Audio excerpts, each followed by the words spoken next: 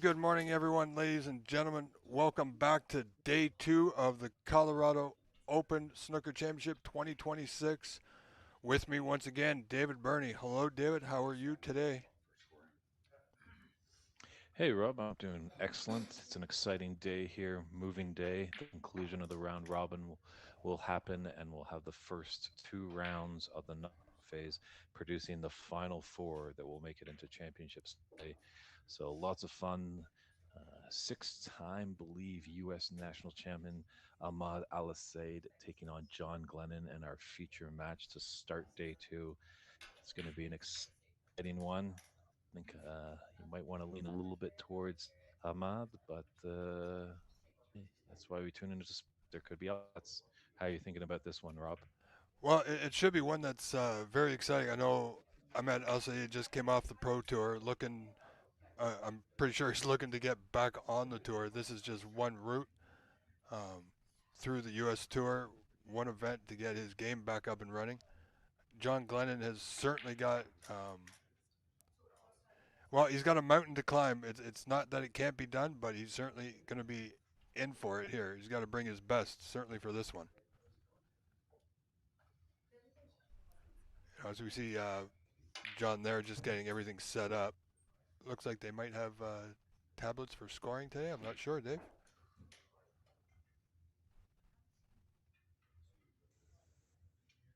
Yeah, we had a lot of ups and downs and a few hiccups here with the broadcast, but we ironed it all out yesterday, and let's hope all works well today.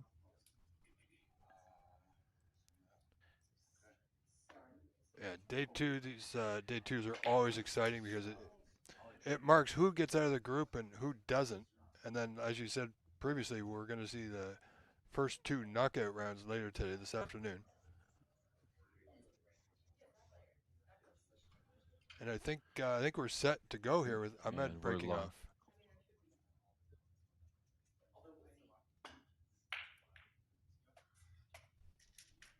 Oh boy, did not expect to start like that, but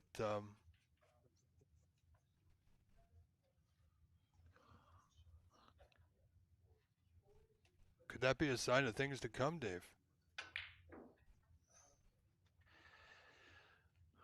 Well, that's the best 4 points you can give away. You have to. Right at the onset.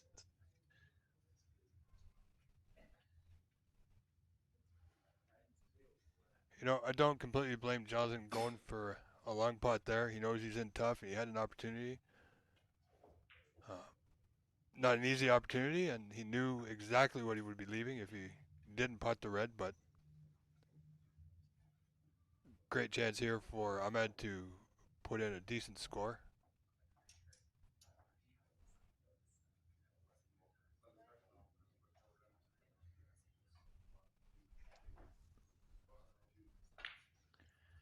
Yeah, it's one thing. These powerful players, you don't want to give them a sniff of a chance because they'll punish you severely. We are on the NSL TV and DT Sports YouTube channels. Feel free to click like and subscribe. The chat is open and lively. If you have any comments or questions, let us know. From as well.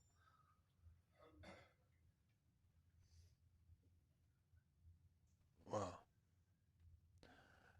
didn't expect that from Ahmed, but it is early goings here in day two. Um, Jonathan doesn't have a lot to go at. I mean, there's red right over the bottom left corner, Dave, but you'd have to play a plant to get to it.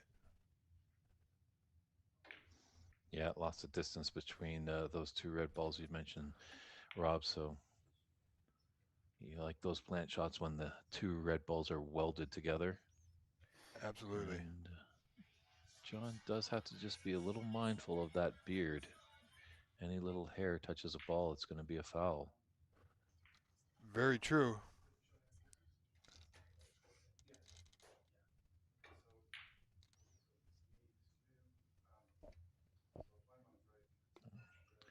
A little noise going off in the room. Maybe someone has forgotten to put their cell phone to vibrate. There's always one. Definitely nice facilities here. We're at the Hampton Suites and Inn in Boulder, Colorado. 4 beautiful tables.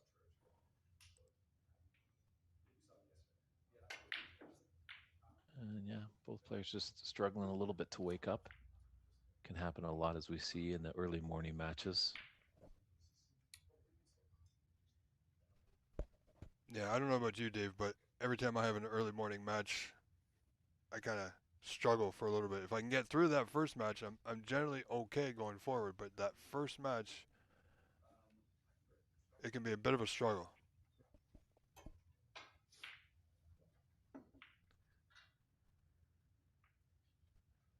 Yeah, you just want to get that first pot in, and there's a decent chance for Ahmed to get it going.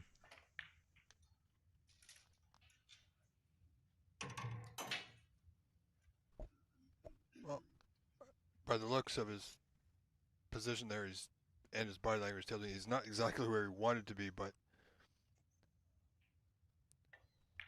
he does have a pot in the yellow, but it's taking him away from the reds. But with that red over that bottom left corner, should be okay.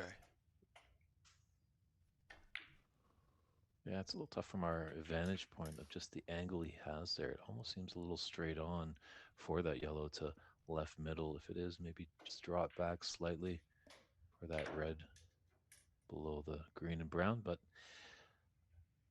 he's not electing for that. Obviously, when he's down on the table, he knows the shot to take.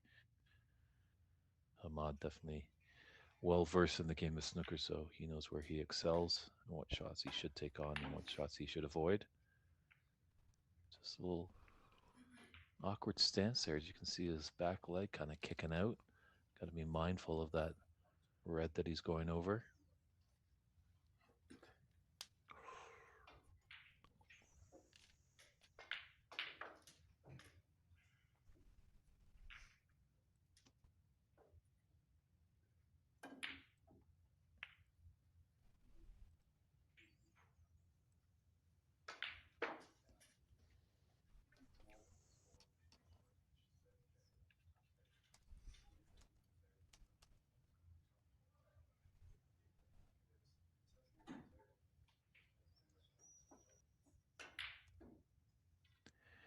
Yeah, John was participated in the National Snooker League, the first televised event here in Colorado.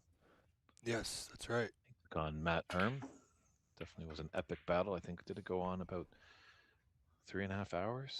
Yeah, it was 3.5 hours, and it went. I believe it was the fifth frame decider right down to the black. So it was a classic matchup. It was a great match. Um, had a lot of ups and downs, but I believe in the end it was Jonathan Glennon getting that win.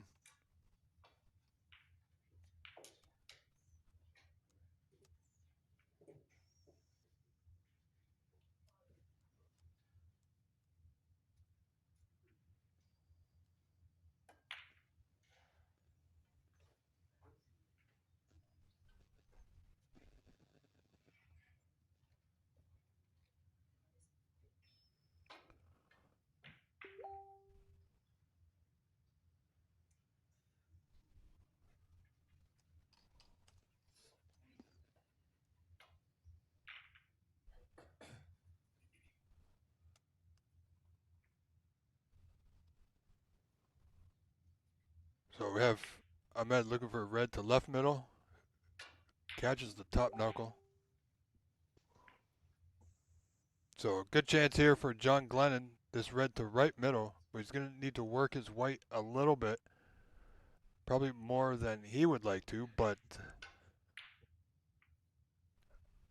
from my angle, our angle, Dave, it looks like he can just play it with a bit of pace, and if he plays it correct pace, he can end up on the block into bottom right. But now it looks like he's opting to use the rest for the longer red. Now, I don't know about this one.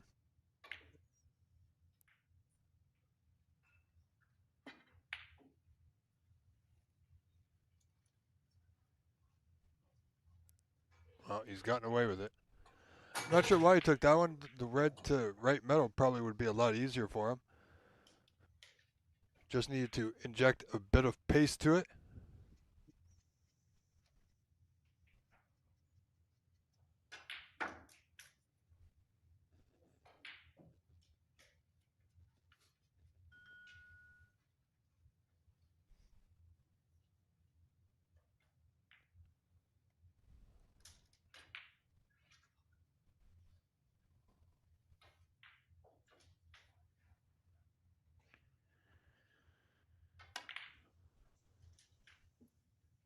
I might just play that typical safety, but that red is coming right back down.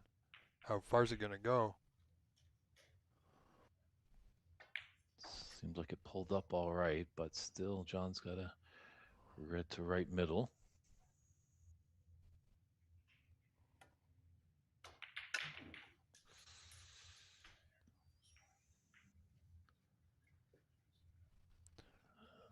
Well, things are certainly open now. Yeah. And you can't be giving Ahmed too many chances. He's kind of struggled a little bit near the onset, but soon enough, the bear is going to wake up and he will attack ferociously. Yes, when he gets in, he can be a very dangerous player. He's a high scorer. He's a good break builder. Yeah, he definitely could topple the high break so far of a 117 by Sharam Shagazi. Well, he's Actually, well. was on It was, yeah. it was on a cast yesterday, so I think that was pretty easy for you and I, Rob. We just sat back and enjoyed the great work that the Houston native put together. Yeah, it was a fantastic break, 117. Which we found out. I mean, we didn't know what the break was while we were watching it, unfortunately. But yeah, it definitely was something to see. So absolutely thrilled that that was on film.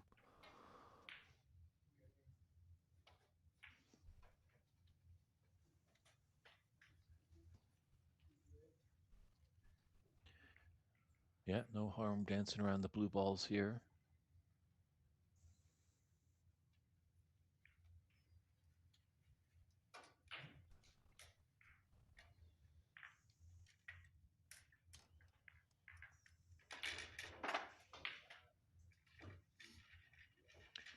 This is great experience for the Colorado players.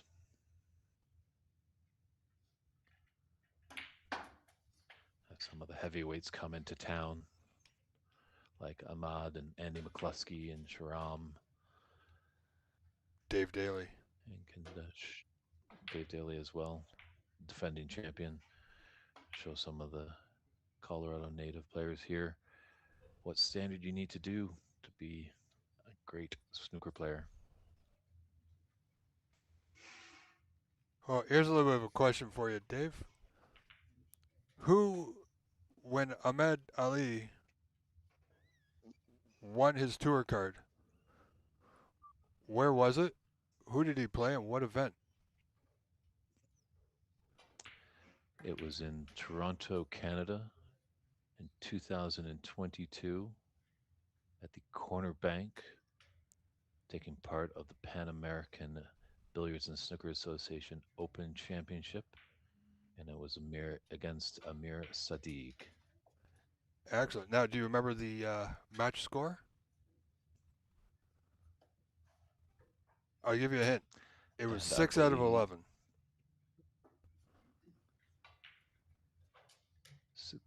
it was a race to six.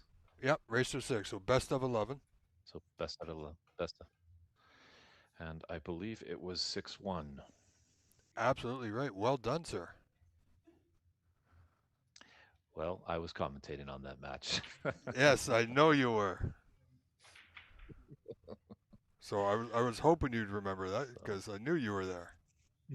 You and Mr. David Putty. that is correct. Mm-hmm.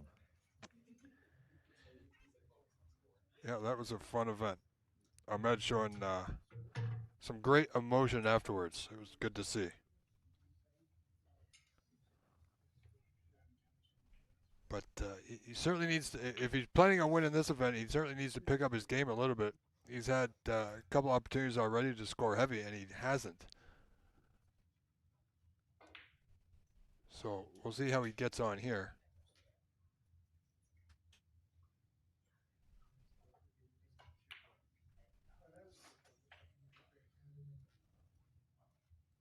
It does appear, though, Dave, that where it has the break score for the folks watching is still not functioning correctly. So we are working on that.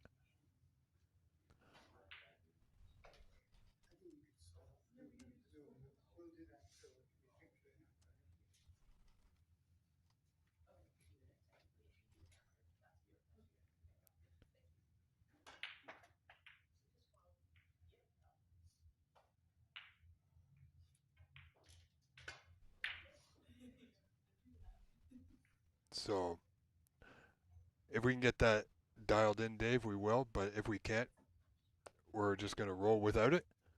It'll still be on screen, of course, but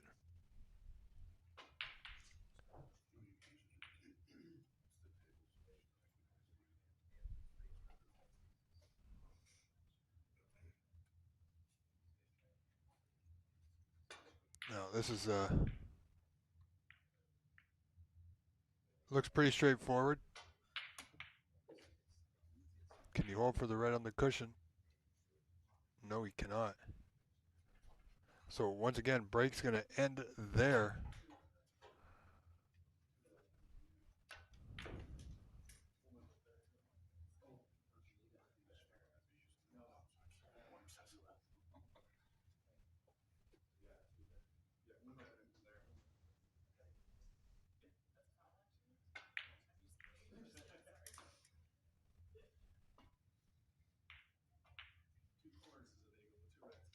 Wow, he actually took that. That was a lot closer than I thought he was going to.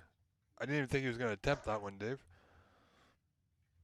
Maybe because of his queuing over the other red. But it's Ahmed in the lead, 31-5, 26 in front. I think John Glennon's got to make a go at something here.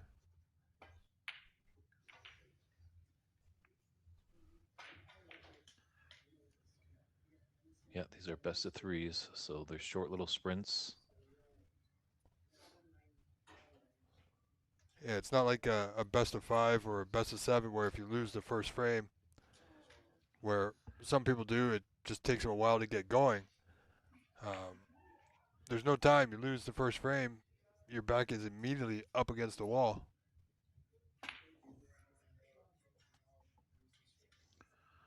That's been a tricky corner pocket. Kind of surprised that he took it. I thought he might go for the open red, had the angle to come up for the blue.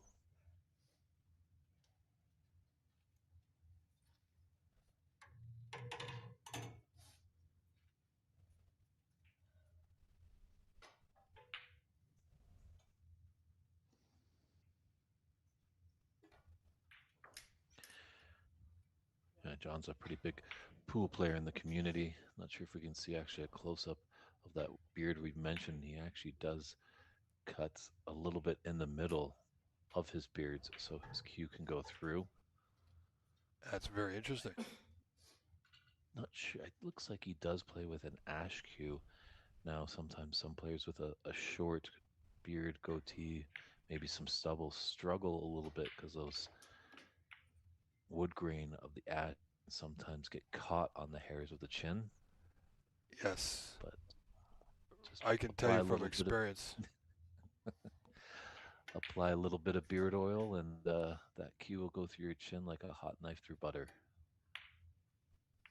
Yeah, I can tell you from experience, Dave, just practicing down at the club or even at a match in a tournament. Oh, catching a little bit of stubble, it's not fun. Not at all.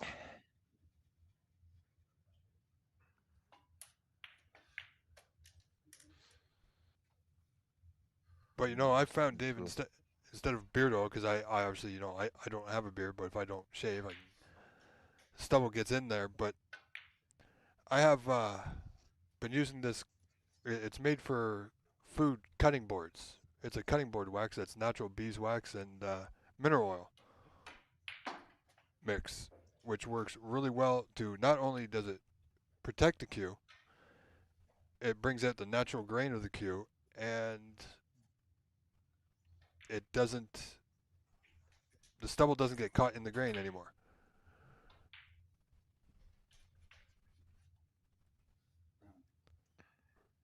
Snooker players, we always have so many tricks up our sleeve. Yes. Wow. That was a pretty bad there by John. Sure, the ball didn't go in, but look where he's left a red. Very easy starter here for Ahmad. Yeah. From first look now, this should be end of frame. He's up 32-6, 26 in front. Everything is open. Oh. I think he's a little bit surprised at that one being a little short of pace. Trying to play on the red to the green pocket.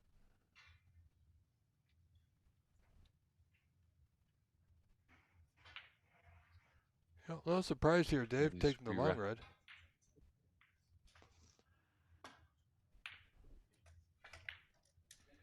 Yeah, these re-rack cloths are a bit slow. So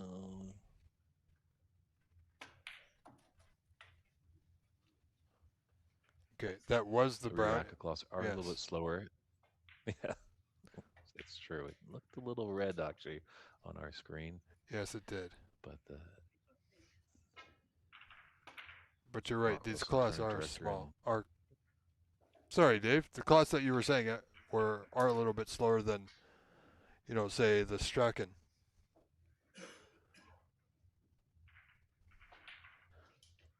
sure, I think Mark did that on purpose just because it's a drier and higher climate here in Colorado, so it might even play a little bit quicker as opposed to if it was stalled in a different environment.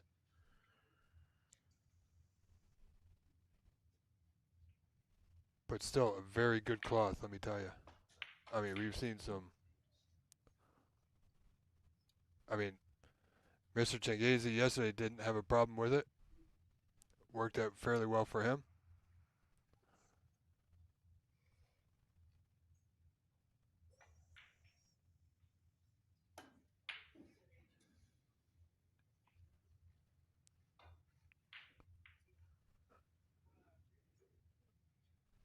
Well, I think John Glenn is just. I think at this point, 48-6 down. I think he's looking at preparing himself for frame two.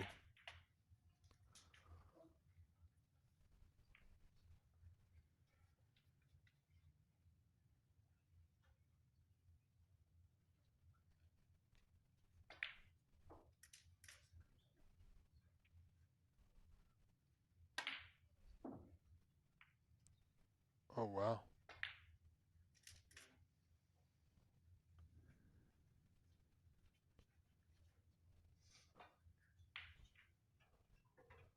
As I was saying, I think John's got to just get his arm going, pot a few balls if he can.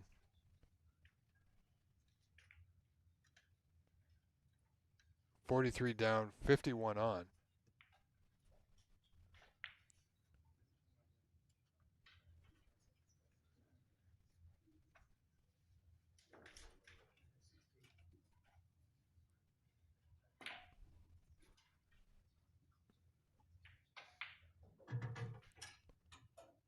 Wow. That's a little unfortunate for Mr. Glennon. Dave to leave that red right to the right middle. Being frame ball for Ahmed.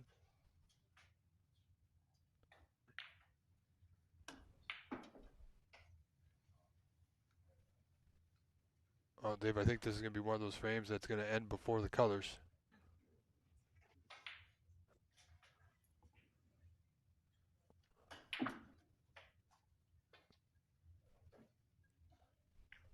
Because there's that ruling that we're on the colors and more than 3 snookers are required. It's an automatic concession.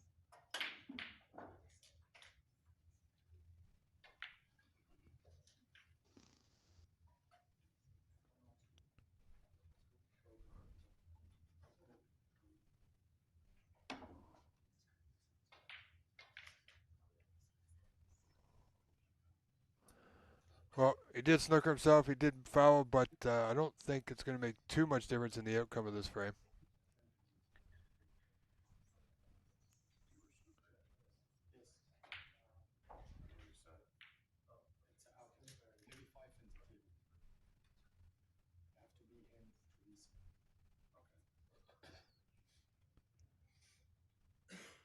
Yeah, John just getting clarification on the rule. It was a foul, but no, it cannot go back because fouls are already required by John.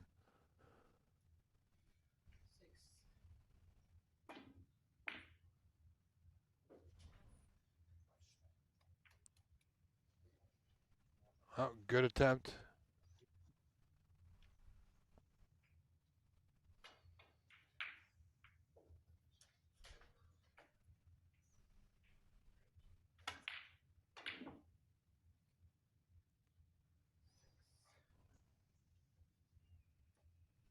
Nice to hear our good friend David Brock in the booth in the chat room.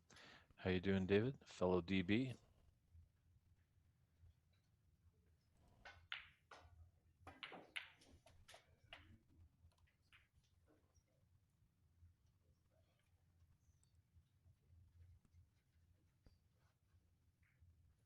Yeah, so John's just potted the red, Dave, but like I said before, I think he's just using this time right now to pot a few balls, get his arm going a little bit.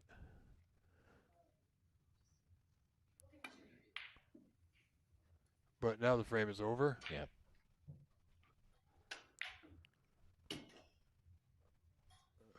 42 Playing in point the difference. NSL, he'll be quite fluent.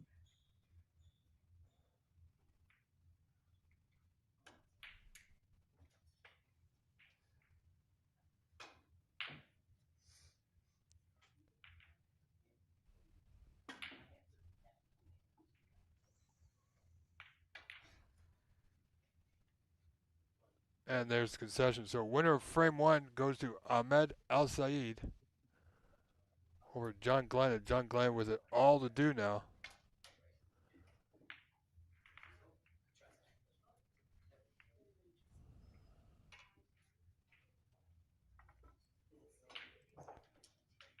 And in some other action, Dave, if I roll through our, I'm not going to change the feed, of course, but other scores, we have Sharam Chingizi and Colin Holgate. Sharam leads Colin 75 to 8 with 2 reds remaining in the first frame. Bob Hamnani leads Matthew Herm 1-0. And Dave Daly leads Luke Pfeiffer. Well, they haven't readjusted the score, but first frame has them at 70-0, and it looks like this would be the second frame because there's too many reds on the table, Dave, for Mr. Daly to be up 70-0 here. So here we go. Jonathan Glennon breaks off here in frame 2.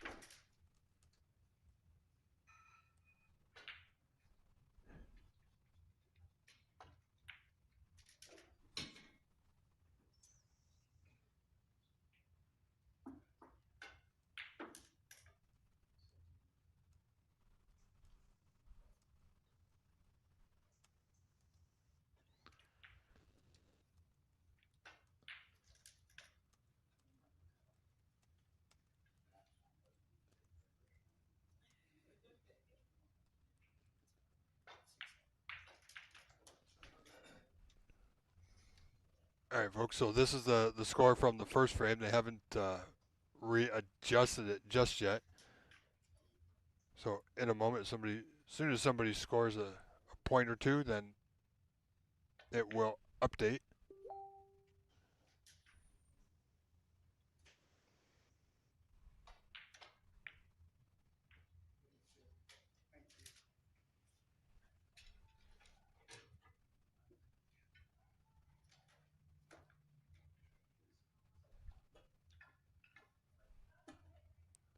I think Jonathan's basically going to be in an all-out go-for mode.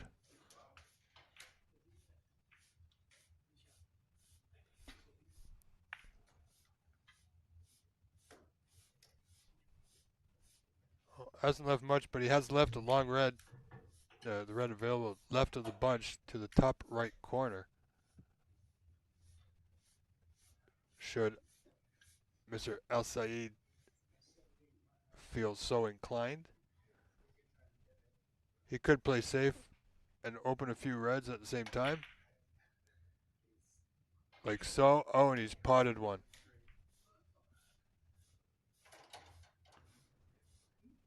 My word.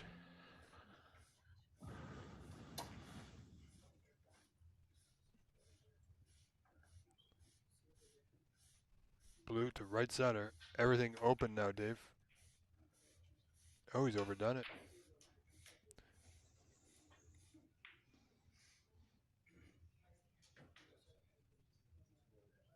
I think he was trying to grasp a bit more of the pocket than he would have originally liked, only to avoid the bulk colors.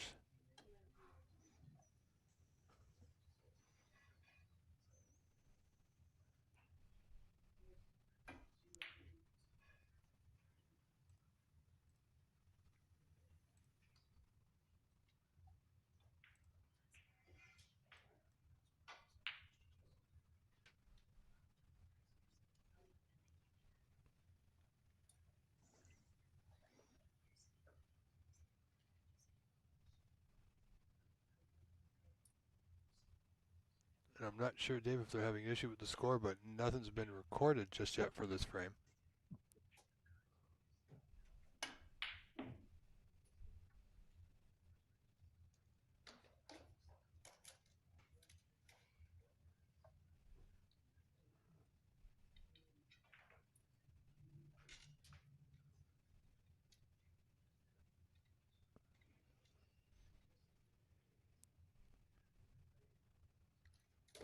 But this is early going of day 2 here at the Colorado Open. And generally, what happens on the beginnings of each day is we get dialed in a little bit quicker than yesterday, of course, but things still can happen.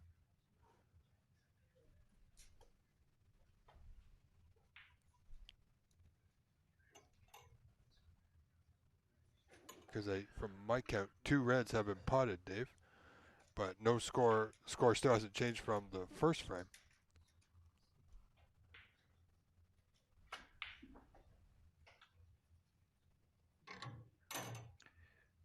Yeah, each table equipped with the equipment to keep updated scoring.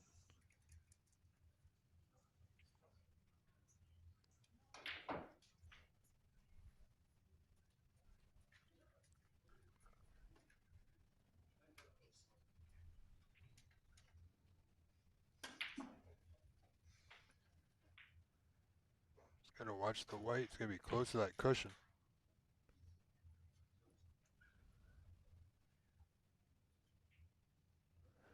Now, Dave, do you think Ahmed might be struggling with a little bit of control of its white, still getting used to the speed? It certainly is possible, but it is too. He had a couple of matches yesterday, I believe. This is his final match of the round robin stage. Don't think he's played on this specific table. This is the only Rasson in the room, but all have the same cloth, so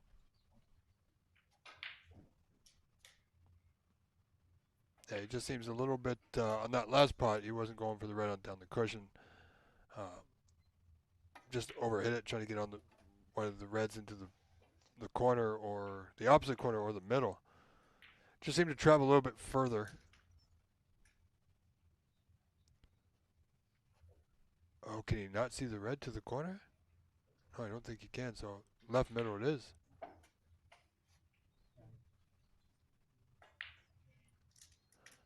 And from where I think John David was, it's Brock in not the bad. chat room Yes, makes a good point that Ahmad needs to bring his A game to this table because he can beat Jonathan quite comfortably, but he's got to bring top-notch snooker, even though it's a weaker opponent, because there are going to be tougher opponents later on in the tournament.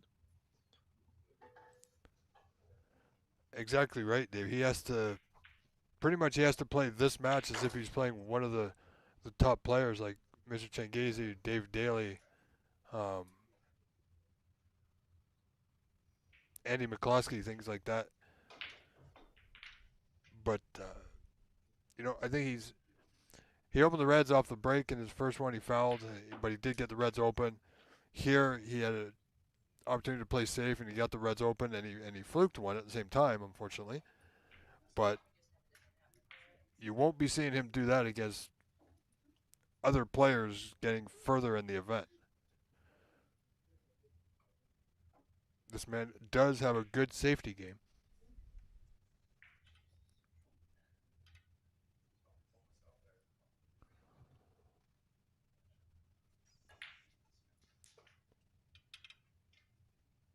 Oh, this is tough.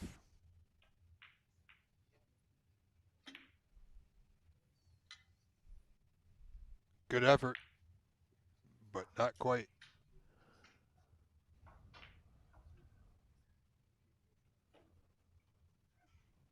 Yeah, as I say, close but no cigar.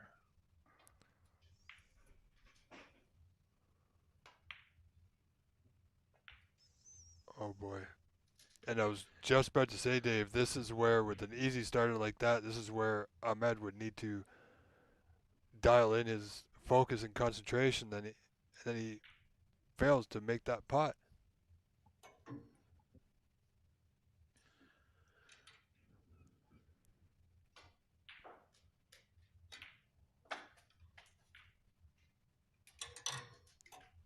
Yeah, that's just careless, not making that pot, and then gifting quite an easy chance for his opponent for a red into the left middle. So the other thing, ladies and gentlemen, and Dave, unfortunately, we're not exactly sure what's going on with the score, but the score on the screen is from the first frame.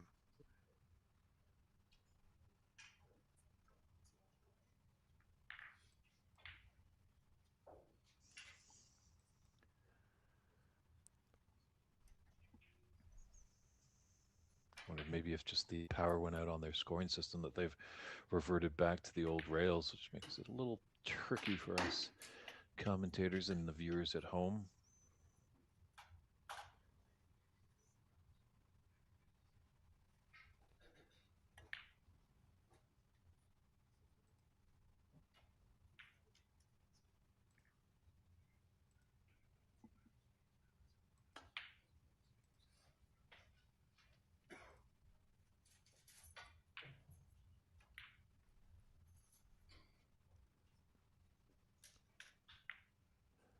But what we can, and I don't really want to assume anything, but I do believe Ahmed, he's potted more balls than John Glennon, so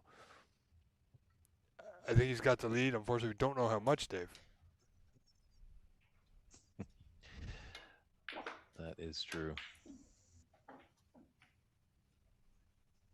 Oh, he'll take that Let's go nudge. back to the olden days of the 2016 Richter Cup. Let's get a runner with post-it notes to bring it back into the commentating booth so I can update.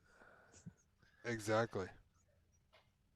But I think we've come leaps and bounds. It just might be, powder edge. I believe it's got to be something like that because Ahmad has played in a lot of these tournaments over here, and we are going by the way of digital scoring, and players keeping the score themselves to put up onto the stream.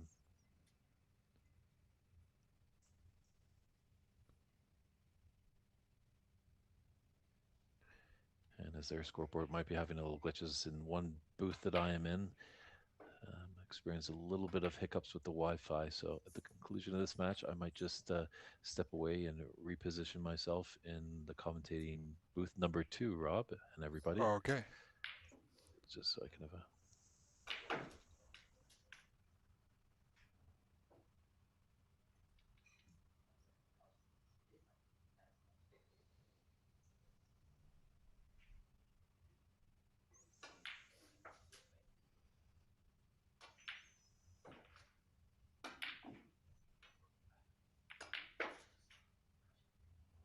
Yeah, John coming from the billiards or pool world over to snooker this year,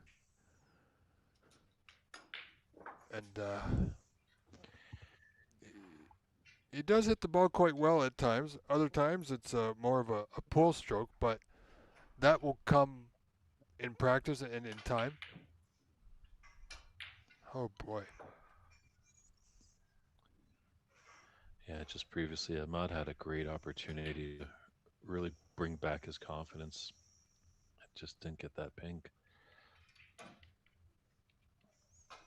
As much as he does look like the favorite to win this match, he's gonna have to tie his shoelace a little tighter, tighten up those screws in the old brain box, and get That's a little right. bit more focused because it's going to be a tough battle for him if he wants to hoist the trophy on Championship Sunday. Yeah, and it doesn't matter who he plays. He still wants to perform well. And right now, that last wry smile on his face, he knows he's not performing well.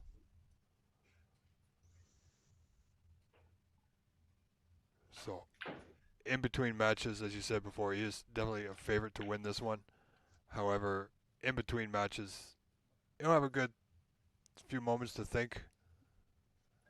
Because, as you said, I think this is his last match of the group stage. So, yeah, he's going to have some time to think to himself, to dial it in on the mental aspect side.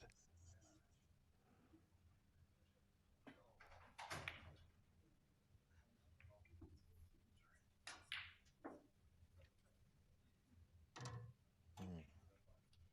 Not sure what that was by John.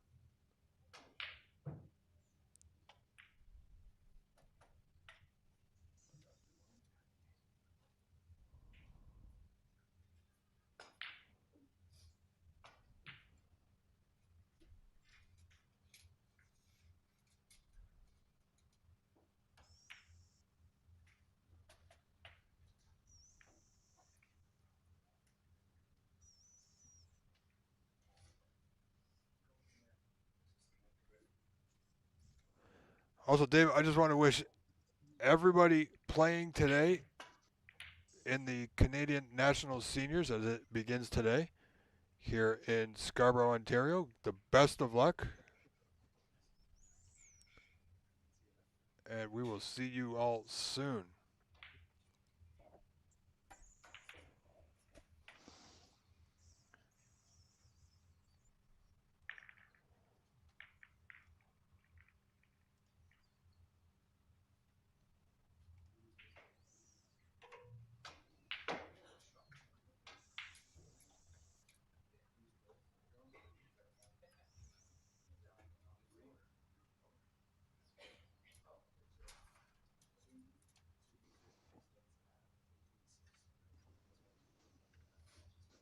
Oh, and our good friend Charlie Brown is in town.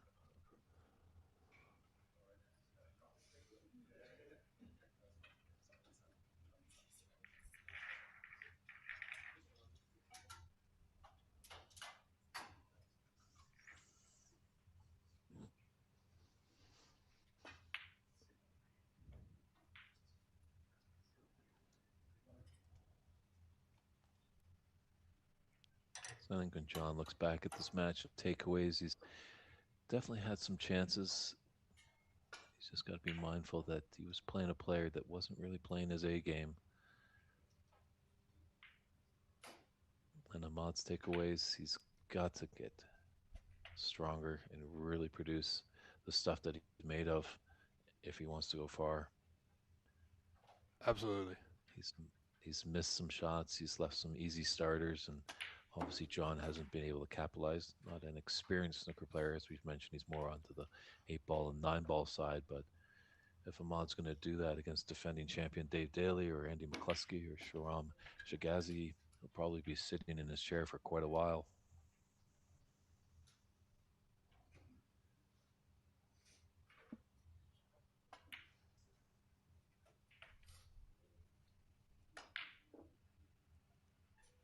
Well, it's hard to tell, but I do believe we're at Snuggers required, Dave.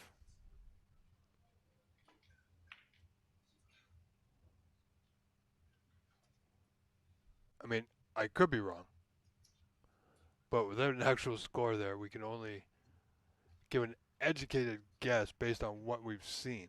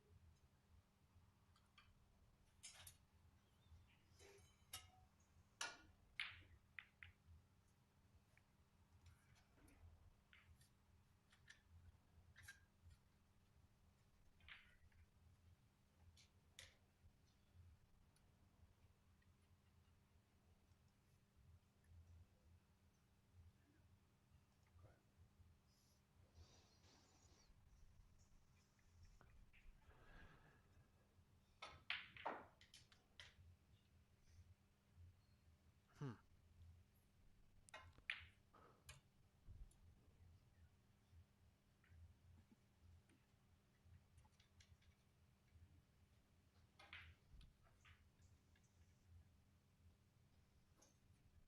Yeah, just a little unorthodox stance there, using the redwoods.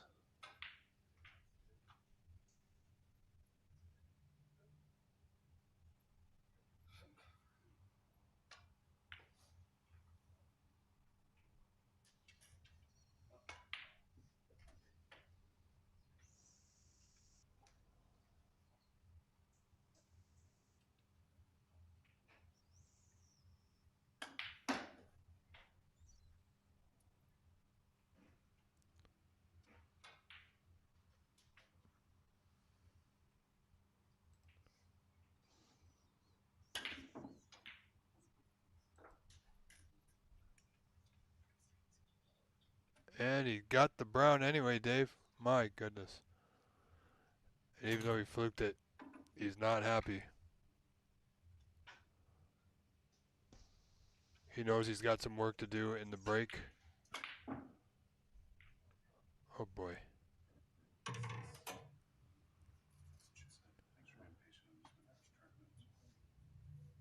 All right, well, there you go. Congratulations. Ahmed Al Saeed, despite what it says on your screen, folks, is the winner here over Jonathan Glenn by a frame score of 2-0.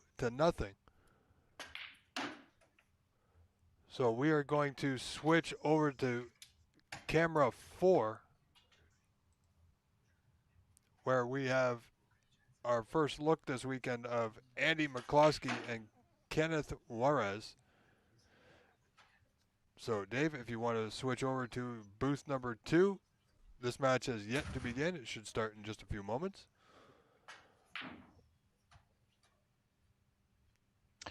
Will do, and we'll see you, everyone, shortly. Take care.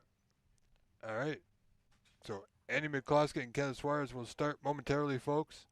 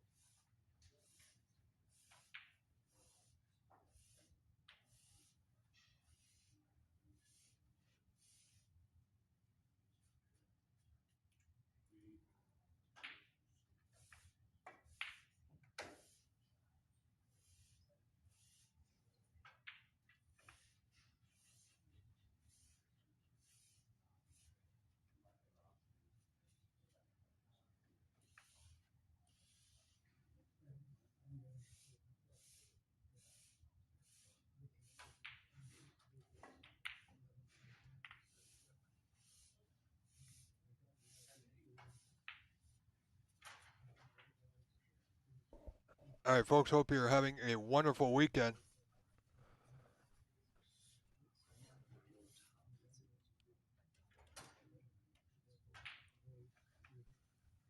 Now, we do see a few reds have been potted. Not sure what's happening with the score as of yet.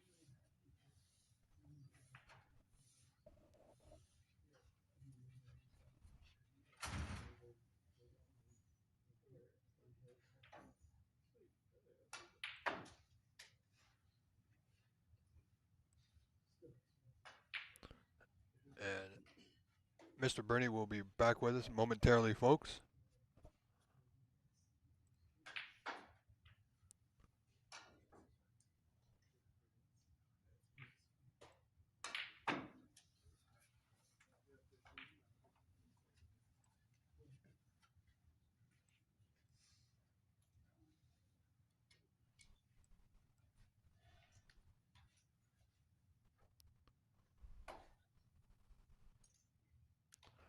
So this is Andy McCloskey at the table. Red doesn't go, but he got the white out.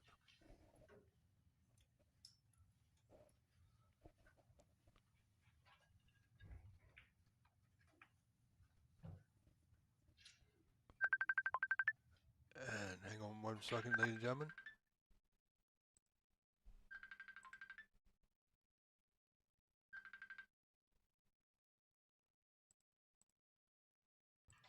All right, welcome back, Mr. Bernie. How are you? I'm doing well. How are you doing, Rob? Good. So we got Andy McCloskey and Kenneth Juarez on number 4. That's an exciting one. Andy, two-time Seattle Snooker Open champion.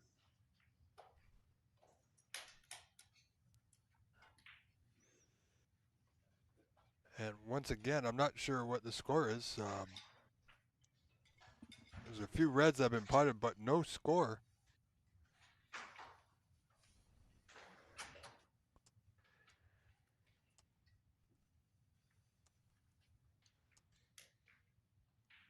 Still nothing coming through the scoreboard there. Not for this one. I'm not sure what's happening. I just sent a message over to our tech agent, Mr. Danny Tran, see if he can look into it. Kenneth there with a good pot. Pink to left middle, opens up some reds. Held the pink spot. Now, do we know anything about Mr. Juarez? No, this is the first time I've seen him. Andy, I definitely know a lot about. He's been around the game for a long time. Him and Brendan Donahue run a great Nina Open over in Ireland. And we see Kenneth is using another carbon fiber cue. We've seen a few of them this weekend.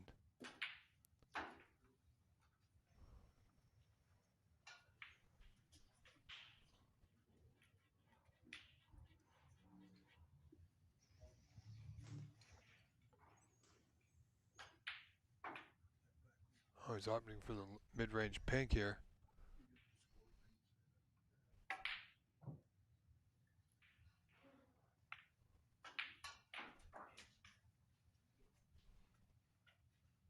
That red's not going to save him. I think there is those two reds glued together. That's right. The one closest to the top cushion will go in.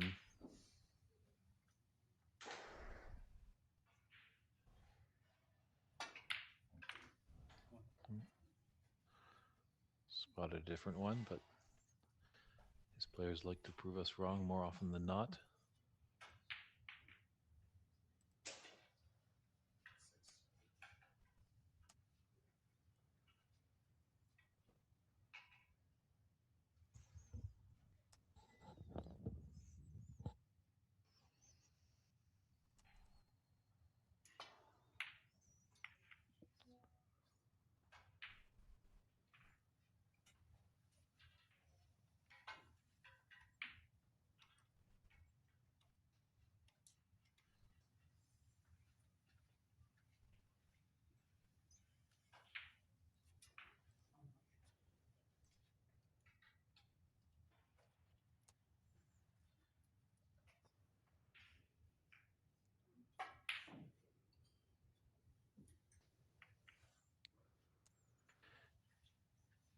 looks like Kenneth has pretty good technique to start off. He's not flailing around, so it's a good start. Yeah. And we are working on the score, folks, so we'll get that fixed up momentarily, hopefully. Um, I believe it's a fairly close frame.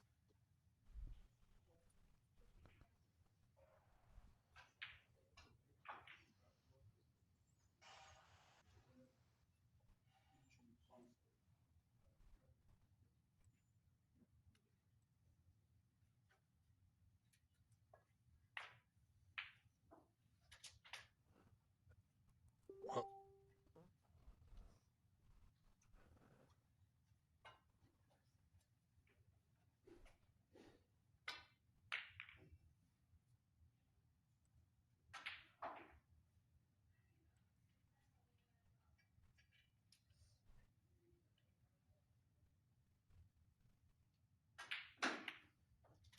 so an opportunity here for Kenneth.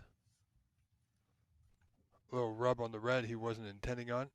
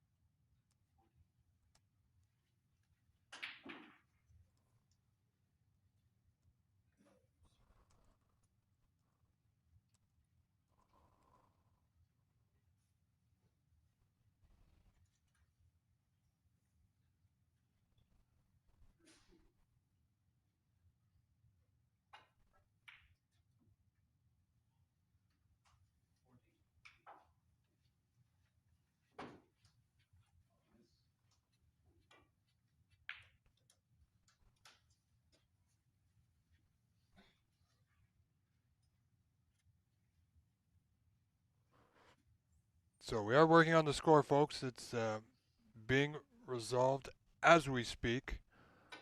So we are simply going to enjoy the snooker being played right here in front of us. Where we are live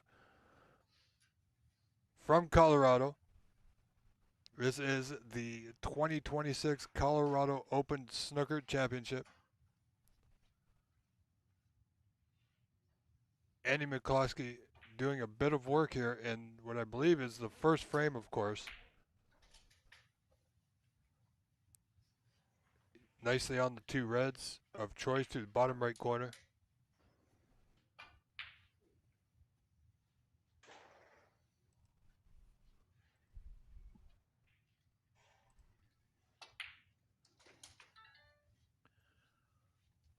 Yeah, just an update. I was in the room talking to Mark Wilson, their tournament director, and it looks like they had a little issues with their scoring software. Uh, so hopefully Mark's going to head over at the conclusion of this frame and get it dialed in so we can have up-to-date score on the Andy McCluskey Kenneth Juarez match. Perfect.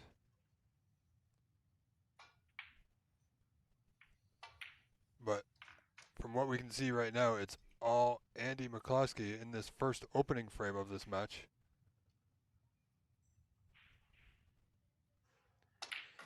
Yeah, it looks like Andy was stuttering a little bit in the beginning, but obviously, as we see a lot of the time, the first match of the day takes a bit to get going. But once the McCluskey machine is revving, it runs on high octane.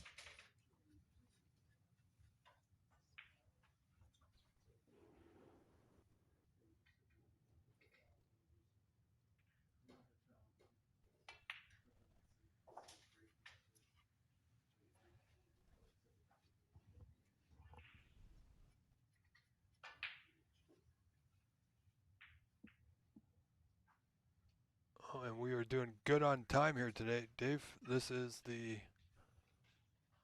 last match for these two gentlemen of the group stage. And like I said yesterday, I do like the format where they have the top two coming out of each group will make it automatically into the top 16. And two wild cards who are the next best overall will make it.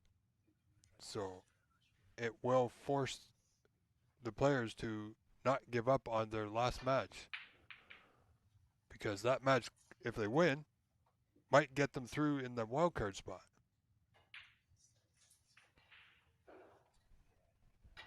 Correct, and they're both having a look at where the blue is spotting. It's very close.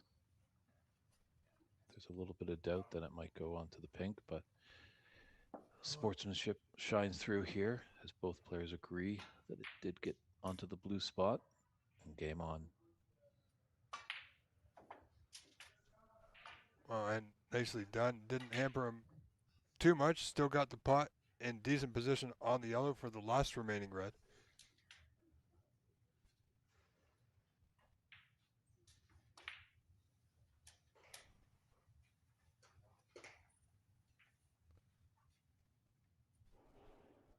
Yeah, India, part of the team with AMCQ Sports, doing a lot of great work to promote the sport of snooker in the U.S. He's already done 2 U.S. Masters. A couple months ago, we were up in Seattle, Washington for the second edition of that great tournament. The first one went in Sacramento, and as much as he wants to play and win that trophy, he might be on a little research mission here. This might be an ideal spot for the third edition of the U.S. Masters next year. Definitely, if you're listening, if you have a club in the US of A and you're interested of hosting the US Masters, definitely get in touch with Andy McCluskey and start the conversation.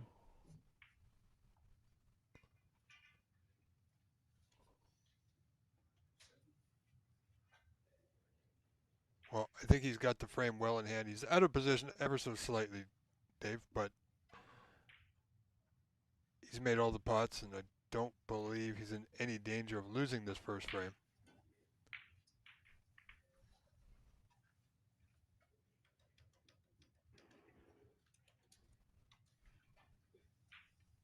Yeah, tough to tell. Obviously, the difference as on the colors more than snooker's required. It's an automatic concession. But like how Andy's playing, taking no prisoners, not taking on a wild yellow, really playing granite snooker, tying up his opponent.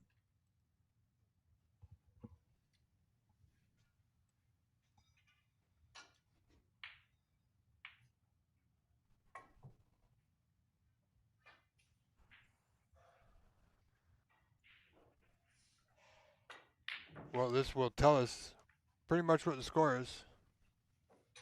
A nod there, and that's a concession. No, no, white's going back. Hmm. So apparently snookers are not required yet.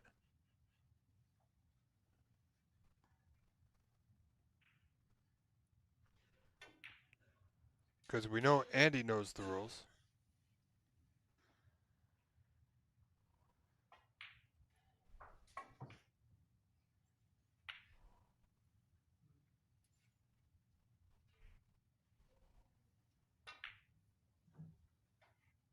So it's still frame on. This is quite interesting. To say the least. Yeah.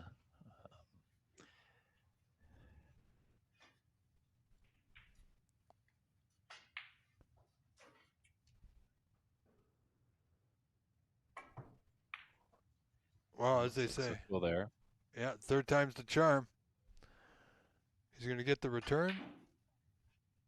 Well, not completely, but. So I would imagine that Mr. Juarez can still win this frame. Wow, look at this.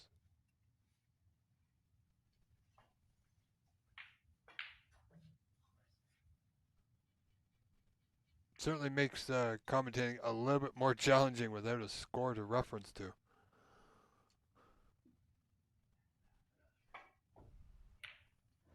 Oh boy. I'm telling you, when it all goes, it really does.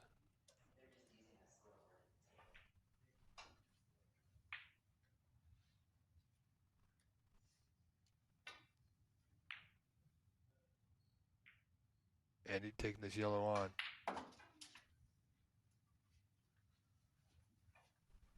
And this should be just like a practice run, Dave. The colors pretty much on their spots.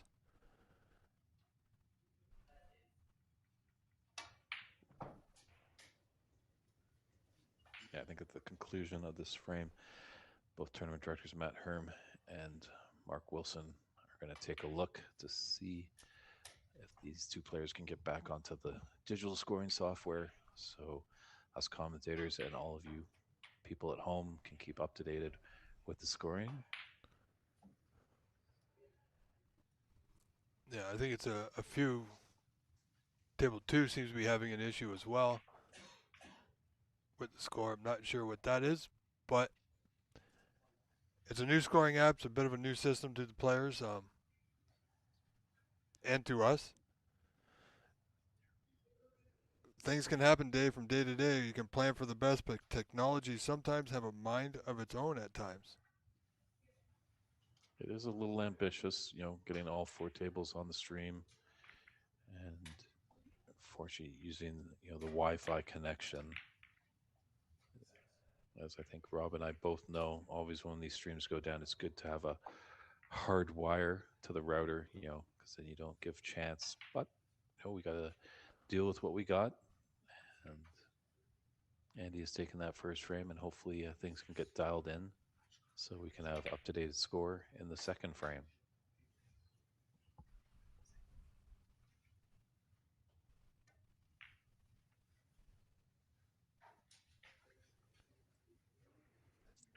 Yeah, I think that frame there, with where those fouls near the end of the frame on the colors by Kenneth.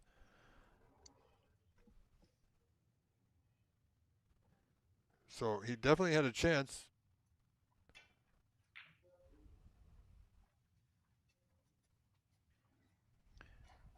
Yeah, I have to talk to either Kenneth or Andy at the conclusion of this match and just see what was going on in that mysterious first frame.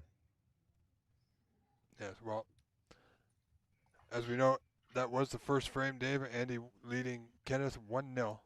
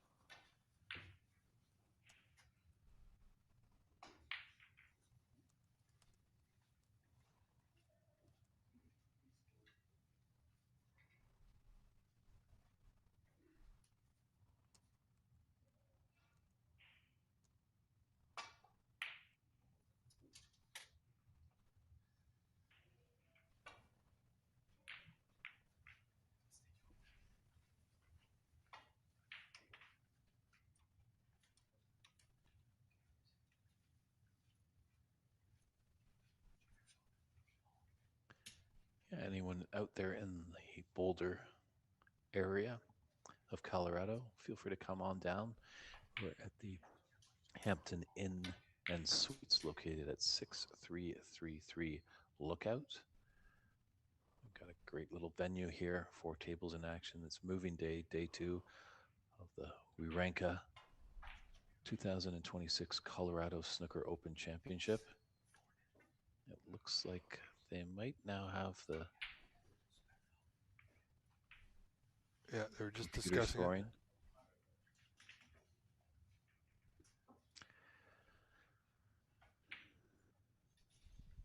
There we go. So I think Mark Wilson might be doing the score actually. You see him standing off to the left around the corner there a bit. So he's working on a few of that. A few of the tables are having issues. So if we need to switch tables, we can.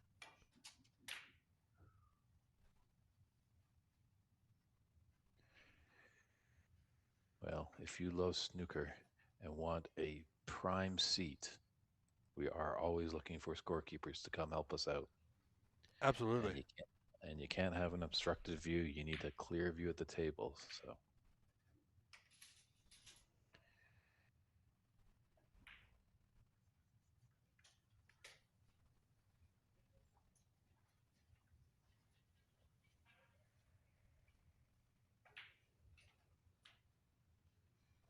All right, well, we do have score now.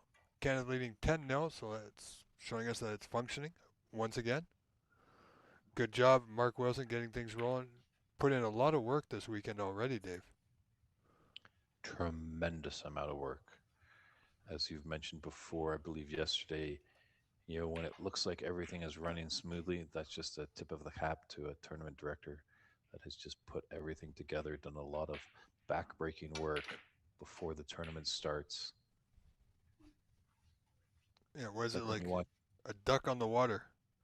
It's all calm on the top, but go, go, go underneath where you can't see. yeah, it's like watching a movie. We all can tell when a bad movie is made, but when you watch a good movie, you don't realize how much work is being put behind the scenes. Looks like Andy's just waiting for an adjacent table to his right for a player to take a shot.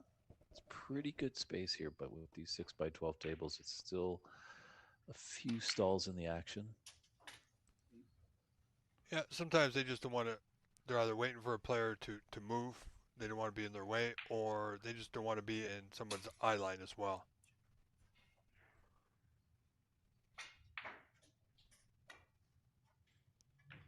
Which is basically what we touched on a little bit yesterday about snooker etiquette.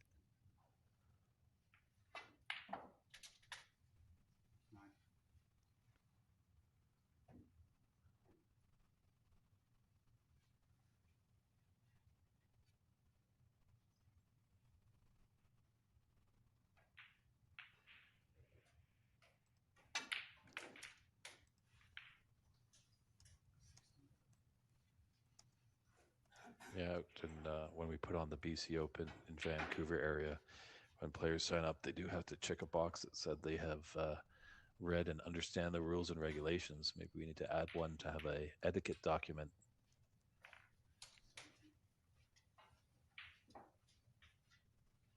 Because as we get deeper in the tournament, the pressure gets higher,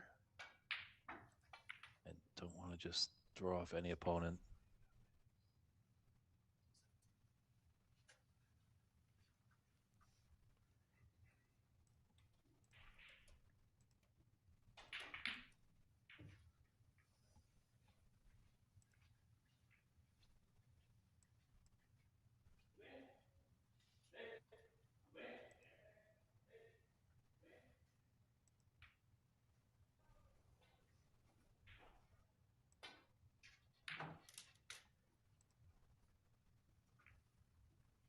Now, Dave, after the group stage matches, I would assume that there's going to be a short intermission while they get things set for the knockout rounds, That is correct.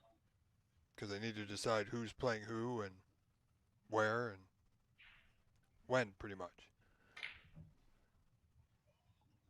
Is correct. Hopefully, after this match concludes, I could pop my head in and talk to Mark and see if he has any ideas. Obviously, our round robin matches are scheduled to conclude at 3 p.m. Mountain Time today.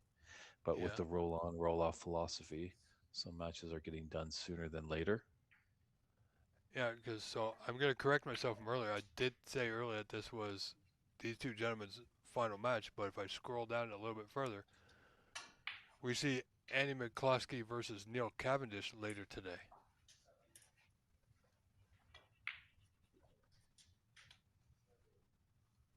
So I do believe this is Kenneth's last match, but Andy does have one more.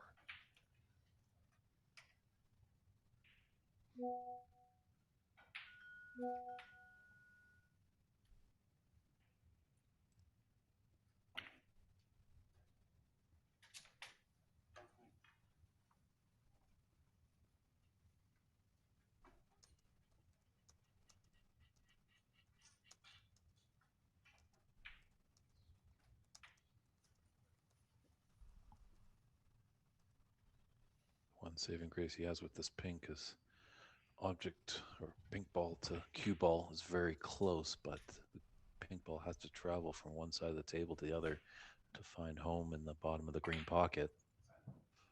Ooh, very close. Good attempt, but not close enough, unfortunately, for Kenneth. He's left Andy in here with an opportunity. This red to right middle will get him on a color of his choosing.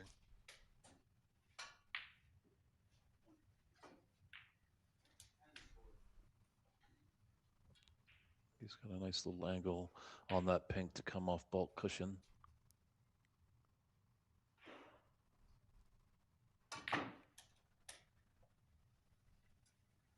Wow. I expected Yeah. a little bit more out of that one. Agreed. Just didn't get into it. But he does have a long pot here, bottom right corner through the bunch. Nicely done, my word.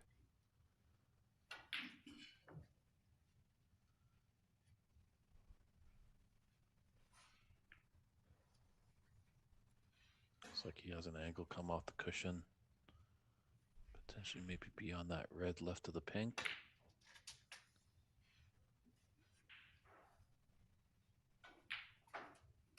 Well, he's got choices. Red to the left, red to the right of the pink.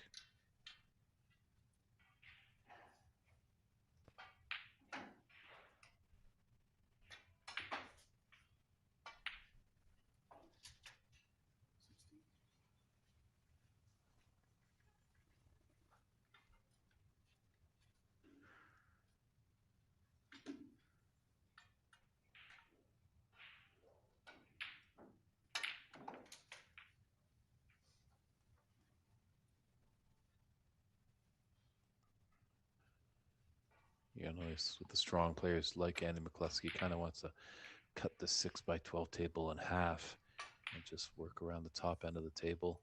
Oh. But falters on that red. Still a 21-point advantage in the second frame.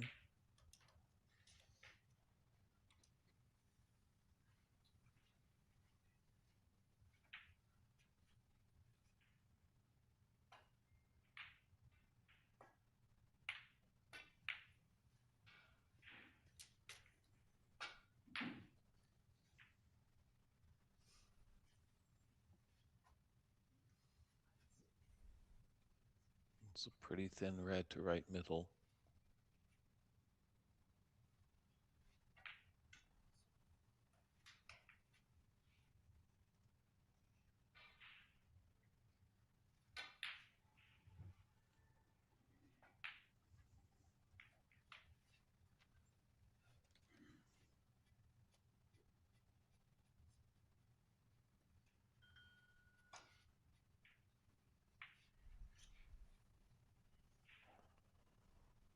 Oh, it's Andy in the lead, 41 to 20, 21 in front. Frame 2 leads Kenneth 1-0.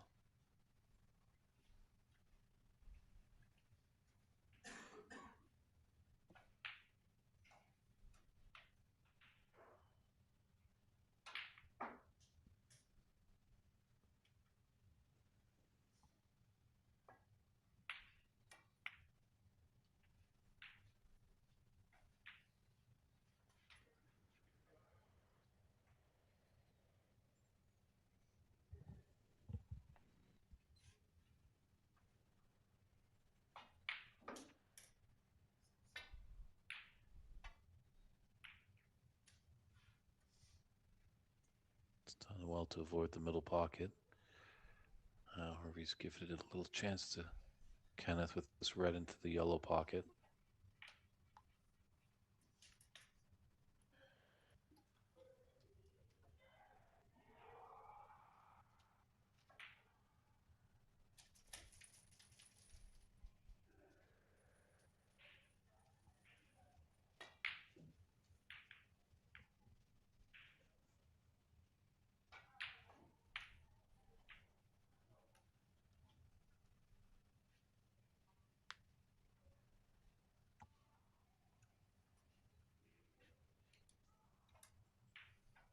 So only 19 the difference here.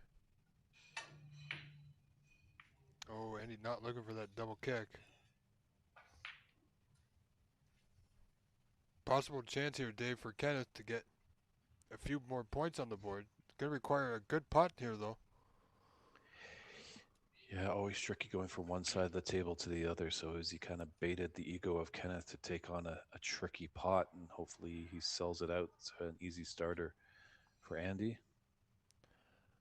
Well, if he takes the red down the left side cushion, he can end up with position on the black. The only red I believe he can leave is the one he's playing on. So there is some positives in attempting this one.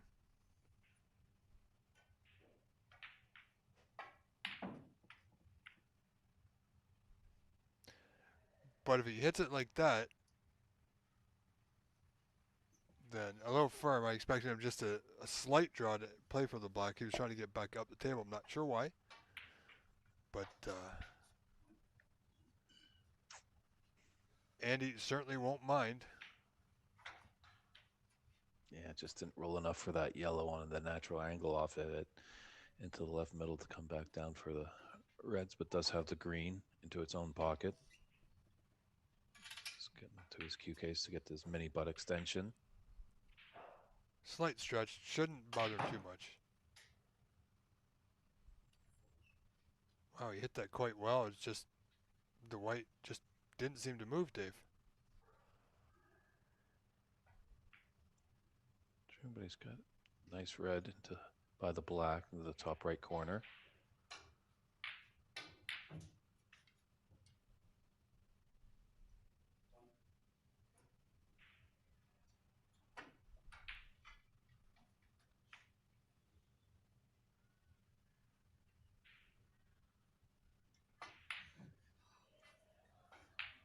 Oh, frustration. Yeah, he knows where he's left.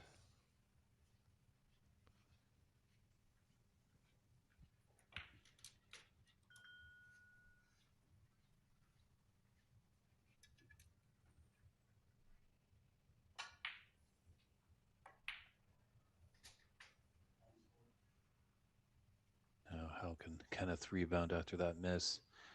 Reds are open. Black's going to come back to its spot, so it when pink will be available.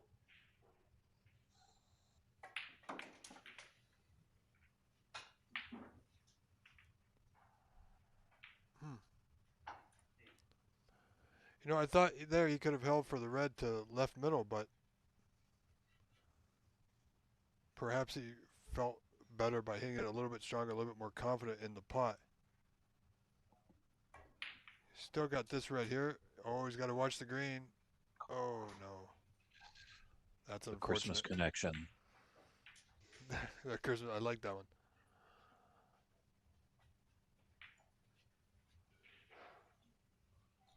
That would be, that what would that be the candy cane?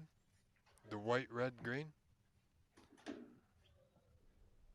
Possible.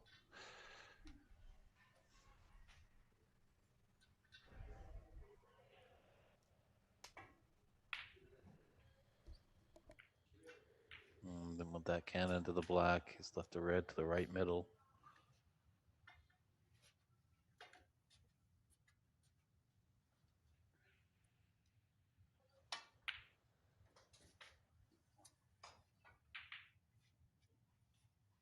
Like we know in the amateur side, a lot of these players are going to miss their fair share of shots. They're not going to be one table visits. but it's what you can do when that player misses. Can you really punish your opponent?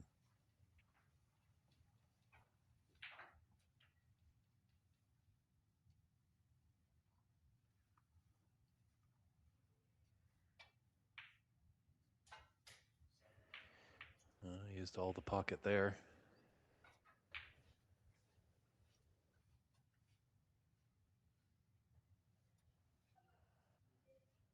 Yeah, he certainly did. 21 points in front, 51 to 30. Andy leading 1-0. Big shot from Green to Brown. Yeah, but good thing he does not need the brown. 26 just needs the yellow. Oh boy. That can't be commentator's curse, Dave. Frame ball is always that tough one.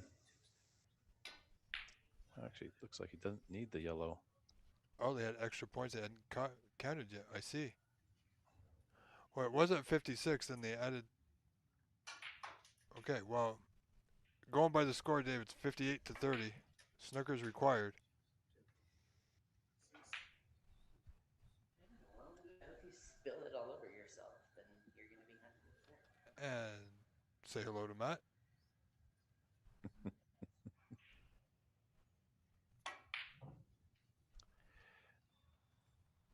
Yeah, it's going to be a nice warm weekend here in Boulder. Might have a little bit of rain this afternoon, maybe some more thunderstorms. Fantastic. Didn't seem to bother us yesterday, Dave. No, it was actually kind of nice. It was warm in the afternoon, so it kind of cooled off the temperatures are nice to make it at least a little bit more comfortable for the players, shall we say. And how was your evening? It was a great evening last night. Got to catch up with some family friends. Some of them I hadn't seen in over 30 years, and we just rolled into the old conversations, and they were amazed by the memory that I had about various events and get-togethers that we had in the past. So it's making me want to come back to Colorado more often to rekindle that great friendship. So that's a concession there, I guess, by Kenneth Juarez. Andy McCluskey takes this match 2-0. He certainly does. What do we have on tap, Rob? Do we have another match we can jump into? Or We're going to jump into back to table 3, which is Wyatt Leon and Joshua Kane. Wyatt leading Joshua in this first frame, 29-22.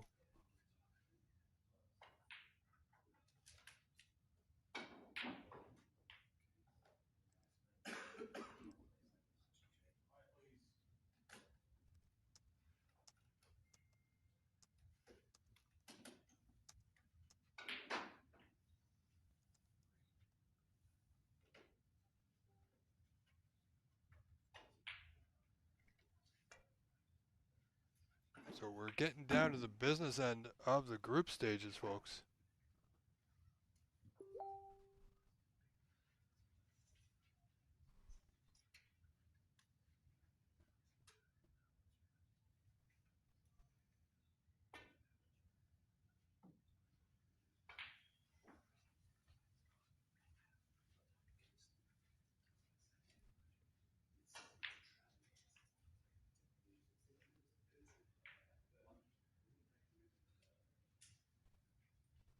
So the lawman, Wyatt at the table now, folks.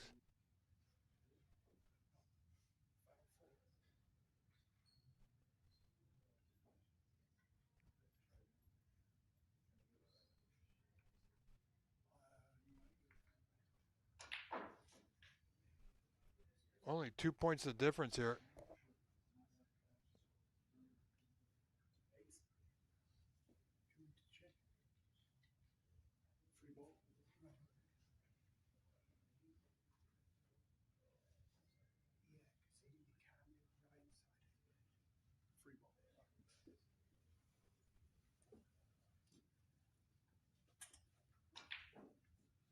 Wow, I think they nominated this as a free ball. Um, I don't think it's a free ball by first look, but the players have a better view than we do.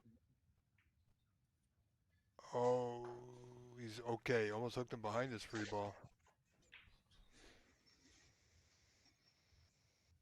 I don't know, Dave. Did you see that one?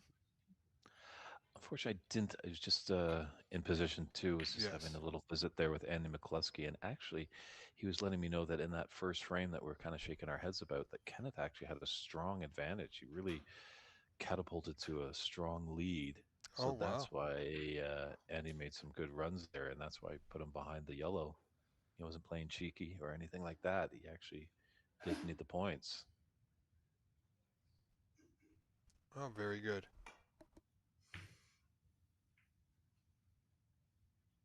Well, that's a pot the best dressed player should have made, Joshua Kane. Might be able to come off thinly off this cushion and be by the green. Good effort. Then sell it out. So that's good.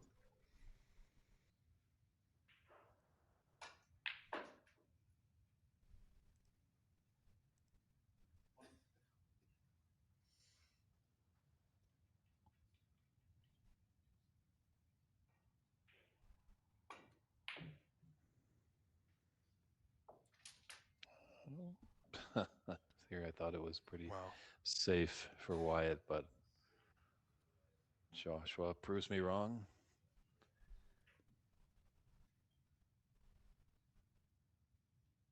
Let's see what Joshua can put together here.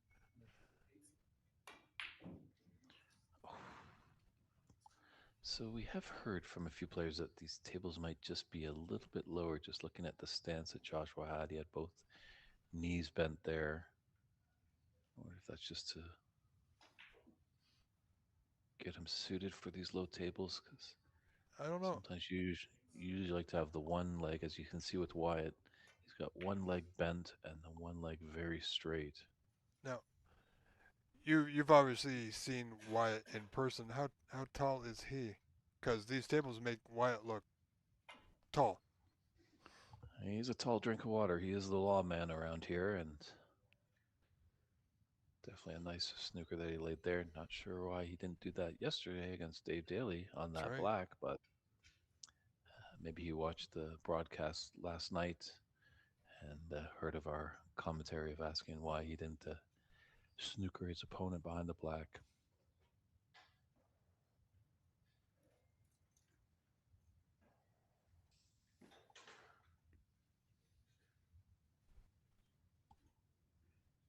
This could be a tight frame. Far from over. 1 point separates them. 29-28. Wyatt in the lead. 27 remaining. Joshua in a bit of a trouble here. Should be able to kick off this right cushion for the yellow.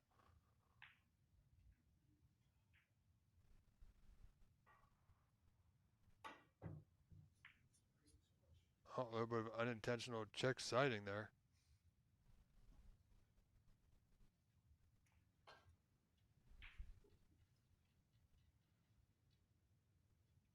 Wyatt can put him back. It's going to take a little bit of consultation by both players of where the yellow and the brown and the cue ball return to. That's one option for Wyatt, or Wyatt can play from this position or put his opponent back in. Very true. So it's like they're having a little discussion about that.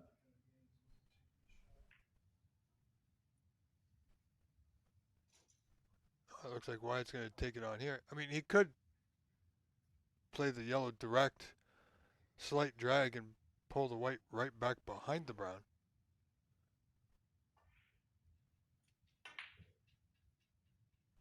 Well, it seems that's what he attempted.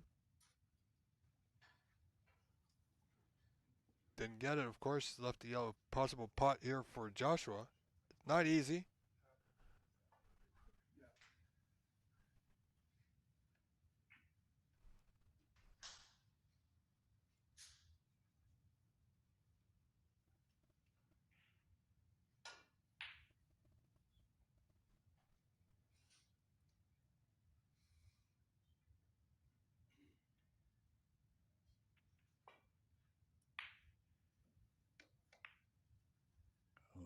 The dreaded double kiss.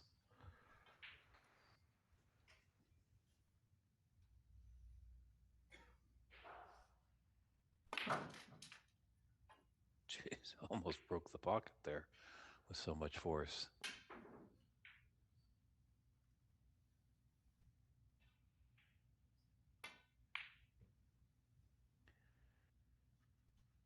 Really would be a nice thing to have in these kind of smaller markets. Some of the top level professionals to come over and just do an exhibition, have a little good Q&A. Because when you watch those professional players, it's amazing how softly they hit the ball and the action that they get. They just have a great cue action. Absolutely.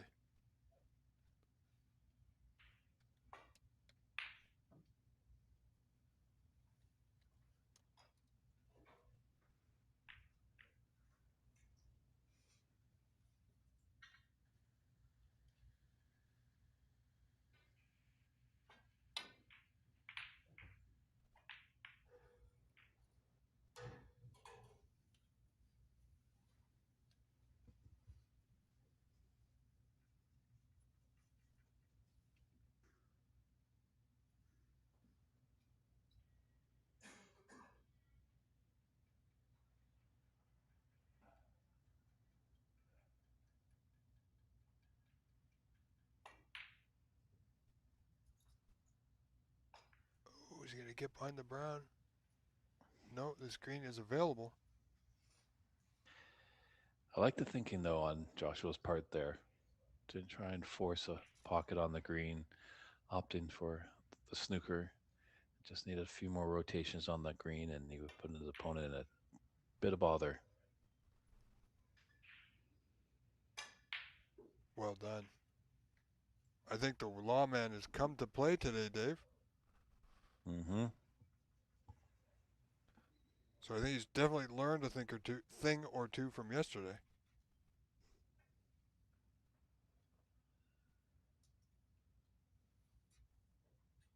Yeah, it's quite interesting. I think a lot of these players do when they're finished a match, they'll go back and hopefully their match will be streamed and they can watch and just take a look.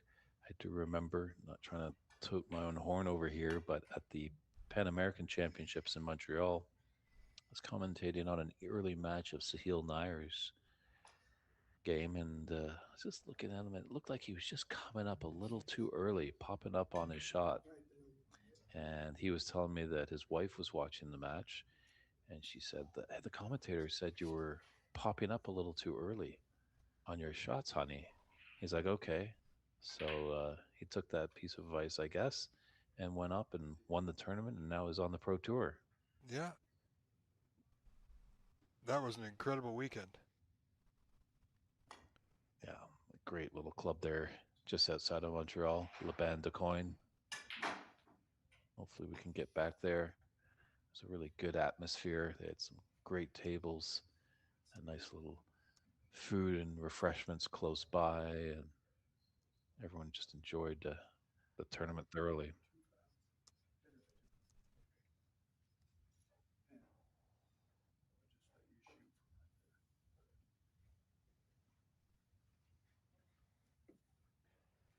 Well, this frame still going on the green. Joshua Kane, 15 points down, 43-28.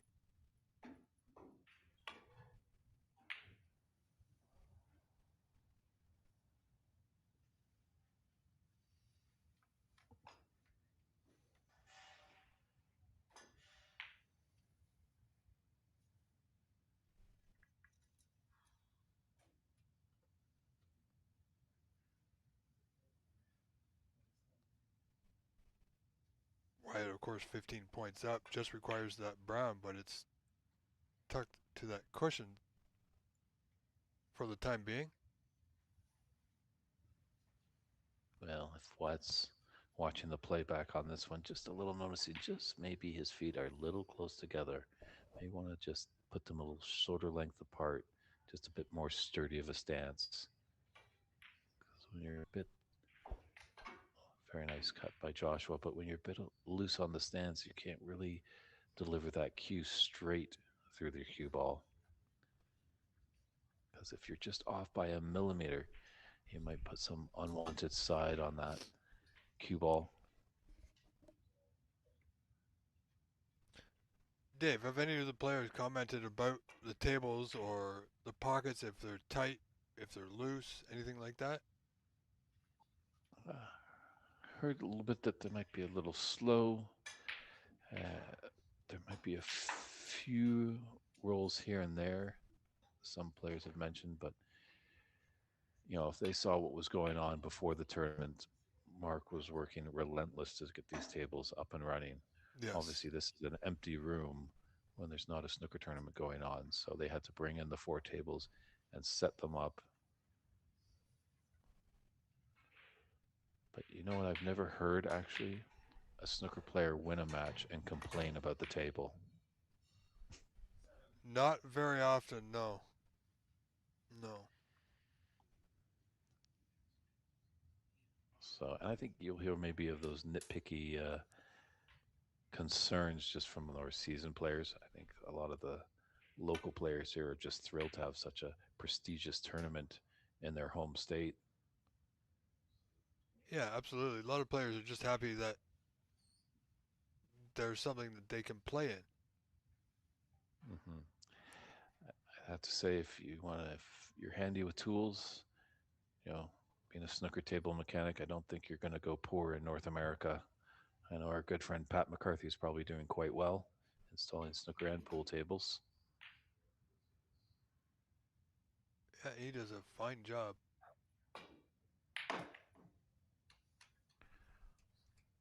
It's And a I bit know of an art. it is, it truly is. There are a few rooms in the Vancouver area actually that have commissioned Simon Barker, Right. Barker Billiards, a great table mechanic, coming all the way over from Sheffield, England. So he's definitely top drawer. And you would think you need all this equipment to put these tables together, but pretty much he just had one little small Pelican case and was able to do the job. Yeah, I mean, anybody that has used tools before can put a table together.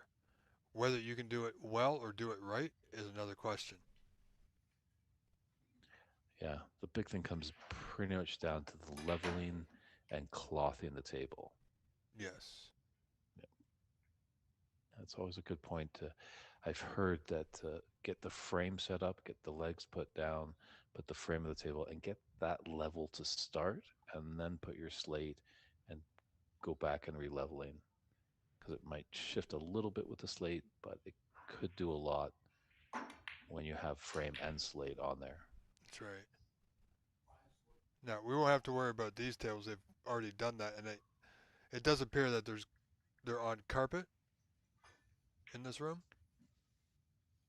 Which is nice to see as well. Yes.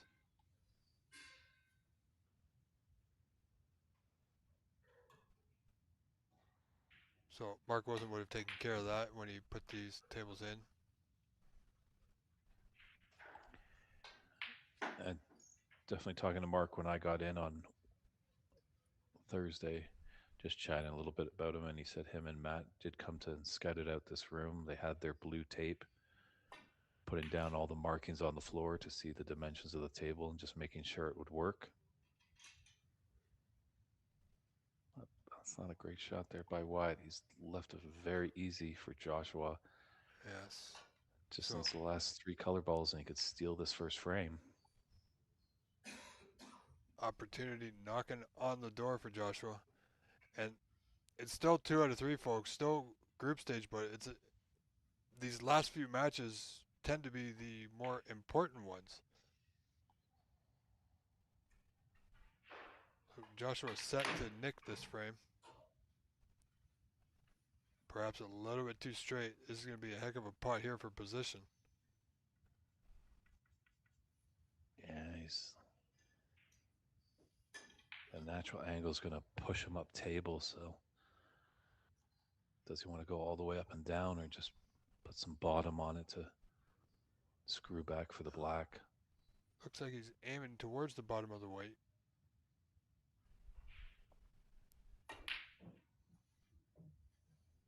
Oh, where's the pink? You've got to be kidding. Oh, See, these can be tricky because a lot of players, natural instinct, they want to go forward with these, but that's might not move the white. If he plays it with a touch of bottoms, doesn't have to hit it as hard.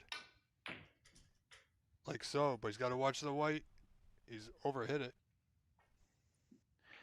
So Wyatt Leon takes that first frame. Yes, he Score does. line of 49-40. Wow. Frame 2 on deck between Wyatt Leon and Joshua Kane. Joshua needs to dig in, put us to a decider, or can Wyatt take it 2-0?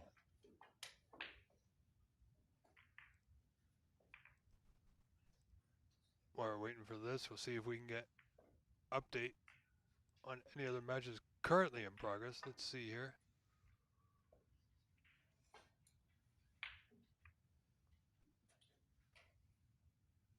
Well, there's not much else going on at the moment that I can give a score on, Dave. Sure, I'm pretty sure the players were informed that obviously there's scheduled matches, but the first of the day, those ones start at 9, and then after that, it's a roll on, roll off philosophy. That's right. Uh, Well, because I'm looking at table 2 for the score. It's Ernest Besmar leading Mustafa Ahmadi 1-0. But there's no score, and they're down to the pink and black. And Ernest just potted the pink, and he shook hands, so that was the end of the frame. But there was no score, so couldn't tell. So we are going to stay here for the time being.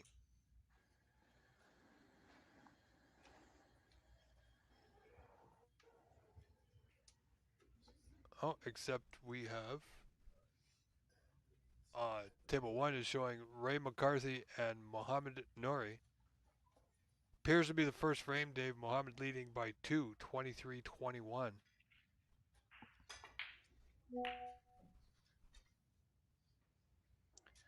but Joshua Kane gets us started. Not the greatest breakoff shot. He avoided the blue, but it's just run past it. On those breakup shots, you want to get back into the bulk area. We are live on NSL TV and DT Sports YouTube channel. There's an active chat going, so feel free to chime in if you have any comments or questions. Put your support either for Wyatt or Joshua. I'm pretty sure they'll hear it through the Ethernets, and let us know where you're tuning in from. And also, don't forget to like and subscribe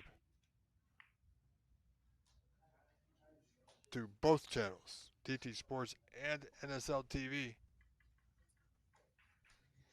Because coming up on NSL TV in just about a week's time, Dave, is the NSL Championship, beginning on the 12th of June.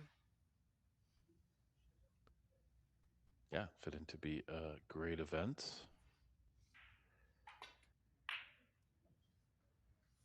Unfortunately, I don't think I can be there in person in Toronto, as it seems like the FIFA storm is moving in. But definitely can always chime in and provide some commentary if you guys want me when I'm back home in Vancouver. Sounds good. We'll see what we can do about that.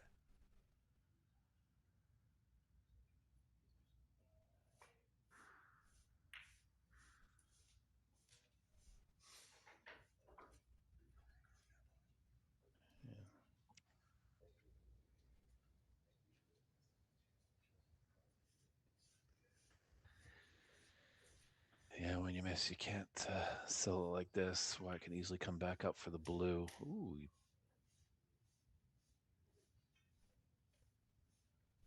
I'm amazed you're not sticking around for a soccer game, Dave. yeah, we've got a few games going on in Vancouver. This is true. Wow, what a covery black. That was, Yes. that's, I guess, knowing your shots.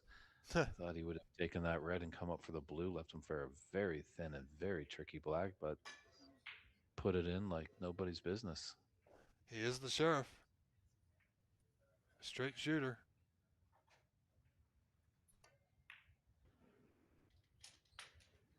Wow, it's a good start for Wyatt in this frame. I know it's early goings, but without many reds open. Well, he was about to take advantage of it. The words were already coming out of my mouth, Dave, so I had to roll with it there. But he's gifted a good opportunity here for Joshua. He's going to have to use the rest and negotiate the blue. Yeah. Probably going to have to screw back if he wants to be on the black, or maybe just hold position for a long blue. I think I like the safety off the bunch here, in between the two reds. Off the right side of the bunch, back into the bulk area. Open the reds a little bit. Try and get a good white on the cushion and hopefully force an error out of his opponent. Because, as you said, he's got to navigate his way around the blue with the rest. Not only pot the red with the rest, but draw back. Yeah, it's a probably low percentage shot on that red, so doing well to take his...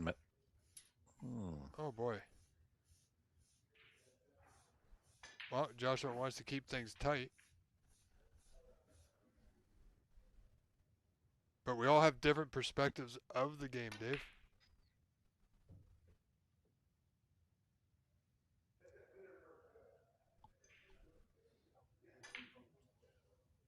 I do, but a bit surprising there. I did like your shot, Rob. Play it safe, get back to the bulk area. You've opened up the reds a bit. Maybe have left a long red on for your opponent, but long potting is very tough in this game. It's not those Yeah. small 4x8 pool tables that most of these Colorado players are used to. This is 6 feet by 12 feet, equal to the size of a Canadian football field.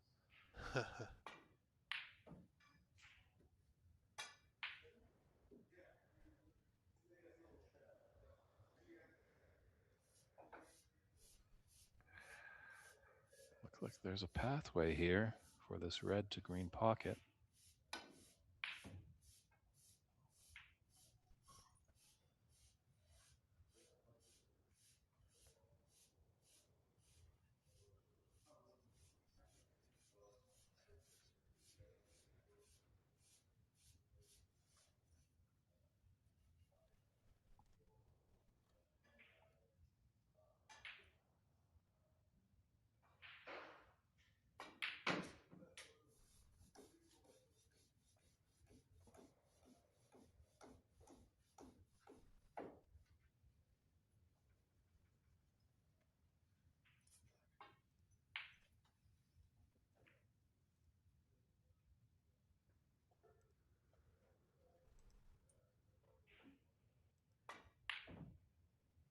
Okay, so there's only 2 matches going on right now. There's still 2 tables available, so I'm not seeing how it's corresponding with our schedule, but I think we're doing good for the day, Dave. Correct. And I know I just saw Mark Wilson. He's busy chatting with one of our sponsors. And I wonder if Code Tournament Director Matt Herm might be in the room. And, it doesn't hurt to, when you see some players, maybe fire a text message or some kind of communication saying, hey, if you can get to the room, we probably can get you on a table. That's right. As it definitely helps for the out-of-town players, as the actual lodging of the hotel is very close to this other building that hosts the tournament. Oh, my word. Wow.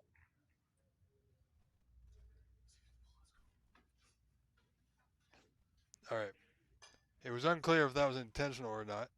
However, by the look of Joshua walking around the table with a smile on his face, clearly not.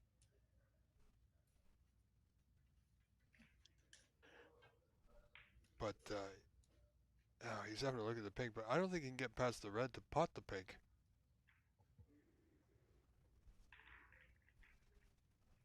But the players have the better views.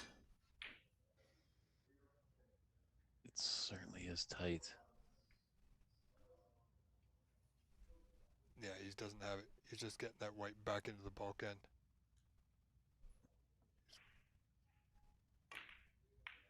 Well, he wasn't going to do anything there but hit the blue off that angle.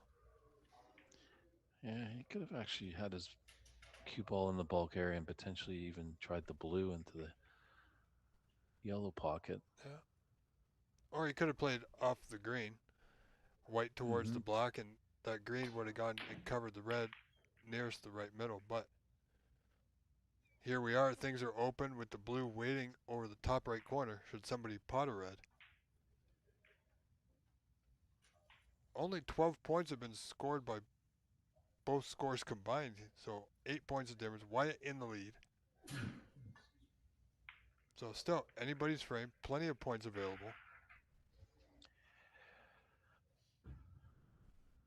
Yeah, they'd love to get that pink and or black back on its spot. Just how these opened up reds Oh boy.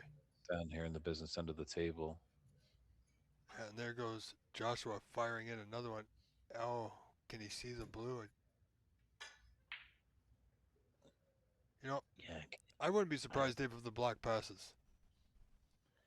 that's the question here. Yeah, can he see the blue? Looks like he can. Or can the black pass the blue? Clearly. Yeah, it does. But now he's putted the black, secured the points. However, he's in a tough spot to get out and get safe. He doesn't really have a pot on. Not an easy one.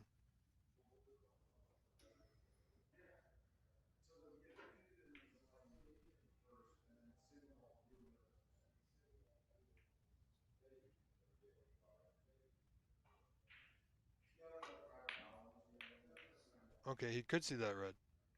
I, from my view, Dave, I don't know about you, but it looked like the brown may have been impeding that. But hey,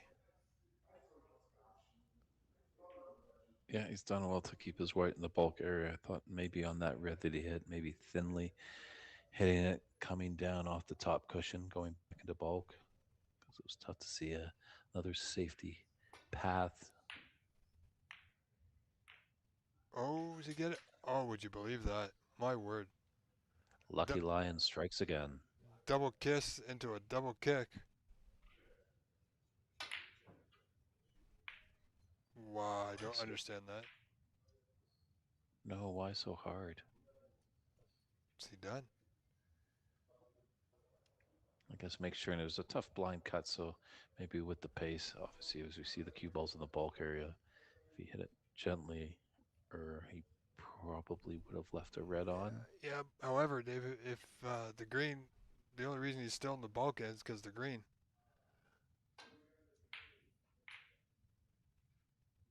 Because that white had a lot of pace on it. So he's a little fortunate there.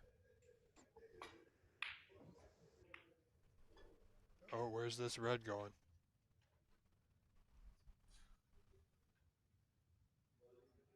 It's a present tied with a red bow for Wyatt. It's a Christmas miracle. Look at him. I don't know How why he tight hit to it the that cushion. hard.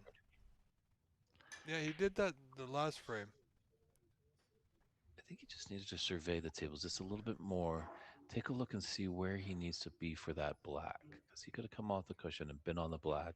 If he doesn't get precise shape on the black, he always had this blue.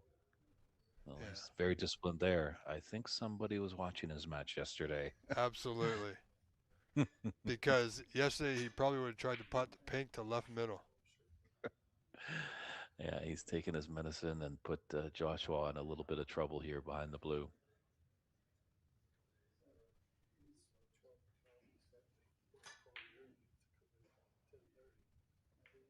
However, I think Joshua can get down the right side cushion past the blue and get to the red closer to the right side cushion further down the table. He's looking at that now. It's almost like a dump shot, Dave, and leave the white on the bottom cushion.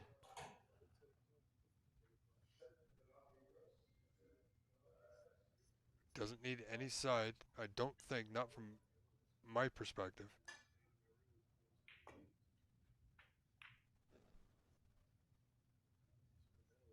Oh, if he hit that harder, I think it was going in. But he's got out. He got out well.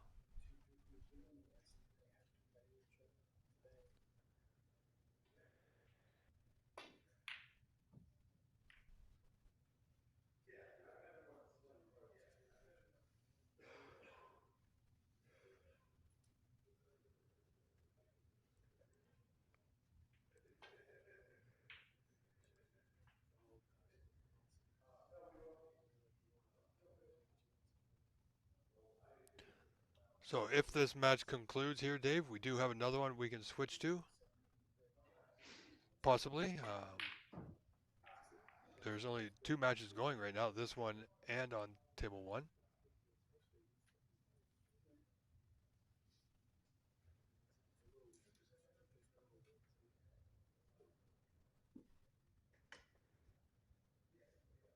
Yeah, I think the other 2 matches that they're waiting for, if I'm looking at the schedule, is Mark Ziegler versus Krishna and Annie McCloskey versus Neil Cavendish.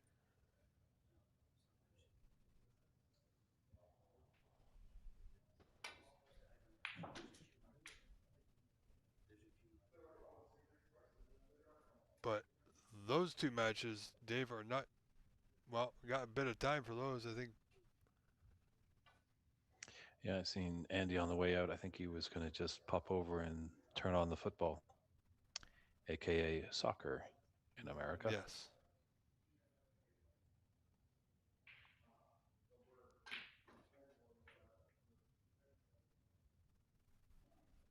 So we are, I believe, ahead of schedule, really.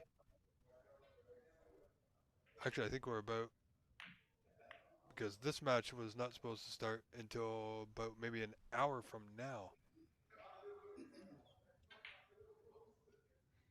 Oh, sorry, pardon me. Ray McCarthy and Mohamed Nouri that are on the other table was a 12 o'clock start Mountain Time. Yeah, don't give it a commentator's curse on the scheduling, Rob. No. I'm just browsing. We're doing Just good. Yesterday we were behind. I think we're making it up today. So the snooker gods are in our favor. Bless them all. And when I say the snooker gods, I mean all the greats of the game who've paved the way and passed on before us, Dave.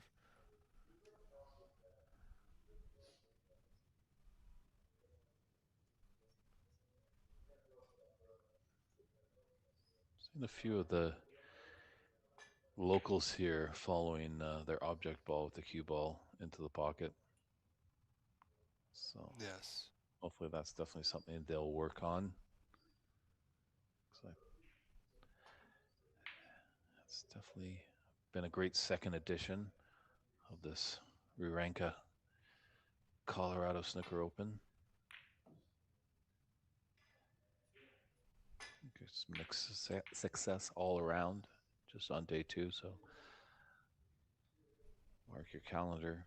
Hopefully now, late May, we'll be back in the Rocky Mountain State next year. Yes.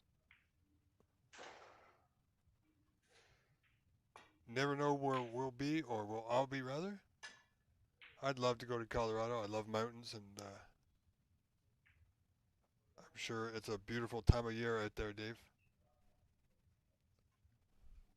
Yep. Quite nice. We're just at the base of the mountains in Boulder. Scratching my head when I flew in on Thursday, because when you get into the Denver airport, you look around and kind of wondering where exactly are these mountains. It felt more like Fort Worth, Dallas airport in Texas. Yeah. I've been to there, but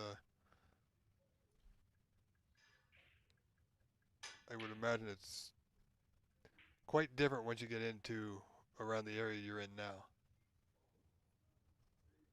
True. Well, Colorado has the great skiing resort in Aspen.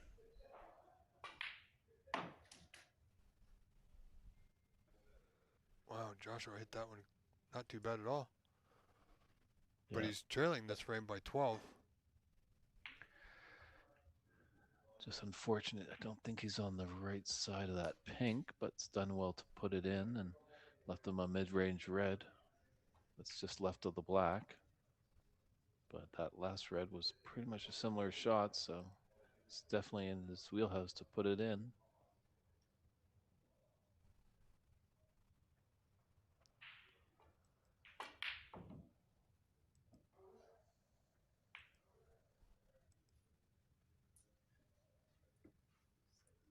It's fortunate the blue, I think, has come to his rescue. Let's cover that red near the green pocket. Yeah, but there's a thin red just past the black to the right middle.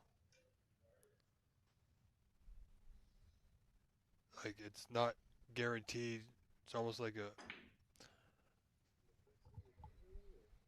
blind pocket, so to speak, because you're not looking directly at the pocket. Oh, but he's done well. Yeah, always tough with those thin shots as you lose control of the cue ball, but he is just plumb on this black. Oh, he just came up off it. And he's left the red top right corner, too. Yeah, I think he might have rushed that shot a little. Just wouldn't have done too bad just to walk around the table. Sometimes when you have those elementary shots, you take it for granted. Yes. And it happens to the best of us. We saw Ahmed Ali earlier today do that very same thing.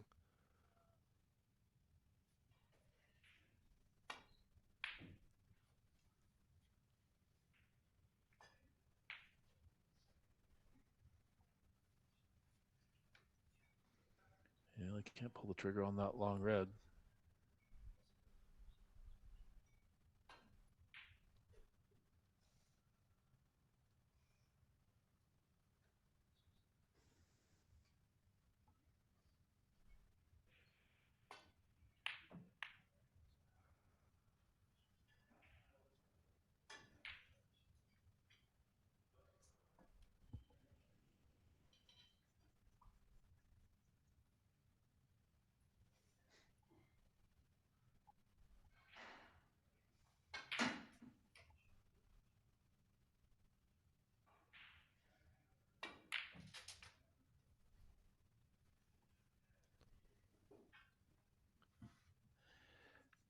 Well, developing those reds along the top cushion is going to be tough. I think just put all your concentration, just make a good pink. Get yourself ahead by a point.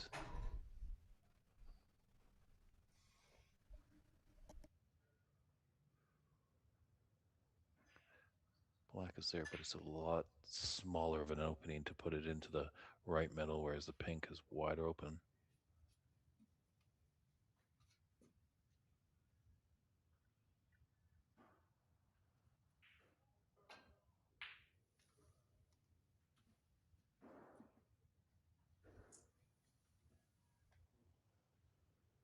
You might be able to draw it back a little bit and have a very tough red.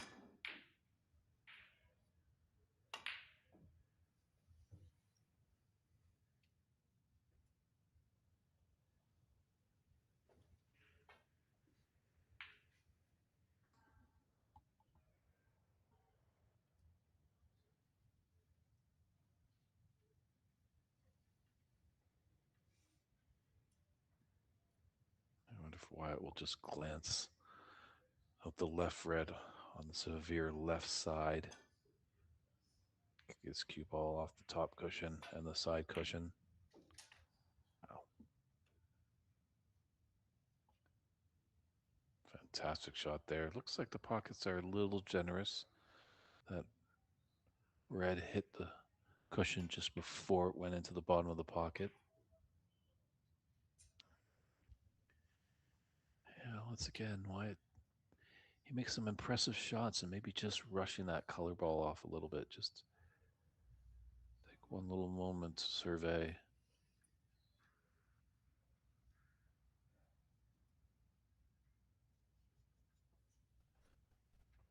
Yeah, Joshua's got to figure something out. He's got to win this frame if he wishes to extend this match to a deciding frame and possibly advance, whether it's through the natural path of coming in first or second of the group, or one of those elusive wildcard spots.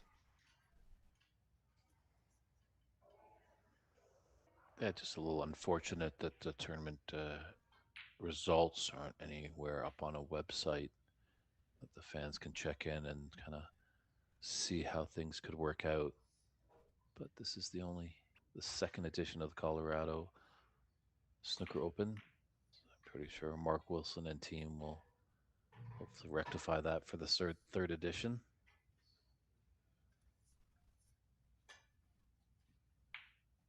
I think most people are just happy to see snooker in Colorado.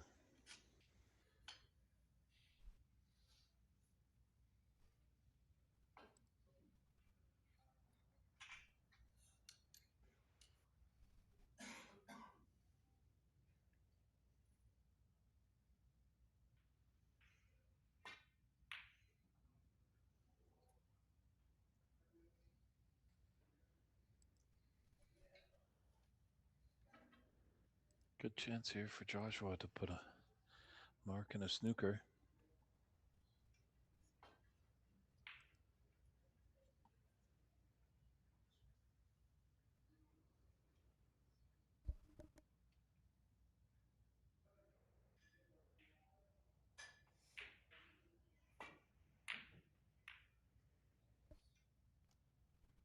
Yeah, this is another. It's a low scoring frame, Dave, but it's another close one. Only 6 points in it. Wyatt at the Yeah, table in the lead, so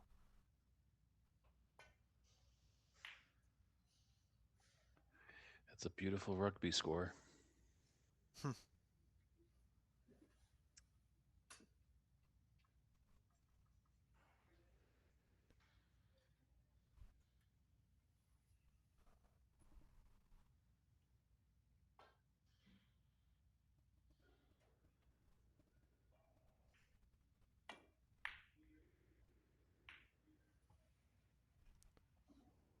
now I think you mentioned yesterday the knockout rounds begin at 3 out of 5. Is it? Correct. Right. The First two first are and 3 out of 5. second round. Yeah. Excellent. The round of 16 and the quarterfinals. What trying to find salvation behind that yellow, just couldn't do it. So he's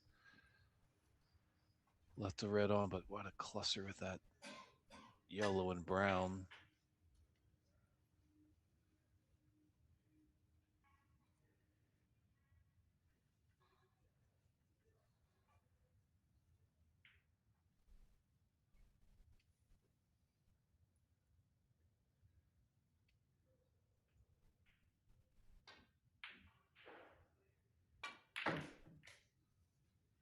Oh, where's this pink going? Well, Dave, I mean, unless Wyatt can get up close to that yellow, this is going to be tricky here for him.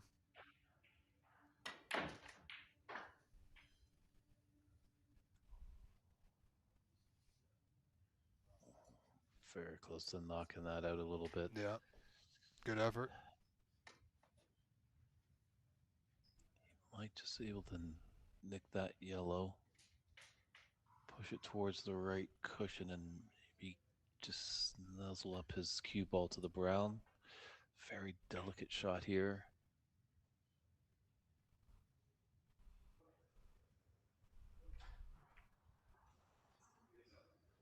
Okay, well, he hit it at least. Tough, obviously, that's way at the bulk end of the table. That's at the top of our screen, so tough to see exactly what was in front of Joshua. But it's got a slim 1 point advantage. Well, he's going to have a bit more now. His only challenge right now is getting good position on the green from the yellow.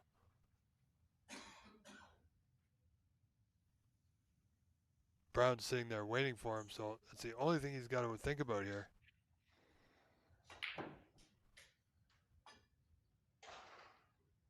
Yeah, he doesn't have it. Need to come down a bit more because there is an opening beside that brown into that That's green right. pocket. And I'd be worried about taking that green to the middle because that cue ball is going to get close to that brown, might push it into the pocket. Oh, he's caught the knuckle. Is he going behind the blue, Dave? Almost. Not completely. Wyatt, a little tap on the table, appreciates the result. Joshua in the lead by 3.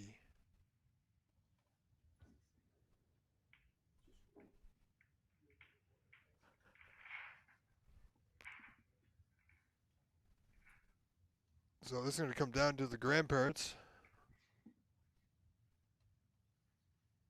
The pink and black I would expect or think of at this point.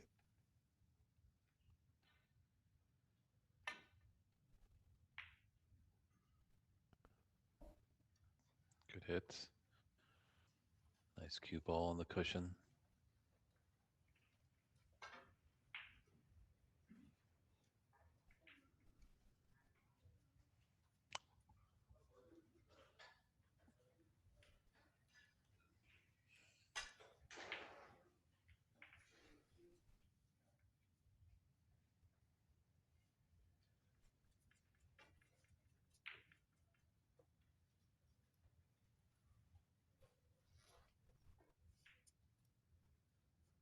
That's okay as well.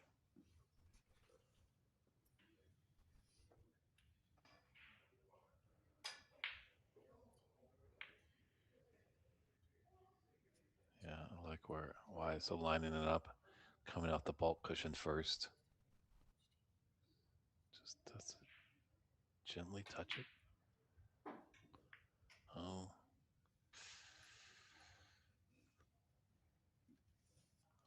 See, as he left that on, don't think he has. It's tough to see from our vantage point.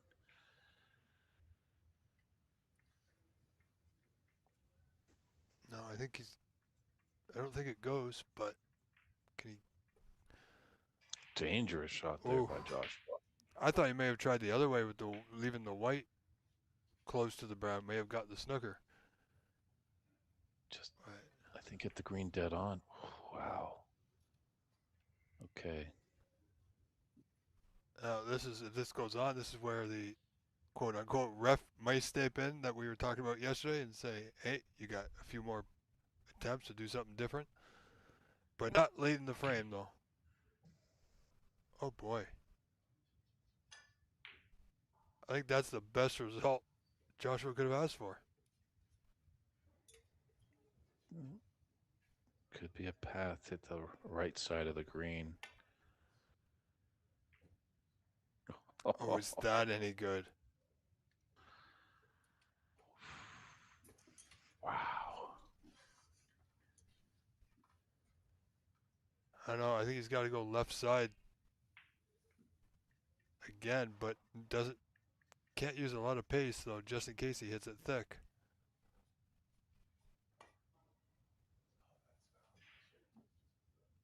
Oh, he's missed it by half a ball, Dave. And don't go anywhere, Joshua. I think you're going to be taking a shot again. Yeah, he's pretty much in the same spot.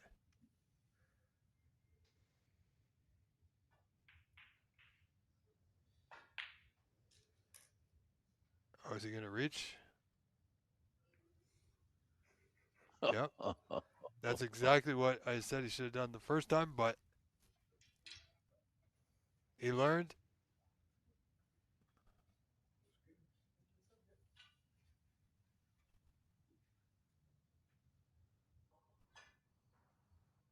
So this is going to be interesting.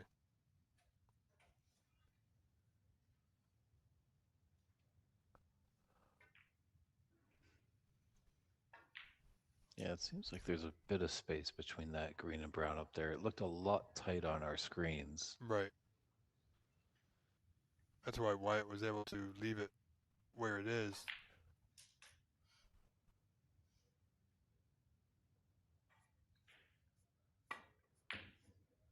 Oh boy, what's he done? I'm not sure, Dave, but I think he was attempting to double to the bottom corner. Mm-hmm.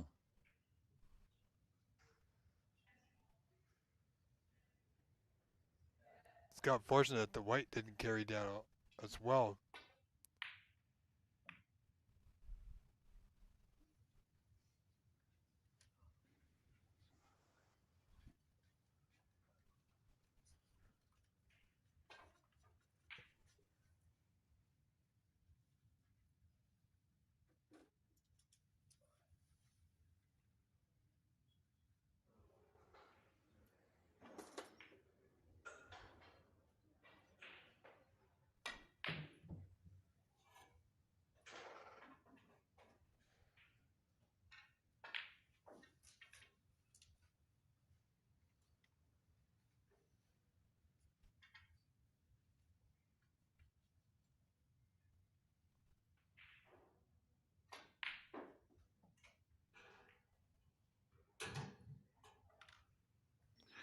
I like the idea there for Wyatt. Just unfortunately, the green flicked off the pink.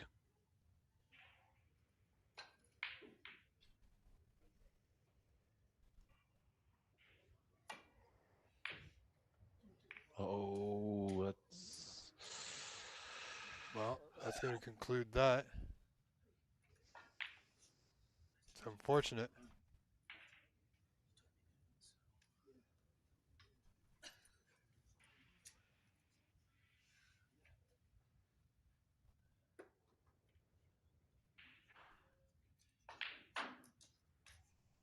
So Wyatt just wiping down his cue.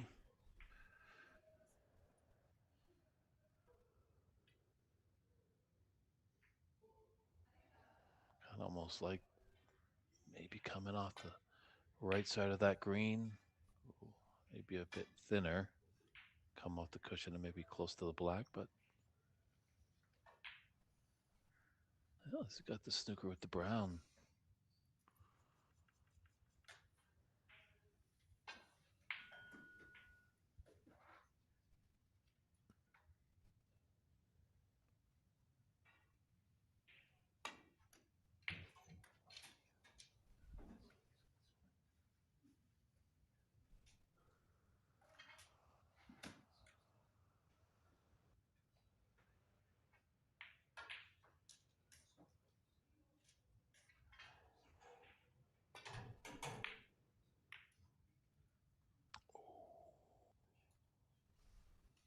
Once again, a great idea. Just unfortunate the green hit the black.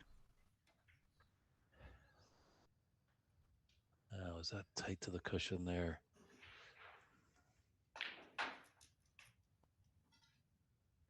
Josh, we're going to try and get this green ball to hug the cushion all the way down into the yellow pocket. Oh my. Wow, what an attempt. That had a lot of risk to it. Yeah. And the reward would have been a mid-range brown, and unfortunately he's gifted a great chance for Wyatt. Oh my goodness. Well, they like keeping it close, Dave. This might be a free ball. Tough to tell. Just trying to see on that, cue ball can go all the way up to the yellow spot on the left side of the D. Yeah, it's close.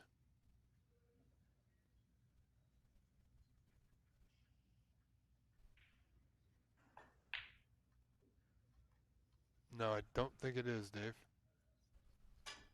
Oh, yeah, but it's a potential for a long pot. And we've seen Joshua make a few of them. Oh boy, he does it again. He has no fear of those long ones.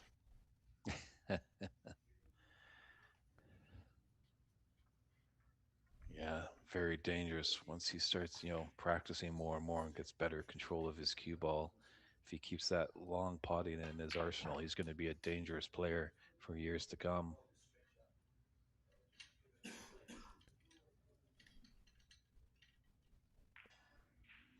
I think most players would say that they've had a decent or good outing, whether they make the groups or make the elimination rounds or not. So I'm pretty sure we're going to see more players at this event next year. If definitely, I'm pretty sure we're going to see all these players are more than likely to come back. Yeah, and if it stays as a open tournament, the definition by open, it's open to all. So we might see some friends from Canada come down, Yeah, and I tell you, if it's open, I might be interested. Depending on what happens next year, locally, of course. sure, it does look like there's a little bit of an overlap with the Canadian national tournament, but it's starting to happen that we're seeing a lot more snooker tournaments pop up. So it'd be nice if Yes. we could have a resource, or at least where governing bodies Oh, or look at that. tournament directors can have an idea of when they're going to schedule their tournaments, and so they don't overlap. Yeah, Because exactly. I'm getting the consistency as I'm trying to make a point now of the week before Easter weekend. That's the BC Open. Yes. We know Easter can jump around a little bit. Sometimes it's in March, sometimes it's April. Whenever that guy wants to resurrect himself, that's when we celebrate Easter. But you're hilarious. You're funny. but when just know, see when Easter is, whatever it is, a week before that, that's the BC Open. Yeah, I mean, right now the best resource to see when. I mean, yeah, there's a lot of tournaments going on that aren't advertised. One good resource right now that we have is Cloud Snooker because there's a lot of events going through there that I wish there was more of a central location where you can like register your tournament, right? I think, and that's maybe what we need to do back in Canada. Like we've just reinstated the British Columbia Billiards and Snooker Association. I know you in Ontario, Canada, Rob, are an active member with the Ontario Billiards and That's Snooker right. Association. And hopefully, all the other provinces and territories can get on board and get an association and look at what the year looks like for them and map it out with various, say, qualifiers, provincials, open tournaments, invitationals, and then send that off to the Canadian Billiards and Snooker Association, the governing body for our country, Of course. and then have a list of it on that website that people can see, and probably the same in America. Because I don't think there's 50 associations statewide. Obviously, there's a few states that don't even have any tables. Yet. There's a few states that, yes, Yet. yeah. So there's a few. Like we're talking to a friend of the tournament, Dave, coming all the way from Virginia, and he's got one table in the state of Virginia that he plays on. So Yeah. I mean, there's 52 states. That's at least 52 tables, Dave. oh, they ring you up there, Rob. Actually, there's only 50 states here. I know someone's trying to make one into a 51st state, but we won't talk about Ha. that. We'll talk about snooker.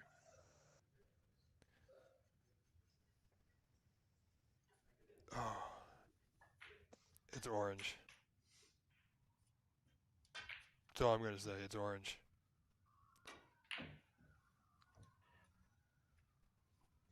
But these are the baby steps. It's kind of, it feels like we're in kind of the 1970s of when snooker was going on. Obviously, Alex Higgins really brought a lot of flair, and then it was still like a safety kind of game. Guys would make a few breaks and then run and hide. And it wasn't until That's the right. 80s when the boom really hit, when you got all the colorful characters, and you got to see a lot more high breaks. And then that great 7 times world champion Stephen Hendry really patented that aggressive play with that blue off its spot and then smashing into the pack and opening up the reds. Oh yes. Pink for the Oh, match. Nope. Needs the black. Does he need the black? Yes, he does. White's only 5 in front, 43-38, Dave. Yeah, this isn't an easy black. A great double on that pink. Don't rush it. Well played. Well, Seven. there's your winner. Wyatt Lyon 2-0 over Joshua Kane. Good effort from Joshua, though, Dave. Agreed. There is definitely some potential there. I hope a lot of these Colorado natives, just take it in stride, know that there's going to be some strong players, and keep at it. Uh, Great Ronnie O'Sullivan, who most people know in the snooker world, he pots about 20,000 balls a week. So he really works at it. Stephen Hendry in his heyday, he was practicing, I think, 6 to 7 hours for 6 days a week. So you really got to put the effort in, and when you Yeah. do, you'll start to see those results. All right, well, we're going to keep the action going as we switch over temporarily to table one, Dave, with Ray McCarthy and Mohammed Nouri. Our camera is a little askew. So when I say temporarily, that means we are just waiting for a further match on one of our other prime tables to begin.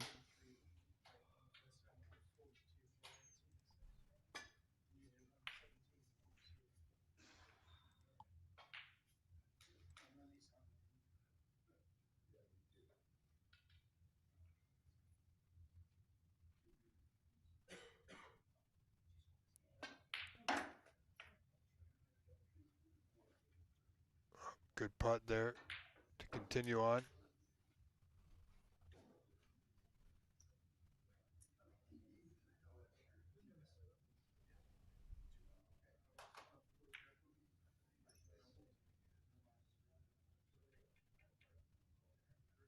But it's Ray McCarthy in the lead now, 24-23, 1 point in front, 1 frame in front.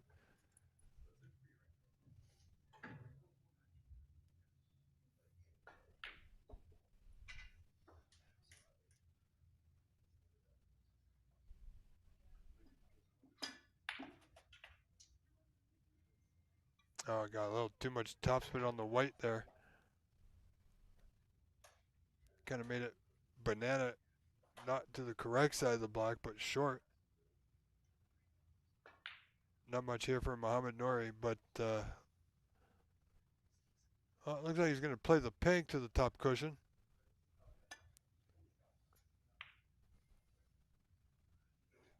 Trying to leave the white in a difficult spot by brown and blue.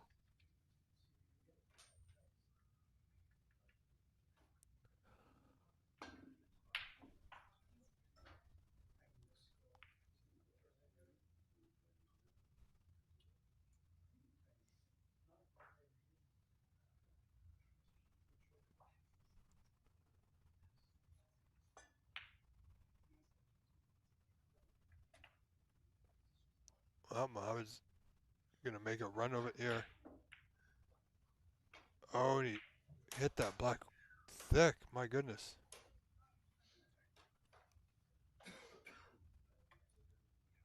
Long bridge, Ray McCarthy, red left center's there. Now the question is, where's his color coming from?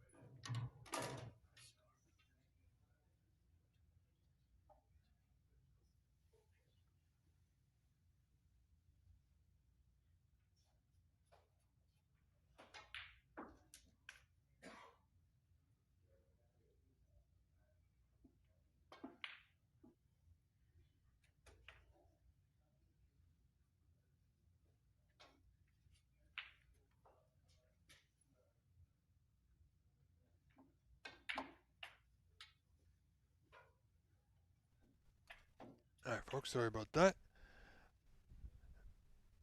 It's one thing when you're doing remote streaming from home. things happen and must be attended to.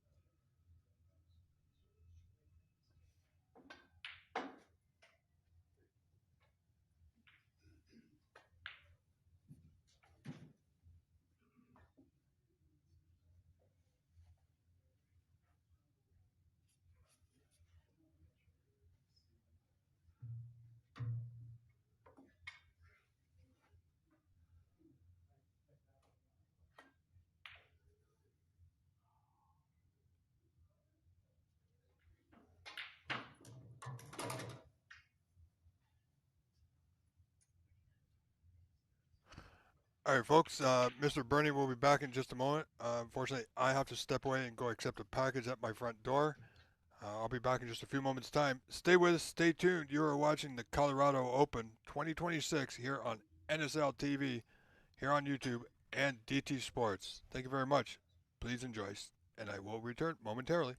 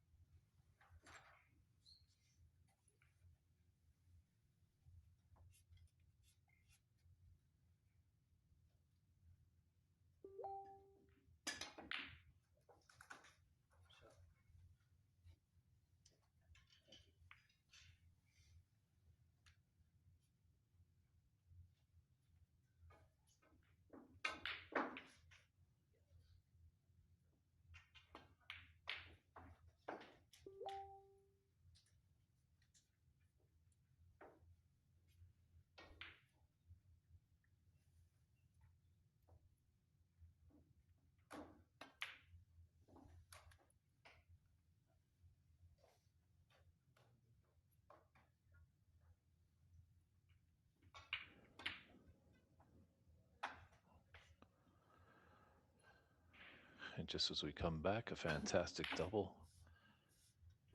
Raymond McCarthy knew that he had to get a 2-0 victory today to maybe give him a sliver of hope to get into the knockout phase, and he dispatches of Muhammad Nouri 57-30 in this second frame and takes the match 2-0.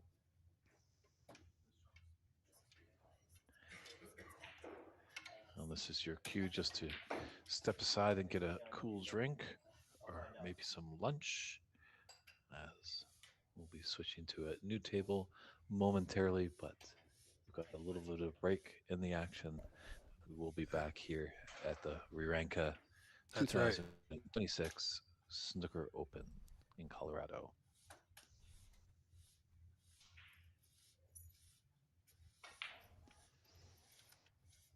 Yeah, there's a few people practicing, so we should have a match.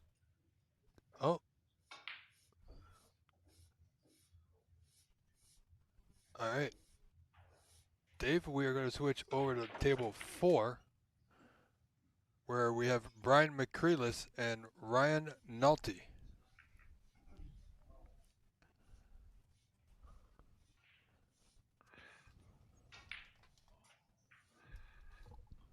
Sounds good. I think these are both two Colorado players. I think Brian McNulty was a late addition to the tournament. Yeah, I don't think he's doing too bad either.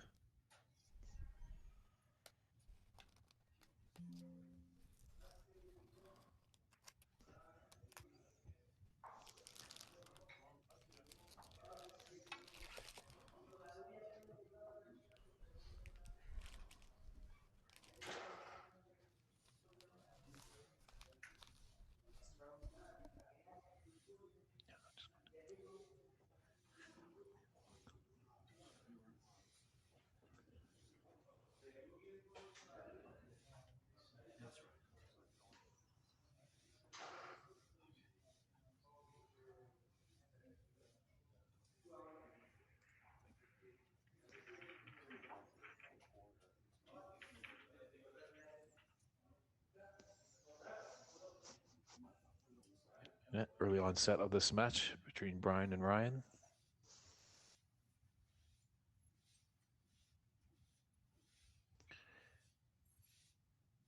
It looks like Brian is in a snooker here. As you can see, he's using a little coin.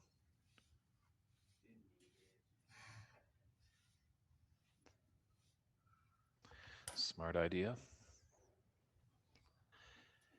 We are live on the NSL TV and DT Sports YouTube channel. It's Rob Richards and I'm David Burney in the commentary booth. It's the Riranka 2026 Colorado Snooker Open, live here in Boulder, Colorado. We're at the Hampton Inn, or the Hampton Suites and Inn. Beautiful little venue down here. Feel free to chime in on the chat. Any comments, questions, feedback you have, any support you want to give to any of the players out there, wishing them the best of luck, or where you're tuning in from.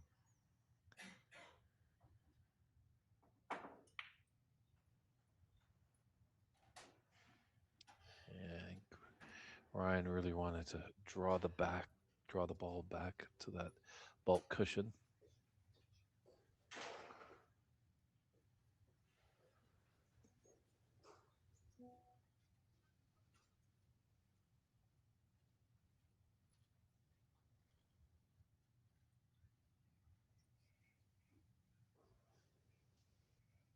Looks like Brian's just waiting for an adjacent table.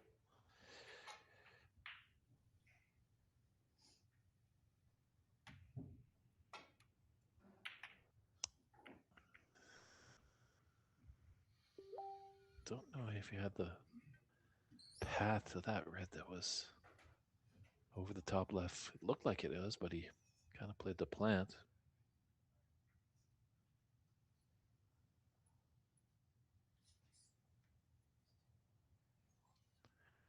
Yeah, just got to be mindful of the brown. Ryan, maybe not the tallest player in the tournament. Just going over that brown's opting to use that rest, just so no piece of this clothing touches it, so he doesn't incur a foul.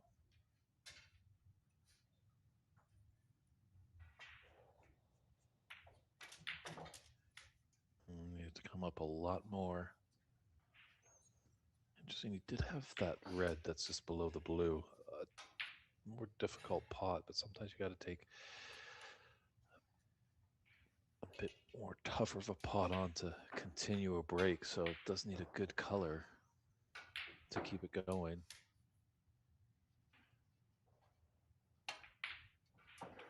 Oh, he has with that blue. Nicely struck.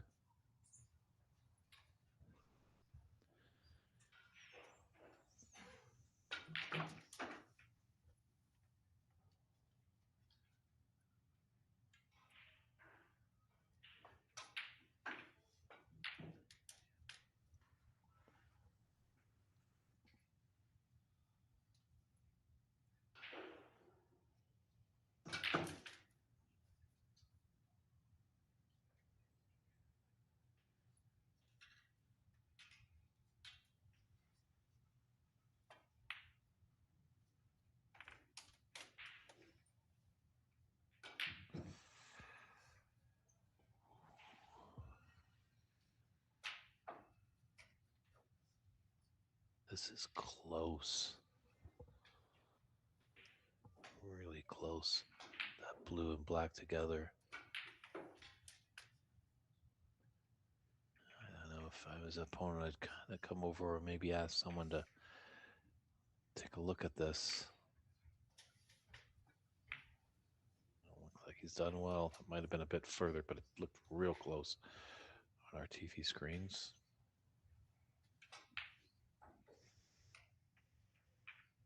I do see our good friend Dave Daly is in the room. Great referee. And at the players' meeting, him and Ernst Basinger did identify themselves as they have done some refereeing. So if they're not in a match and they're in the room, feel free to call them over for a ruling.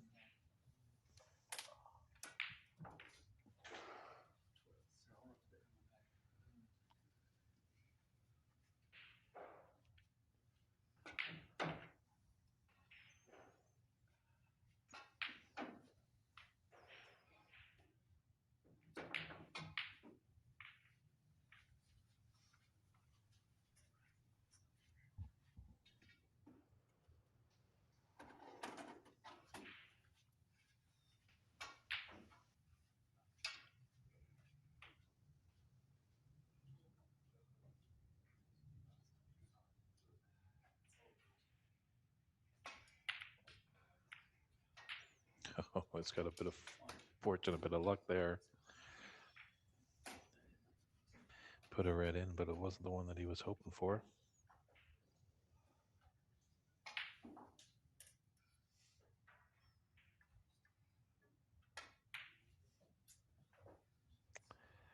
Oh, I see fluked the blue as well.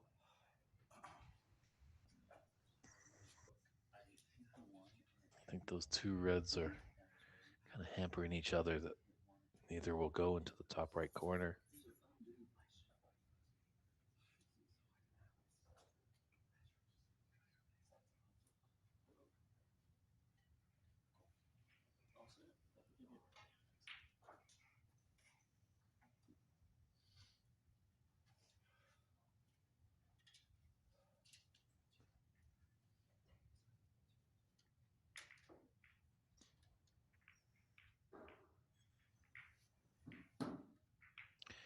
At the conclusion of the round robin, we are going to get into the knockout phase today. So as we're getting close to that time of the climax of the round robin, I will do my best to get in touch with our tournament directors so I can relay the message of when we will come back live on the broadcast for our first round of 16 match.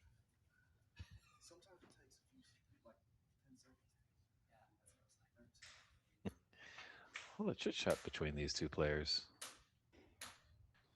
Definitely a friendly environment. I think when they get the knockout phase, chit chat's going to go by the wayside. It's going to be all business.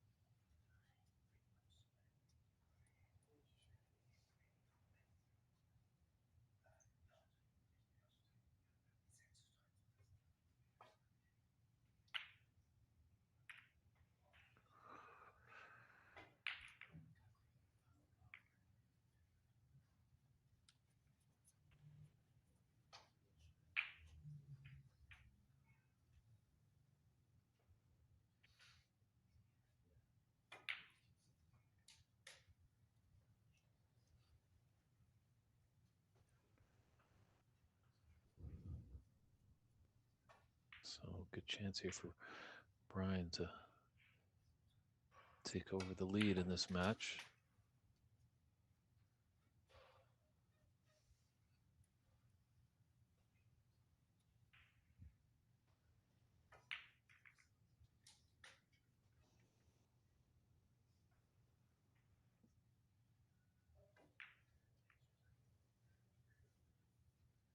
I think he ran just a bit much. Oh, he can maybe sneak by. It's a thin blue.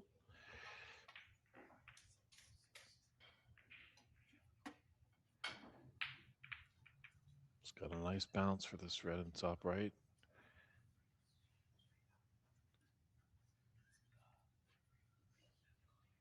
Pink is rather tied up, so it's going to be coming back for blue with the black all the way up on the bulk cushion.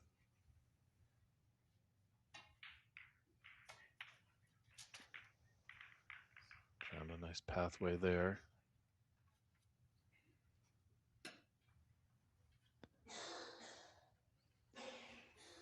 Doesn't have to power this blue in. You could delicately stun into it, and you might cannon into the brown to hold for that red into the opposite middle pocket on the right side.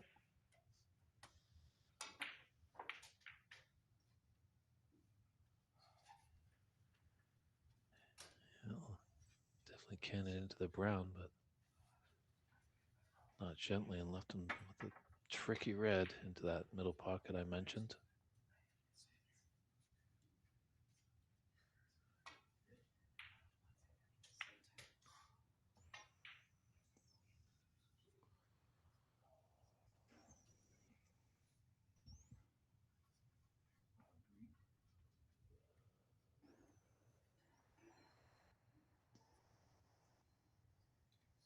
He was attempting himself. That's a long green, or just rather full to 3/4 on the left side of the yellow. I might be able to slowly run by that green near the black.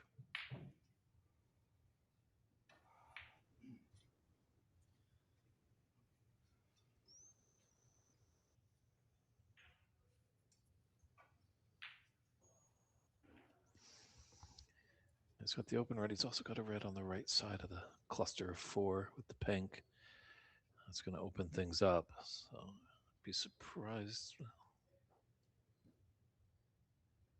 Surprised if you took that one on. Obviously, this one's a little bit more difficult, this red, using the rest.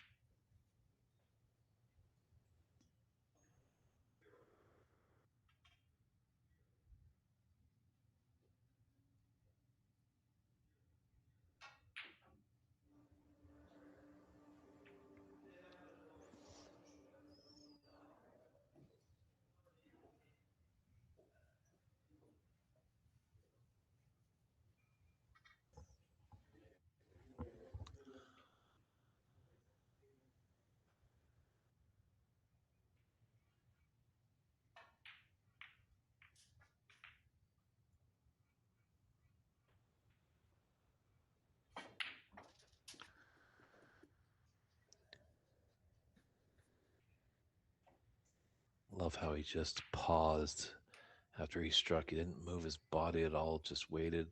The red dropped, and then he got up.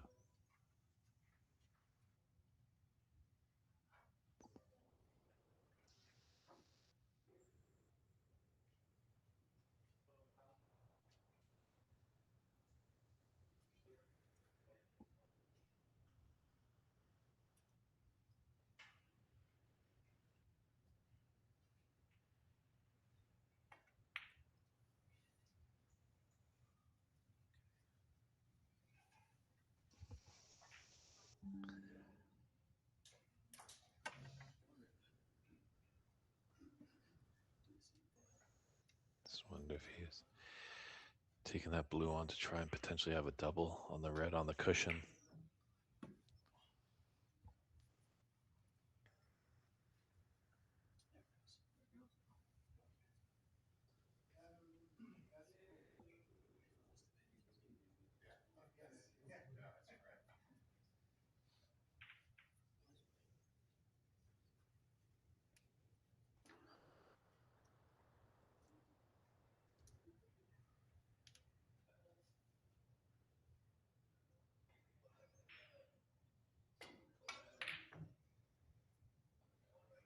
He's got a result here.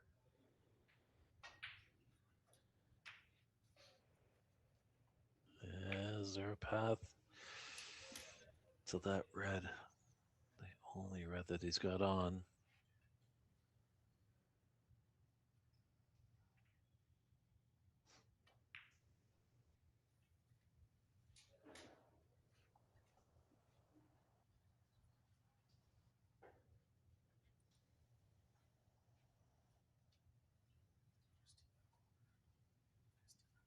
The red does go by the green.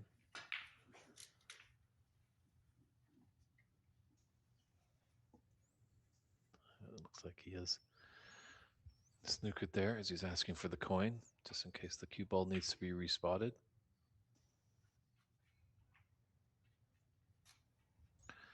A lot of players sometimes are just dabbing their finger into their chalk and putting a little fingerprint down.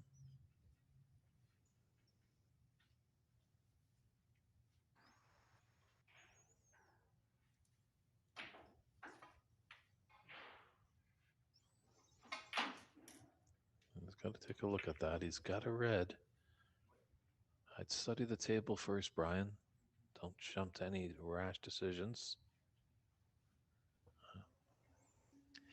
Guess he was off by quite a while there. If it was closer of a hit that Ryan had, Brian might have told him to take a seat and elected to play from where the resulting of the last shot was.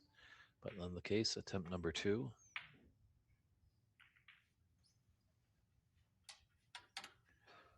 And he's done well, but he still left that red to the right middle.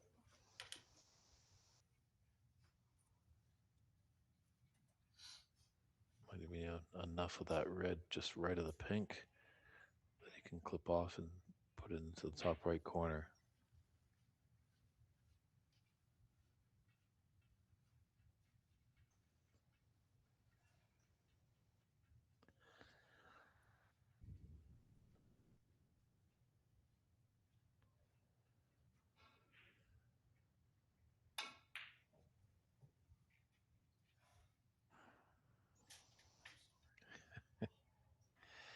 He's been doing that a lot in this frame, Brian.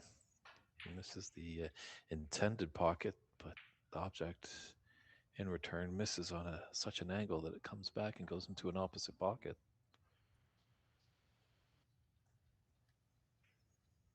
Looking more at the blue, as this tells me maybe the green does not pass this cluster in the middle.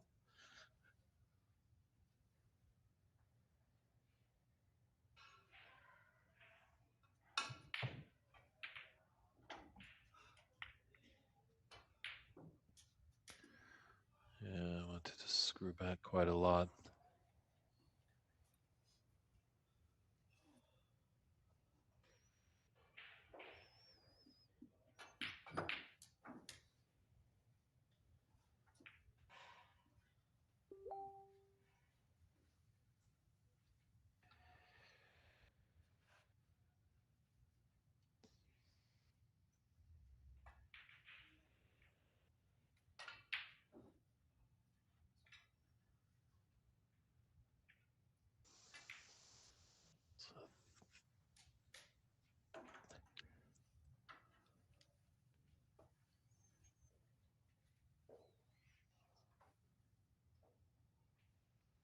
This is a big shot coming up here.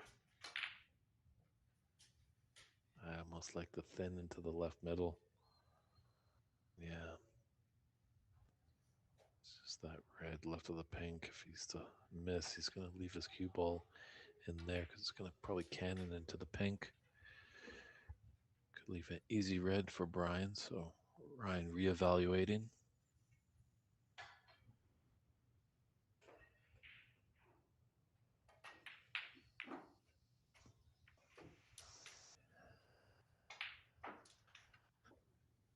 He's just playing the safety shot. There's potential with that thin cut. There could have been an in off.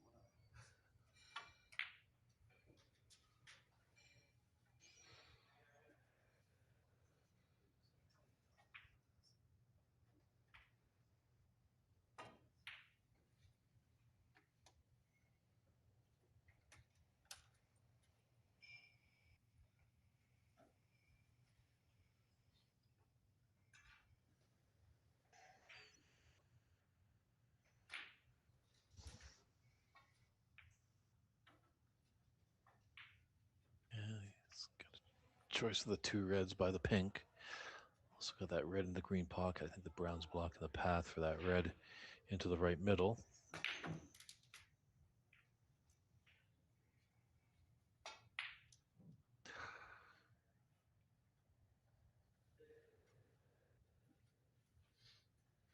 Oh, he's okay. It's come up enough that that red that he hit is blocking the path for the other red left of the pink.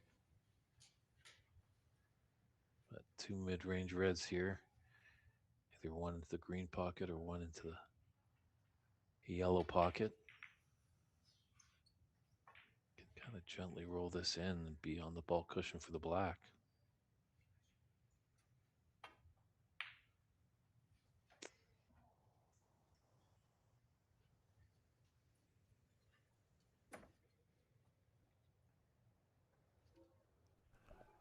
Alright, I'm back. Sorry about that. Had to receive a few packages. Took longer than I had hoped for. Oh, very nice double there by Brian. You brought the good fortune for Brian McCreelis, Rob. Yeah, well, thank you for holding down the fort.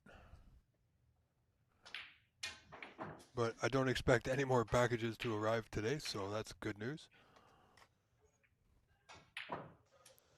No, as long as they're not ticking packages. No, not yet.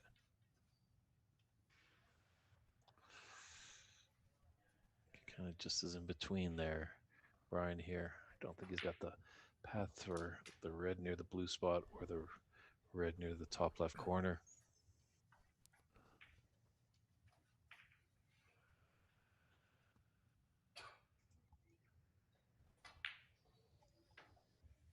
Well, still first frame, Brian leading 36-17.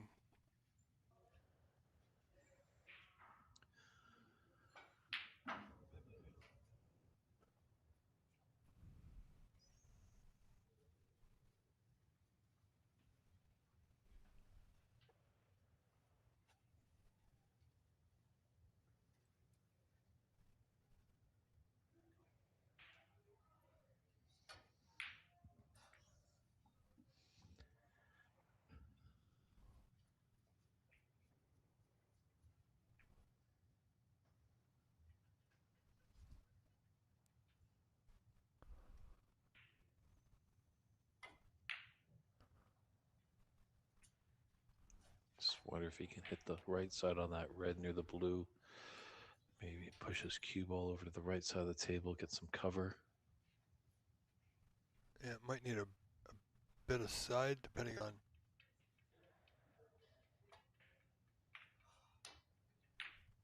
Well, I don't think he's hit hard enough.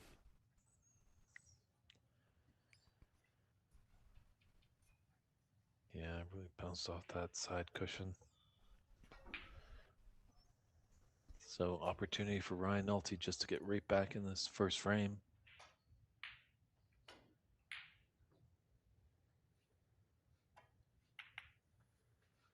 But you got to make the pots when they're given to you. So Brian can breathe a sigh of relief.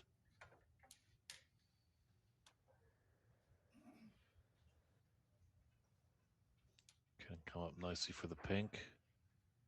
It's all there in front of him.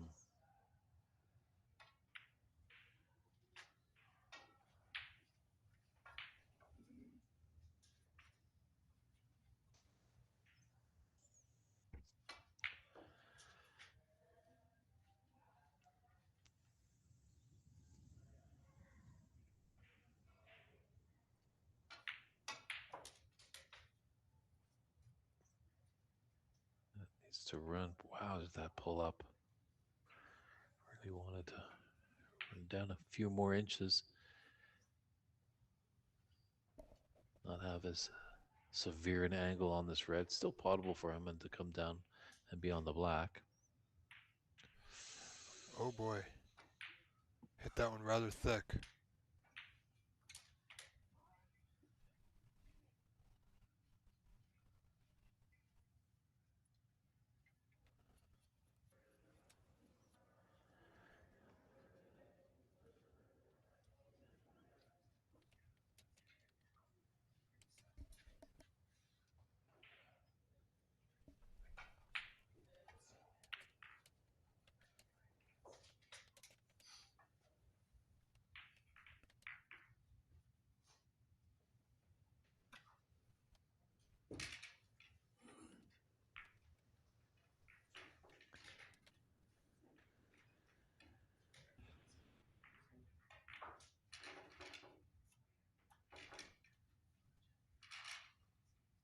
Now why go for the blue here? Yeah, I'm not Sure. quite The green understanding that. the green is prime shot to continue the break. Putting the rest into play adds another element to the shot. Oh, and he's almost fouled. That would have been even worse, but definitely he's left the red on.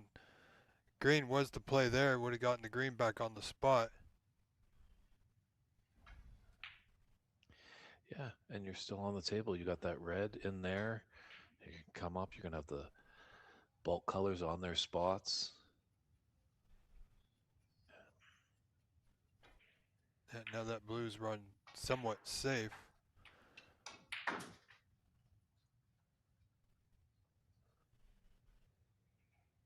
So 25 points in front. Brian leads this first frame. So this Dave would be essentially frame ball here.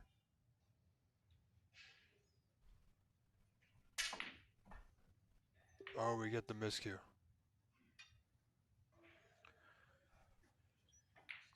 Fortunate that pink has covered up that pocket, so yellow's not going to go in there. I think at the conclusion of this frame, we're going to zoom over to the Andy McCluskey match.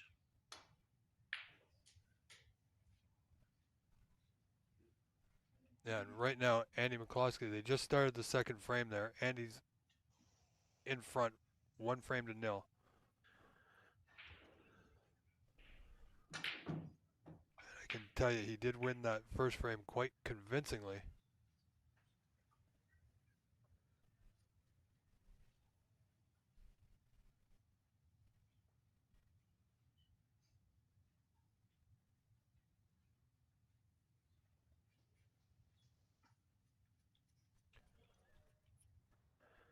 Yeah, in Ryan's case, it does take a little bit of time to develop that snooker brain. It doesn't happen overnight. I think he's going to look back at the tape. He's probably going to be shaking his head as well why he didn't take on that green. Because he had a relatively easy red afterwards. Well, this yellow's going to be close to that top left corner. Oh, and look at the black. I tell you, when it's all going for you, it really is. Yeah. Ryan was just hoping that yellow could go in. Sure, it's 2 points. Well, actually, that would have been his frame ball, so he's happy that the yellow didn't go in, but obviously the results of where the cue ball has ended up is just giving Ryan nightmares. Yeah. I think coming off the bottom cushion might be a little bit easier.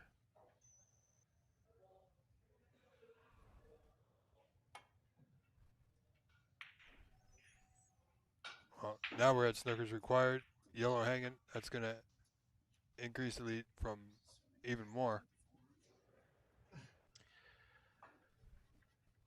Yeah, 39-point advantage and 27 on the table.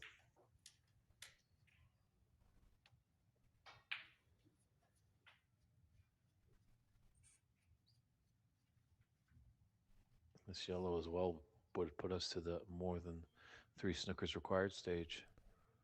Well, it's 47 to 18 on the score.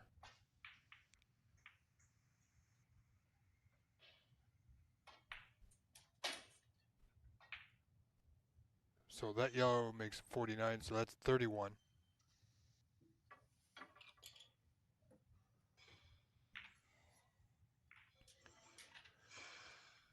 25 on the table. So we're still within the range. But certainly, I don't see a way back for Ryan if Brian can drop this green in.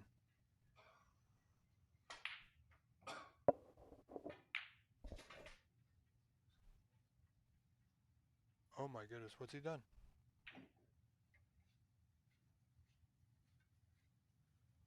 How did he pot the white there?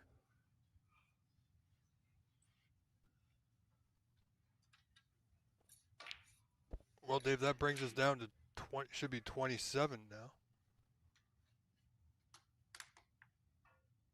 I don't think Brian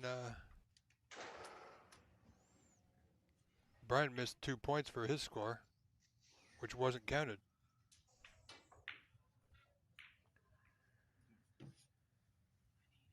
So as the score stands, 47, it should actually be 49, but the players are looking at 47-22.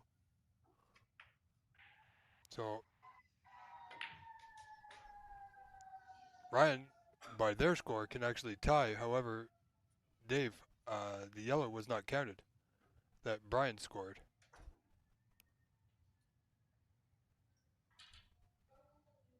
Yeah, so I had to just tucked away. Mark Wilson passed by, and I just getting an update actually of when we're going to be commencing the knockout round. Okay, And it looks like 1:30 Mountain Time is when we will be going live. But perfect.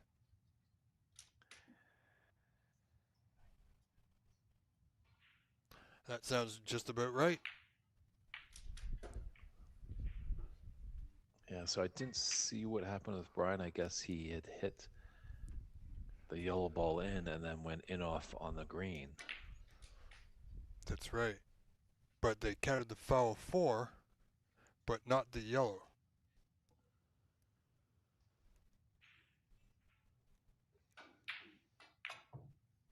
Oh, So and this is going to be big. That's 7 points. Boy.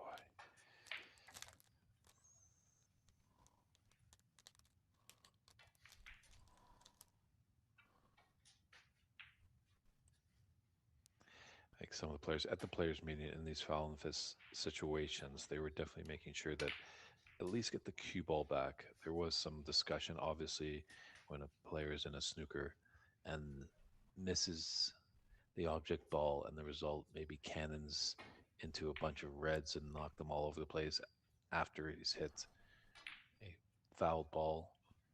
And then our referees were saying, well, if there's 3 or less balls that you need to put back, give it your best. But if you've got about 7 or 8 red balls that have sprayed all over the place after a foul and miss situation, maybe just make sure the cue ball gets back to the right spot. But looks like Ryan is just bringing up the stream, as you can see on our monitor, going yeah, back in time. That's why we need more referees out there on the table. Sometimes this can really pull out the momentum in a match when there's debate of where certain balls go back in a foul and a miss situation.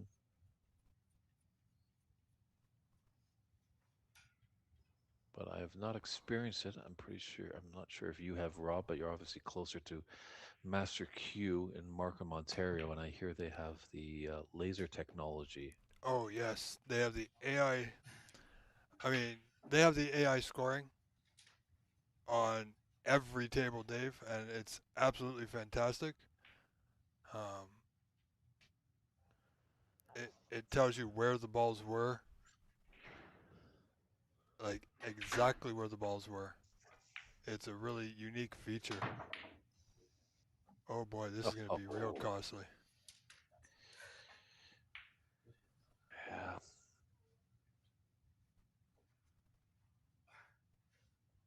Yeah, I can't believe it. He's like, finally, I hit the green, but of course, in off, and you might want to take that coin away Yeah, just because it is the oh, striker's responsibility. yeah, he has heard you. Your voice carries, Dave. Your voice carries. Oh, I don't know about that, but that is a no-no. There is no ear pods allowed to be worn.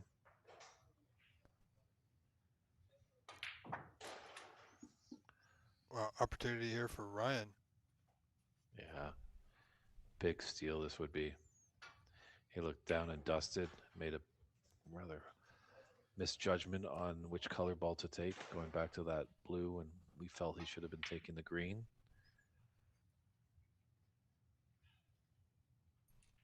It needs to be on the correct side of the blue here.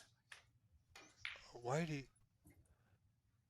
You see, Dave, that was a pretty straightforward stun shot to the right side of the blue. And he had a decent angle to get there. Now his main option is play off the left side of the blue, get the white back down towards the black bottom cushion. Try and get that blue somewhere towards the right, towards the pink. Oh, insurance safety.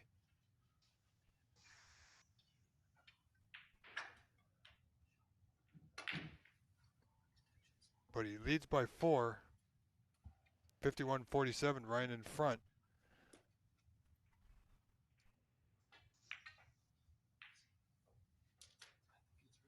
And, well, by the looks of it, Dave, I don't think we're going to be switching over to Andy McCloskey. He's leading 1-0, and he's up 53-19 with 2 reds remaining in the second frame. Yeah, McCluskey's definitely taking care of business.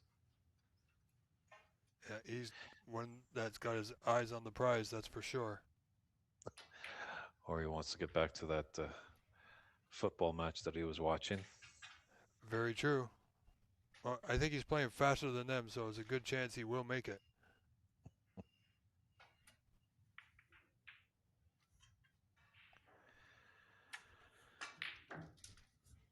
You know, that's another thing. It's great to see Ryan's opponent, Brian, helping out with the rest. I've seen that from a few players this weekend, where your opponents need the rest or the extension or the slip-on extension. They've been helping out.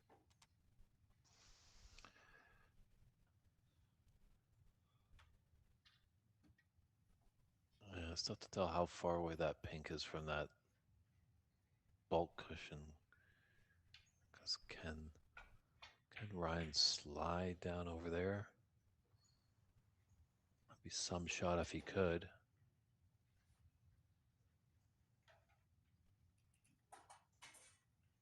I think he's going to come off the right side of it, or the side that we can see. Oh, he changed it. He went for the double. My goodness. A little surprising. Wow. If there's a cross double on ever, Dave, I think this might be it.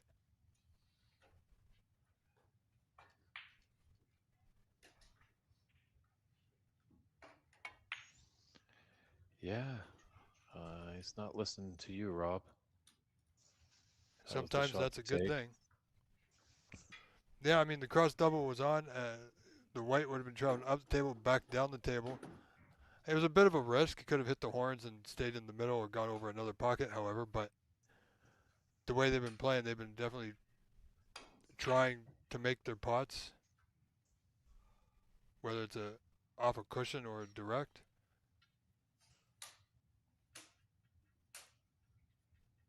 But Ryan only got that 4-point lead, so he still needs the pink. Brian will need the black. Either way.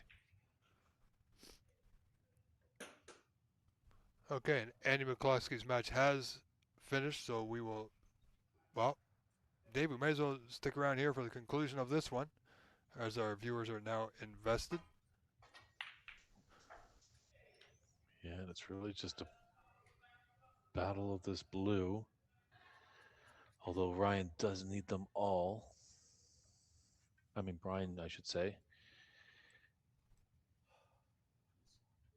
And Ryan would just need the blue and the pink.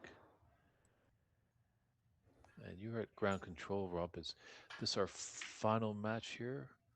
Or do we have a couple other matches on the other tables? There are some other matches on some other tables. If this one concludes in time, then we will be able to switch over. I think we're pretty much on the last section of the list as I've been looking through it. Let's see. Brian McCreeless and Ryan Nolte. Wow, where's this one? Oh, Ryan Nolte is a late start or late entry. Correct. So this should have been Hazibullah Hadari. So this is his last match. Then the other one going on right now is David Hunt and Sonan Sherpa.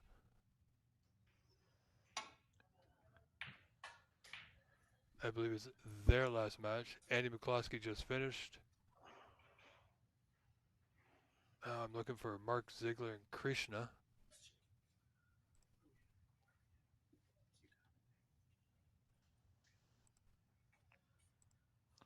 and I don't see them starting. So still got Mark Ziegler and Krishna Sridharan. So we're in good hands, and we are doing well today. We had a good start this morning. Great black there. Great recovery there by Brian. Looked like Yes. he was the front runner to win that first frame, but then really let Ryan get back in. Comes back to down to that blue. That might be nightmares for Ryan, but we'll see what happens in frame two when we come right back with the 2026 Colorado Snooker Open. So what I can tell you, ladies and gentlemen, why we're waiting for this frame to restart, or continue rather. David Hunt leads Sonen Sherpa in the first frame. Actually, right now, it's tied 27 points apiece, just been updated. We have on table 2, Abhishek versus Mitchell Sire. And that frame's just concluded with Abhishek winning that one, so he's up 1-0. Nobody on table 3 at the moment.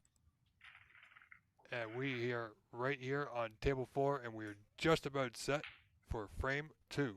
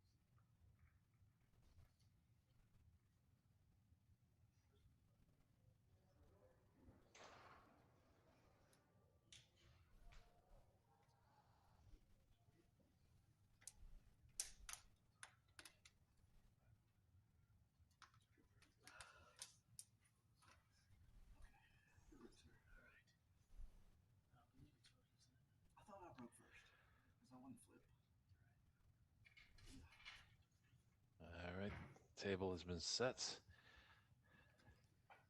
Like a beautiful painting about to get disturbed.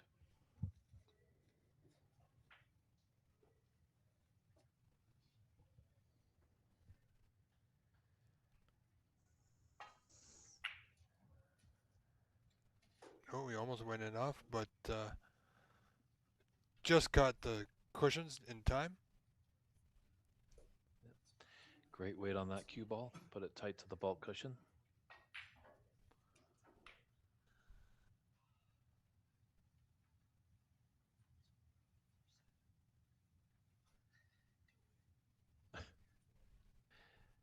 Both these players having some good banter towards each other. It Yes. seems like Brian was taking a look at a shot, and as he walking back to his cue ball, almost fell over with laughter.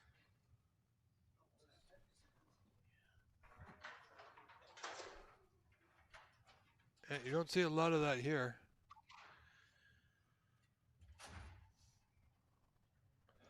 So it's good to see, as competitive as these players are this weekend, they are also, like we said yesterday, enjoying themselves.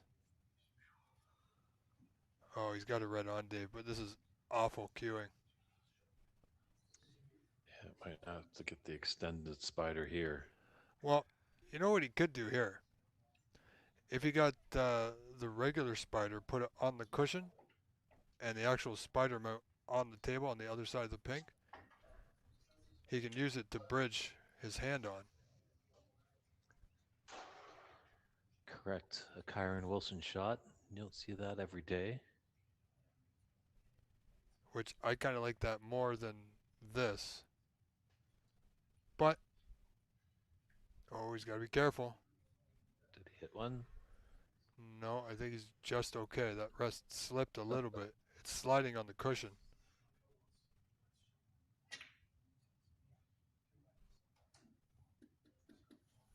Very nicely done. Yeah, it looks like these pockets are just a little generous, not super tight, which, I don't mind in the amateur scene. That's right. Do like the pockets to be a little bit open, help players build their confidence. Let us see some higher breaks, but Oh, obviously it's not that big enough for Ryan. no, but as you know, with these tables have brand new cloth, and that sometimes helps the pockets accept the balls a little bit more easier. You know, this cloth is only 1 day old, so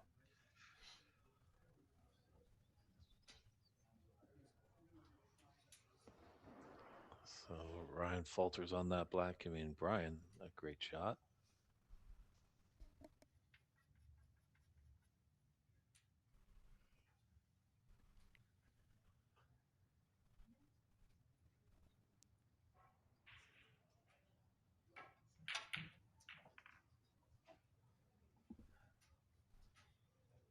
well, that's not bad. That's actually pretty good from where he is. Switching hands. That's what we haven't seen, Dave. It's a lot of people switching hands, and that was probably not the best time for it. Agreed. Unless you're really Confident in doing so. incredibly confident, yes. Um, a big stage tournament, there's no need to mess around. No, I mean he barely scraped that win in the last frame. He had the frame in hand, and then Ryan came right back. So that's got to tell Brian that his opponent's not giving up no matter what the score is.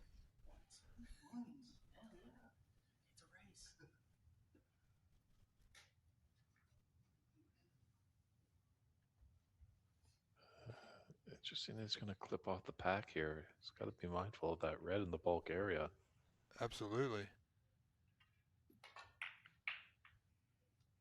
Does he even Appreciate know him. there's a red in there?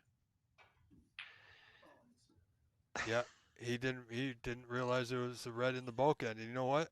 I've made that same mistake too. You've walked around the table, you've looked at the pack, and you're just so focused on getting safe, you forget there's a red hiding in the bulk end. Unfortunately for him, he's left it potable for Ryan.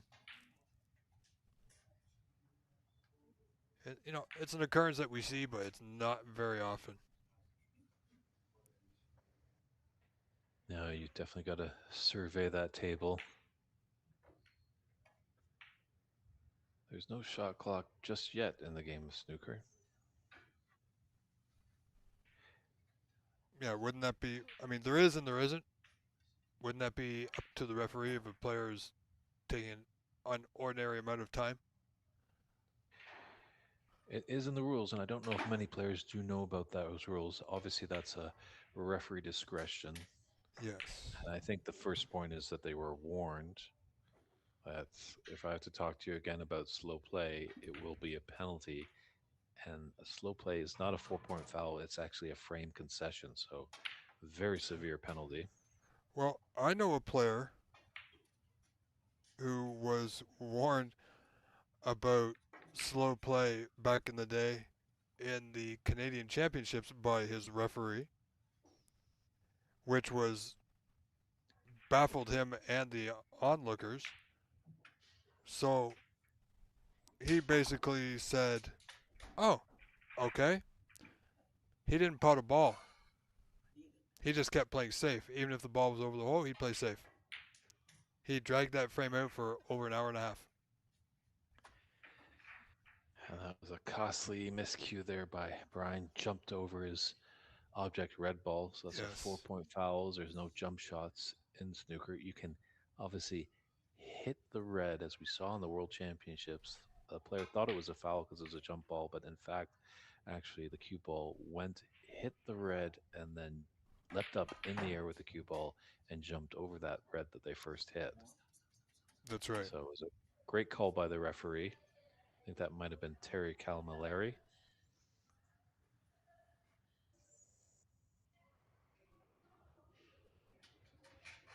Oh, this is tedious here. Yeah. Just get that white to the bulk end. I mean, although I think Ryan was trying to pot the pink, but the outcome is better than what he had intended. Yeah, I had the distinct, I don't know if you would call it pleasure, but a final of a BC Open qualifier once between two players. It was a best of five, so 5 frames in total affair, and it took just over 6 hours to complete. Oh, gee. Yeah. It's not the swiftest game. Snooker is a slow burn, It definitely can be. but we're in the amateur game here. We're not paying the rent with all our winnings here, so I'm not trying to force players to go quickly, obviously, play their shots, but sometimes you look at players and there's a red over the pocket and they're down taking 2 minutes. Yeah. Well, we don't have referees, but this is why we have tournament directors. I myself has been called over to watch a match because their opponent thought their thought their opponent was playing slow deliberately. Uh, it turned out they weren't playing slow deliberately. That was just their style. It wasn't intentional. So the match picked up and the player ended up speeding up a little bit, and the match carried on. And we do have a lot of older players in the circuit, Yes, and they're maybe accustomed to the old style, as I mentioned earlier today, that in the pro scene in the 70s or earlier 70s, that most of the time players would put a 20-30 break together and then run and hide. They didn't risk their chances of opening up. that's right. So thank you, Alex Higgins, and thank you, Stephen Hendry, for really making it exciting by playing that aggressive and rather, well, in Alex's case, flamboyant snooker. Yeah, I know. I know myself, Dave. If I can get in the balls and get a chance to open them, I'm taking it. Sure, I had the distinct pleasure last year at the World Championship, saw Zhao Xingtong rattle off 4 frames in 44 minutes. Yeah, that's that's not well. That doesn't happen here. I was just about to say it doesn't happen here very often. It doesn't happen. That doesn't happen here. And it definitely, like, as I mentioned, when you get in the balls, there is some fluidity and the frames Sure. start to move along at a quicker pace. But it's amazing watching the pros, even in like a tactical battle that they get into. You Yes. look up at the clock and it's like only 20 minutes have passed. Yeah. I mean, one reason here matches won't go that quick is because they're not waiting for players on other tables to either play their turn or the player waiting doesn't want to be in somebody's eye line. Things like of that nature, right? So Correct. And they also have a referee yeah, manning the table and spotting the balls. They've got a dedicated scorekeeper. So, really, all the players have to do over there is focus on playing. yeah, which I would love to do one day.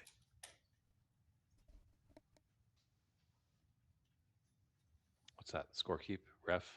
Play over in England? No, have somebody score, keep, ref, and spot the balls for me. It would be fantastic. Well, I'm pretty sure if you break out that wallet, you could probably pay someone to do it. Yeah, that's true. Can always find somebody to do it. No, but I want to earn my way through in an event that has that possibility.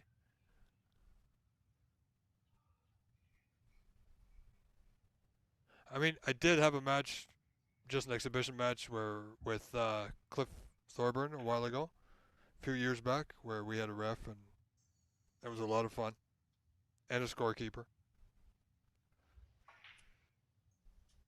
And the results? Not good.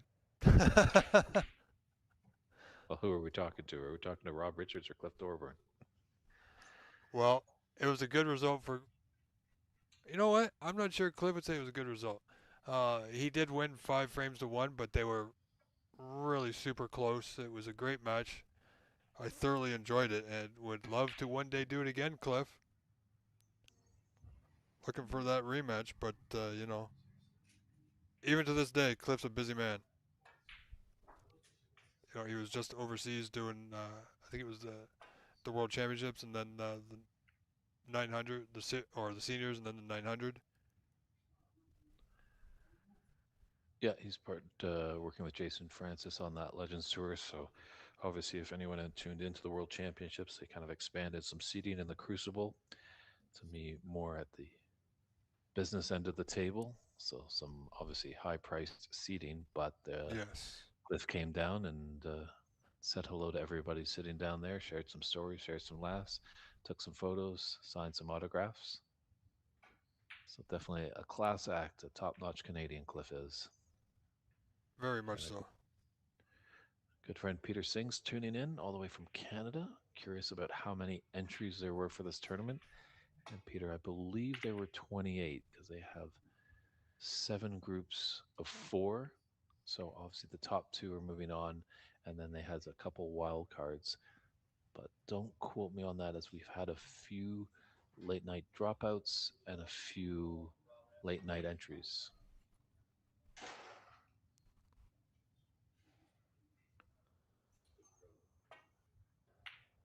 But definitely a fun tournament, and it's not too Oh yeah. far from Vancouver, where Peter's up there. Does a lot of great things for our snooker community. So hopefully we can see you down here, as hopefully the tournament will be an open one. And that means players north of the border can come down to the Rocky Mountain State and battle it out. Yeah, I think the popularity, they're gonna need might need a bigger venue. Yeah, bigger venue or more days, but More that's days, yeah. always the battle that we have, obviously, because we all have our paying jobs. We're all here for the labor of love. And sometimes it's tough to take a hefty amount of days off from work. Yeah, it's all about scheduling. You're not going to be able to get everybody. I mean, everybody that wanted to play this year, I'm sure there was more players, but scheduling wouldn't allow them to be at this event here in Colorado. Um, but I do feel like if they can get it out and scheduled as next year's event, let people know when and where it is, and then they can make arrangements early. They might get quite a few more entries. And the nice thing actually about being here at the, ooh, that would have been one heck of a Wow. plant there. But having the tournament here at the Hampton Suites and Inn, in the room, the conference room where these tables are set up, pretty much they have free reign. They could be going 24 hours a day if they wanted to. But I think Yes. obviously everyone needs a little bit of rest. But as we see in Canada and some venues in America, that we're always in active snooker and pool rooms. So there's a lot of juggling around. We're very gracious to room owners that let these tournaments come in, but sometimes they make stipulations that I'll let you have the tables, but can you start the tournament early and be out early? Because then my nighttime customers that are paying, that are helping me pay the rent, can come in and play. That's right. Wow. My goodness. What are we seeing, Dave? Brian has a little bit more luck, now leading by 9 in the second frame, 20 to 11. True. Just fluking a red, and he's not too bad on the black. I mean, it's, he's fluked the red, so he hasn't given the red up, but he's definitely going to take this black on.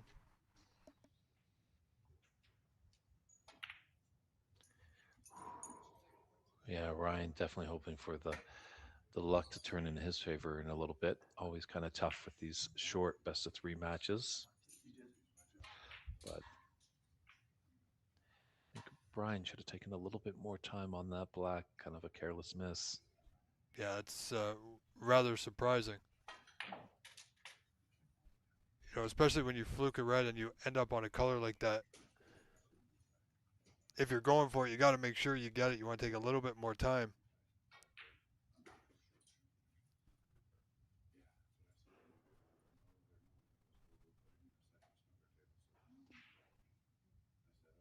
And yes, Putter 6, Matthew Herm has put a great event together, as well as Mark Wilson, of course.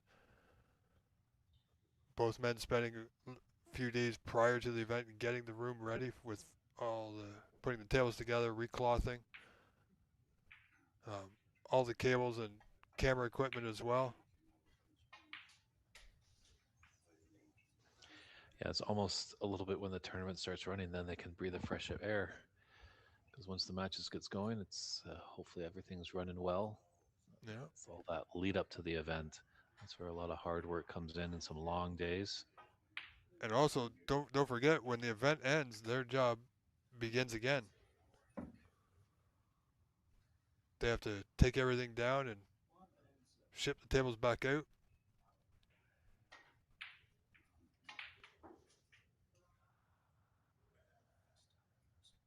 But I would expect they may have a few volunteers to help with that.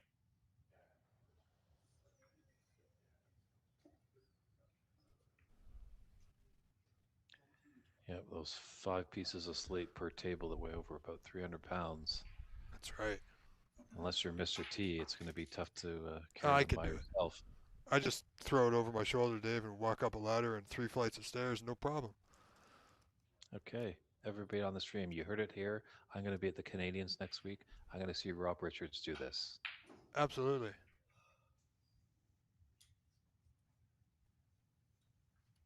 Be our mid-session interval entertainment. Oh, it'll be good for a laugh.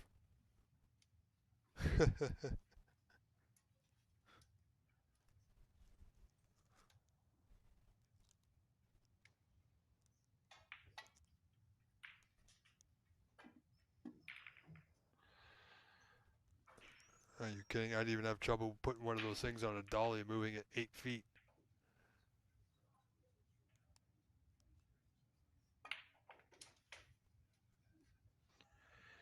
It's got a nice angle to float down for this red along the top cushion.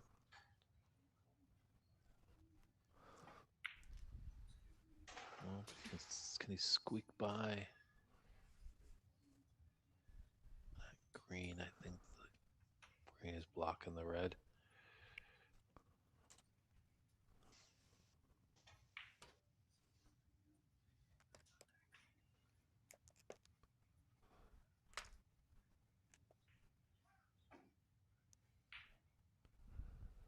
Might be able to take maybe a double around this green with that red just below it.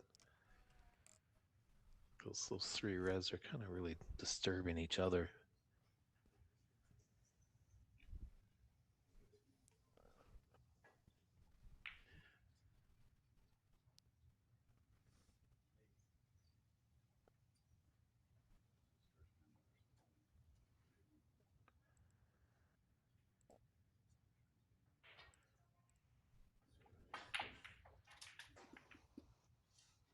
Wow.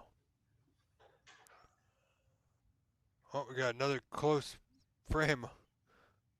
20 all at this point.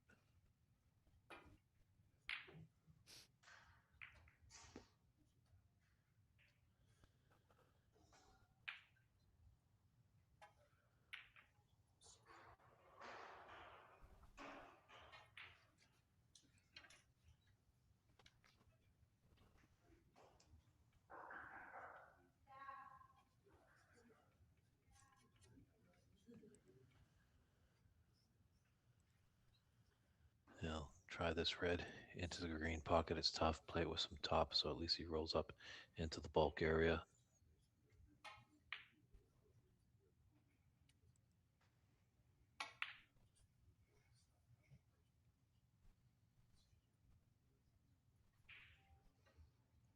Wow. What did that hit? That My was an goodness. incredible spin on that. Red. Ooh. Must have hit something on the table there.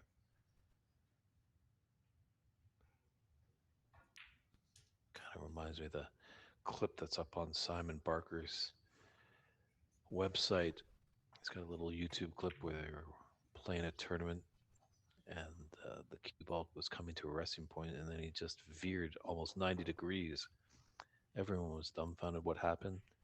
Oh, wow. In comes Simon Barker, takes off the cushion, makes a small little incision into the cloth, pulls out actually a piece of twine or a I little bit think I of, saw that. I think that was yeah, on the WST feed.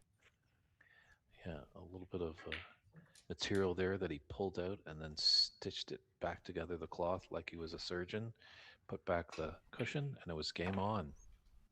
Oh my goodness. Oh, that white there from Brian definitely had eyes for that bottom corner.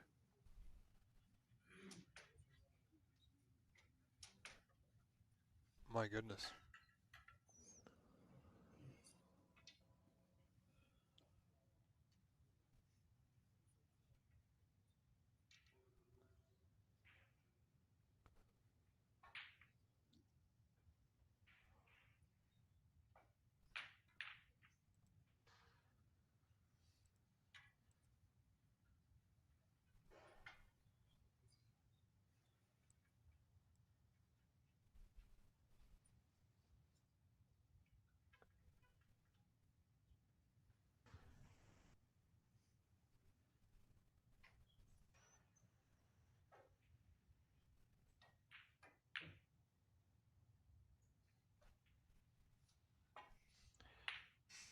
Yeah, it just looks like on the right side of our screen, we think we have a friend of the Colorado snooker Yes. community there, just having some practice. Obviously, donning a t-shirt and jeans. That is not the dress code. So, Yeah, that is on table 3.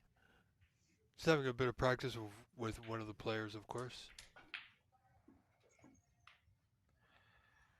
Possibly getting ready for their knockout rounds. yeah, I just wonder if Mark Ziegler and maybe Kirshner already had their match earlier today because they are in that batch of last matches, Yeah, I mean, and we do have an open table. yeah, Abhishek is in play right now. Brian is the match we're watching. Uh, Ray McCarthy. He completed his match. He won 2-0. Yes. Definitely the result he needed. He might have a slim chance. And Because, David Hunt and Sonam Sherpa are in play. So these are definitely the last matches, Dave. Like I said, the only one I haven't seen, which good point, may have been earlier. Because it is a roll on, roll off system, and we just happened to miss it.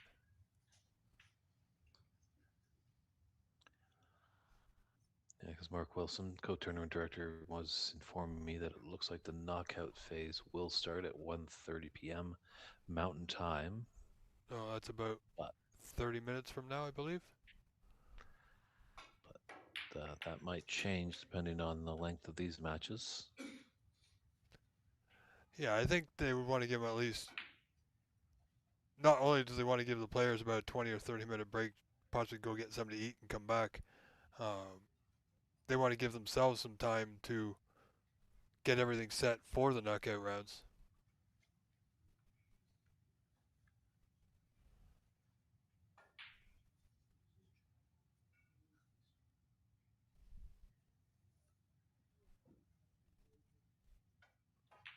Speaking of, just going to send a note to our scorekeeper, programmer rather, make sure that that's all set.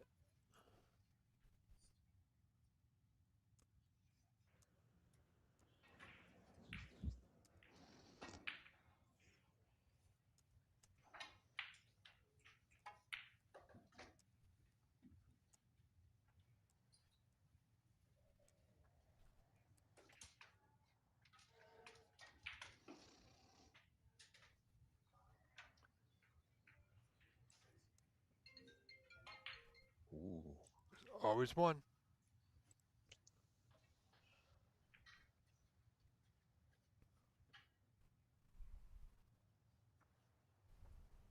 yes, it was very interesting this year. Let's just let Brian take his shot before the story.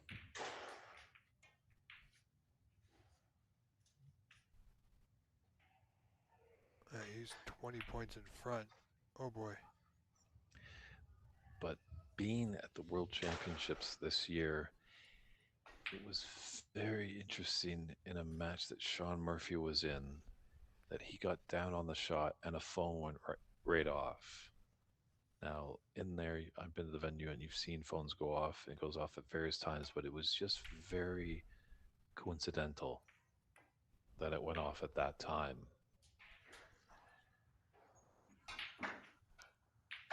Well, that's just it. People do leave their phones on. They don't turn them on silent or vibe or off. Um, but it always seems to happen right when a player's just about to pull the trigger and they're down on the shot.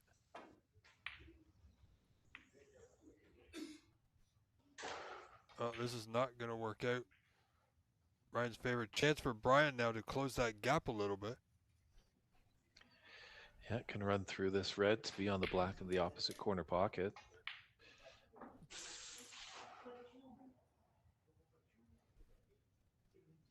He's not hitting down on the white. Why would he?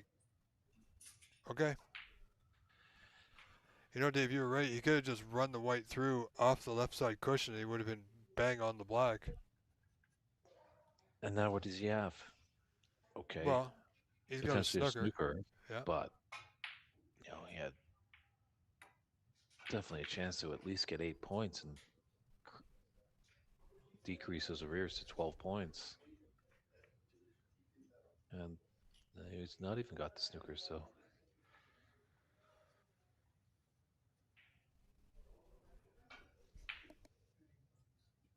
sometimes you just got to play the smart shot. I know it's a lot of fun when you can really draw the ball back at pace.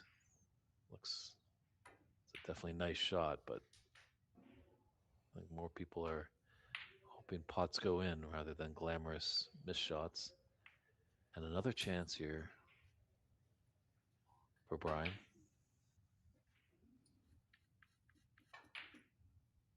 Yeah, he definitely has to take advantage of this one.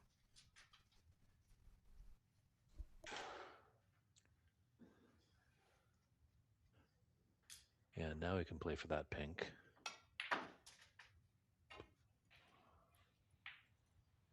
My goodness, Dave, what's he done? He's out of position again. You know, we saw a match. I forget who we saw yesterday who did the same thing. They kept just taking the reds and not making any colors when they were down several points. Very Was that similar. was that Ryan Nolte? I You don't know. know We've what? seen a lot of matches. It might have been Ryan actually. It might have, yeah. Because yeah, I think he was in a match. He needed to get at least some red with colors because a lot of the reds were up in the bulk area, so he wasn't going to be able to get back in the match very swiftly. But at least getting a few colors here and there, he could close the gap.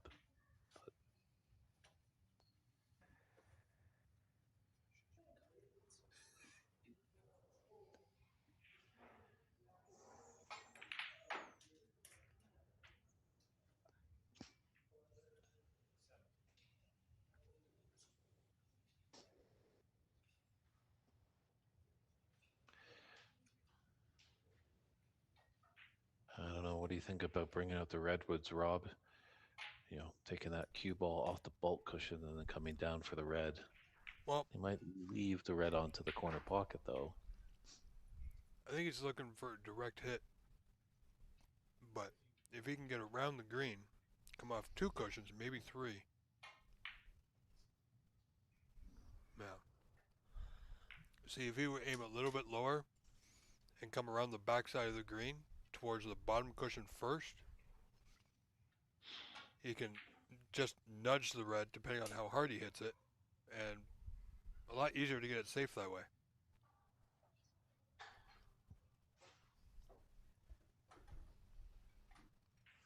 But the way he's going, Dave, I do think he can get it direct, but there's a good chance he can leave it over the pocket. Oh, it was a great Or contact. do Spin that. it off.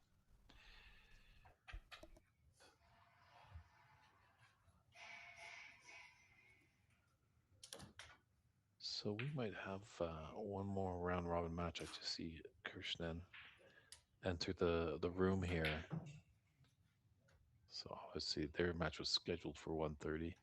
They might not have got any messages that a table was available, as it is roll on, roll off. Yeah, well, if you see Mark, I'm pretty sure Mark's already getting things organized for the knockout stage. So to save a little bit of time, some groups are probably already, uh, despite not being finished, they may already have the results. So yeah, I'm sure he can get something organized. Maybe not fully, but just to save a little bit of time.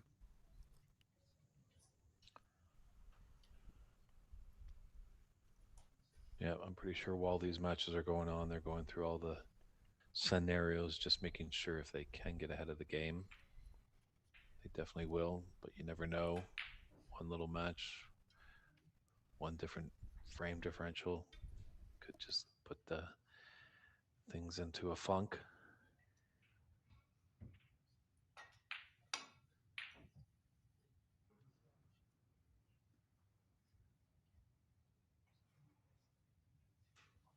So just 10 points in it, 35 on the table. It's the second frame of this best of three round robin match between Brian McCreelis against Ryan Nolte. Rob Richards is in the booth, and then I'm David Burney. We're glad that you're tuning in on the NSL TV and DT Sports YouTube channel. It's the Rirenka 2026 Colorado Snooker Open. Obviously, give a big support out too as well. Tom Chalk has done some great sponsorship here. We appreciate that.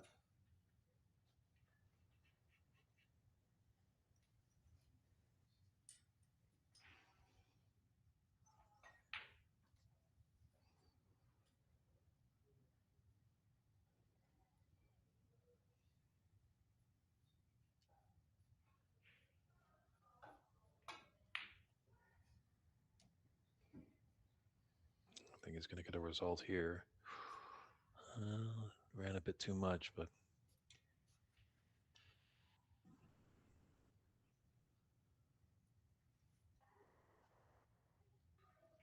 I think maybe just got to trust the table, but maybe just a delicate tap on that red on the right side. Yeah, this could be a very interesting finish once again. Oh, he's played it well. Watch the blue. Free ball. And a 5 point foul. He hit it too good. Fantastic billiard shot, but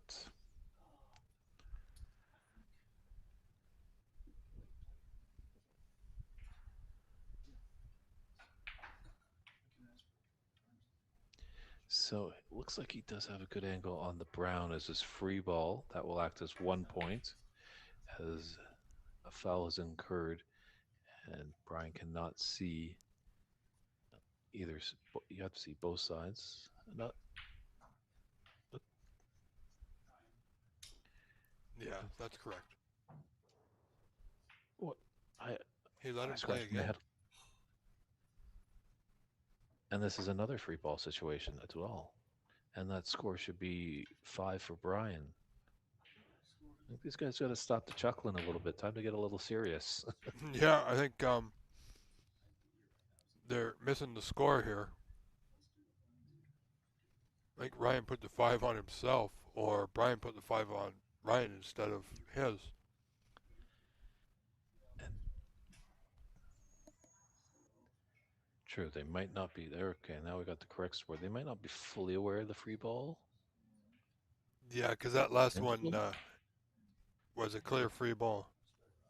And it just looked like the brown was nice and on a decent angle. I think he could come off the right cushion, be on the pink as his color ball, and the red was nice and close to that same pocket. Absolutely. So now he's got ball in hand. I think it's still a free ball.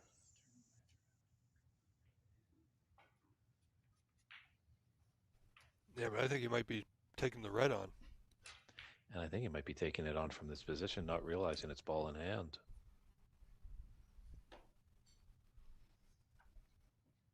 Well, I think this is the case of new players knowing the rules but not knowing the rules.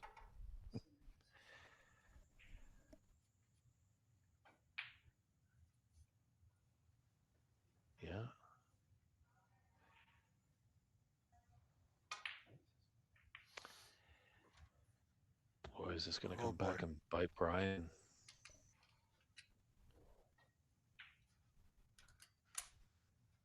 But I'm pretty sure when we see them next year, they're not going to be making those mistakes. No, not at all.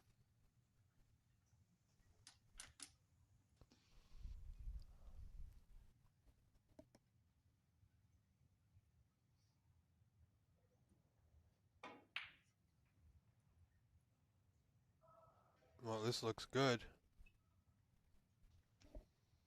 Good little snooker here from Ryan. Only in front by one.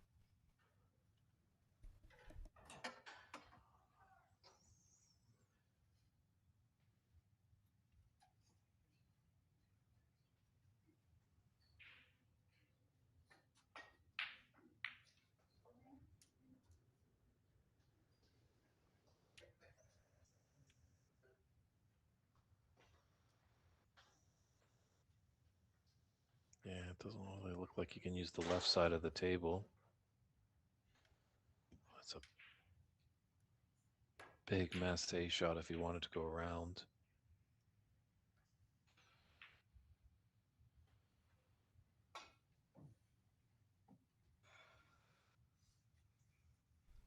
You know, that was surprisingly closer than I thought it would have been. Agreed, a decent effort, so he's just going to make the minor adjustments. Sure.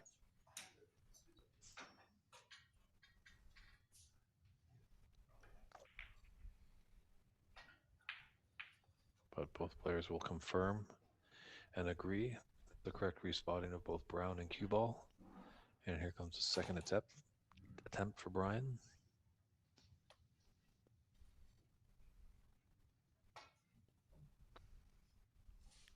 Oh.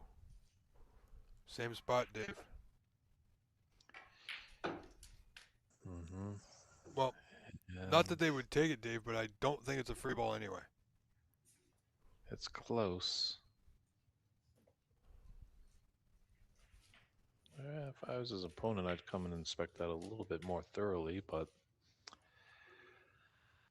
they're at the table and I am not. Let them play.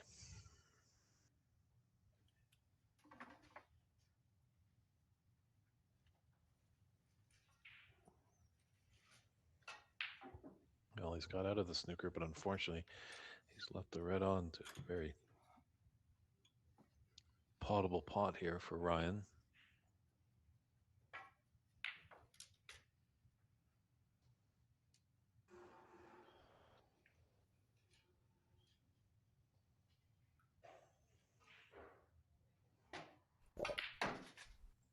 Yeah, I think it's possible now. Even more so if Ryan can pot this color, that we're going to see a third and deciding frame in this match. But as we saw in that first frame, Dave, anything can happen. And we've seen in this frame anything can happen. Oh, good pot.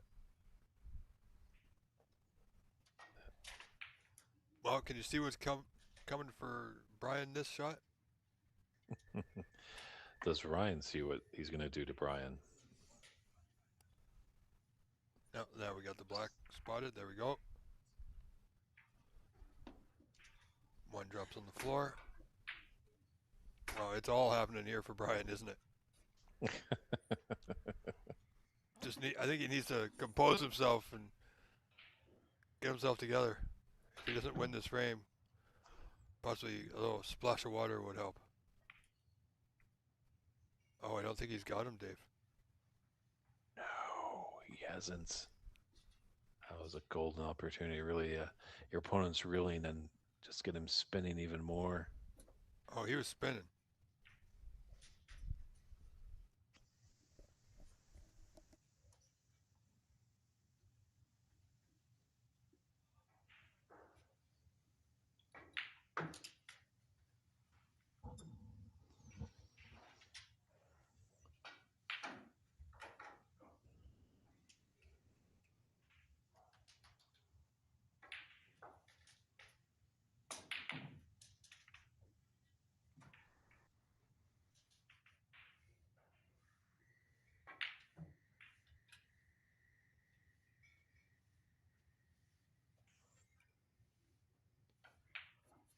Take two.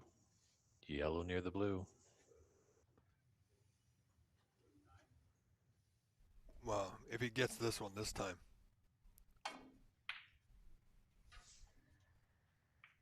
I mean, good effort, but again, take two for Brian with a putt on. You know, he's Yeah. trailing 56-39, so 17 down. He does require the 6 remaining colors. And nothing's really in any trouble. Doesn't even have to go down to the business end of the table.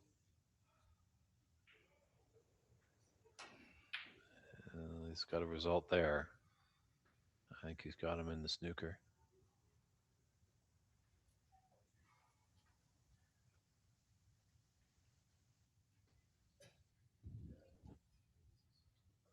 Well,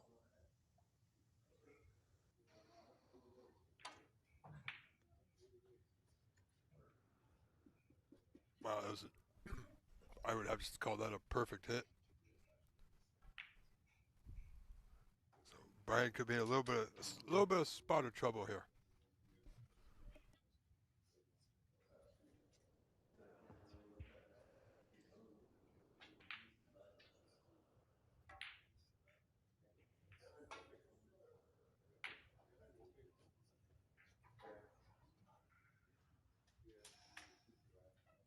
Oh my word.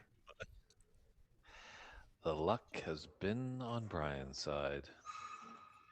Fortunately, I think the black is covering the potting line for the green into that same pocket where the yellow went down. But he could hit on the left side of the green, put the green up and down table. And Brian could come off the cushion, potentially maybe be near the pink or the brown.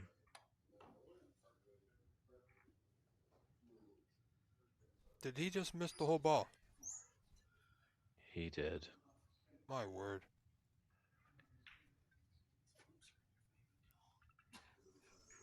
Wow, it's this man. It's seemingly all happening for him, and not in the good way. He's had a great number of chances just to really take the frame under his controls and just colossal lapse in judgment.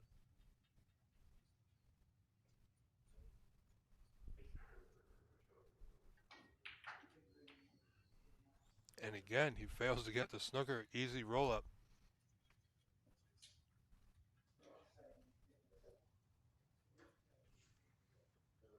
Now, will Brian take the double on?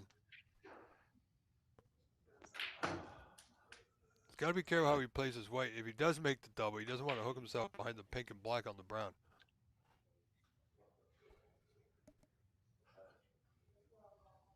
No, so it doesn't have to, rifle it in.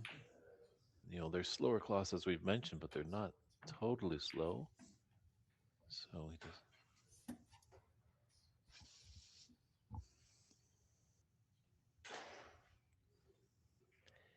once again, is Ryan gonna put this cue ball tight behind the blue?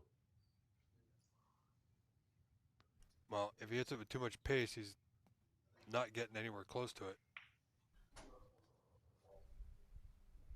Oh, good effort. He might have him, but it's real close. I, once again, he's close, but no cigar. There is a pathway here Yeah. for Brian.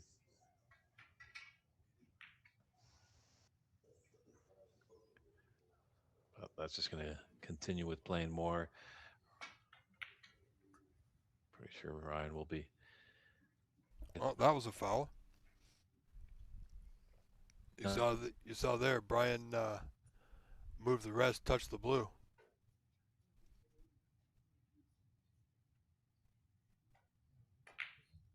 And once again, I'm not so sure they know about that, but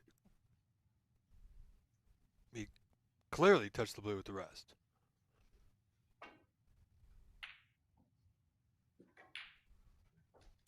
However, Play continues, Dave. 60-41 is our score. 19 the difference in favor of Ryan Nolte here in the second.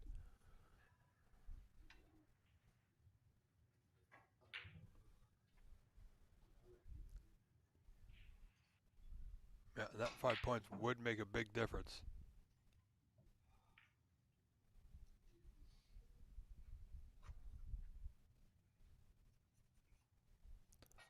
I don't know.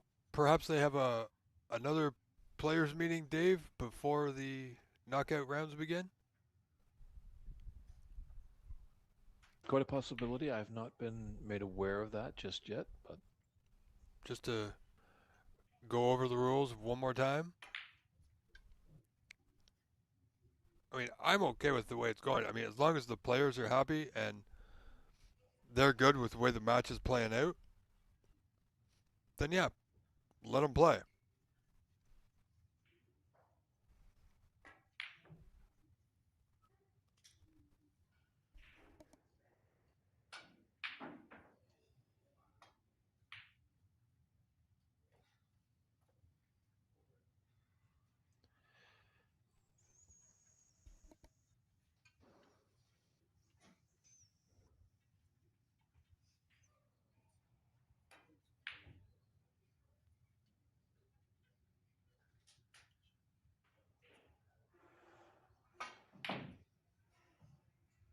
why so hard?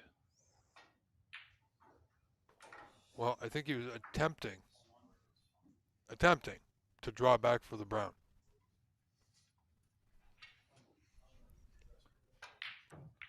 But that's an even more difficult shot, even for the more seasoned of players.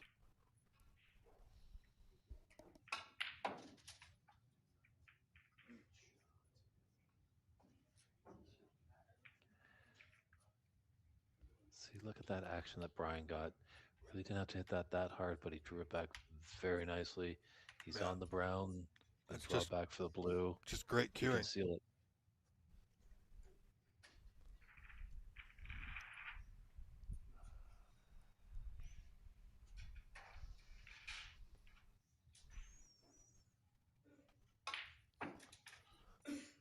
Well, can Brian do it again? Can Brian nick the frame? Last frame it was Ryan with the opportunity. Didn't, but he almost did. So hoping his cue ball could come down a bit more. Be on the other side of this blue. Now he's going to have to go up and down table.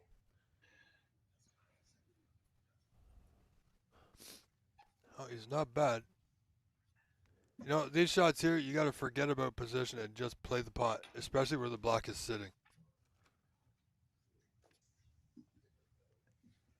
You know, players tend to play the position and forget the pot, which position is no good if you don't make the pot.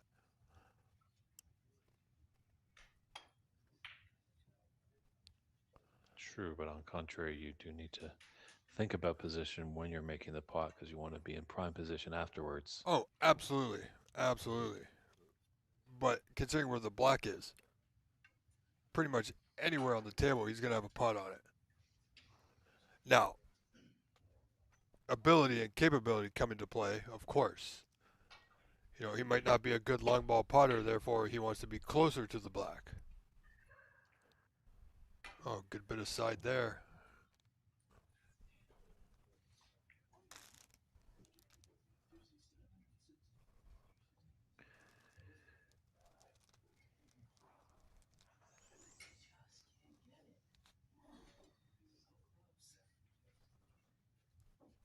Oh, Ryan seems to be having a good time.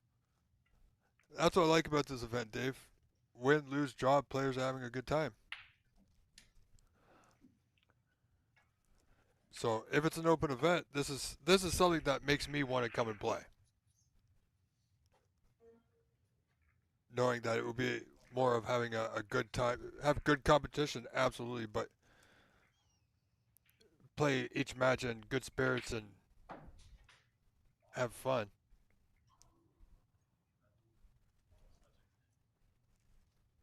Yeah, we're off to a decider. And I Yes, think we are. He's letting Ryan take this black. Doesn't really need it. No. Not sure why he's really even just bothering with it. Just Just wanted to do it because maybe he's on camera. maybe one of these players have an over/under on match time, possibly. Well, I think they're over that. Yeah. Touche. I don't know, Dave. Do they have a bar at this location?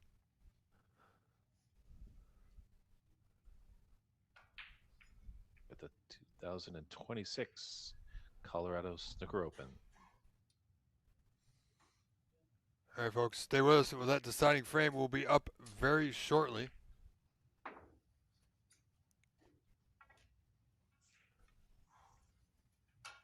And there goes Mark Wilson. You can always tell Mark with his shoes that he's wearing.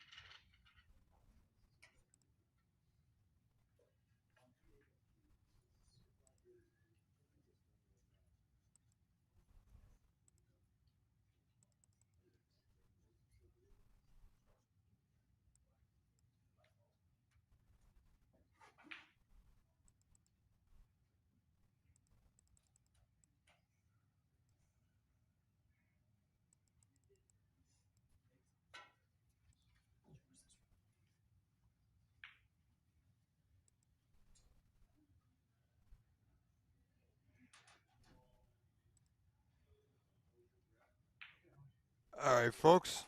Here we go. Deciding frame. Brian McCreelis, Ryan Nolte, 1-1.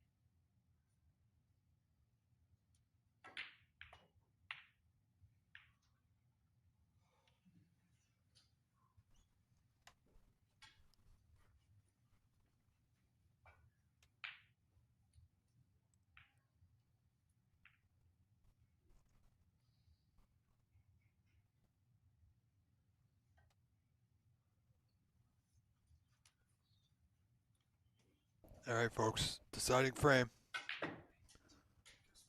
Brian McCreelis, Ryan Nolte. Brian leading by 8, 13 to 5 here.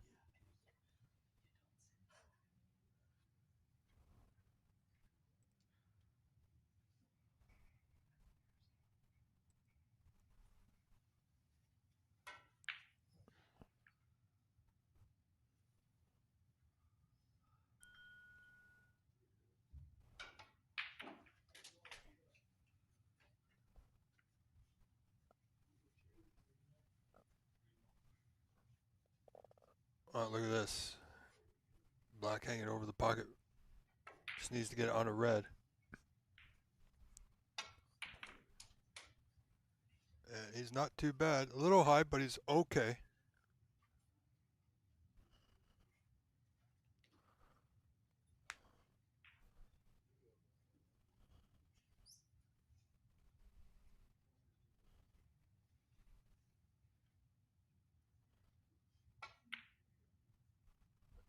There, no. Well, I think he might. Well, I think he might have covered it.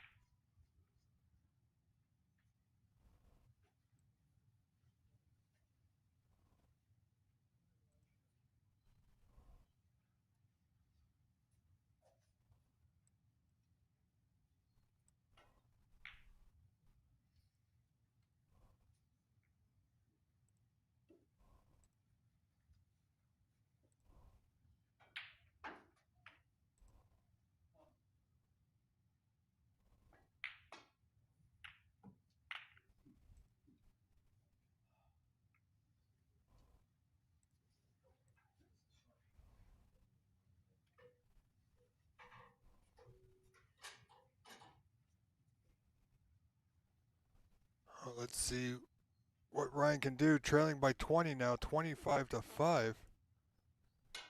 He's got a chance here with this red to the lower left corner.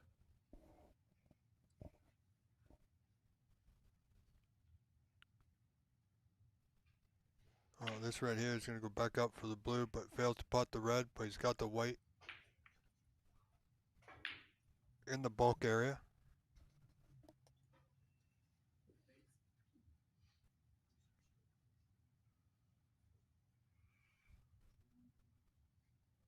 It looks like Brian's going to take on this long red. Wow, nicely potted, but out of position. It's a super fine nick on this block to the right corner. I don't think he's going to take this on. Rightfully so, just dump the white into the bulk area. If you can't see the yellow, you can use the pink to do so.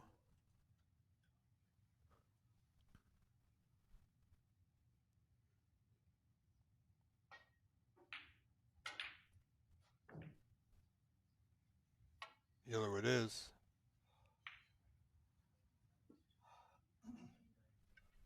That's not bad.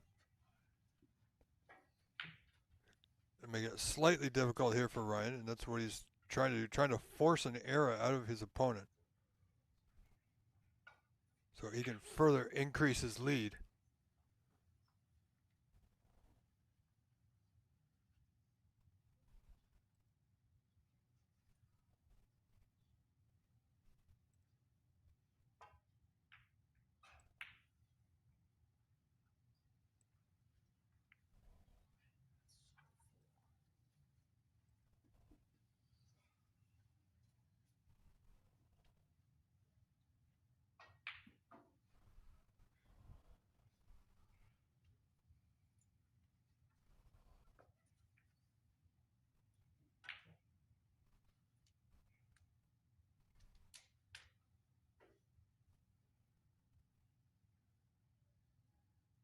this is going to be a bit of a stretch. Oh, he's got another red to the right of the pink spot, but not sure what his goal was there.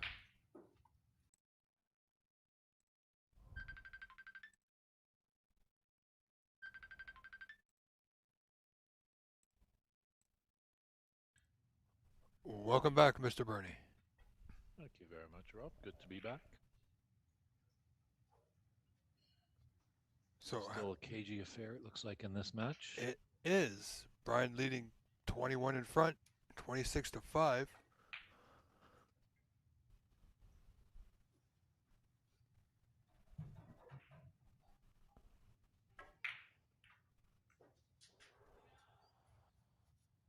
Oh, Ryan's going to need to get that white top cushion if he can. He's got decent weight. Is it going to reach? That's not bad.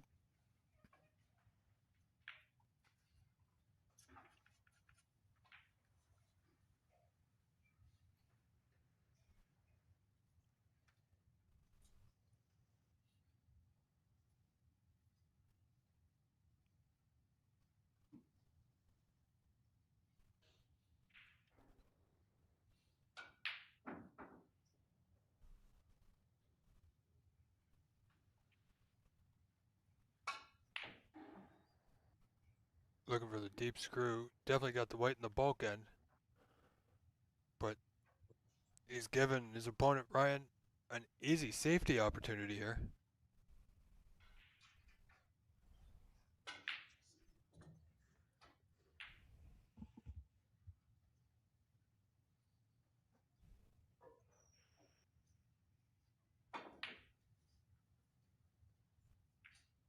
Oh, where's this red go? Oh my, we have seen so much of that this weekend, Dave. It's almost unbelievable if I didn't see it myself.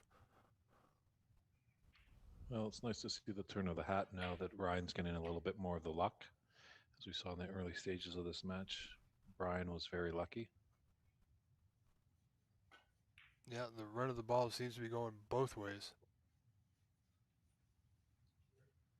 Of course, now he's got to navigate his way through a good safety here.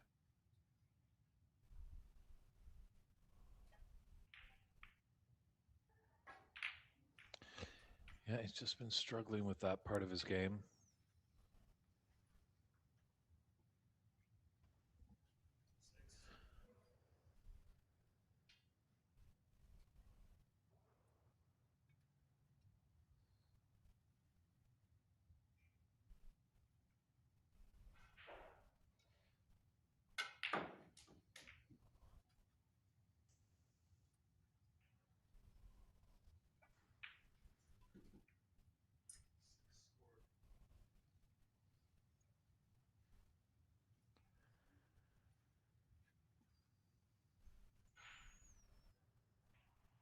Could have a shot to nothing here for Brian.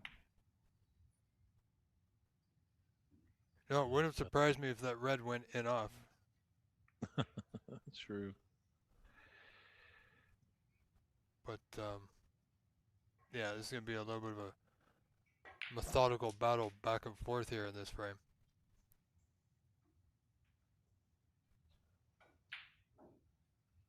Oh, Ryan's not sure what Ryan's thought process is here, but yeah, the double kick was always on. Oh, I think he may have gotten away with one. Yeah, that's a nasty piece of business, getting that cue ball tight to the blue. You know, it's a pretty straightforward safety off the red, closest to that left middle. Doesn't have to really do anything with the white, but manage his weight control of it.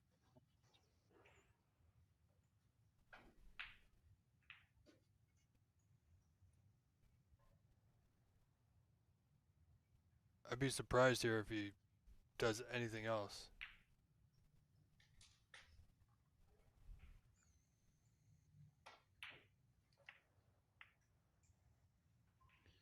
Now, why did he go that way? I Guess maybe he was trying the cutback double. Yeah, but you could see how close he was. Even if he made it, the cue ball would be in that general area, Dave, and no position whatsoever. Yeah, his color ball really wasn't on afterwards. So Yeah, I mean, not at that pace. If he played it harder, he may have got something. But yeah, and it's going to cost him a little bit.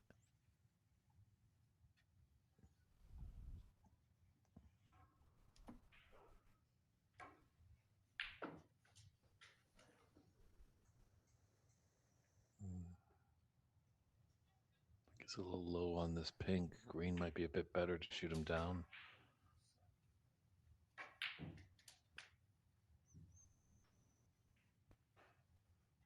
Well, Dave, It's- at the conclusion of this match, you'll have to update me or update our viewers of when the knockout rounds will start.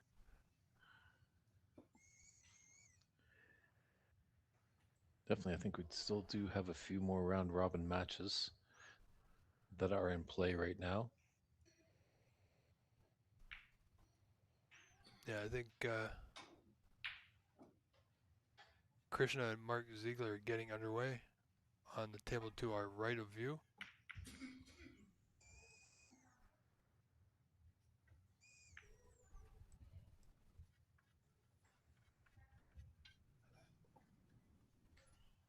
However, Dave, if they are underway, then they're not using the score whatsoever. So that match to the right of us, well, Yeah, that matches Krishna Surandahan.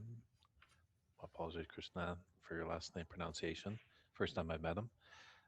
He was supposed to play Mark Ziegler on this draw sheet, as we've seen, but obviously his opponent at the table is not Mark Ziegler. And that's some right. people are just saying they're just practicing. But looking at when I was in the room, just stopping by just to see if I could see Mark or Matt, they looked pretty intense, like they were playing a championship match. So I'm not sure what the mission is with that. If I do see Mark or Matt, hopefully I could get to the bottom of that.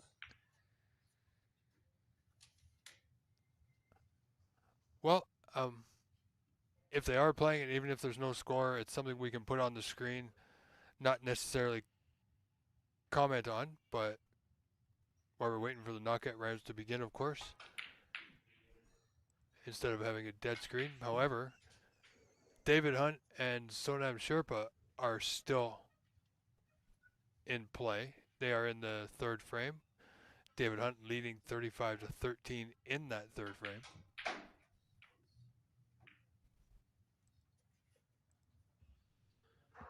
Just a delicate stun. I think natural angle off this red should put him on the right side of the blue.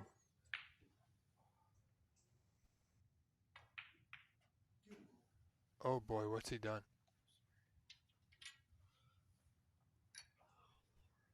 How did he manage that, Dave? I think he just took it for granted. It's right over the pocket. Not a lot of distance. You just think, your ego slips in. This is an easy shot. Should be able to make it all the time. But there is always that one time, and we just saw it right there where it can be missed. Yeah, I mean, Brian is maintaining that 20-point lead here, but that should have been adding a few more points for sure. Oh, look at this, Dave. Oh. Lucky and unlucky all at the same time. Interesting point right there. You just saw that as that red is very close, and he knocked on the table in frustration. What would have happened if that red had dropped? Well, I believe it gets respotted to its original position. And now would that be a foul? No, I don't believe so. I mean, if he had walked by and slapped the ball with his hand in the pocket, yes, that would be a foul, and then in that case, the red would stay in. I would think. But any kind of floor movement or table movement, if somebody bumps the table and the ball drops in, then it's not a foul. But if the ball dropped in, then it would just get respotted.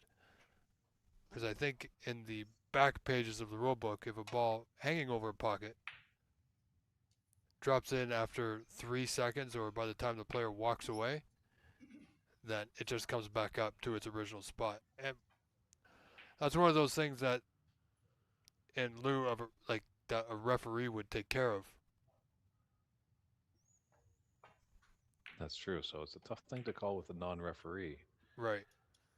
I don't know. You're walking back and you just kind of bump the table a little bit on your way back, and then that ball drops. And like, hey, I haven't got back to my seat, and the red went in. My break continues. Yeah, it's a tough call, especially if the other player's already at the table. I mean, as you know, we've all seen putts seemingly stop and then drop in. But, I mean, we've also seen putts where the opposing player comes to the table, and as he leans on the table, he may bump the table, of course, and the ball he's aiming for, which is over the pocket, drops in. Right?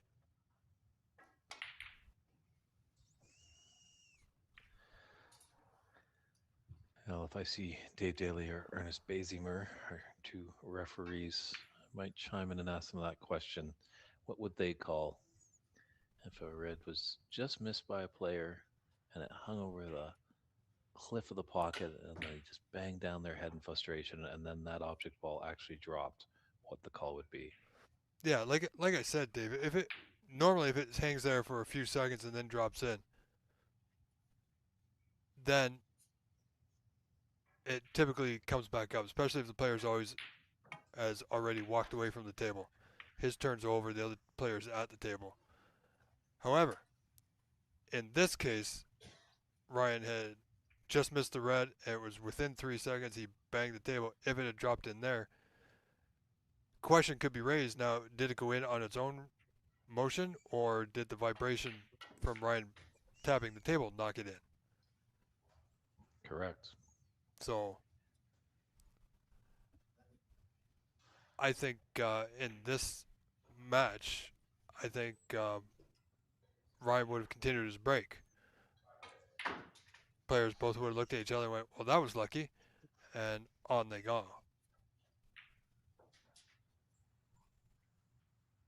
Or they may have consulted with Mark Wilson or Matt Herm or somebody else at the venue.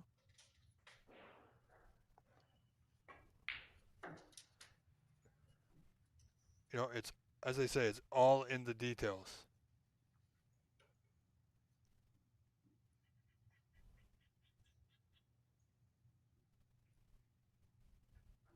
So we are actually in a decider. That match scoreline reads 1-0 for Brian McCreeless, but actually Ryan Nolte took the second frame, so we are in a decider.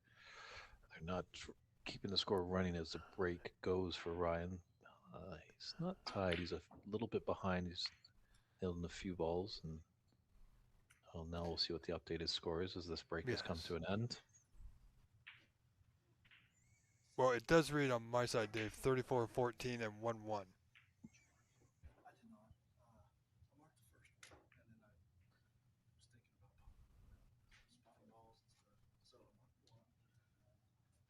But they do have some points to add there.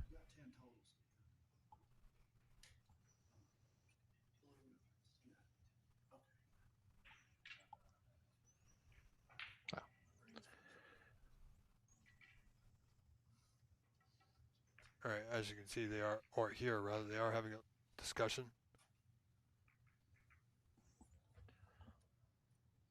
Yep, it just seems like my scoreboard needs to be refreshed on my end. There is the correct line that I have 1-1.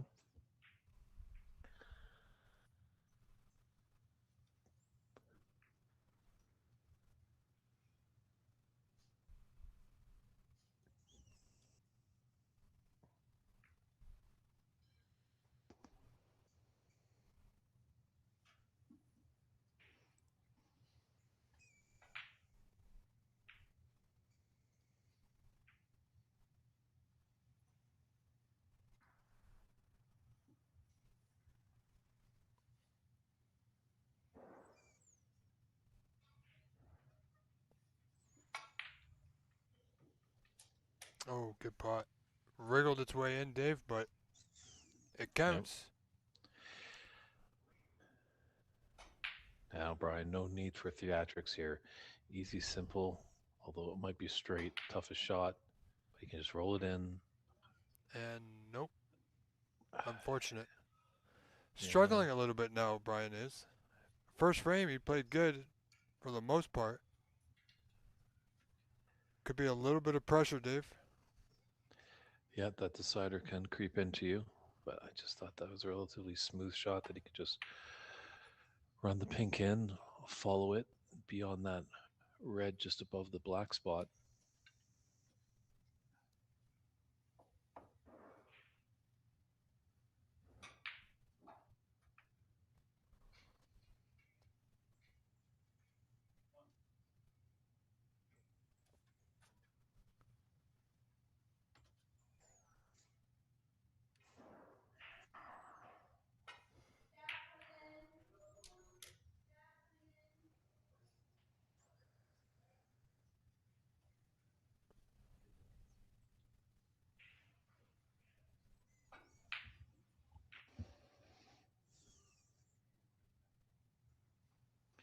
Should be able to hit this red. Just where is it going to end up in relation to the cue ball?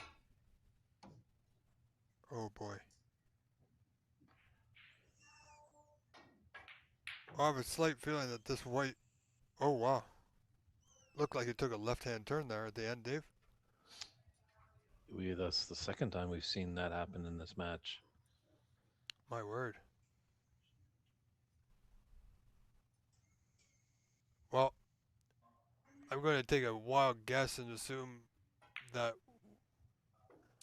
one of the semifinals and definitely the final will be played on the wrestling table on feed 1.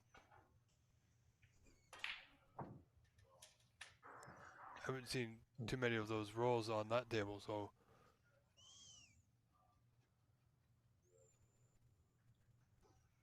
we'll see That what red happens definitely there.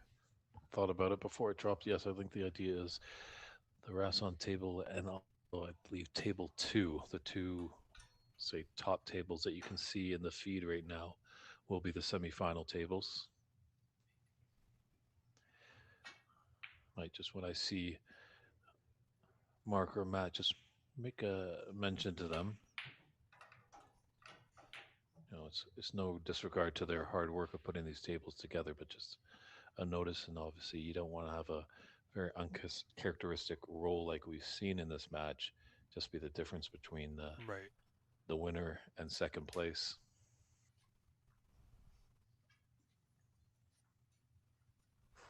Oh, Ryan's got Brian in a bit of a snooker here.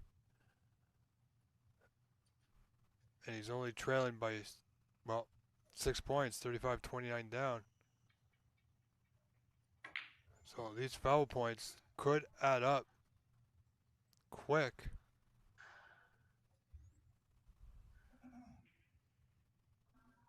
Yeah, final red on the table. There's always a potential of a free ball, but sometimes these guys don't seem like they like the free ball situation. This is true.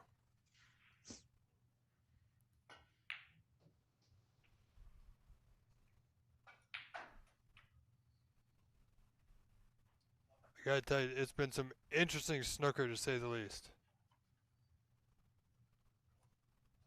Yep, a few head scratching moments. Gonna be Some really good close. shots. Oh.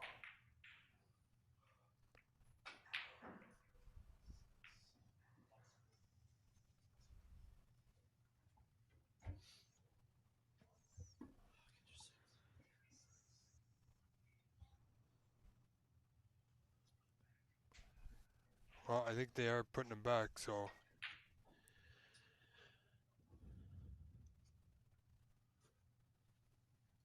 All right, just going to go back to his phone, just reel it back in the stream.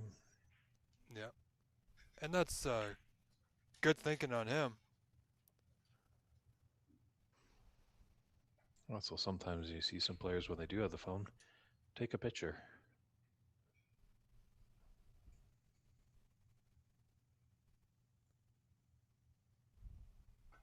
But So, obviously, in these situations, the more important thing is getting the cue ball of all things right back onto the original spot. of course. And once both players are satisfied with the spot of the balls, then we carry on. He's just got to, if he's trying the same way, you just got to miss the pink. Oh, Missed by oh an wow. eyelash.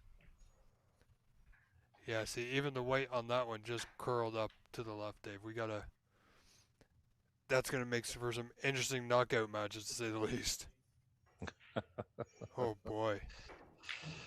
Yeah, the tournament director might have a few gray hairs depending on the players that are on this table. Yeah, I mean, possibly tonight might be a good chance to. Well, after today, they're only going to need 2 tables for tomorrow, so. But, oh, even right there. Oh my goodness. Okay. Dave, not this table on Sunday. But it will be an opportunity for them tonight to have a look at the other 2 tables, see if they need releveling or any kind of maintenance from the last 2 days' play. Uh, you know, because anytime you put in a new table, it doesn't matter what kind of floor it's on, there is sometimes a little bit of settling that can occur. So I'm pretty sure that's all we're seeing is that the tables are starting to settle in. Right? Mm-hmm. So if it is table 1, table 2 tomorrow, then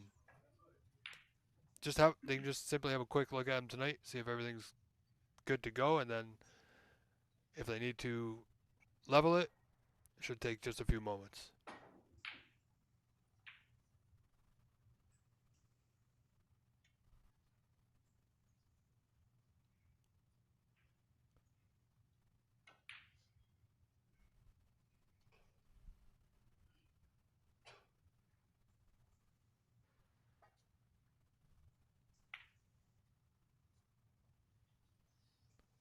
Yeah, Ryan simply trying to drop the weight into that bottom cushion. Could have played with a little bit more pace though.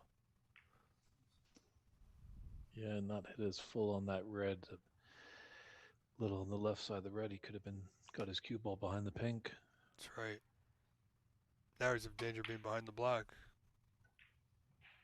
Oh, Brian tried. Didn't get it, but look where the reds ended up.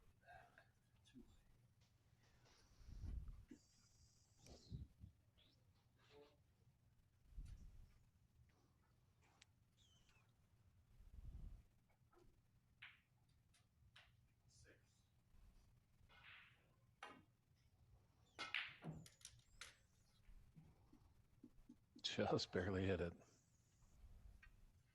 Let's out a sigh of relief. It's got a 13-point advantage, but 35 on the table. Still nobody's frame right now in this deciding frame. The final match for these two in the round robin. Not sure exactly where they are in the standings in this group. Oh boy. Oh, that's going to be costly. Well, it was a free ball, Dave. But they've already moved the pink back, so.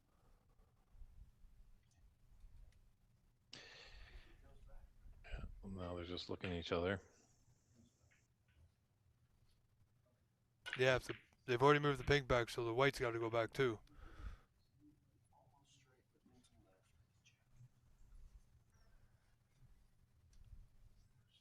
See, he could have just had him play on from where he was, and he was snookered behind the black. But because he already moved the pink, the choice was already made for him.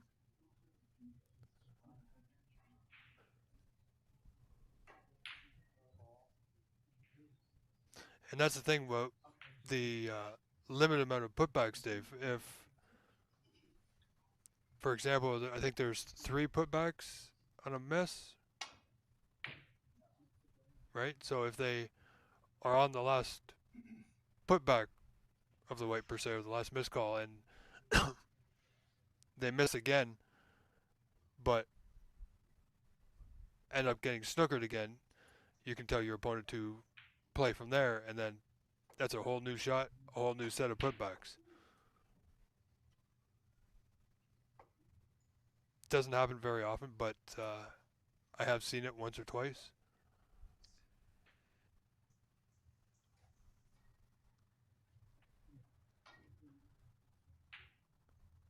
Yes, there are some strange things that can happen on a snooker table. Hey, I'm going to knock on wood once again, Dave, because at least our cameras haven't taken a wonky walk today. Yeah, actually, we've removed the tables in the room, so now the cameras are just on the floor. So you might see a few bumps here and there from the players, as it's pretty tight quarters in there at the ends where Yeah. Yeah, for the but most you part, won't they've see been any okay. more Dutch angles. Well, I mean, it did add a little something to our commentary and stream. Not knowing when it was going to happen or if it was going to happen, but, you know, the Wile E. Coyote camera, as we call it here.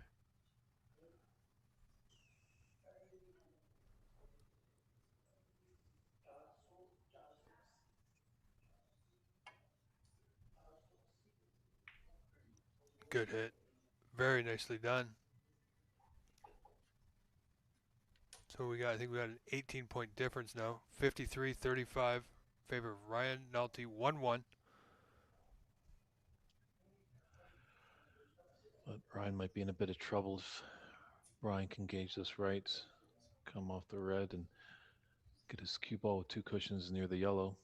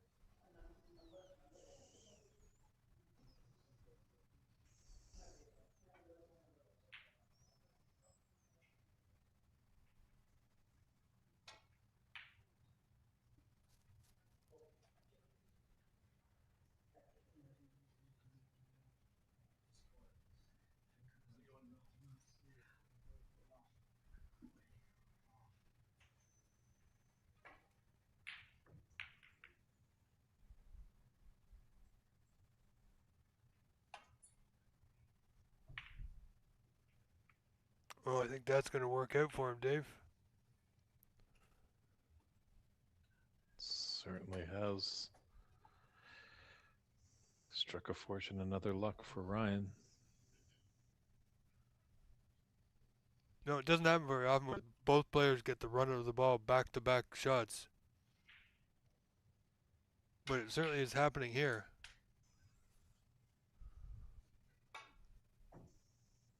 Oh, very close.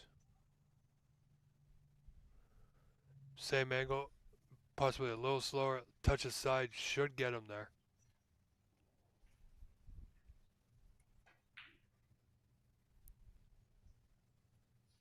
Well, I think it was a little bit out more. I think he can actually hit the red from where the white is now.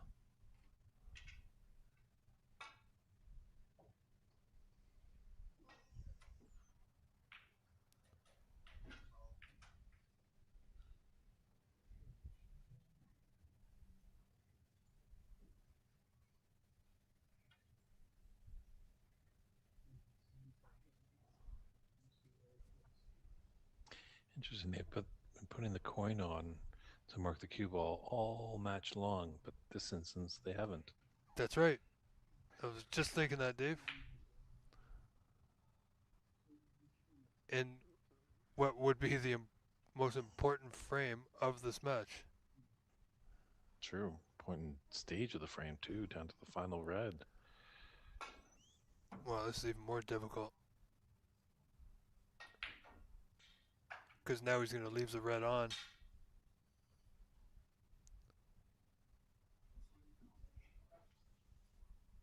Oh, he's giving Ryan a choice of pockets here, left center or top left corner.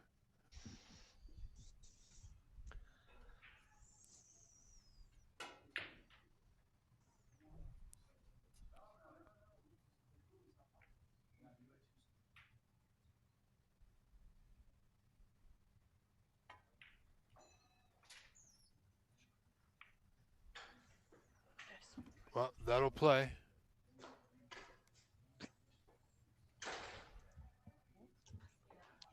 Because by the score, 66-35, that red now gives Ryan a 31-point lead with 27 on.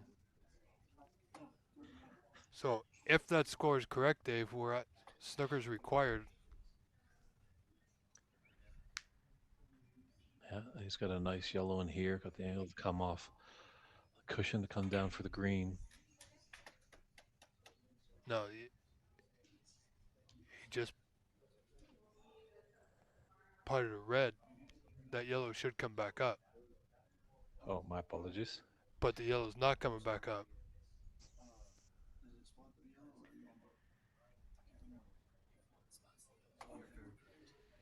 Yeah. They were.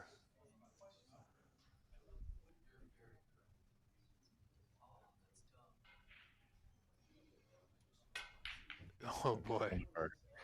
One of our players that might be in the room might be beneficial. They could step in and be a referee because now I think he's snookered himself Yes, he on that has. yellow.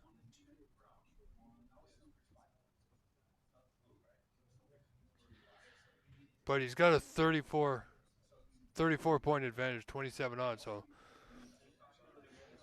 wow.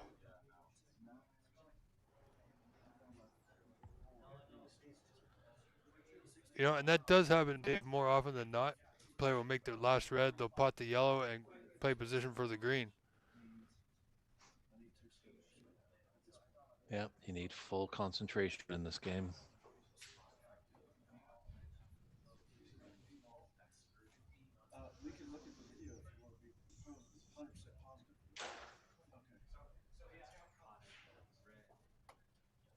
Yeah, they're just discussing about going back to look at the video to see what actually had transpired, but I think they're in agreement, as we all know, Dave, that he did pot a red, then the yellow, which would mean the yellow does come back up. But now Dave's question is, if he doesn't hit the yellow, do they know that they can't put it back? True. I mean, I'm only asking because we did see them leave free balls and, you know, not taking them. Yeah, I think all bets are off here, Rob, in this one. I'll bet you a coffee, Dave.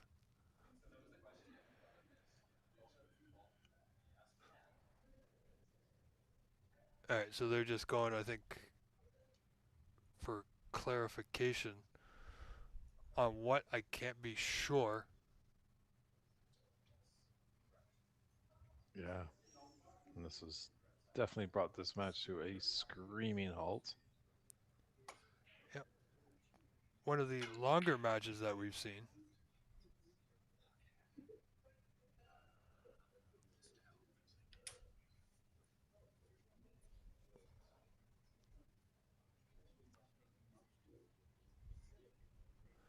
Very simple here, Dave. Top cushion, nudge the yellow, or left side cushion. Doesn't need a lot of pace.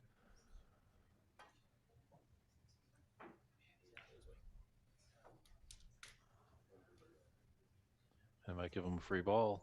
Won't matter, won't take it. But unfortunately, it's not. No. Now, do they put it back even though they can't? That's what our viewers want to know, Dave. That's why they're tuning in. Oh, here comes Ernst, so our bet's off. bets off, no coffee, no deal. Yeah.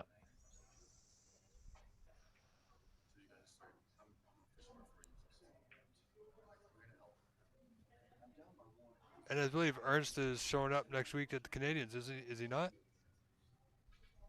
I'm not aware of that. I am just coming to commentate. That would be probably a John Actually, White no. question. Sorry. Or Presley Backus. Where is Ernst from? Houston. Houston. That's right. That's what I thought. I thought maybe he would show up, maybe as a referee or something. But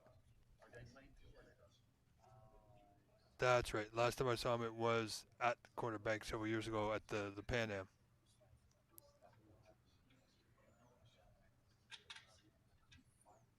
Good referee too.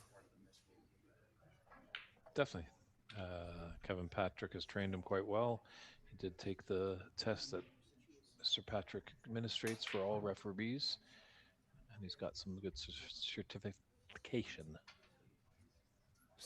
Say that 10 times fast, Dave. So, Dave, were you? I hear you weren't too successful with your lunch hunt. No, they're supposed to shut down the cafe here at 1:30 today, not 2 o'clock like it's been all week. Oh boy, is that because it's a weekend? I guess so. Actually, they are going to be closed all day tomorrow, so might not have as much foot traffic from outside sources on the final day. Well, that's okay. You might have to Uber Eats, Dave. Maybe. I feel like Ernst almost should plant himself at this table. Yes. Just continuous discussion. And he's floating. He's there at the top of our screen.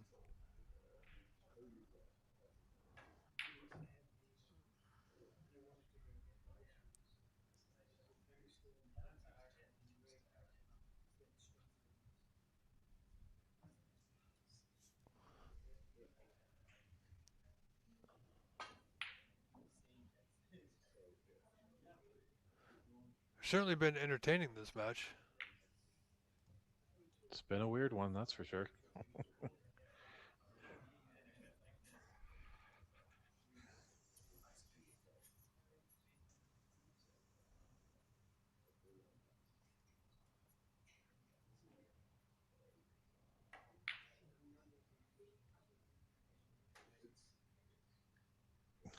That was Brian aware that he does need at least one snooker.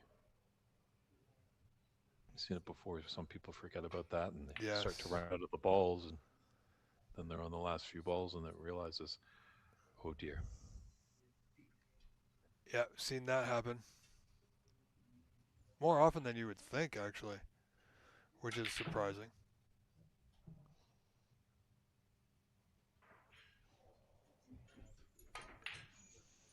And hello to our good friend Vineet Desani. Hope you're enjoying the action here in Boulder, Colorado at the Rirenka 2026 Colorado Snooker Open. Vineet's son, Rian Desani, will be battling out in Toronto at the junior tournament at the National Snooker League on June 14th. Pretty sure all of BC will be behind young Rian as he's representing British Columbia.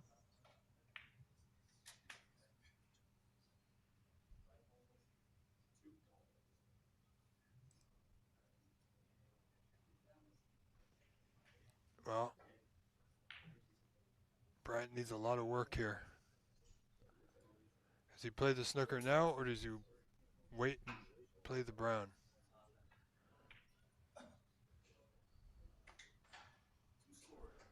Well, that would be neither, unfortunately. Both players, Dave, have struggled with what we would think is a straightforward roll up for the snooker. But 28 the difference, 25 on.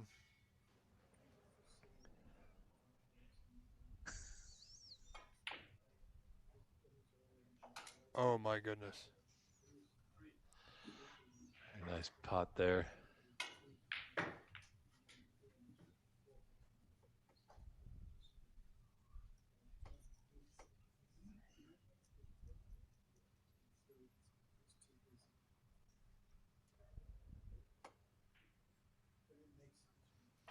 Well, I'm pretty sure oh, look at the blue. Oh my goodness, can you believe it? Another strange occurrence in this match.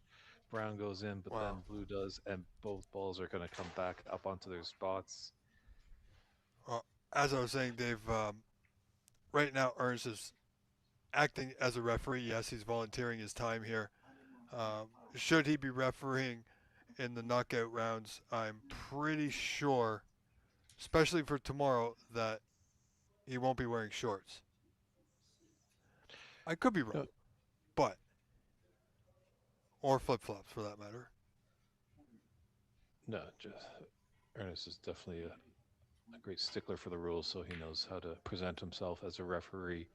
I think he Yes. just had some downtime. It's not. We're in an area of Boulder where there's not much to go on. Now, what is he doing? Is he what? What's he playing the blue for?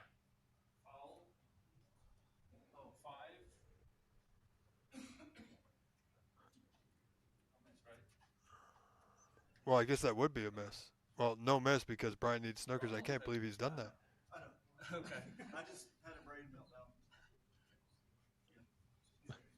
Oh boy. Yeah, this frame is oh, he's 31 down with 22 on.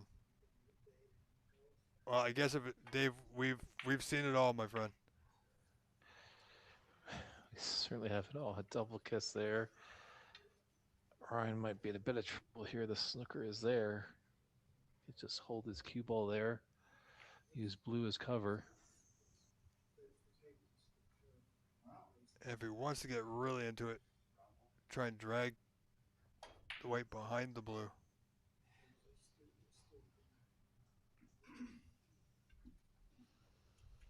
He was in tough where the cue ball was to maintain absolute control.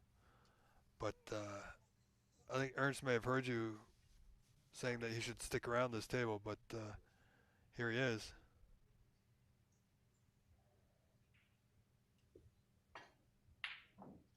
Oh boy. Do we see a handshake? I'm thinking it's coming.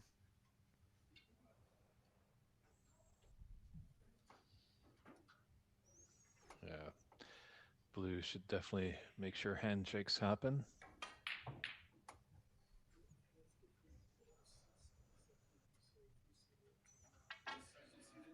And there it is. Congratulations, Ryan Nolte defeats Brian McCreeless 2 frames to 1 after losing or dropping the first frame.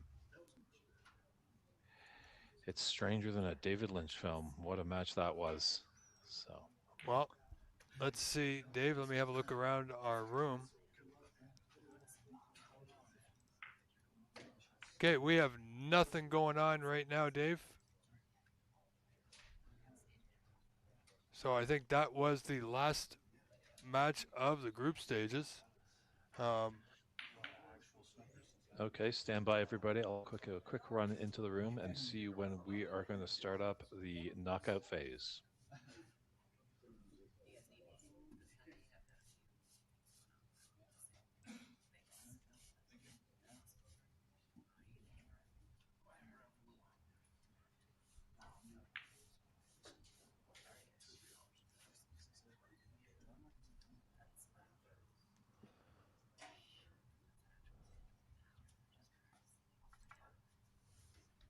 All right, folks. So we just switched over here just to have a little bit of action on your screen.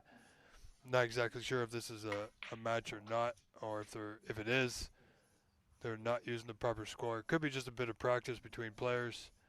As you see, David Burry just walked in the room to find out when the knockout rounds will start.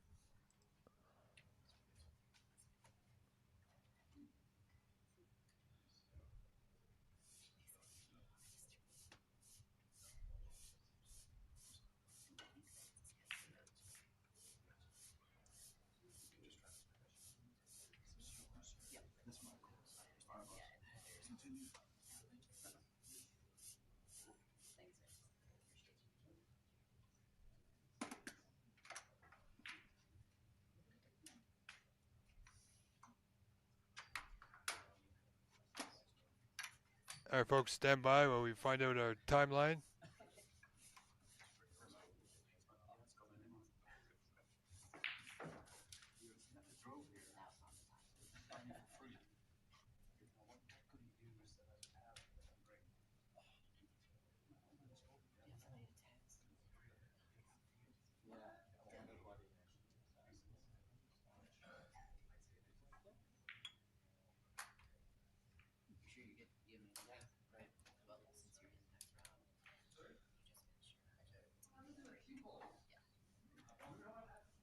All right, while we're waiting, folks, we're going to go back to table 3. not exactly sure what this is, but we will use this as our break screen before the knockout rounds begin, as we wait to hear back from Mr. Bernie, as we just saw him talking with Ernst and Matt Herm.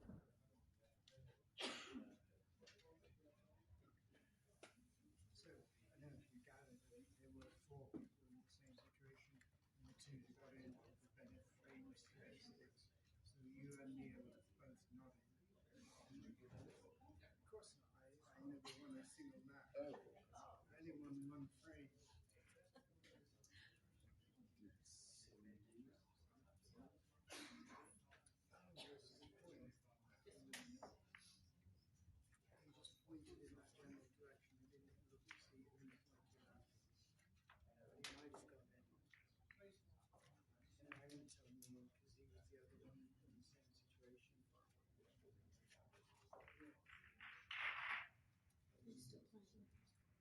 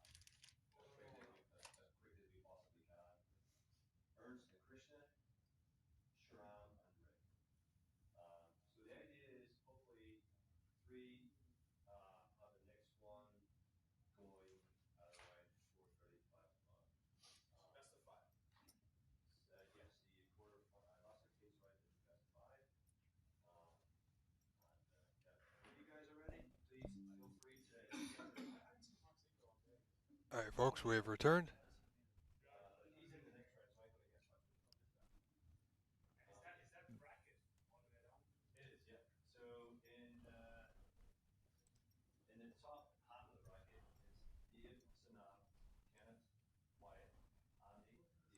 Bob Mustafa.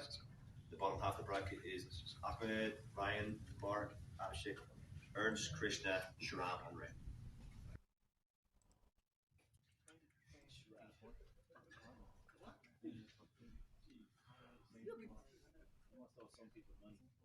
Okay, so Dave and Sanam.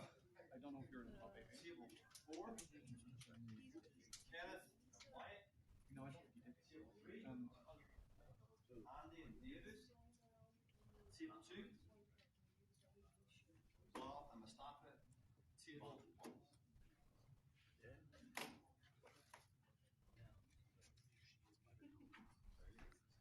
Well, it would appear, ladies and gentlemen, that we're beginning the knockout rounds right now.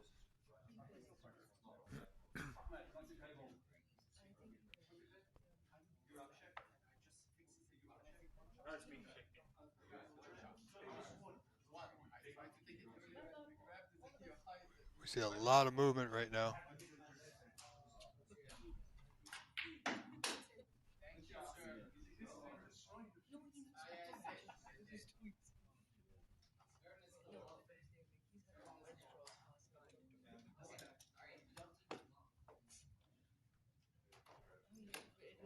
See Andy McCloskey there just getting set.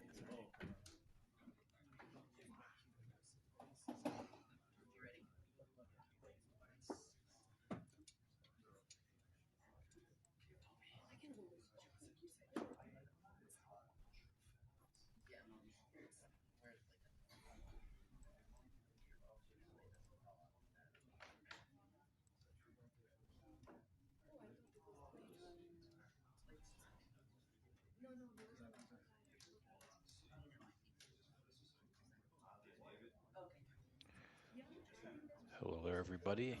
Welcome So, back. we will be getting started within about 5 minutes into the first round of the knockout phase. So, this is your cue, everybody. Go grab that cool drink or a nice snack to eat on and get ready for the knockout phase of this Rirenka 2026 Colorado Snooker Open. And Dave, we are on live 2. So table 2, Andy McCloskey and David Hunt will begin there. Now, question, Dave. Are they scheduled? I know you said earlier they were scheduled to play or bring back the Final Four tomorrow. Is that still the case? That is still the game plan, as it's going to be kind of a roll-off, roll-on philosophy, as they're kind of saying, as Mark just announced to some of the players that are not in the first batch of matches. He said we will have a roll-on, roll-off. He gave the order to all the players, so some players might have a little bit more of a break than others. Right. So basically for our viewers, if the schedule stays as it is, we're going to have 3 matches here, being the final 16 and only 4 tables. So the 4 tables will go twice and then once more to get down to that final 4. Correct. And these are all best of 5 matches. That's right. So I guess they're going to see how, has there been any talk, depending on how long these first 2 rounds or 2 matches go, if they bring back 4 or 8, if that was a possibility? no talk right now, but I think they will attack that when it needs to be. We should put a little.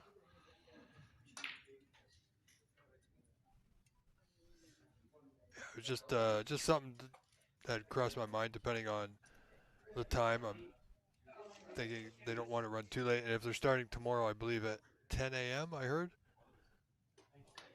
Yes, that is correct. 3 rounds since they've been playing all day today. To play 3 more matches today might be a little bit heavy, but since they got the time tomorrow to play that extra round tomorrow, it might be more beneficial to play that extra round tomorrow with the final 8 instead of final 4. But we'll have to play that by ear and see how things go. Yeah, that's in the hands of the tournament directors, Matt Herm and Mark Wilson, as the semis will be a best of 7 and the finals are a best of 9. So still a lot of snooker to go before we crown the champion.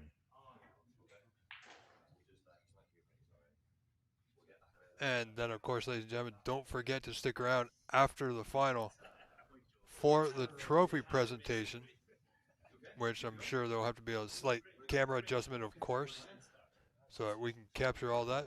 Correct, David? Yeah, I believe that is the plan. I definitely will confirm that at the conclusion of the day. Talk to our tournament directors, Matt Herm and Mark Wilson, just to clarify what will happen at the conclusion of the final. Okay, well, Andy McCloskey is set for this table, David, but it's now been changed to Ahmed Al Saeed and Ryan Nelty on live 2. We do have Bob Hemnani, I think, and David Hunt going on table 1. Well, table 1 looks like Bob Hamani and, well, the score says Mustafa Ahmadi. Or it might be Mustafa and Bob Hemnani, yes. So I'm not sure which table do you want to go to, Mr. Richards? Well, I think we're on live 2, so we'll stick here with Ahmed and see how well he gets on. It has the potential to be one of the faster matches, and then we can easily switch over to anything else remaining.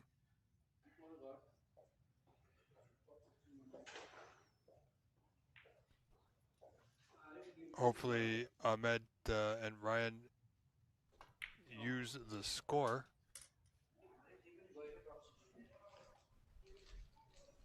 You know, and a lot of people do know Ahmed Al Saeed from the Pro Tour. And I believe does he still play out of, well, he's definitely out of New York, but is it I believe it's called the New York Snooker Club that he's still at? He's at the New York Athletic Club in Athletic Club, Great that's it. Manhattan.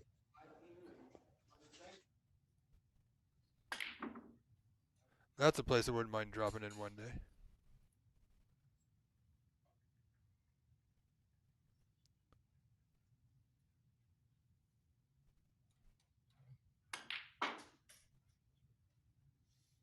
Yeah, it'd be quite interesting, Dave, to see if Ahmed actually has found that second gear that he didn't seem to have in his match that we had previously to start the day.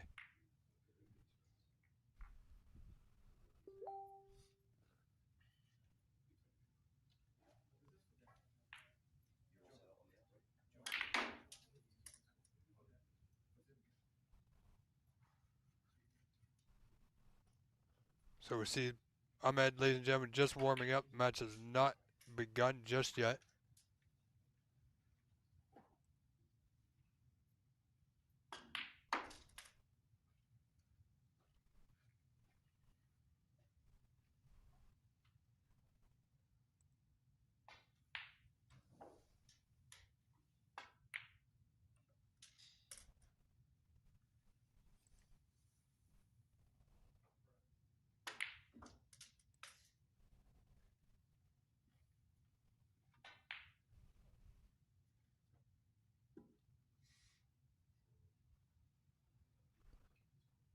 Looks like our camera has gone off askew a little bit.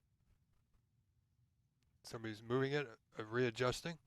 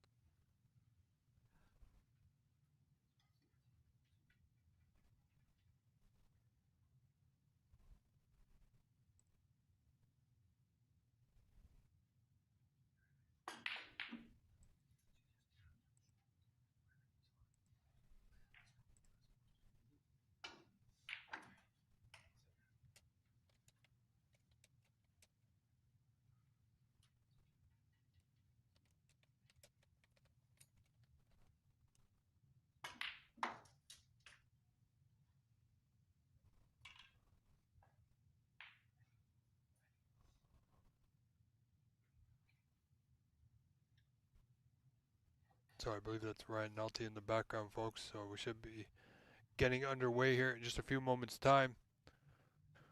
So as David is saying, it's a good opportunity to stretch your legs, refresh your drink, get a snack if you so desire.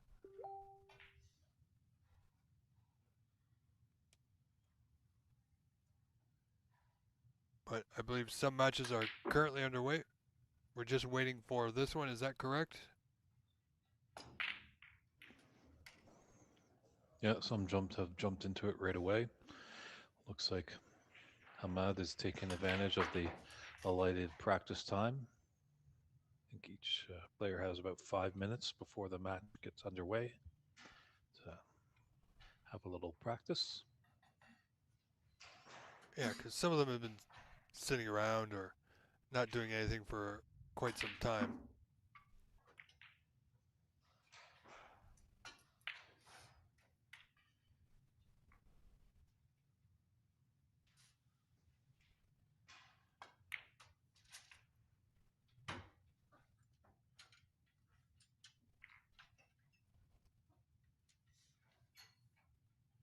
So we've seen Ryan Nolte a couple times today, Dave. So this should be an interesting match. And I guess Andy McCluskey's match will come up a little bit later.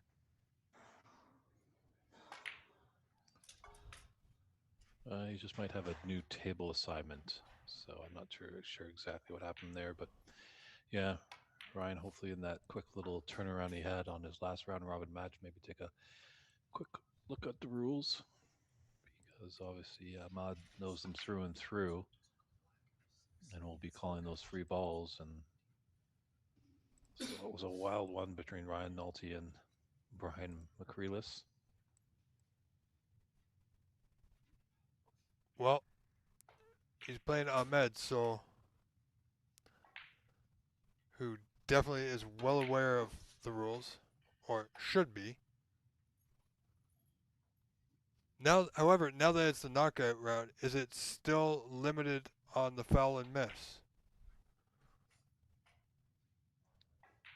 No, I believe it is unlimited until they get to the Snooker's Required stage. Unlimited. Excellent. That's something good to know.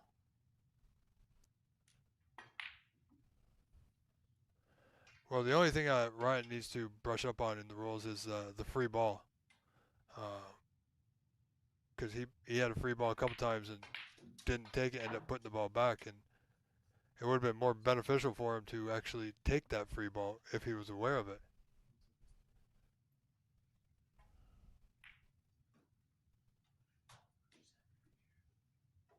But as I said, I expect this match to be a quick one way or the other. Ahmed isn't a player that likes to hang around more or longer than he needs to. So just a correction, Mark Wilson passed me by in my commentating booth just to check in, say hello, and he says all the way up till the semifinals, we're still in a 3 putback situation, 4 attempts if a player is in a foul and miss situation. And when they're on the colors, if more than 3 snookers are required, it is an automatic concession. Actually, and that will go until for the rest of today. Correct. Okay. Well, to the final four, which is definitely tomorrow. And I'm assuming, depending on time.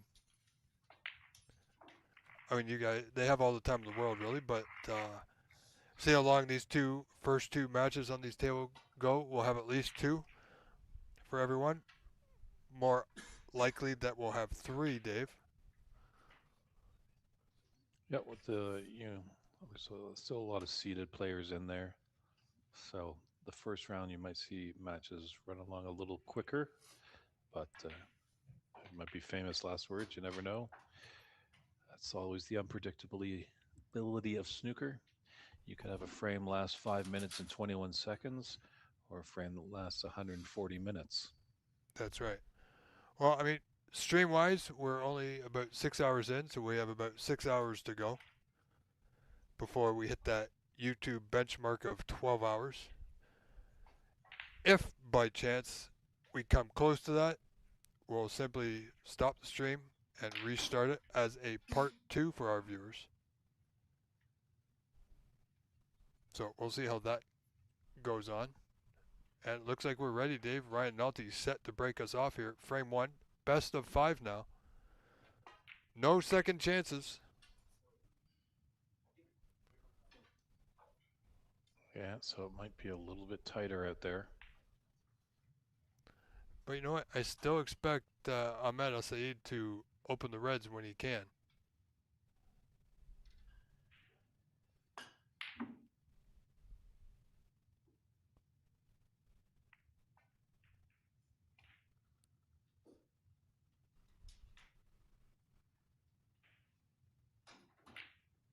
Yeah, Ryan was definitely gifting Brian some chances in his round robin match.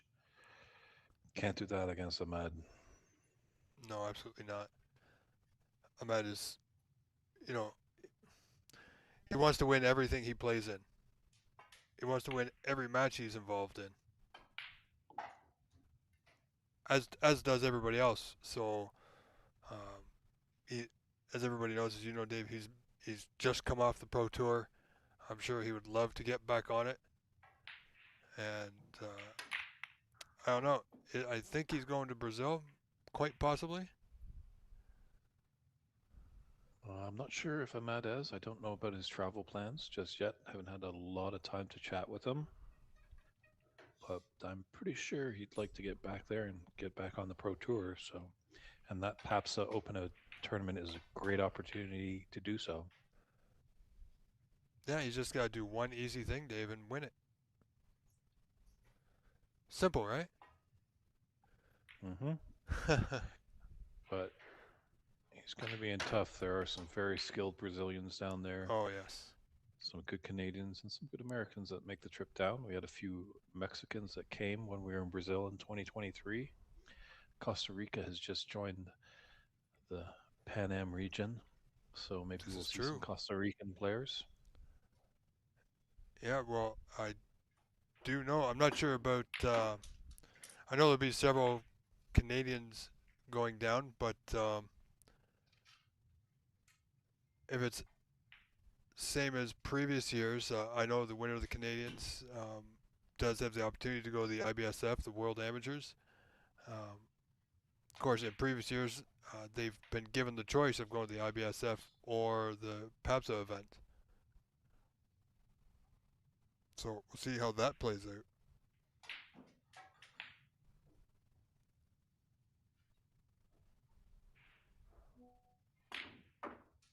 Well, first good opportunity goes to Ahmed here.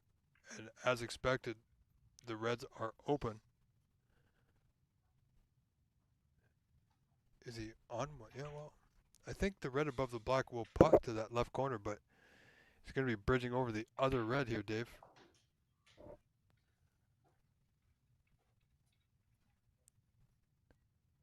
So it's going to be, looks like red to right center.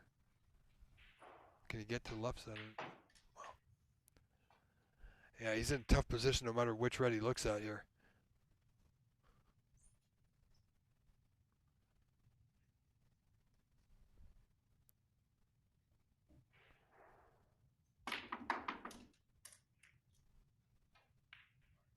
He's get past the brown.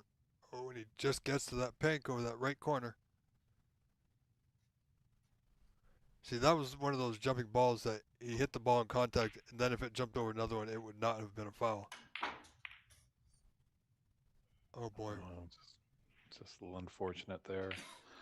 Wanted to get by that green and brown.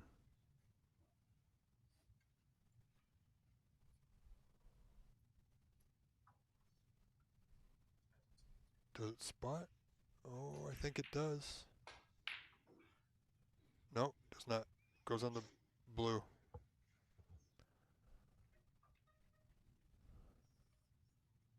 Yep, as we know, the highest point value That's where that ball goes if its spot is covered. What about this shot? Ooh, almost flicked in a red. But Ryan's got a red into that pocket. The angle's going to push him away to be on the yellow. Unfortunately, yellow's on the cushion, so he does need a bit of angle to come back down to the business end of the table. Well, opportunity is there for him. Oh boy. You know, I'm not quite sure, Dave. I mean, he had the great opportunity to play that ball with a little bit more confidence, come off the top cushion, blue, pink, or brown, waiting for him, and be right amongst the reds. He was playing for position on the yellow.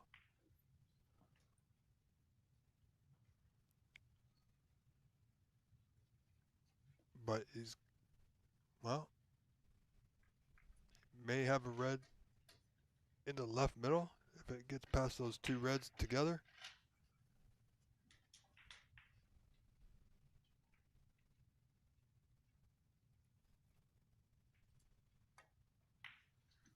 It's going to be close.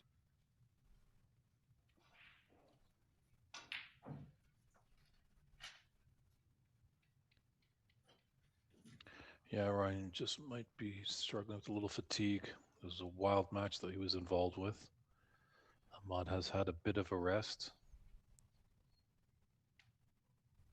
Yeah, not a lot of rest time for Ryan, that's for sure.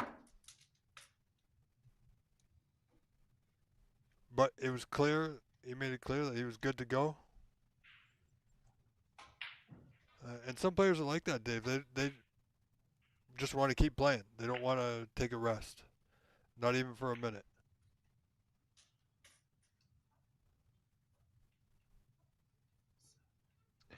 Agreed, yeah, adrenaline can keep you going, so.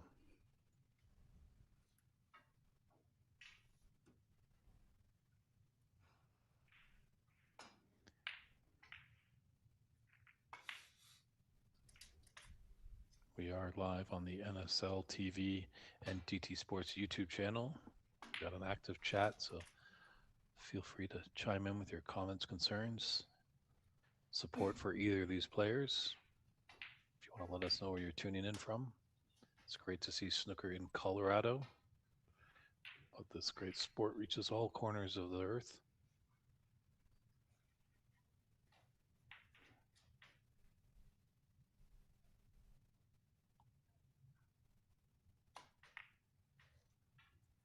Oh boy, what has he done?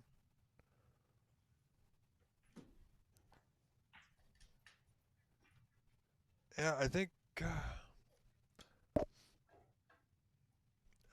I'm at a bit of a loss the way Ahmed's been playing today, to be quite honest. Yes, as our good friend David Brock mentioned at the early stages of today, Ahmad was on the stream. He noticed that Ahmad needs to get his A game going. He's not going to be able to win the title with his B game. There are some strong competitors out there.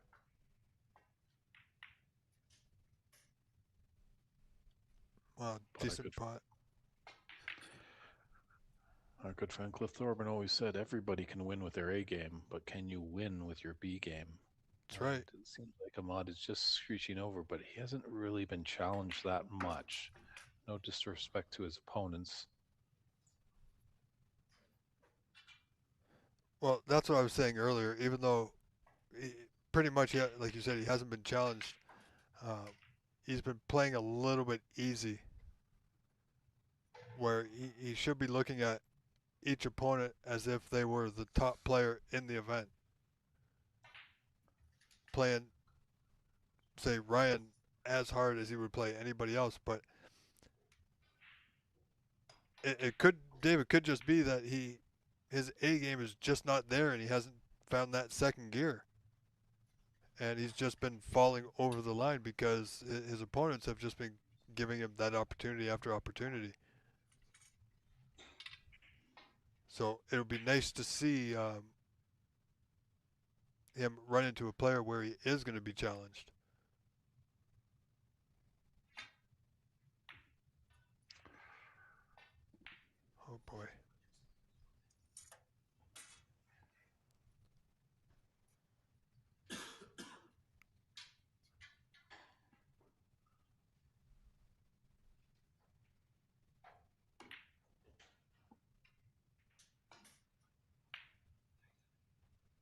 decent putt there from Ahmed. He's run on a little bit too far. He might, well, it's a thin blue back cut into the right middle, Dave, but could take it into the top right corner as well.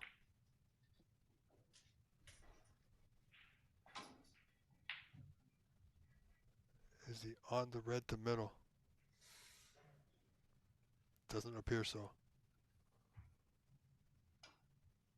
Oh, he's looking at the plant. Here's a perfect shot, Dave. Do you think he would take this putt on against, say, Andy McCluskey, Dave Daly, anybody that might challenge him? The way he's been playing, I'm saying. 0-0. I don't blame him. You know, sometimes you really got to grab the frame by the horns. Sometimes you got to take that tough shot to continue on the break. As sometimes we've seen many more skilled players, they've got a relatively elementary red into an easy pocket. Yet it doesn't do well to be on a color and then continue the break, whereas there might be just a bit more difficult red, and they elect to take that on to hold on the color and just use that easy red as an insurance just in case they get out of position. Right. So I don't blame Ahmad for taking that plan on here or against anyone.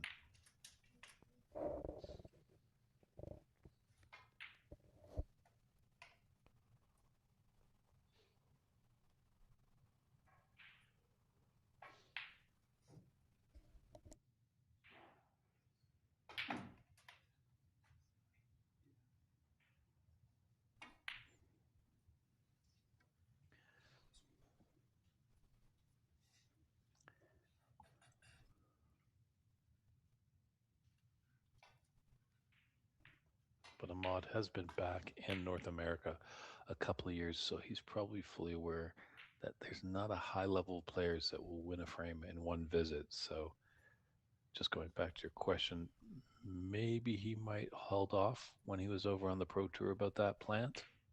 Mm-hmm. But it's also how you're feeling. Yeah, very true. Very true. And you get a string of that's what sometimes you really got to keep in check your ego in the sport. You're on a run, you're scoring high, and you're feeling very confident. And sometimes you take that really risky red when you know you shouldn't. You should run and hide. But adrenaline, ego comes into play. You're like, I can make that. I'm making lots of shots. Yeah, you feel like you're almost invincible, that you can't miss no matter what you do. True. And sometimes you're right, and sometimes it works out. Other times it comes back to bite you in the behind. But Ahmed now 31 in front, 39 to 8. And what is going to be, or could be, a quick opening frame here.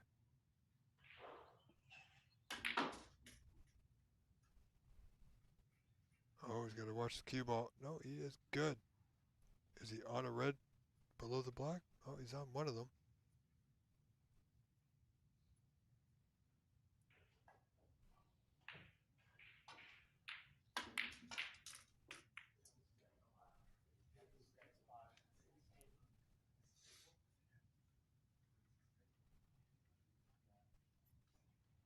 Yeah, I think he's looks like he's got the pathway for this brown. He's gonna have to run through it to be on that red just below the pink.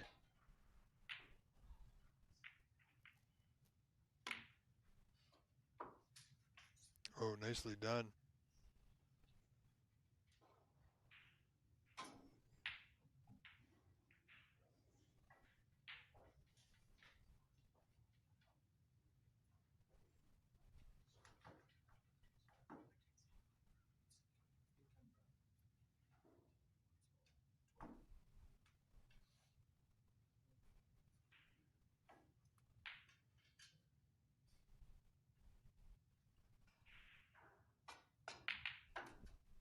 This could be good for Ahmed here. Oh boy. Yeah, it's just a bit high on the red, just make it a little bit more difficult, but still pretty good, commanding 42 point advantage. But 67 on the table, so Ryan's definitely not out of it.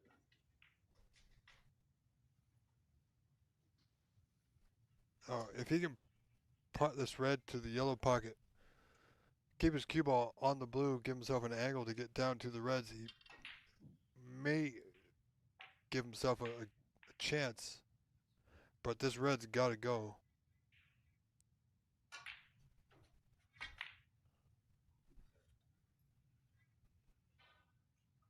Or you can play the safety.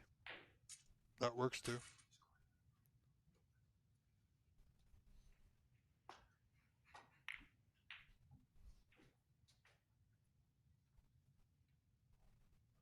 This red traveled close to that right corner. Even if Ryan goes for this, which I don't think he is, but he's taking on the long pot.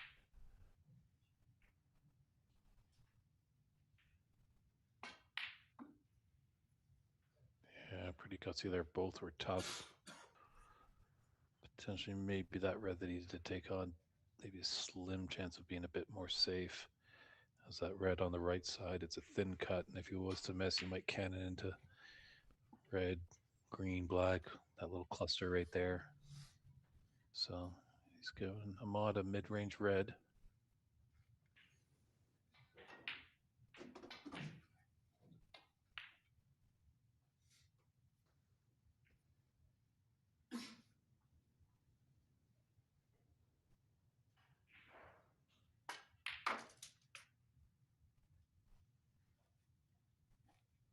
Well,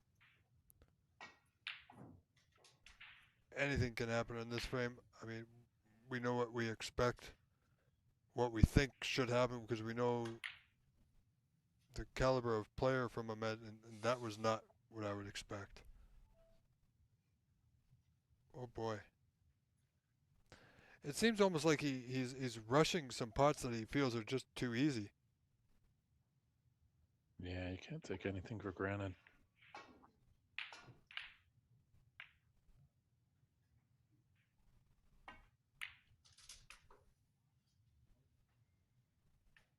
I mean, they could be, like you said, because he's just hasn't been challenged yet this weekend. I expect that to change sooner or later.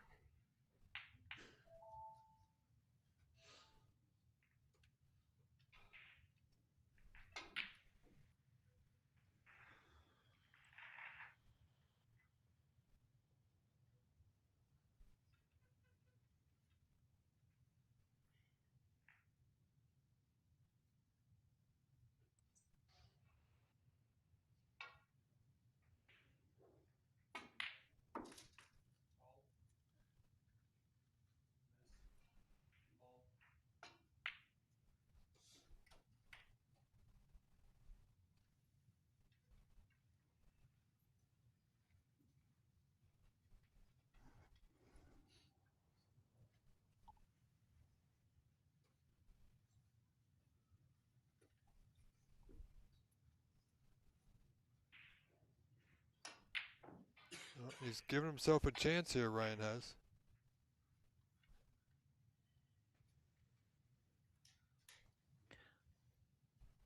Yeah, it just doesn't look like that black goes into the top right. The red's blocking the path.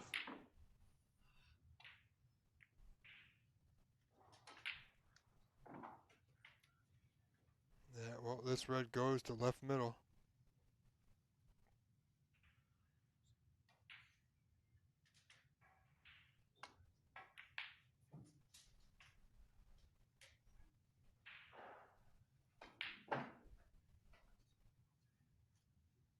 Oh, you see, once again, he's on the wrong side of the blue here, Dave. Yeah, you could have just pushed that blue in naturally if he was on the right side and been on that red above the black.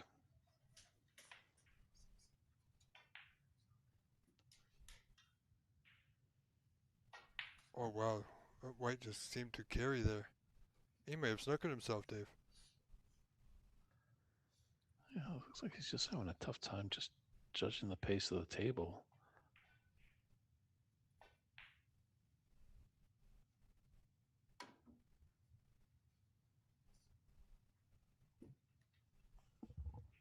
Yeah, I definitely think Ryan's got to go back. 57, 15, 42, 43 on. Yeah, definitely goes back.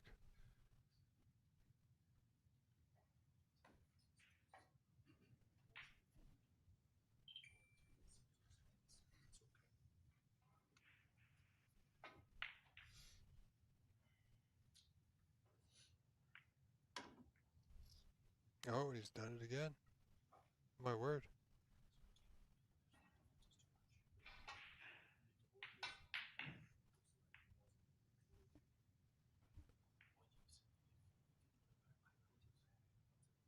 Just having a little conference with referee Ernst there. Yeah, Ernst has won his group, so he is in the knockout phase, but his match is a little later. But it's nice to see that he can come in and kind of push that player hat aside for the time being and kind of act as a referee. I'm pretty sure Mark Wilson and Matt Herm really appreciate him. So it's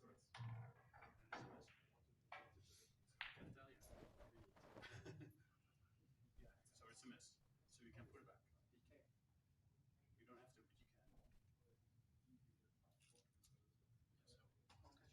but you can. Yeah, Ernst just letting Ryan Nolte, making sure he's aware of his options. Oh, third time a charm. Missed it again. So he's certainly letting Ryan get back into this initial frame of this round of 16 match. Yeah, I think this is the last chance. Oh, and he's done it again. My word. That is surprising. Very. For a player like Ahmed Al Saeed, okay, if he missed it once, he should have had the line, but he missed it the same time each time. So only 30 points of difference, 43 on. He's got to watch out for this green here. Absolutely.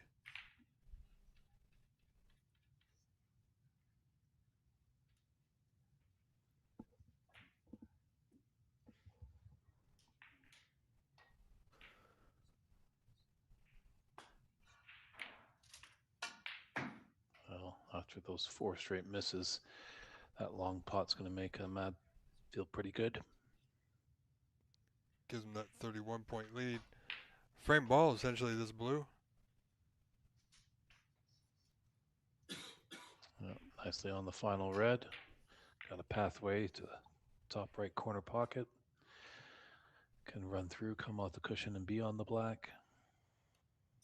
And I believe this red and black, well, let me rephrase that. Red and black would have got him over that 40-point mark.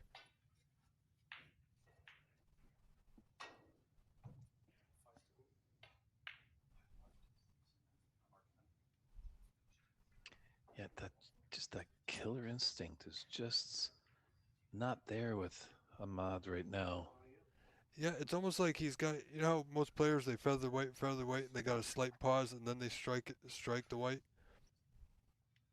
He's feathering it and then pulling the trigger. It's quicker than I remember.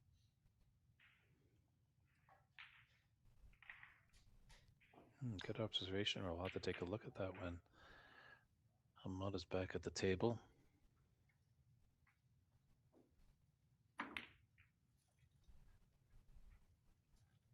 It's not all the time, though. That might be the trouble there. You always want to be consistent. Yeah, see, even there, he feathered and then pulled back slow and then went through. Hardly had any feathers there. It just seemed like he was Yeah. a little frustrated and just wanted to. And that could be part of it, too, right? You know, he might be a little disappointed in his play.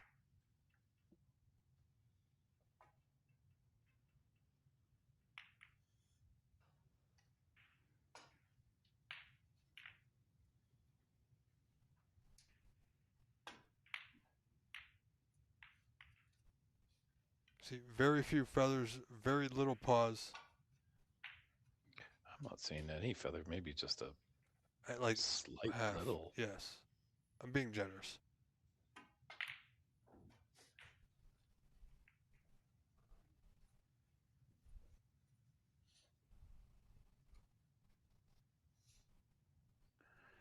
Could slide over towards the pink off this right cushion.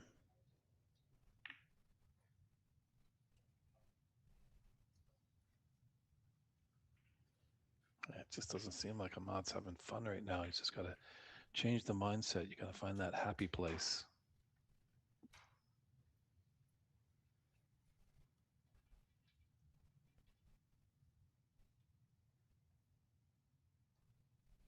Well, 36 the difference. Oh boy. Yeah, you can't give your opponent easy points, especially if it's a character like Ahmad El Said.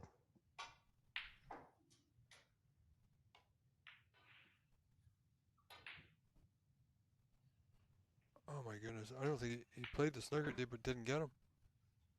I don't think. I mean, yeah, he's got a 40-point lead, 35 on. 2 snookers required, but if Ahmed pots the red, then the frame is his.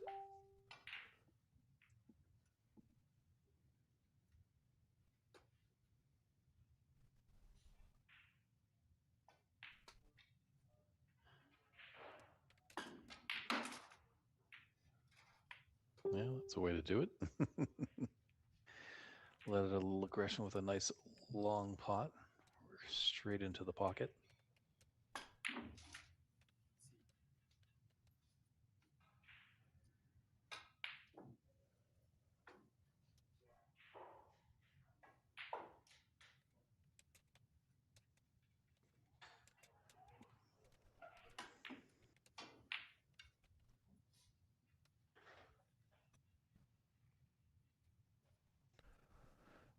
Sorry, Dave, just fielding a online text about the Canadian seniors stream. As we see, this frame has come to an end. Ahmed now leading 1 frame to 0.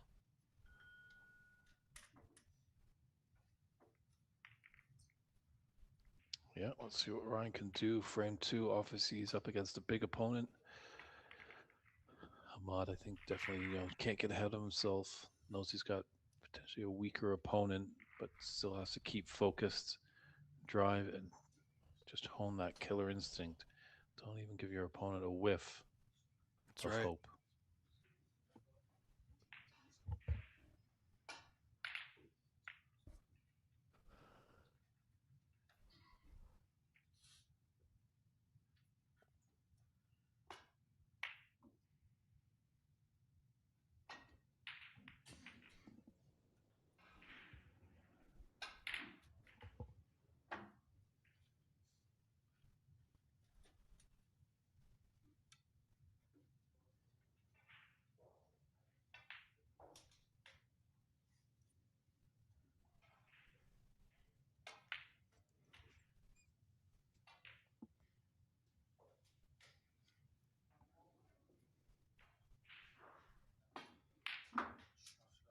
Wow.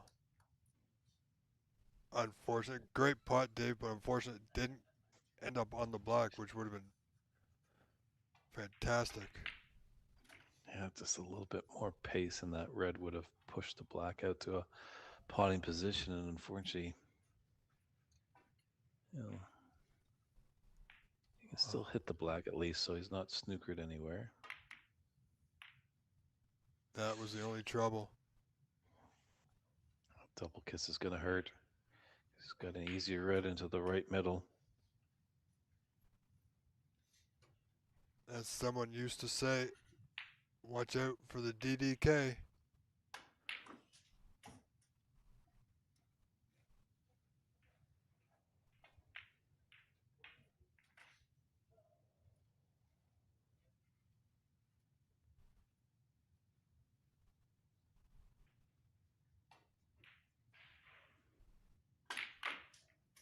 Oh, right side of the blue. Wow. He did want to open up those reds, but unfortunately, a red found the bottom of a pocket. I like the aggressive nature of that shot by Hamad, but just so unlucky that that red went in there. He looks to the heavens there, asking, "Why? Why me?"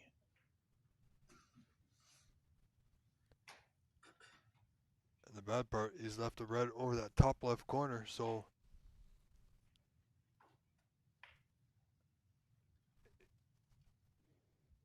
that's just bad luck. I mean, he hit the puck well, got a good spread, but he's going to get another chance here, Dave.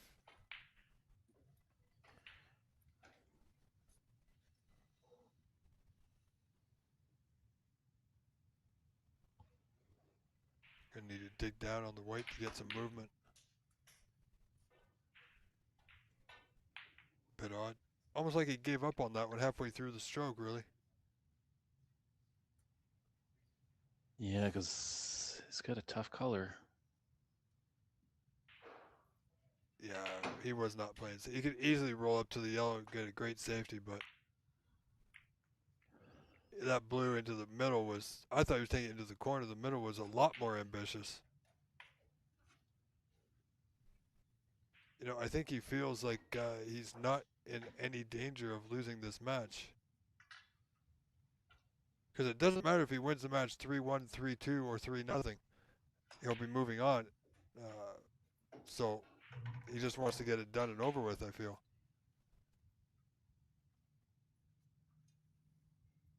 Could he be saving his energy up for the later rounds? We don't know. Oh, where's this red? Two for the price one. Reds are on sale here in Colorado, folks. Half off.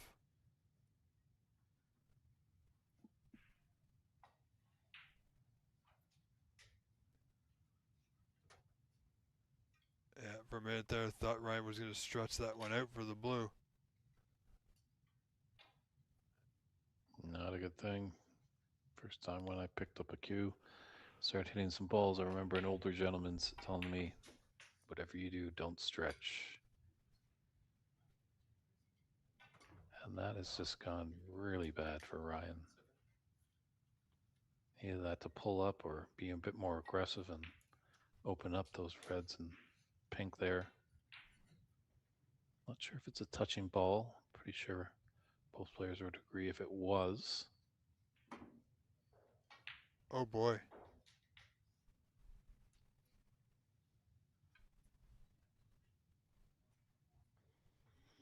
Wow, does this red pass the pink and red? I think there is a gap for it, and also passes that open red on the right sides. He just can hold for the black. Wow, that was nicely played. Opened the pink red. Managed to keep the cue ball on the black into left middle.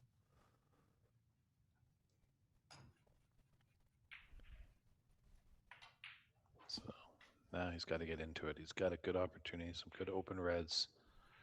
High value colors are available. He's got to do what he knows he can do. What got him that tour card way back in 2022. Absolutely. It'll also boost his confidence a little bit for the later rounds. There's no doubt he's favored in this match, Dave, so I'm not taking anything away from his opponent, Ryan. But if Ahmed can have a good showing here in this frame and this match, it'll certainly make him feel a little bit more confident in the later rounds. Yeah, not happy there, looking for a bit of a nudge.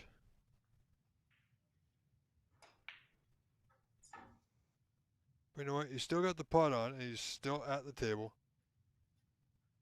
Just needs to be a little bit more mindful of his cue ball here.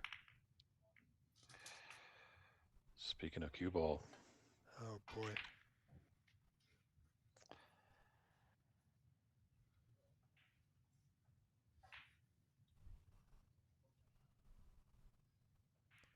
I'm starting to think the commentator's curse is somewhat real. Every time we try and say something positive, it tends to go bad for whoever's at the table.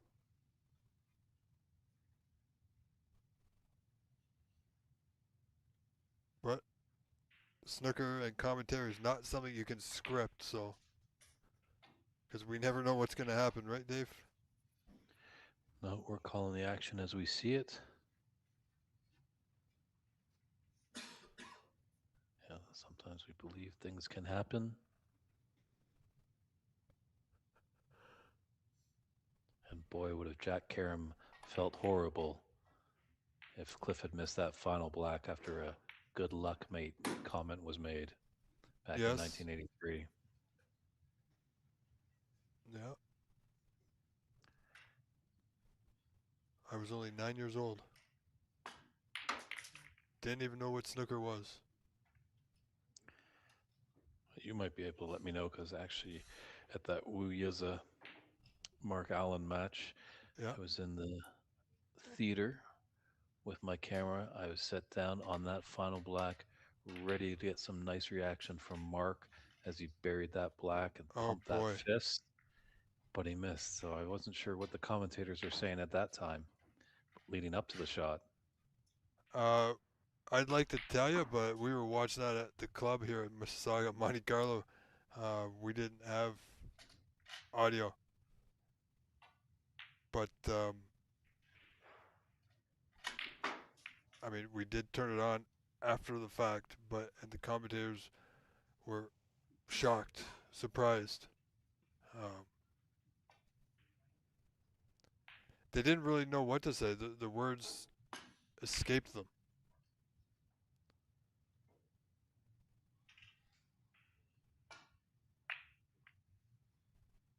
You know, as I'm sure he was, and hopefully he doesn't let that bother him going forward. However, I do feel if if he had putted that black and got into the final, he would have been a hard man to beat.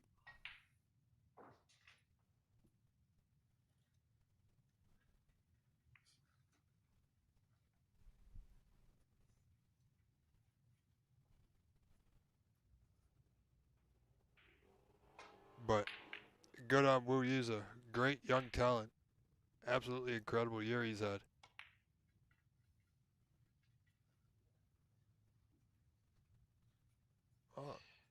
Was Ahmad aware of the red that's on the top cushion? Oh, I think so. I'm quite sure. I'm quite sure he is. Yes. He's obviously taken away 3 reds for Ryan. Yeah.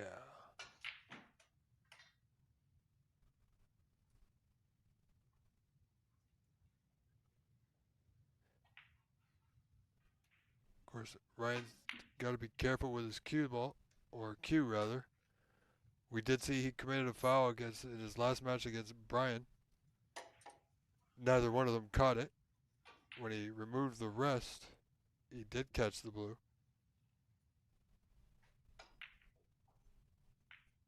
But he's got to know now that Ahmed will catch it and call it. What is going on with this today, Dave? I'm just shocked, surprised. We have talked a little bit about it, I think, yesterday. Hasn't really creeped into our conversation today. But the altitude. Is this affecting the man from the Empire State? Yeah, I never thought about that today. Because I'm not there, I'm seeing it via a stream, direct link. Yeah, very much so. Could be, right? And so there's that element that could be working against him. The tables could be the best tables in the world, but not what he's used to. I know myself. I've been playing at Monte Carlo for many years on the Westberries. If I go play at Corner Bank, which has the Shenders, or I go play at Master Q, which have the Stars, great tables, but it's just different. And that's sometimes the difference between a good player and a great player. A great player can adapt to those different table conditions Right. pretty quickly. Yeah. And that's what I said. Another thing I said was if as long as I get out of that first round, that first match, I'm generally okay. But to get started, it's hit and miss. It's either it works or it won't. With me, unfortunately, at my age, Dave, I have one game. I don't have a B game. It's just A. It's either A or A flat. All right, you must be a member of the A team. There is no plan B. That's correct.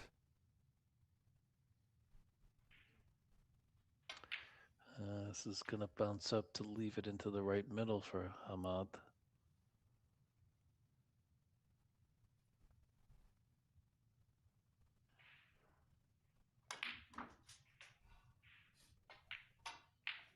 Stroke that with confidence. Relatively close. Close frame, that is. 2 points separate. Ahmad in the lead, of course. Might see him turn up the dial, but he's, well, didn't that Nice. work out? Kiss off that green there.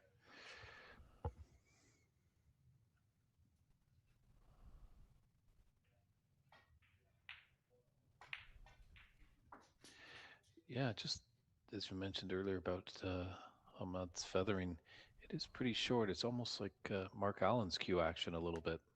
Yeah.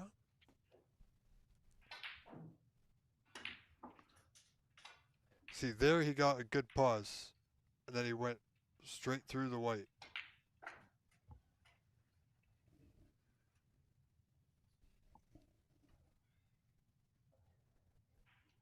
It's kind of funny. I can notice these things in other players, but it's hard to diagnose on your own game.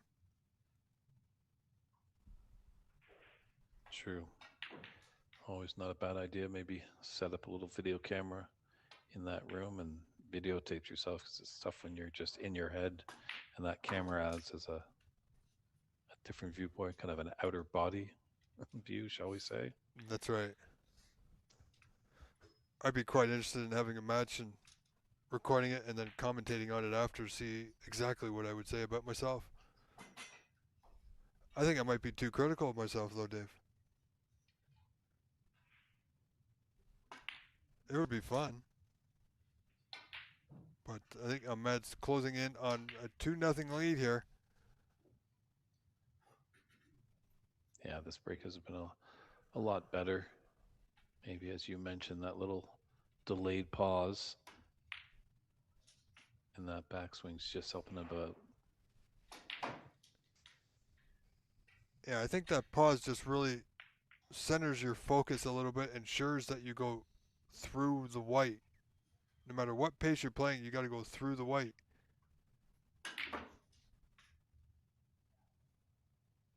Well, he got the pace, but a little jab. Snooker's required now, of course. 26 in front, Ahmed Ali leads, 51-25.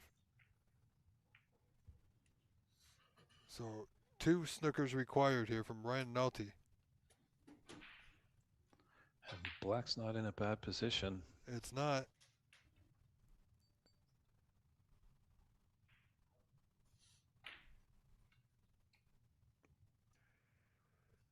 Well, he's in tough to get the white there from this spot. I mean, it's possible, but he's going to need to overcut the blue to the right cushion with a lot of side to come off like 3 cushions.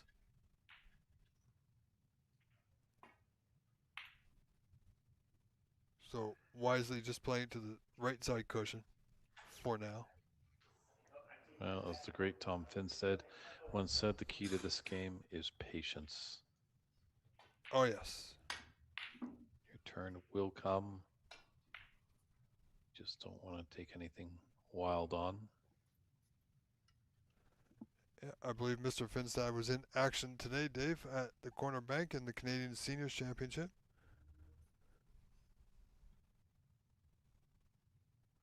Of which we wish everybody good luck, good play. Yeah, just a smart safety shot there, not forcing the issue. However, Ahmed may be able to come cushion first, knock into that blue and get behind the black.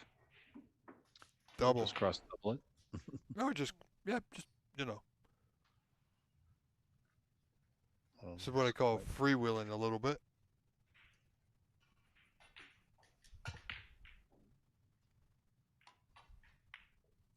Yeah, frame's over, so if he takes a few liberties, it's okay. And frame conceded, of course, so it's Ryan Nolte trailing Ahmed Al Saeed now 2 frames to nil with 3 to play. All right, folks, if you need to step up and stretch, do so now. Frame 3 coming right up. And while we're doing this, Dave, scores from matches in progress. We have Bob Hamnani leading Mustafa Ahmadi 2-0. Okay, well, table 3 cam is not functioning, unfortunately, but the score reads Kenneth Juarez, Wyatt Leon 1-1. Dave Daly leading Sonam Sherpa 1-0.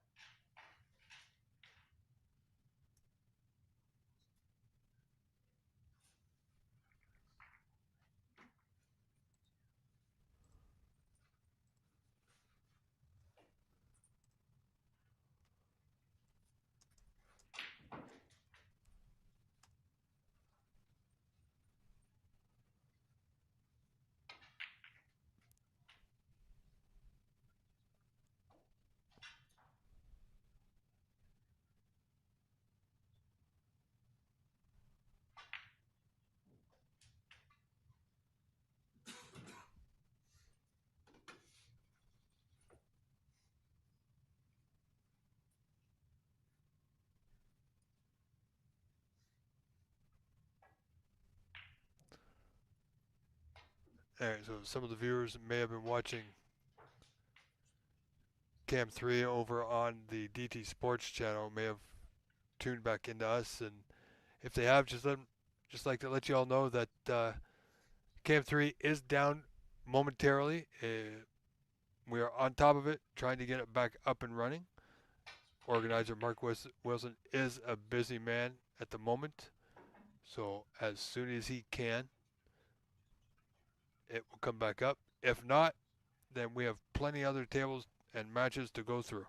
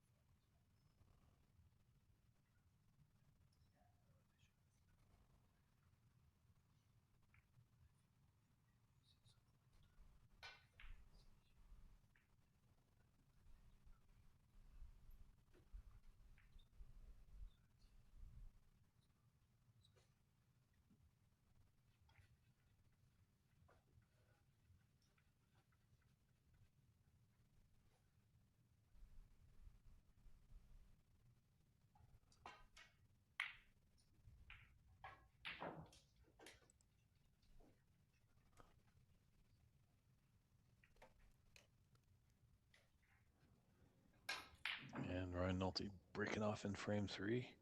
He's up against it. So hopefully he can start to produce the goods.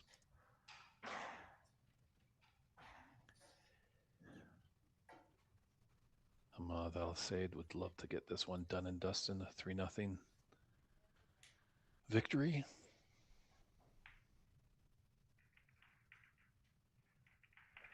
Yeah, Ahmed's looking for a quick match win here in this frame.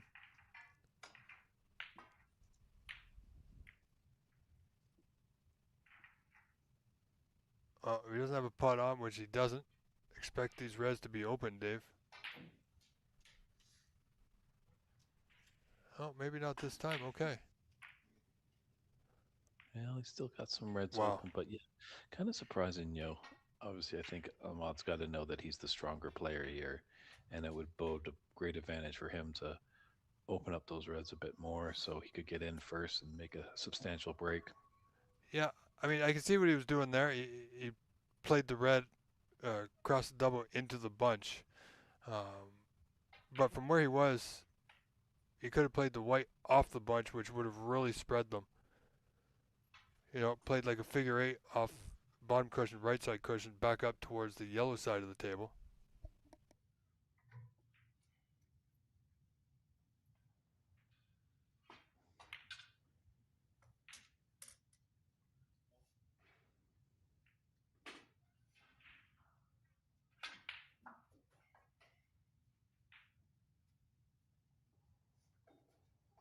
Let's see if any kind of angle on this green.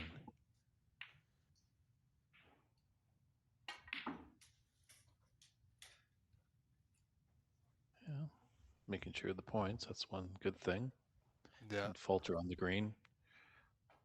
Oh, this is definitely a tricky red.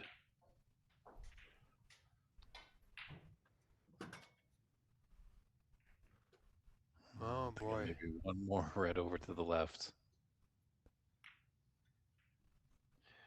If he gets behind it, oh, yeah, he just got there, Dave. Yeah, as a result. Oh boy, that is a result. Yes. Now, who is keeping score for this match? Okay, Ryan is. There we go.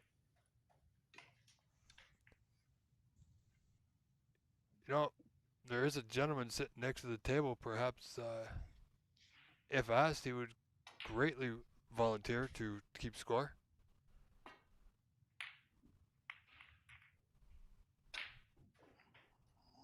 That's a tough miss there. Good chance for Alisade to get in.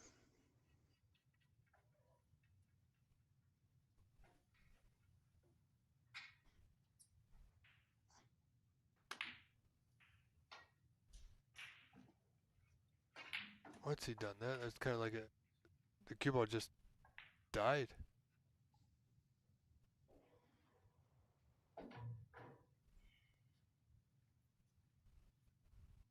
But like you said, it could be the mile high. It could be affecting him. He's still got a pot in the blue, top right corner, of course.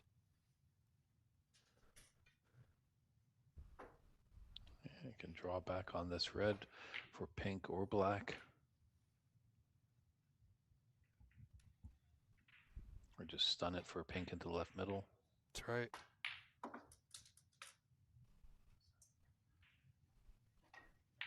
Now, the question is, does he have the angle to run it through for one of the open reds, Dave?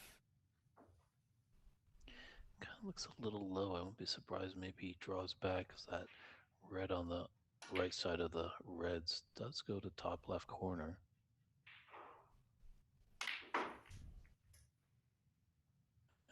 Oh, he's really asking for a lot off of that one. True. How's his luck? But again, I mean, it was a good putt and good attempt, but it was the stroke of the white that's kind of mystifying me just a little bit.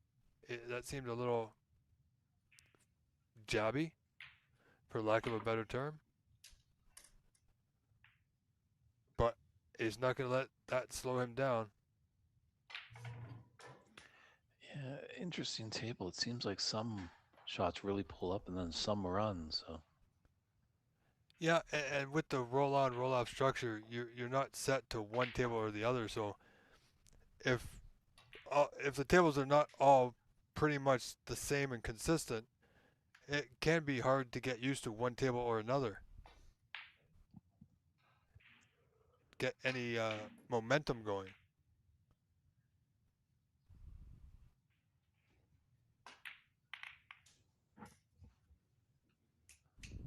yeah, it's interesting that the World Championships in Sheffield, England, that if you're on table 2 at the beginning of the tournament, you stay on that table until the semifinals because then it's the one table setup.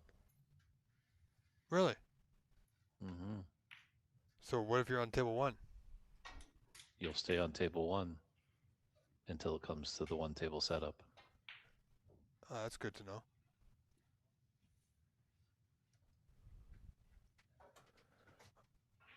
One little detail how they do it. I like how the higher seed always sits on the left of camera. Mm-hmm.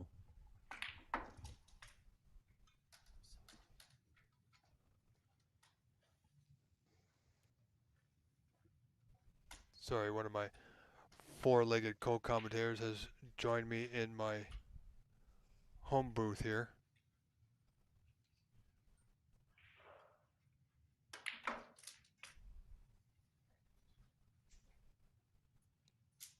Well, 28-4 now. Ahmed in the lead. The way the balls are sitting, Dave, this could be trouble for Ryan Nolte.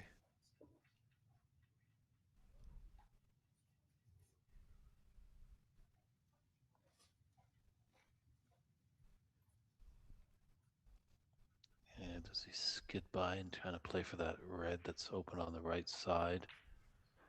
Or even go further up table, red below the green? Or just go into the reds? Oh, wow. Gone in the reds and he's okay. He's got a red. To right middle. And look where that pink has ended up. A very safety net just in case he doesn't get position on the black.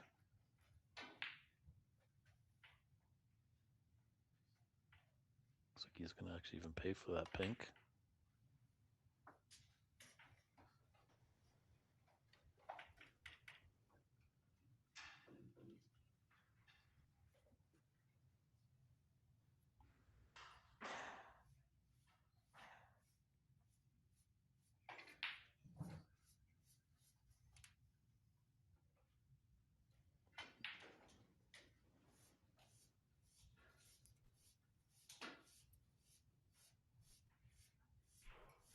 Yeah, Ahmed, he's playing okay. I wouldn't say he's playing strong, Dave, at the moment. I think he's, I think it's now come to me. It's almost like he's in search of something. He just hasn't quite found it yet. But because he is a fantastic player, and like you said before, he hasn't been challenged, he's getting through all these preliminary matches. But Dave, after the matches are done for the day, do the players have access to this room to play and practice? They might have a little bit of time, obviously, depending on what time we get out. I think there was a little bit of practicing that happened last night. And obviously, there's a bit of practice time before the day starts. The room was opened at, I think, about 8 today, a.m., so players could come in and practice before 9 a.m. matches. And the rule, obviously, before any match, each player gets allotted 5 minutes of practice time. But basically, you're not going to find it when you're at the tournament. Really, practice is just to kind of loosen up that arm, get the cobwebs going. So Exactly. But this break definitely is helping Ahmad's confidence. He's kind of definitely playing a lot better, getting that killer instinct going.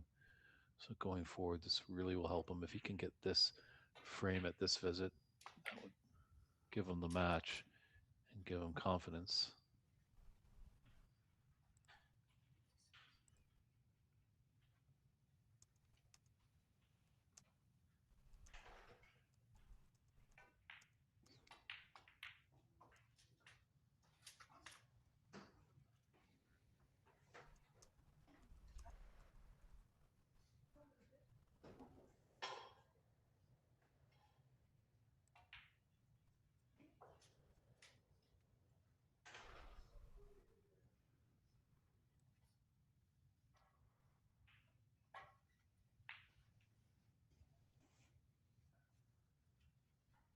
Yeah, he might be able to take this black and just stun into the pink and hold for that red. Right of the pink. That's right. Yeah. Well,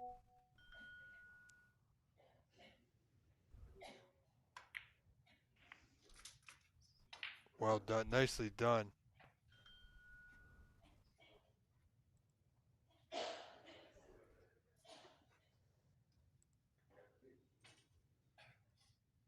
If he's nice and low, the natural angle is going to put him in good position for these 3 reds. It looks like at least the top one closest to the cue ball right now will go into the same top right corner.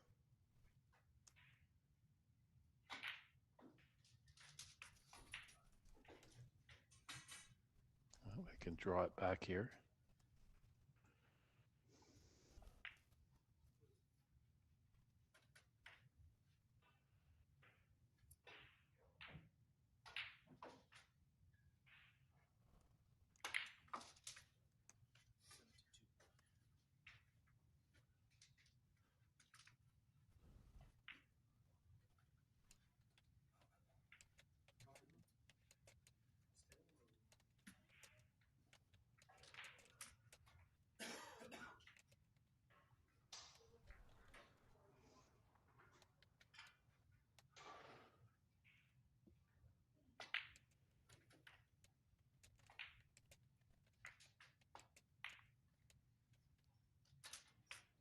Opened up those 2 reds nicely. Now the bottom one will go.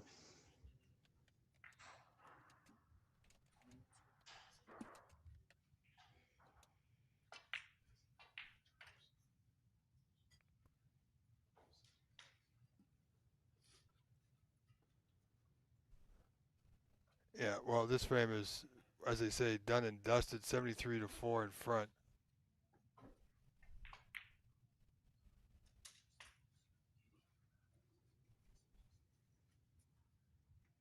Good break here, going for Ahmed. Yeah, this is vintage stuff from him. This is what we know he can do.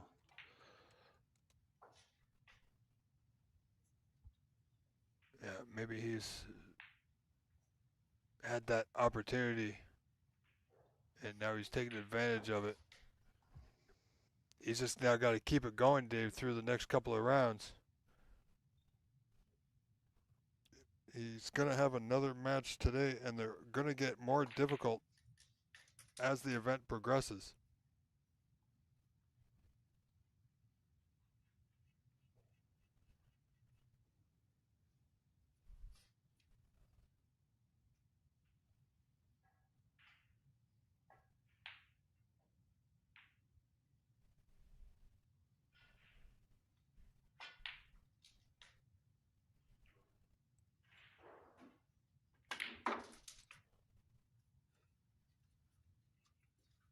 It looks like our friend Andy McCloskey, his match is complete. And Dave Daly is on the verge of a 3-0 victory, leading 77 to 8 with 1 red remaining. And it's just been conceded, of course. So Dave Daly moving on, last year's champion, looking to make it 2 for 2. Yep, defying the Colorado curse. And I just saw Bob Hemnani exit the room. It looks like he was victorious in his round of 16 match. So a few of these first round matches moving along a little swiftly.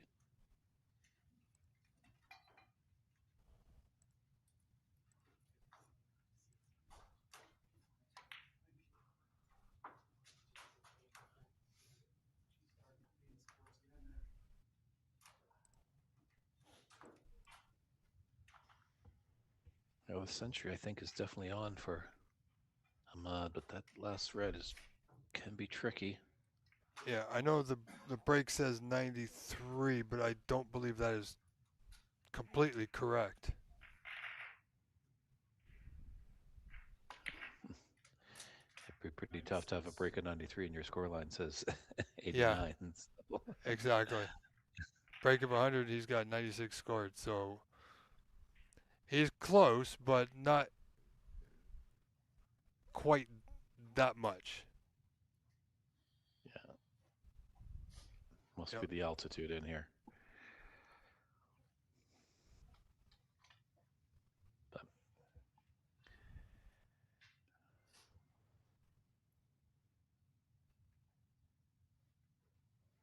He's got a slight angle here, Dave. You can just run this through. This looks really uncomfortable though for him. It is. They really are. Especially because you get up, you get yourself in that position because you think you can do it. So you stretch yourself out. It's very uncomfortable while you're there, and then you realize that it's not going to work. Now you got to get down, which is even more uncomfortable.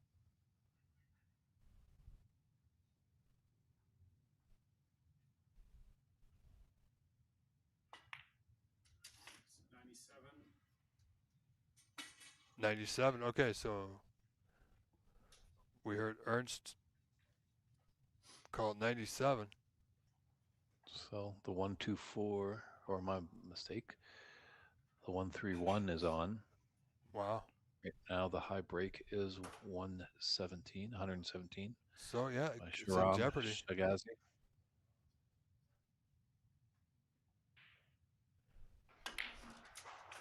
Nicely done. Even I have to applaud that, Dave. So 1-3-1 is on, and it should be straightforward from here. You can tell this is Ahmed Ali El Said, ladies and gentlemen. This is his focus, his concentration. This is what I'm used to seeing, what we've all seen. Haven't seen until this point this man play it like this today.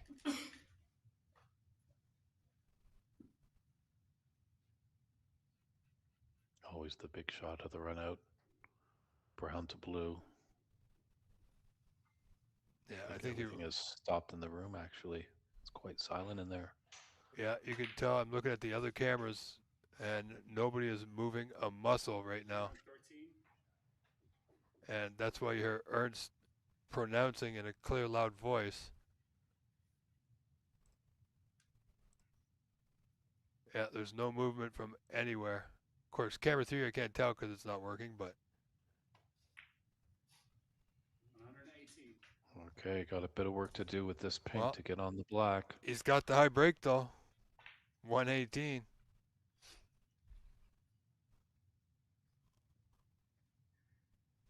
Absolutely incredible.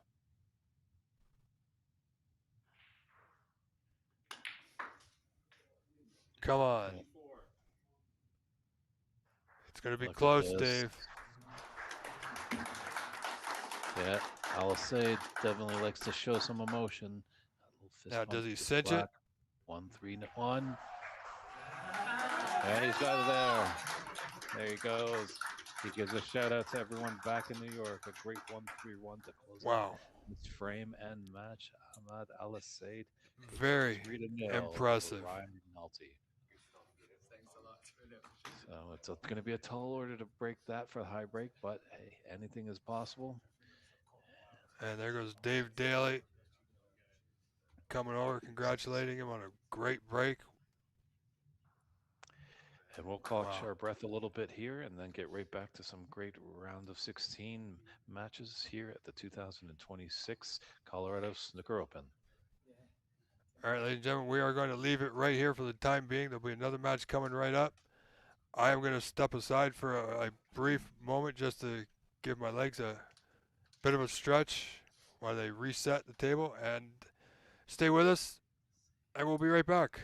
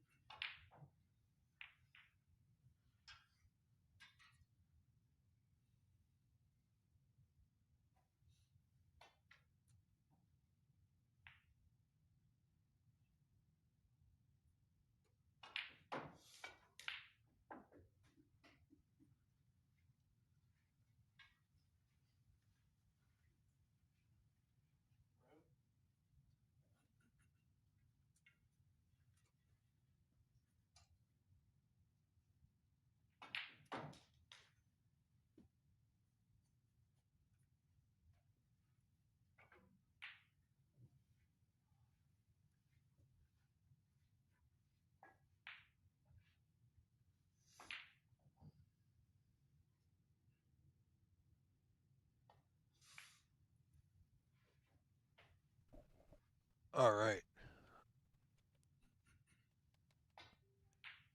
So, ladies and gentlemen, let's. Next match hasn't started on this table just yet. Um,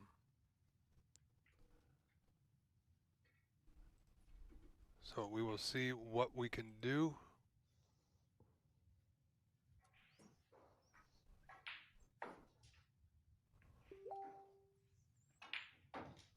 All right, ladies and gentlemen. So we're going to switch over to camera 1. And it's a little askew, but it's Andy McCloskey and David Hunt.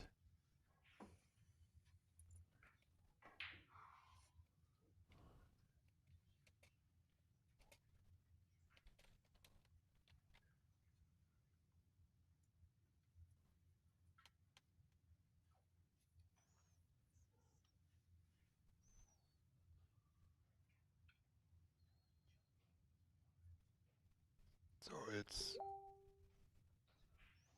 Andy McCloskey in the lead this first frame, 17-7, 10 points in front.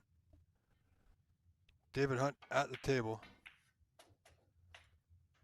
Gets the unintentional plant. He'll take it. Ends up nicely on the brown in the bulk end.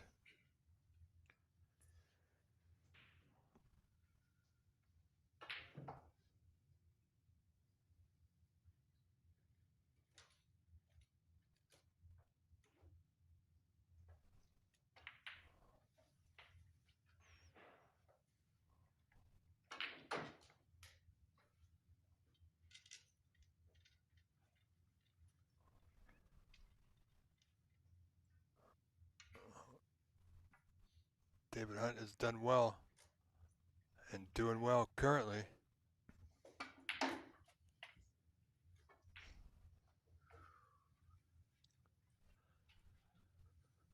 In position, possibly overdrew it as he would have been better off playing on the pink or brown. He's still okay. You know, Yeah, David comes all the way from Virginia, so yeah. made a long trek to come over here. And he just had to come over the Rocky Mountains as he finds home in Sacramento. Bit of a hike, as it were.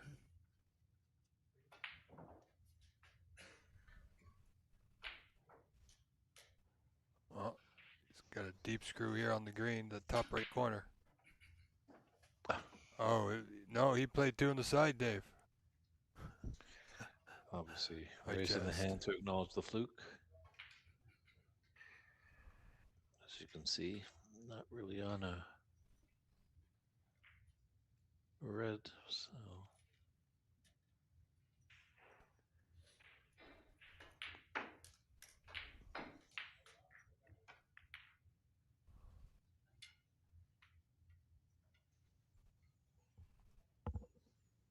smart play there. Didn't try to risk anything with maybe a strange double.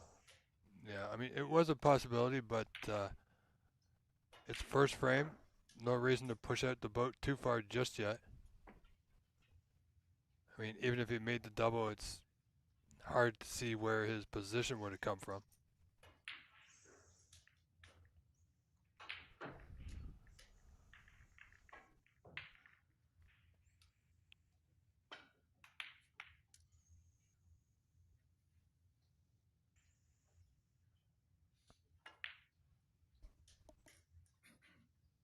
Yeah, it's got a bit of fortune there.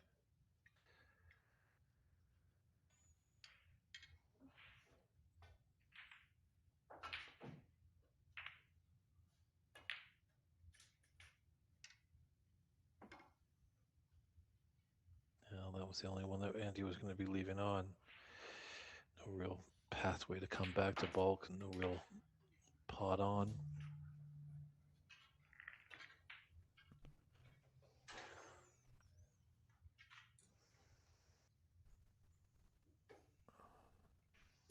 Yeah, we're starting to get into our second batch of round of 16 matches. Oh, that's fortunate. Look at that.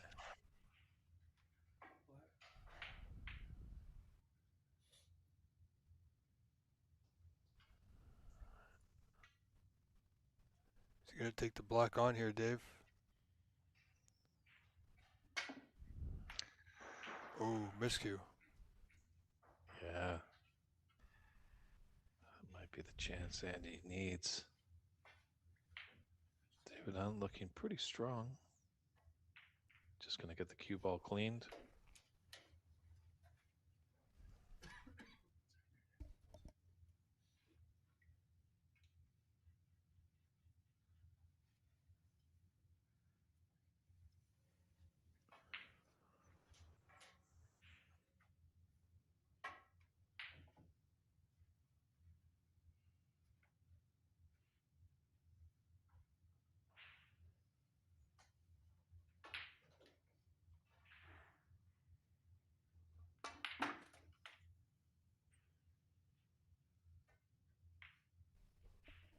Good opportunity for Andy at the moment.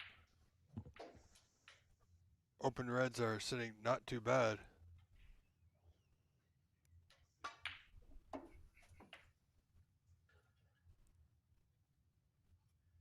he's overhit it. Oh my goodness.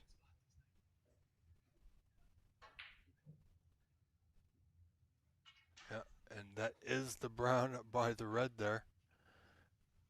For viewers that have an issue of being colorblind, some players have an issue between brown and red.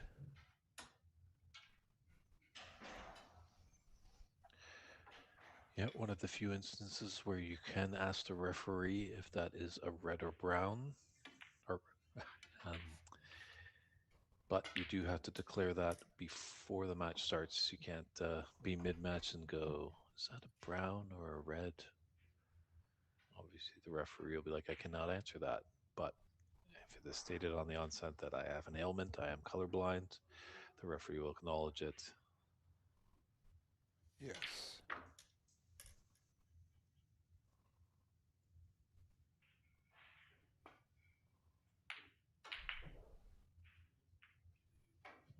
It's not his best safety shot there. Let's open the door for McCluskey. Yeah, Andy with that 5-point lead, so he's going to want to take full advantage of this now.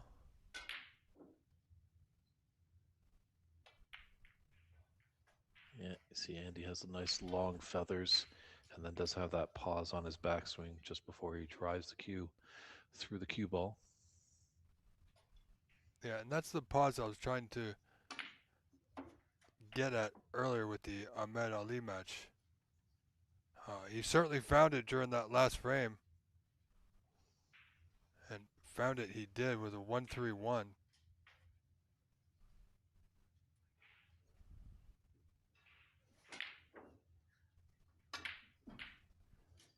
Oh, that one just got away from him. Or did it? Or did it? Oh. Very fortunate. The cue balls ended Wow. tight to the yellow. Andy raises his hand and apologizes for the fluke. You know, Dave, if he can get down to the red, I mean, yeah, he's going to try and hit the red by the right middle, but another option to keep it safe is the red nearest the bottom right corner.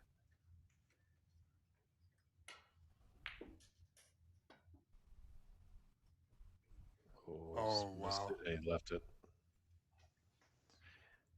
Interesting. We see a lot of players, they're trying to impersonate the professional players, take, good tips from them. But I've never seen a player on the amateur side here in North America that has tried to imitate Cliff Wilson.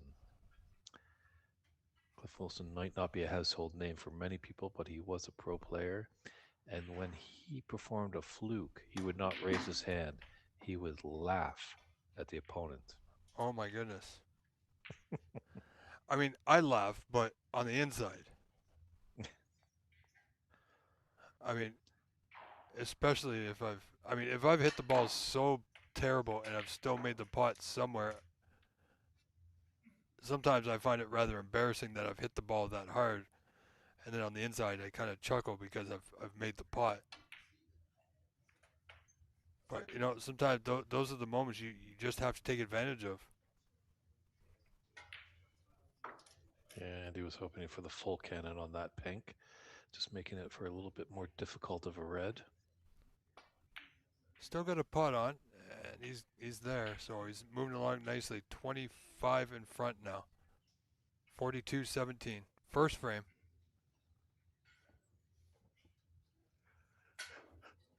This is the round of 16 elimination match.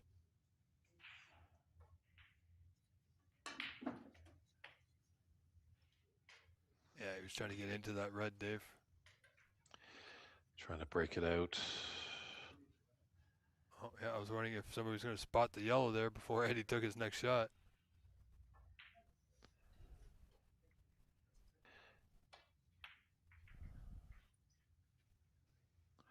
Yeah, for any new players out there or youngsters, definitely if your opponent's at the table and you're spotting the balls, best to do it swiftly and as quickly as possible. You don't really want to disrupt the rhythm of your opponent.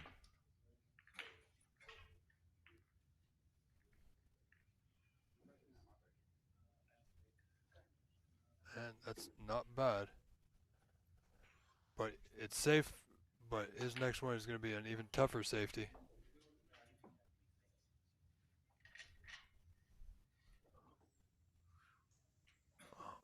Well, this might be one of those situations where David Hunt could be forced into going for this putt.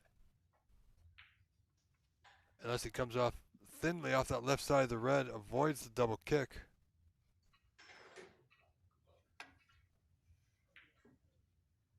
Oh, just missed the double kick.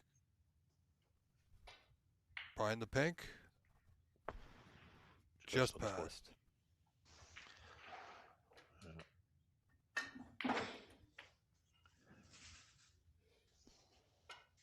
Wow.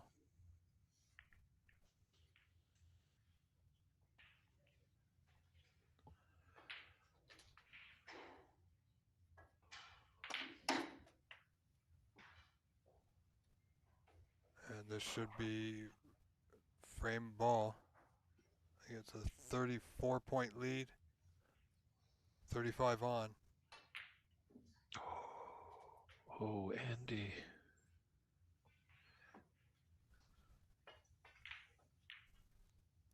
So David requires pink to tie black for a possible win in this frame. And David, the balls are not too bad. Except, he's got to pot the red, cover a lot of mileage to get on the black or pink, back up for the yellow green, back down for the blue, up, down for the brown, up for the blue. So if he gets that far, this white's going to be traveling all around. Yeah, a lot of real estate he needs to cover to nip this first frame. So I think the way the balls are sitting, they're not terrible. It's just he's got to be thinking one ball at a time at this stage. Keep himself in the frame. Get this red if he's playing it in, and get on at least a pink to give himself a shot at a respot black. What's he done there? Careless.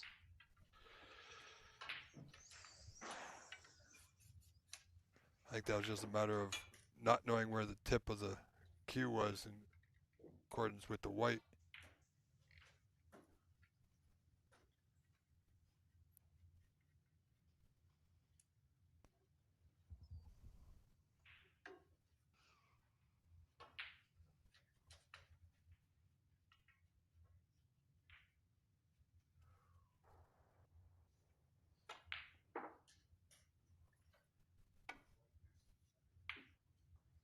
Oh, David really came up with that last shot. No, he did, yeah. He might get away with it, though. Look at this.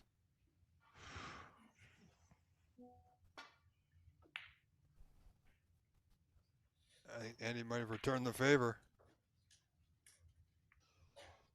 Oh, boy.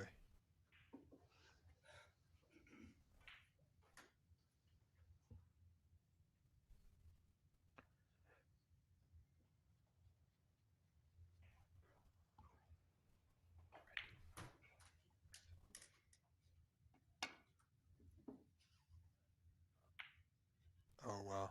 Well, we're at bet snooker's required now, and it's a free ball. He's got a putt on the brown or the pink here.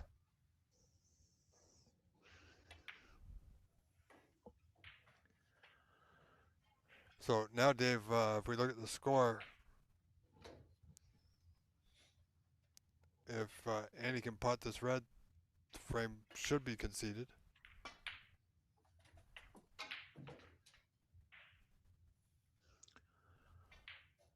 It's done very nicely to give it a chance for the left middle.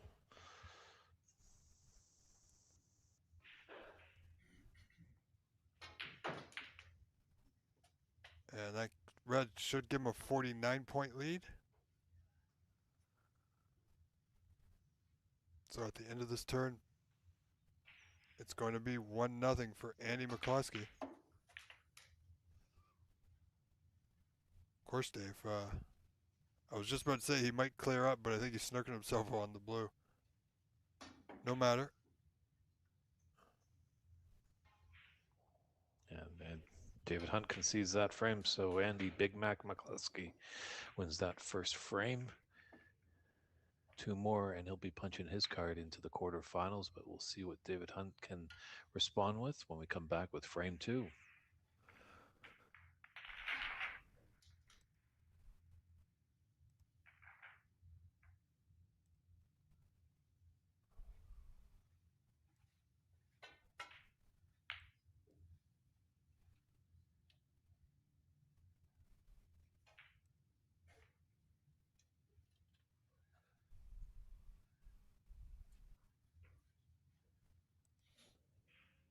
Oh, here we go. David Hunt to start things off here in frame 2. Missed the blue. Does he get the pocket? No, he's okay. One thing on the break you never want to do is hit the blue or go into the one of the top corners. Oh boy.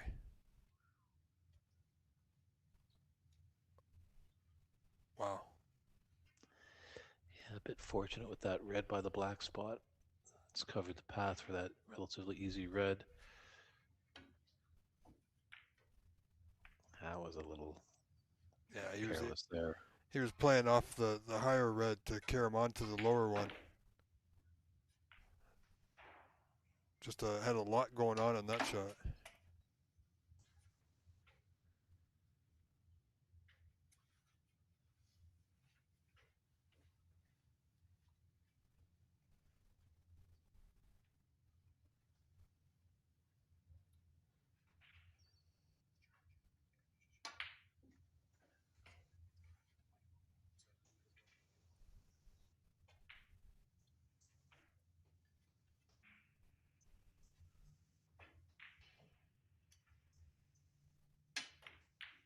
Oh boy.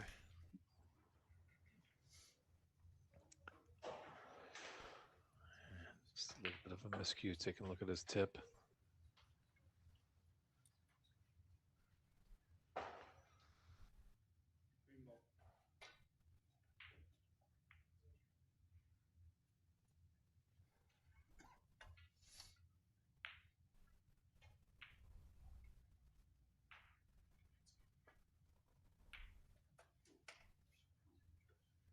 That's not bad. Nicely positioned here on the black to left middle. It does have a red just below the pink. He's got several options here, Dave. Depends on how much or how little he wants to do with the white.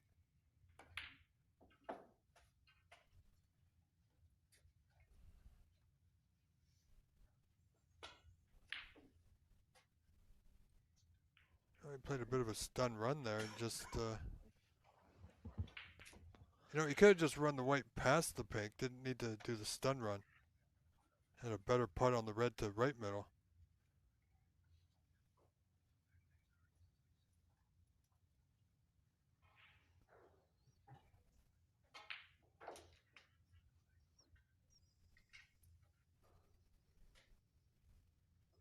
Yeah, I wonder if that pink is blocking the potting angle on that red. The rest is close by.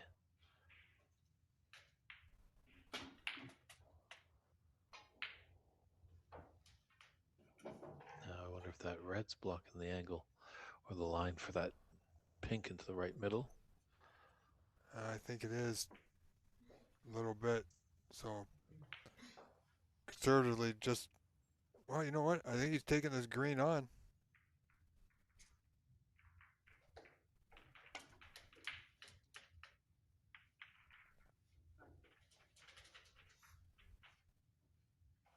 Oh, moving those boat colors out off their spots all at one go is going to change the landscape for the moment.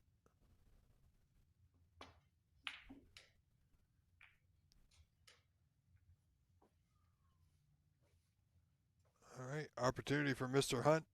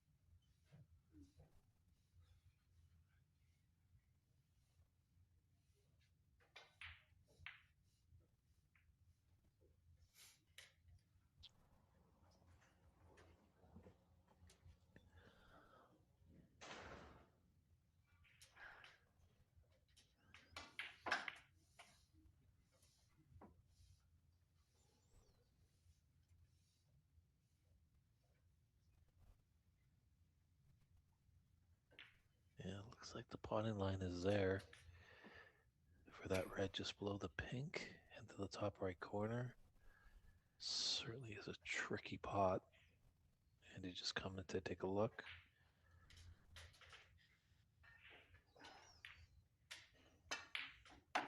Oh, right into the heart of it. No shadow of a doubt on that one. And he's into the driver's seat now. As pink goes, he's looking good.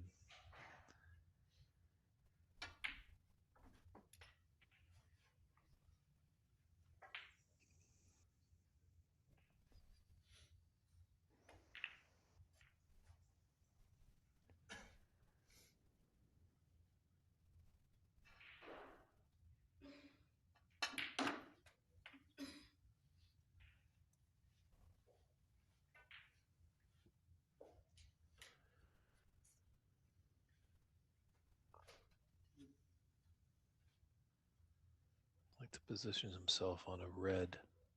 Maybe that one that's just beside the 3 triangle. Just to get that black back on its spot. Kind of might have went a bit wrong.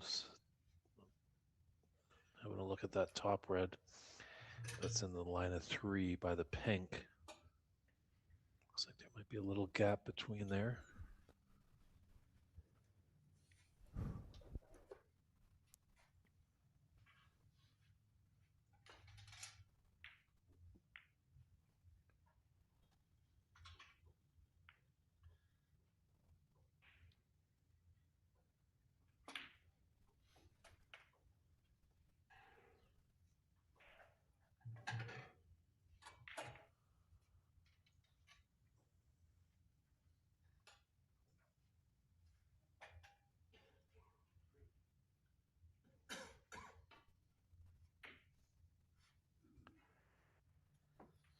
So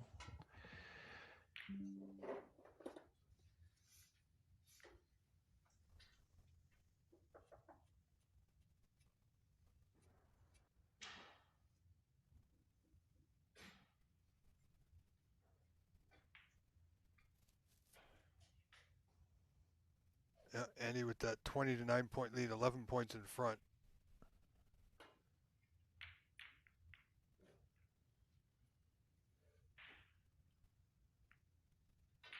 David in a bit of a spot here. He's got a tough out. He's got no pot to even attempt.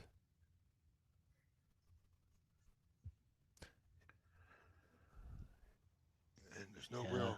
no real containing safety available.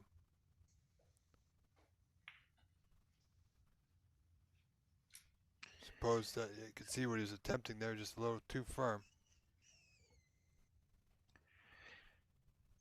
Yeah, I was going to try, but unfortunately, what a big miss there by Andy. Oh boy. This is where David needs to capitalize.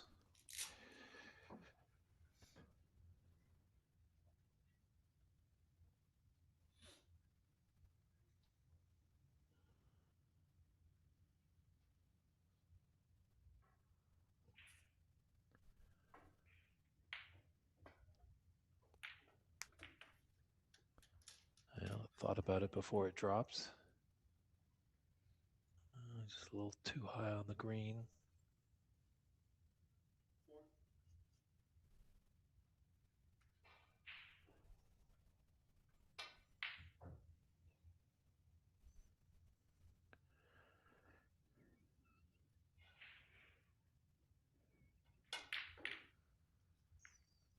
Yeah, you're gonna need a good follow through here.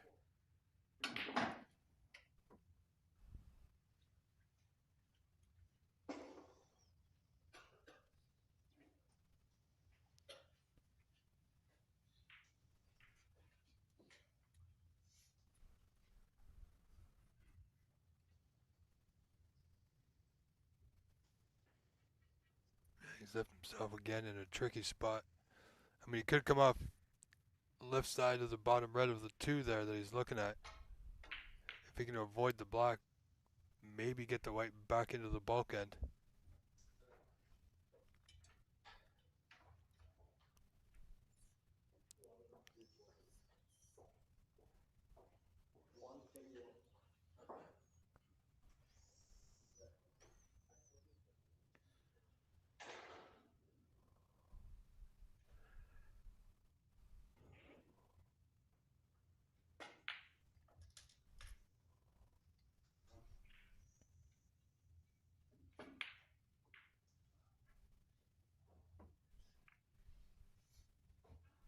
Well, it was a bit of a not great, but it's going to give Andy a chance to open the reds here, pot this red. Yeah, that was a risky shot, but with great risk comes great reward, and he's got the black. He's got a red by the pink just below it and to the left of it.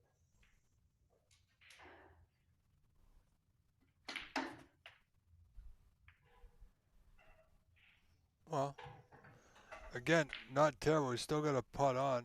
It's a little bit of a tricky one, this red to left middle. He's up 28, 12, 16 in front, 1 frame in front. Played the double. Oh, wow. It had nothing but eyes for right middle. And you notice on that double shot, Andy doesn't move his head at all. A common mistake by a lot of players when they're playing those double shots, they want to swing around their head to see if the pot goes in. I always feel it's great on a double shot just to listen for that pot to drop. Absolutely. Yeah. It's like what you want to do on pretty much every shot is keep your head still. And that's why I think a lot of players miss pots and even doubles because they're moving around before they've even hit the white.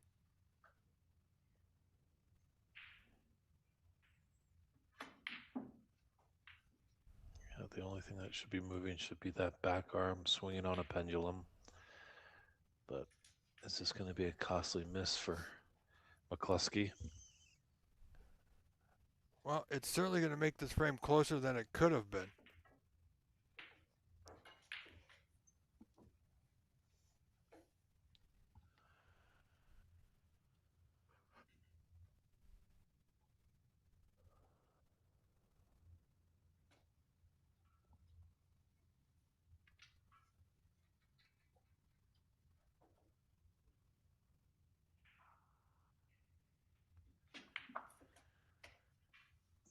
Kind of jumped at it a little bit there, but still was successful.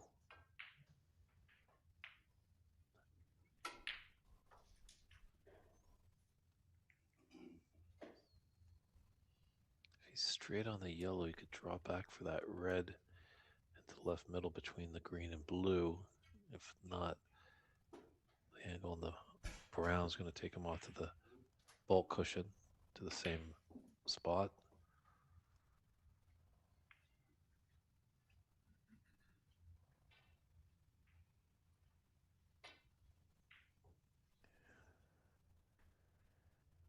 And you can just slowly run this through beyond the black.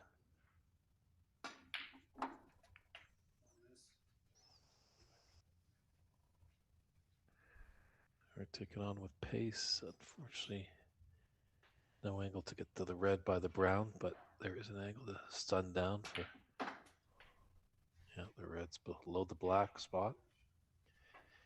And, well,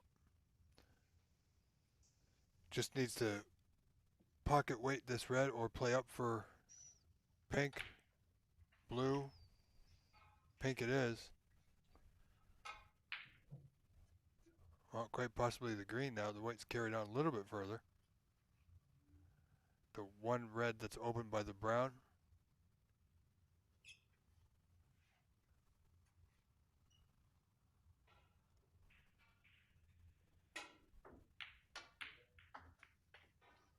Oh, nicely played there, Dave. Yep, stunned into the brown to hold position for this red. Natural angle on the blue to come back down table for the final red.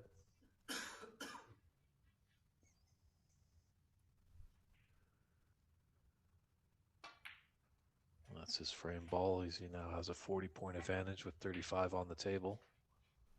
So, similar situation to the first frame. Just this red. I mean, we're already at Snooker's required, but with that 40-point lead. Funny thing is here, Dave, even if Mr. Hunt pots the red somehow and doesn't make it color, he can still play for Snookers.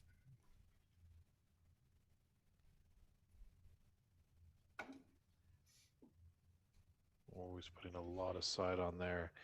This could be and should be a free ball. Yes, I believe so. Pink angle probably coming up for the blue.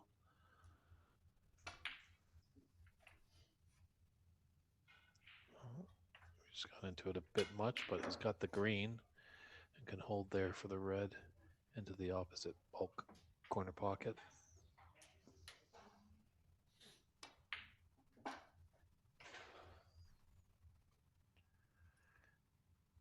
Wow, did that run on? I think Andy was a bit surprised by that. See a little smile on his face.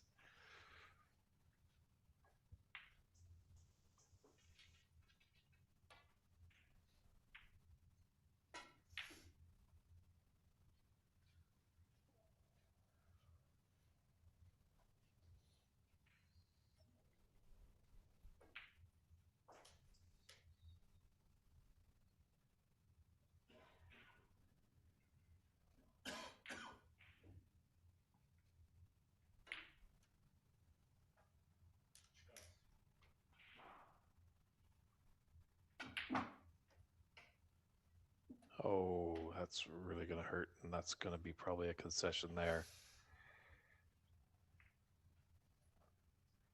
Oh, And wow. that red is not going to come up.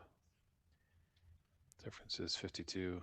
Careful, Andy, there. Jostling that cue near the tip.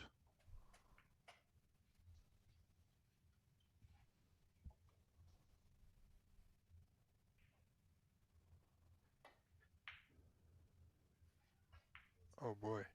All right, he didn't need the green, but fully expected him to pot it. True, but Frame is discussion. over now. Yes, I think David was just taking a short look at the score, just doing a little arithmetic there. And he's just going to step it aside for a quick comfort break, and we'll be right back with frame 3 of our featured match here in the round of 16 between Andy Big Mac McCluskey taking on David Hunt. David's up against it, but we'll see what he can do when we come back with frame 3.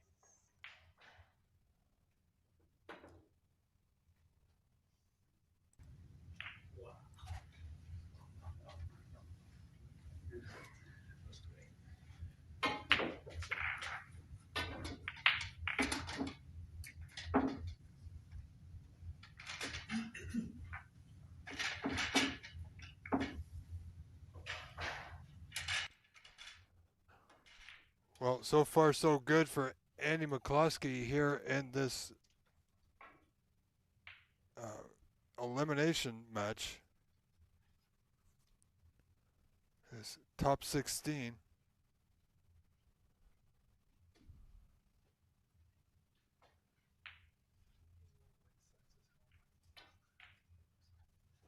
And he's still going to have another match to go. Well, Andy, should he get through?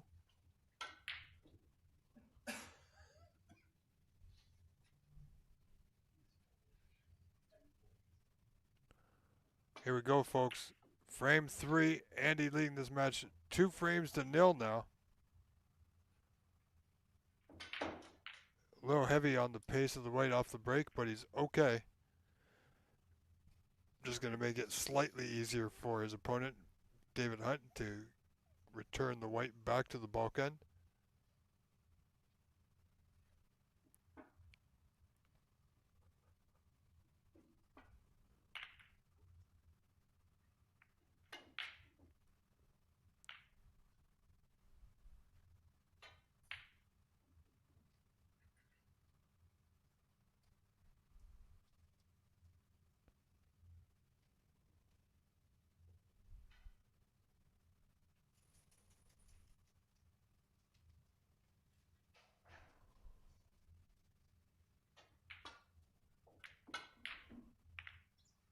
Oh, and he did not get out of there well, but he's had a decent result. Cue ball laying right in front of that blue.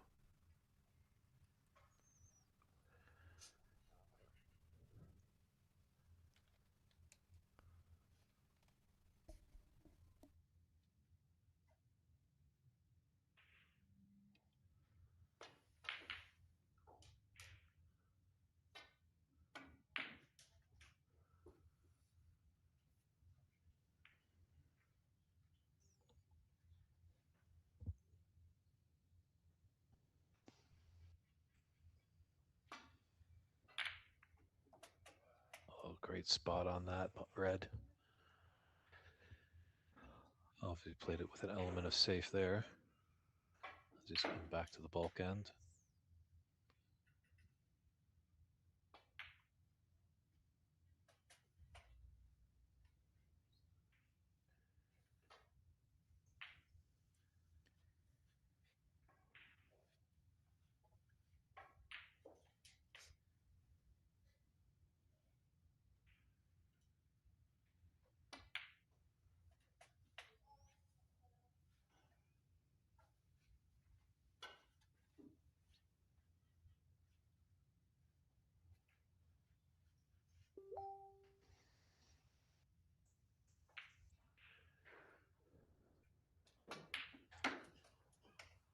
Great chance here. Andy could take this frame. Fortunately, the black is really tied up. And now, or the blue, or the pink, I should say, has gone on its spot. It's in a log jam as well, so blue really the only one that's open.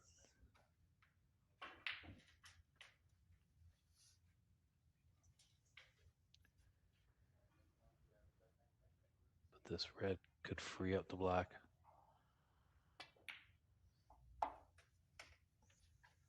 Oh, wonderful shot.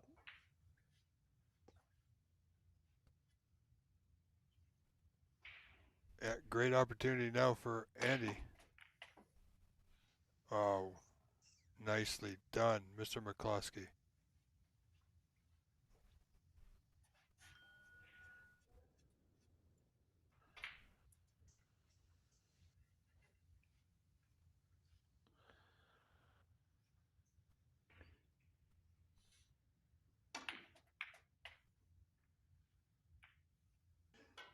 Oh, he's come all right because he's got the blue. And these reds are starting to get open. I think you could hear David Hunt just acknowledge a good shot.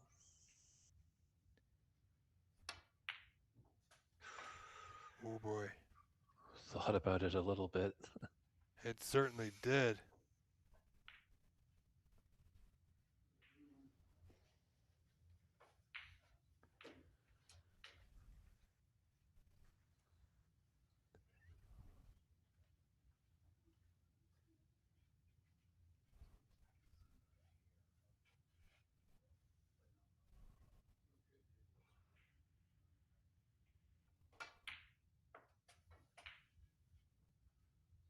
You know, Dave, this has the potential of being a fairly sizable break. I mean, the black will go into that bottom right corner should he get on it. Question is, the red to the left of the black. Almost thought he might just have enough of that angle to clear that red that you mentioned left of the black, but yeah, it might just be a little trickle in Andy's head that there's a potential just how some of these reds are opened up. A substantial break could happen, but as you mentioned, that red left of the black really would love to be cleared sooner than later. He's gonna miss the brown. Yeah. I think he's got to go here, Dave. Take this red on. It's a good recovery shot to keep the break going. Oh, didn't need that kick. Now, can he see the pink to the green pocket? Or will the blue go?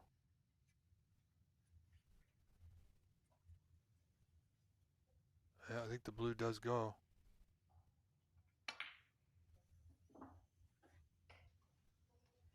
Oh, has he come far enough? I think he has. He can just slide down. If he's high on the black, it will go into the same top corner. Well, maybe it doesn't. Tricky red to left center. Yeah, very tricky. Need a little too much pace in there to try and get some kind of position on the black. And unfortunately for David, he's rather high on this red above the black. He'd love to be a little low so the natural angle can take him back up table.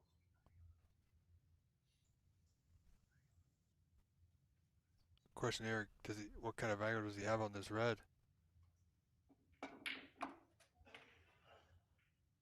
Yeah, not much. Yeah, he's knocked the black out, but hasn't knocked it into a potting position, so... Oh, he's trailing by a substantial amount, 43 down. And now he's knocked the black to the bottom cushion. Unfortunately, I don't think he didn't have to take the red on. He could have played the safety and waited for a better opportunity.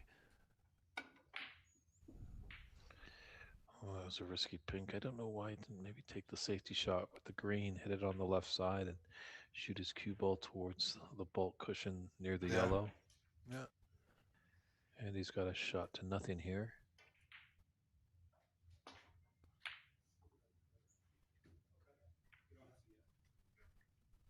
And of course, at this point of the match, and being 2-0 up, 43 points up, he's not even too concerned about getting perfect position on a color.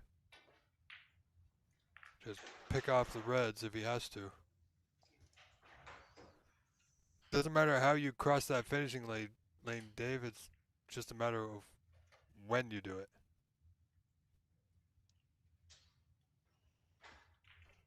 Doesn't have to be all century breaks like Ahmed Ali.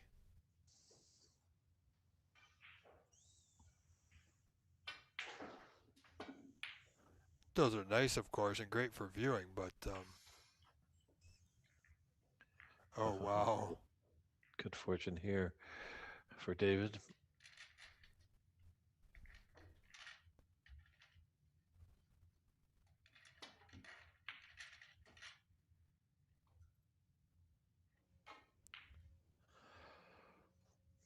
Well,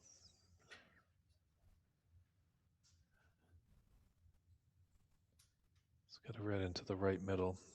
Fortunate part, he does have the natural way to come down for the black, but black's tough when it's against that top cushion. Yes. It may look easy on the camera screen, even if the camera is a little Dutch angle. But I think he's got to go. Just cinch the black at this point. he's got to hit it with pace to be onto a red. Very nicely done. Yeah, didn't want to be on a cushion though, but he doesn't have to go for a red here. He needed the points. He can dump the white in the bulkhead quite easily from here. Or I think he's taking a red on, Dave. Yeah, there had the blue there.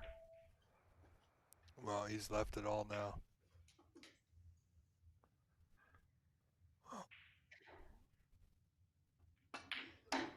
Will Andy take full advantage of this as David played his last pot in this year's Colorado Open? Could be. Seems like Andy is turning it up a little bit. Yeah, I think I just dance around and take blue balls as black is kind of tied up a little bit. But he might be able to work some magic here and just nudge into the red left of the black. We're just gotta get the pot. There's a bit more of the black that they can see rather than us on the TV screen.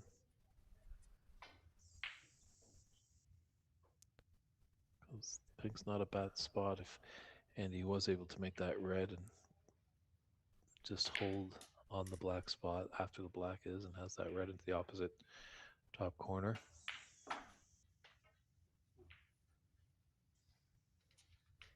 Wow. You know, he had a play there, Dave. He's down by a substantial amount late in this third frame. He had it, instead of going for that pot, he could have played the white off the red to the left of the black, leaving the white on the cushion and opening that black spot, and that red would have been somewhere over on the right. Not really giving any pot to Andy, but yeah, black didn't go. I can't see why he would have taken that pot, that red on. Yeah, gutsy yellow there. Might have been a bit better to try and play safe there. So 59 points on the table and 40 in it.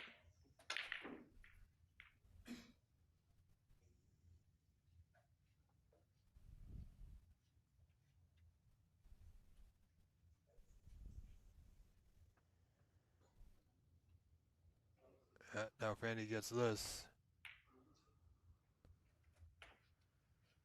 Yep, just needs one more red. And gently roll it in to the middle pocket.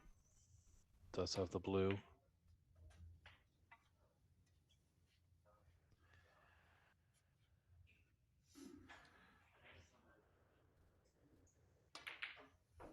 So looking like a whitewash for Andy McCluskey over David Hunt.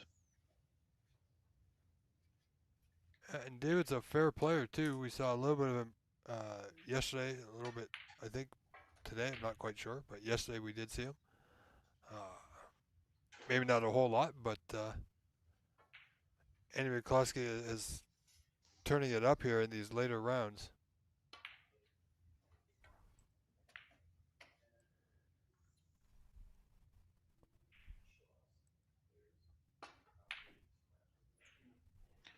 Playing smart, granite snooker there. It's a tough red, but he's tied up his opponent. Obviously, we're not at the more than 3 snookers required stage just yet. They have to do that when they're on the colors. But David's in a bit of trouble here. I think if he's not successful on the red, he might just throw in the towel.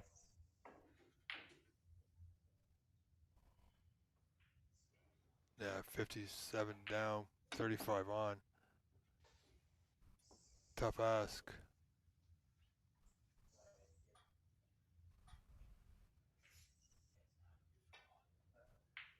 It's not a free ball, is it? It is a free ball too. Would you believe it?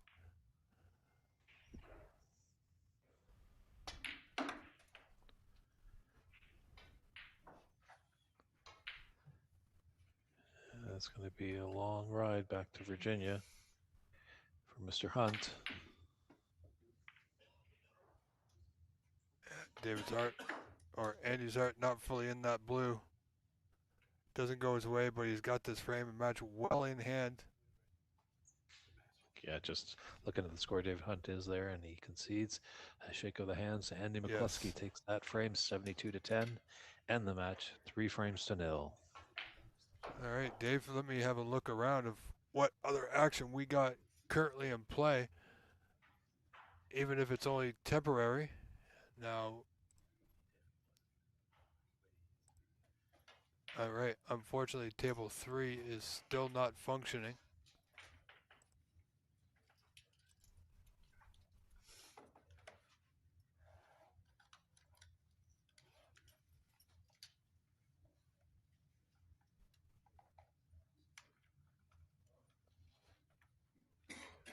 Well, Sharam Changizi is coming up on this table, Dave. But in the meantime, let's switch over to camera 2, where Ernest Bezemer doing battle with Krishna Sridharan. Ernest leading that match 1-0, and he's 12 points in front, 13-1. And folks, as soon as our feature table gets back underway, we'll switch back to that to Sharam Changizi and Ray McCarthy.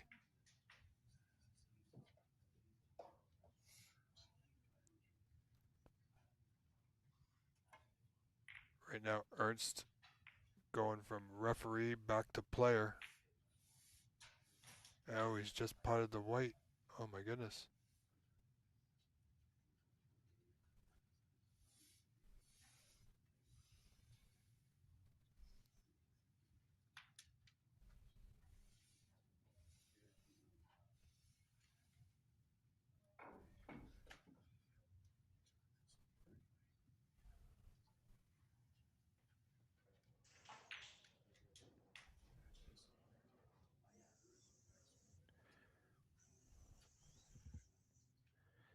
Yeah, I think actually Ernest beat Davey Morris in the Nina Open.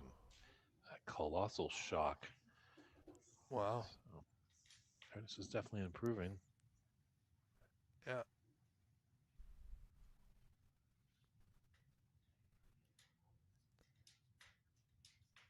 Oh, he's in a little bit of a trouble spot here.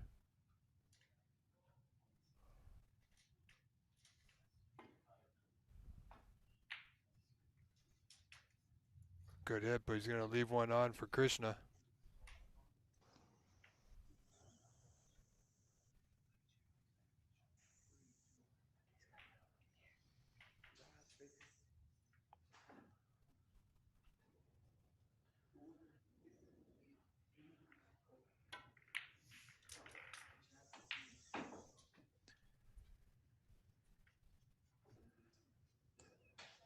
We've seen a bit of this gentleman over the course of this event, Dave. Hasn't fared too badly. He's obviously played well enough to get to the elimination rounds. Yeah, that is definitely true, Rob. You got to win a few matches to move on to the knockout phase. So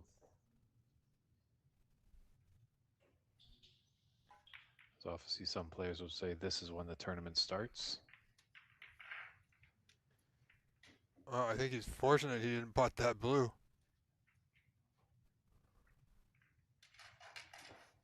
My word.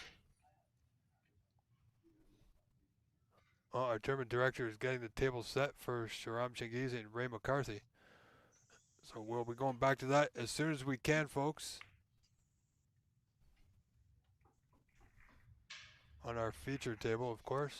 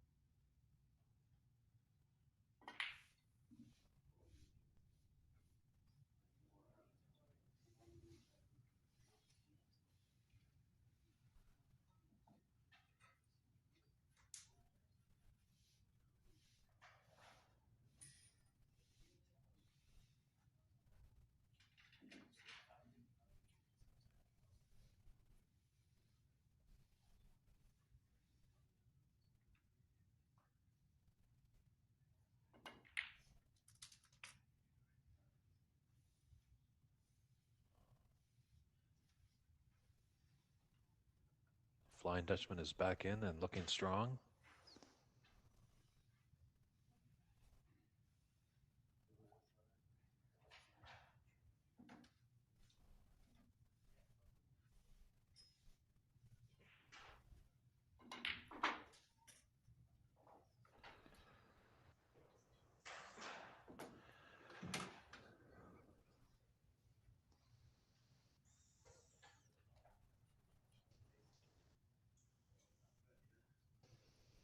Yeah, it's got tough red down the right side.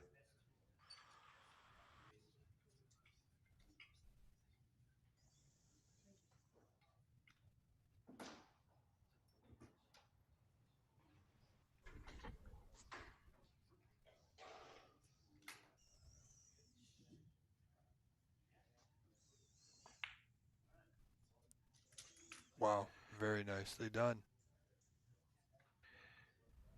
Yeah, we've seen a lot of the times in many of these tournaments when that object ball hits the cushion just before the pocket, it refuses it more often than not.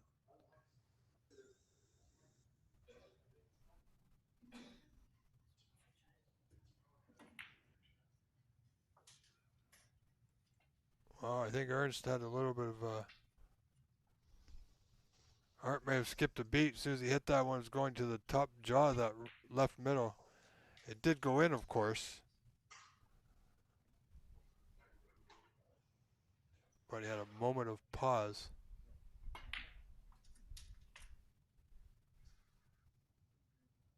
Oh, Wow.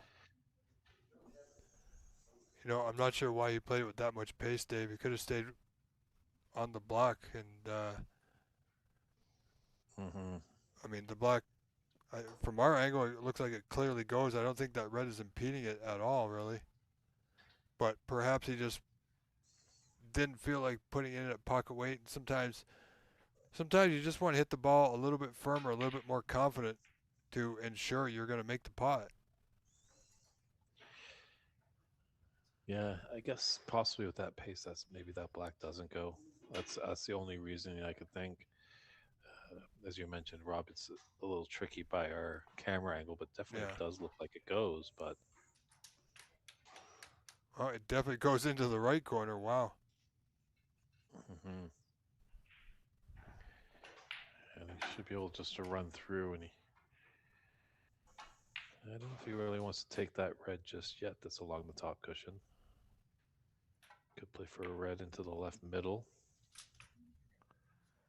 But Well, from yeah, here, Dave, it's not that bad.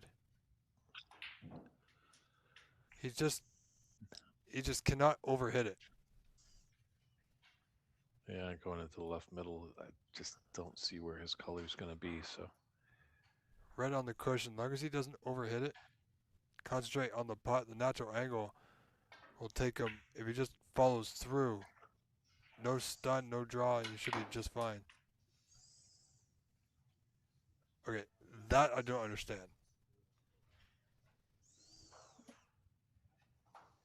However, the black will still go to right middle if he decides to be that adventurous. It would be quite bold of a shot to take on. sure, and I think a natural angle off that black, he's going to have the two reds below the pink. It's a big shot to continue the break.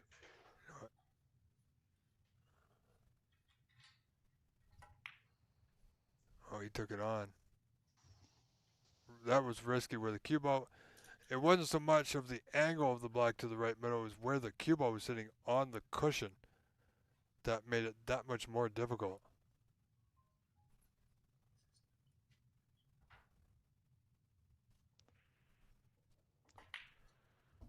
So good opportunity for Ernst to take this second frame.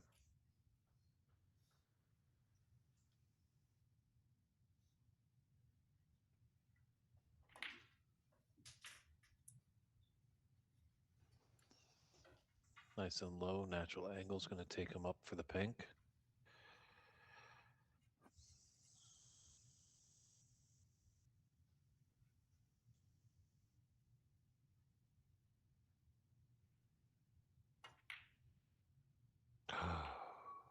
Ooh. stunned in disbelief. Did have that other red, it looked like, that he could have ran through and just drew back for the pink into the same left middle pocket. So seesaw affair here in the Yeah. second frame. Well, a bit of good news, Dave. Table 3 is back online. There's nobody on it at the moment, and the camera needs to be adjusted because we can barely see the bulk end. However, I don't think we're going to need that table for the rest of the day, quite possibly. And we'll only need 2 more tables for tomorrow. So if that's the case, we won't need table 3 at all. Well, there probably will be some action tonight, obviously, with the quarterfinals. 8 players remaining equals 4 matches, 4 tables.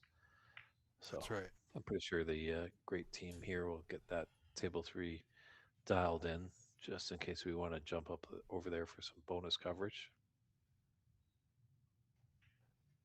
So Shahram Changizi is underway with Ray McCarthy, but we're going to stay here, David, at least to the end of this frame, to see if Ernst can close it out here. Well, close this frame out, rather, for a 2-0 lead in this best-of-5 elimination round.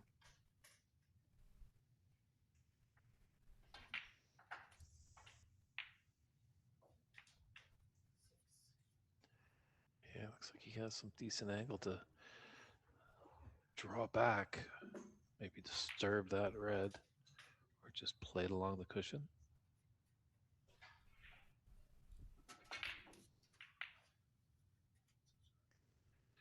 So it's helpful that he's a left-hander. Yeah, nicely played. Maybe Good. just a little too straight on the blue. I'd like to have pulled up just a fraction before. Still okay, but you know, as they always say, a professional is never fully satisfied with their performance. They're always tweaking something. Now, obviously, there's no professionals here, but amateurs feel the same way. He's got a 37-point lead, does Ernst, here in the second, 56-19. 27 on. So 3 snookers required.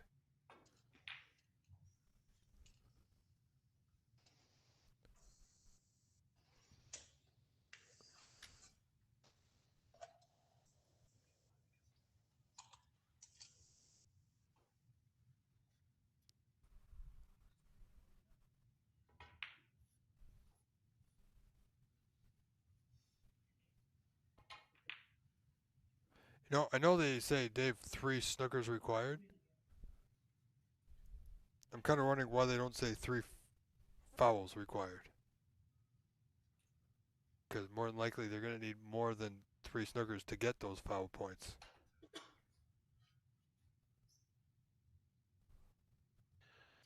True, you always hear the commentators over in England when they commentate on the pro events, they will mention that, yeah, 3 snookers are required to get back into it. But most of the time you need maybe 6 or 7, just because those players are just so good to get out of snookers. That's right.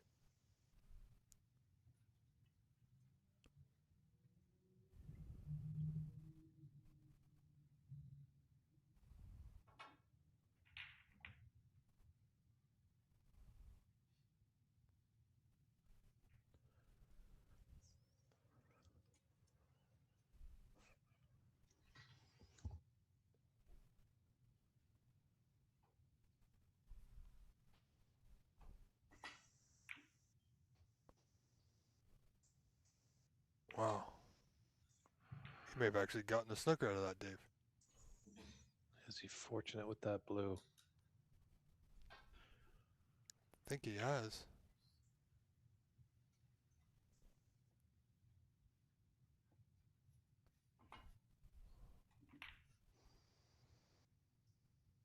Well, Ernst made easy work of that one.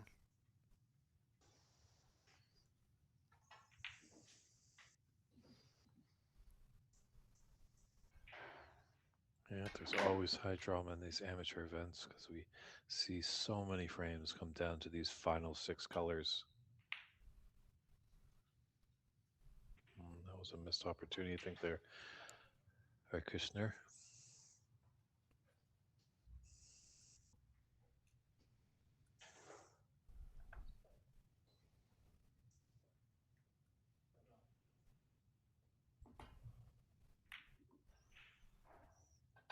Oh, it's close. Well, that should seal the frame now.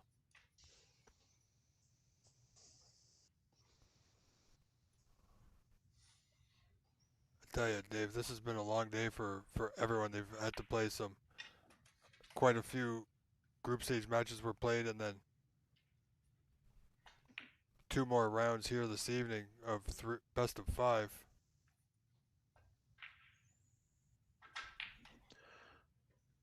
Yeah, we'll see how that fares. As I think some players obviously played 2 matches yesterday and their final today, and then others had 2 matches today and only played 1 yesterday.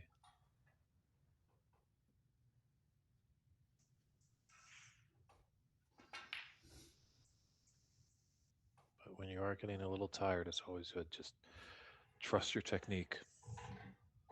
Get a good firm stance. Pull that cue back and push it firm in a straight line. Absolutely.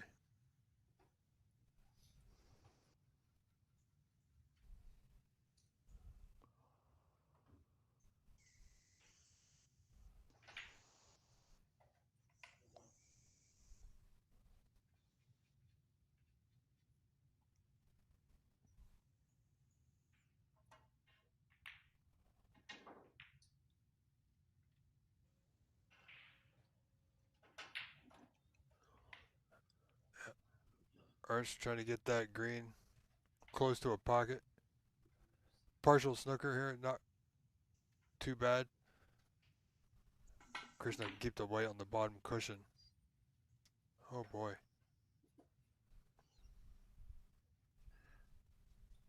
That slid a bit.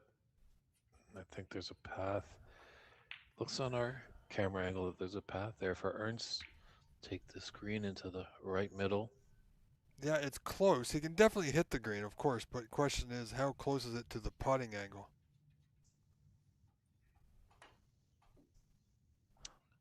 Oh. Oh, our camera lies. He couldn't hit it at all.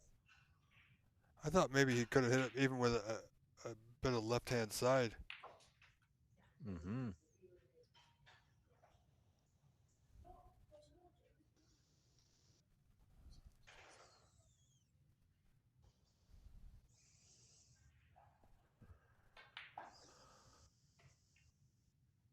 Well, 31 the difference now. 58-27. 25 on.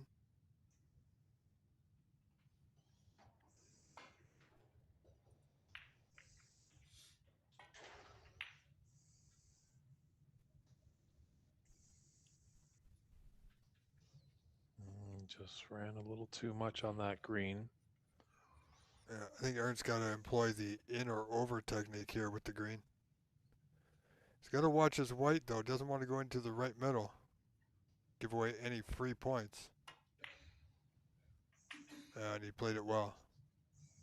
Oh, just beautifully on the brown. Pretty as a picture. Take that brown into the yellow pocket. Stun down for the blue. Thank you very much. I want my 2-frame advantage. Yeah, and he is there.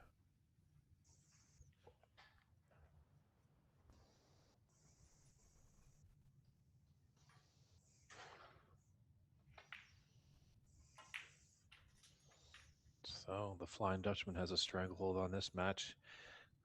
We'll be leading 2 frames to 0. Krishna needs to find something if he wants to push us to a decider. At least has got to get 1 frame on the board. As I always say, you're never in a match until you get that first frame on the board, and that's a concession there. Well, you know what, Dave? Let's since Ernst got the 2-0 lead, and they're still in the first frame on Chingizi and McCarthy. Let's see how Ernst fares in this frame, and this is getting quite interesting. And I know the people watching are quite interested. How do you feel? Any match is a good match, so don't mind seeing this one to a conclusion.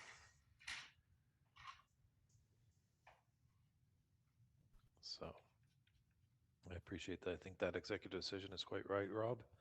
Let's see if Ernest can complete the whitewash, but we will definitely keep that eye on the Sharam and Ray matchup.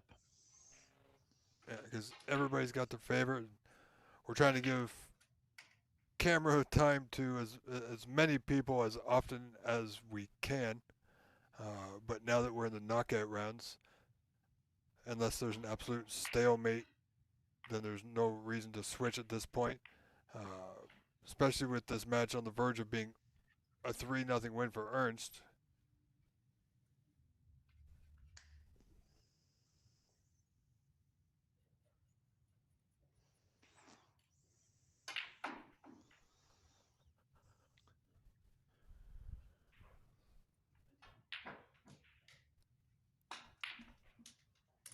Wow. Look at that delayed draw. I mean, he hit it good. He overhit it, but he hit it good.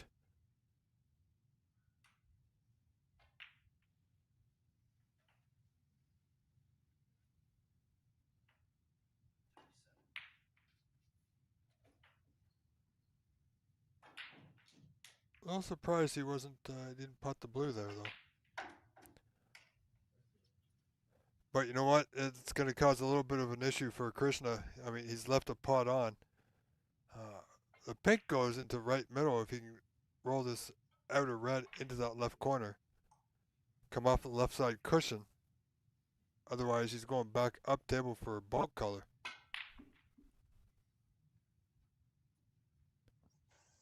Yeah, see, he missed that ball by a large margin only because he injected quite an amount of pace into the white.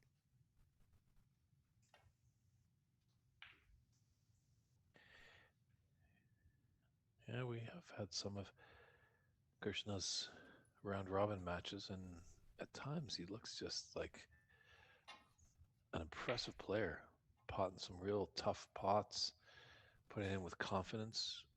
And then on the other hand, he completely airmails his colored ball.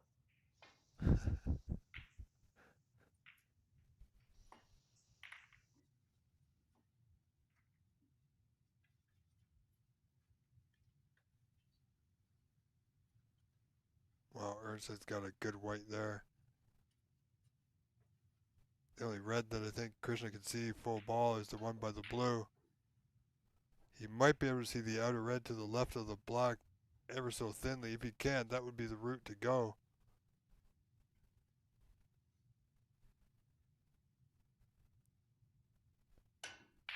So this is going to be an interesting out. Or containing safety. Where's he going? Yeah, that was risky, trying to roll up to the blue from 8, 9 feet away.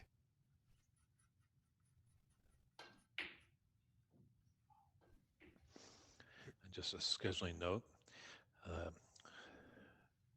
Sharam Shagazi and Ray McCarthy match is the final match in the round of 16.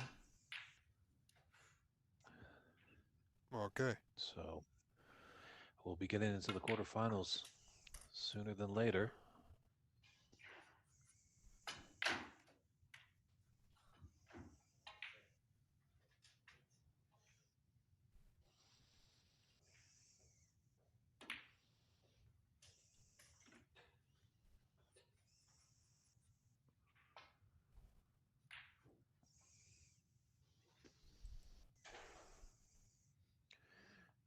Yeah, Ernest has a table back home in Houston, so he's definitely able to put a lot of good practice in.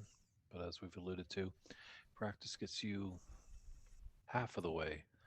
You got to get in-match experience, feel that pressure, that tension, and how do you deal with it? Absolutely.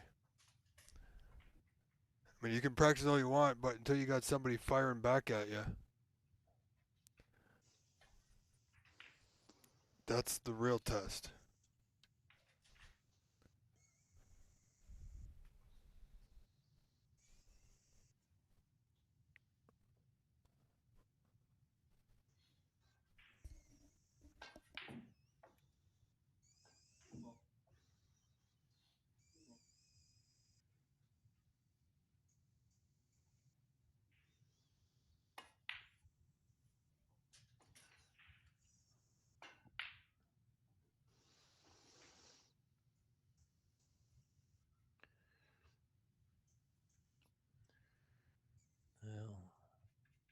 going to run and hide here, play a little aggressive. Looking for the open red on the right side of the table.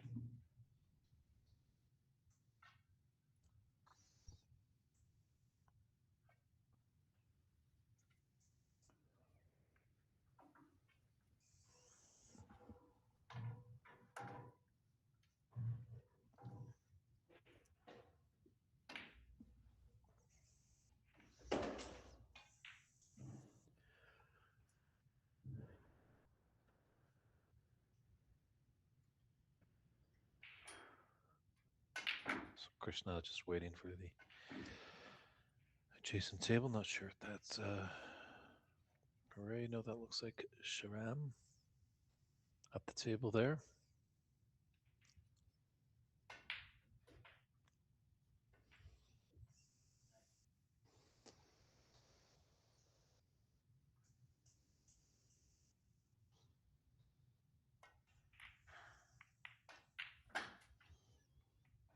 Oh, didn't want to cannon into that blue.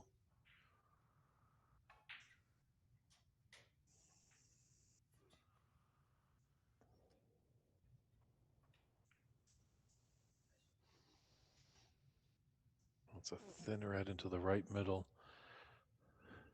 Hopefully Ernest can kind of open things up, potentially open up the black.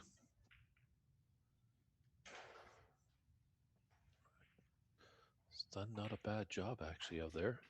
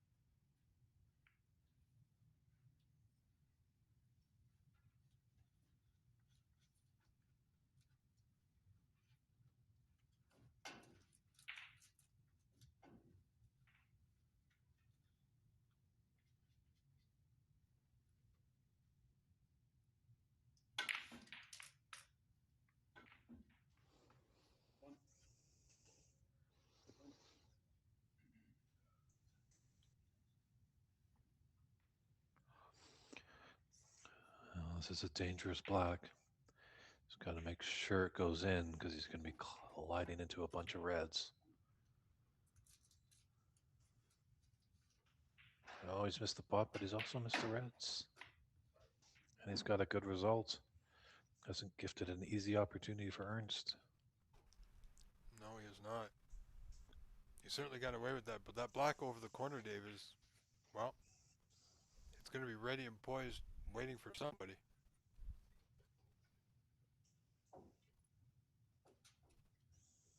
Ernst has a good path to the bulk, though. I mean, he doesn't have much choice. Just needs to control the cue ball with good weight. Now he's protected the left side of the table, so he might actually have a full ball snooker on the open red, too. Yeah. Wonderful shot there by Ernst.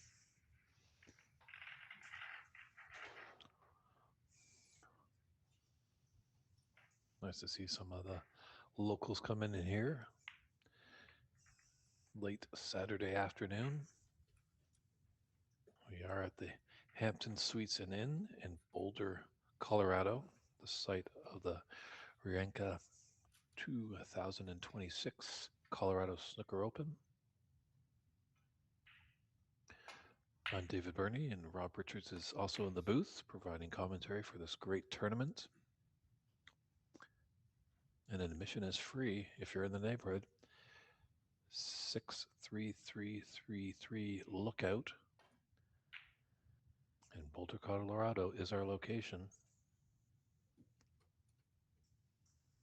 If you can't make it down in live, we also have a live stream on NSL TV and DT Sports YouTube channels.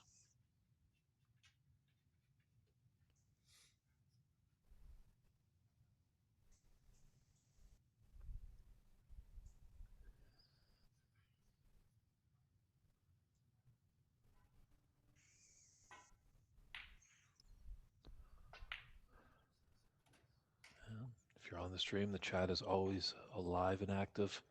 Feel free to cheer your support for either player.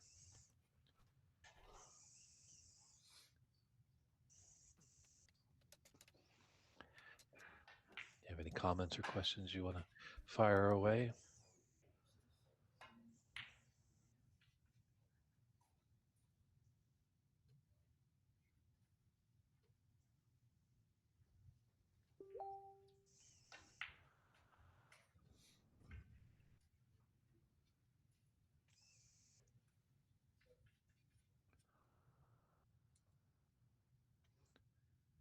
Yeah, you don't want to sell out an easy red because that black is just lurking to find the bottom of the pocket on the top right side.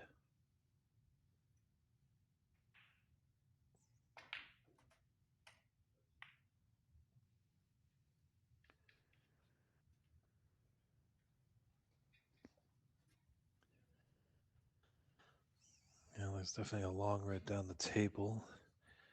Don't know if there's a path with this red that he's close to at the cue ball. I don't think that's going to go into the right middle.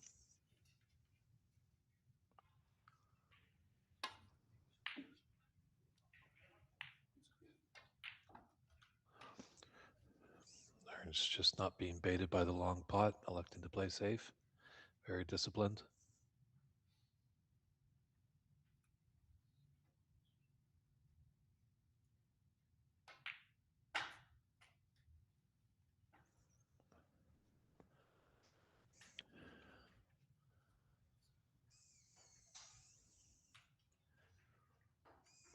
Yeah, Krishna's just got to be mindful, obviously, clipping off that bottom red of the two just below the pink spot. Just needs to be pinpoint accurate just to avoid and get through that triangle of reds on the left side. He's just waiting for table 3 to do their business.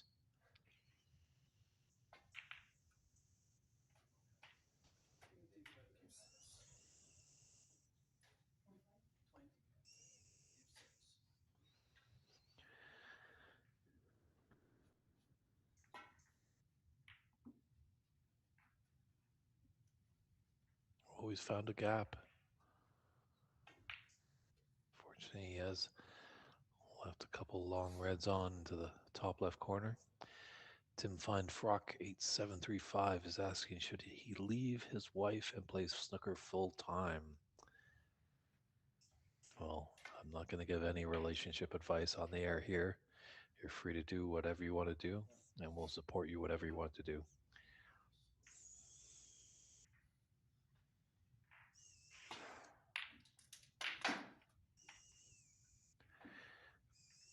But Tim Fine Frock, how about just playing snooker with your wife full time?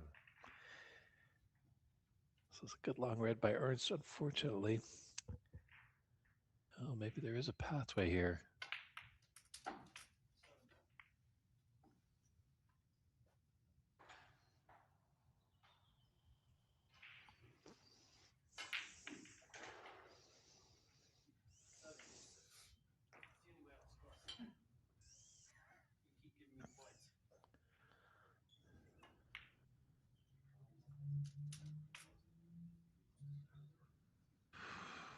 Thought about it a lot.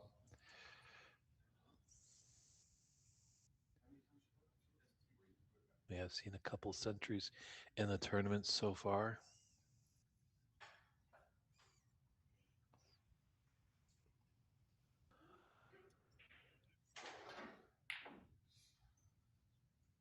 Yep. Hamad Al Said has the high break so far of a 1-3-1.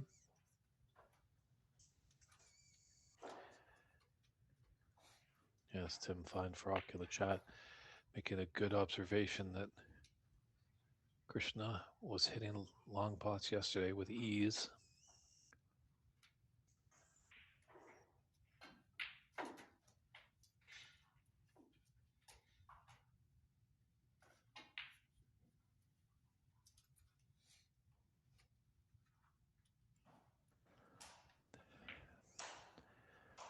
These round of 16 matches are best of fives, as well as the quarterfinals that will be played right after the conclusion of the round of 16 tonight. And then we'll be back here for Championship Sunday, starting at 10 a.m. Mountain Time.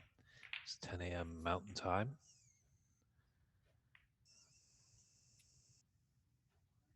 Not fully sure exactly when the final will commence, but 10 a.m. you will have two semifinal matches.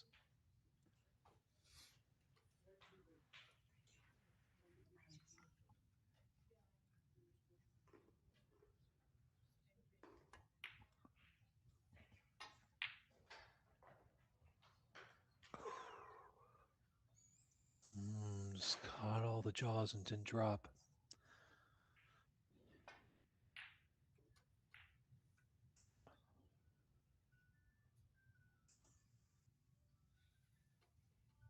A little phone going off in the room. Not the time to go off.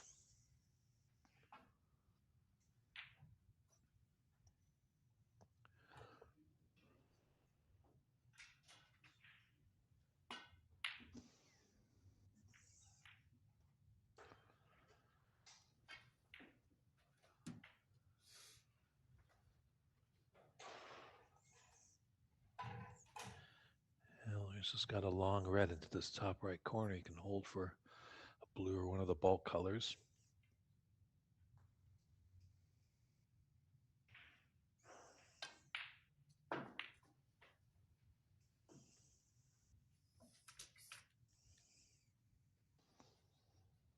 And he didn't move at all until that object ball was probably about 8 inches away from going into the pocket when he knew it was on.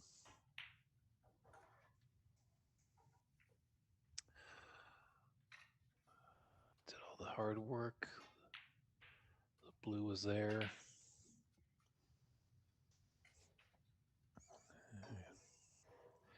Unhappily strolls back to his seat.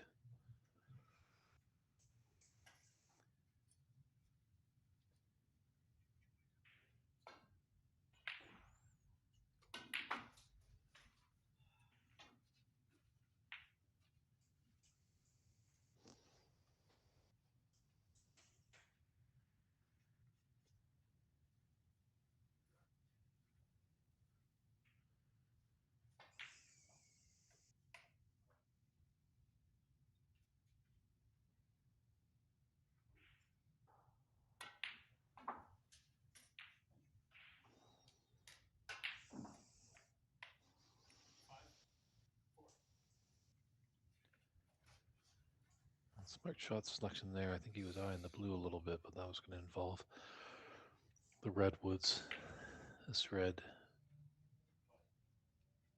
a little tricky as the brown is in his eye line.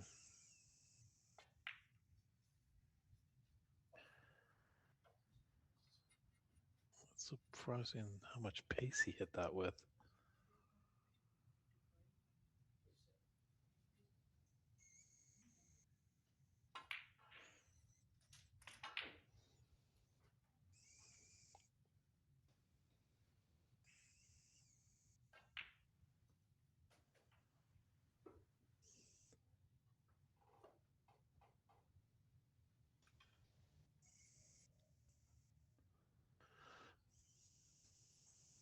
This is a tricky black, but great reward if he is to get it. Yeah, that's hitting the cushion too far before the pocket, not giving it any chance.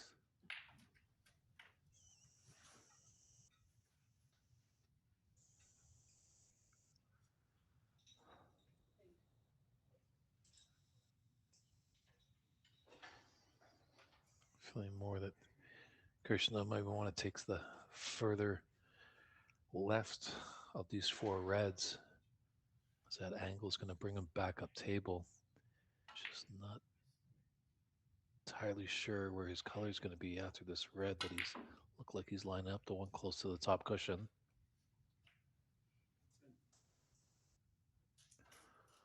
Ooh, wow. Obviously, that was not the intended pocket where he wanted to put that red in, but flukes do happen in the game. Only really time you have to call a shot is when you're on a color. If two colors are close together, it's best to nominate loudly so your opponent can hear, so there's no discrepancy.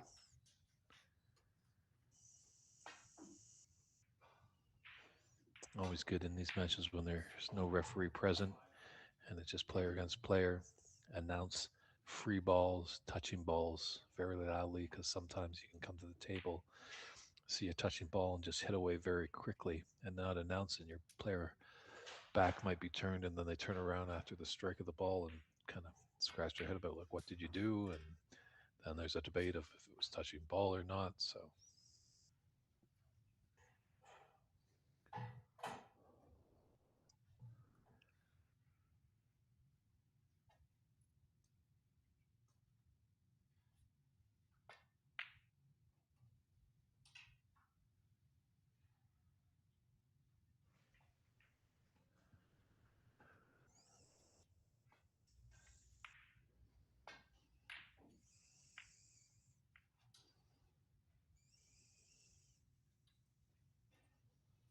So he's slowly crawling back into this.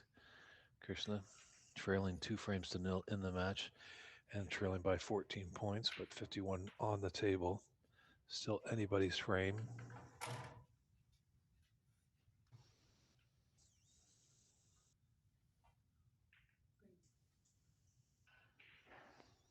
All right, Dave. Thank you about that. Needed to have a bit of food. It had just arrived. Wife ordered pizza, which is very nice of her. So at a quick snack, we are good to go. How are you doing? We're doing fine. We're here in Colorado. Some great snooker happening. Kind of seesaw affair in this third frame. Ernest has kind of jumped ahead, but Kirshner's crawling back.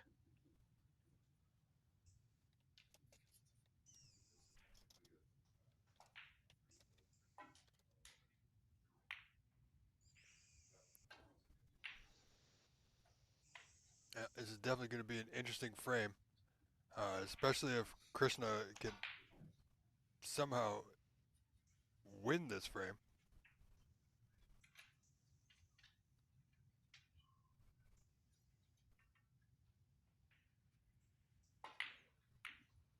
Oh, red doesn't go. Oh, black almost did.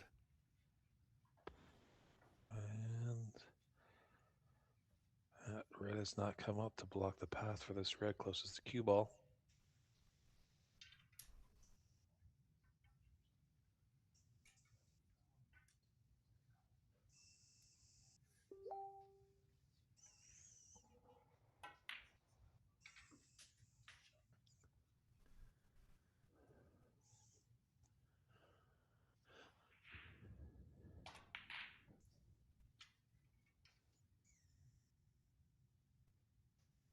Oh, opportunity now. Oh, he's okay. I would have liked to see a little bit higher up, a little bit closer to the red. But, yeah, from here it's going to be difficult to get ideally on a color. Not impossible, just difficult.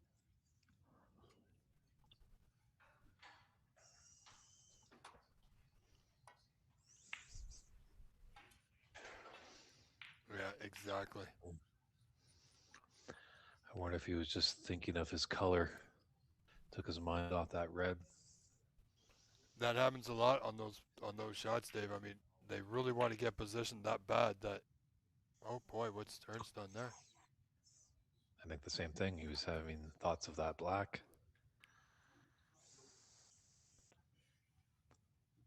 And these pots along the cushion are not easy. And like I said before, you can't power these in. You gotta stroke them in nice and easy.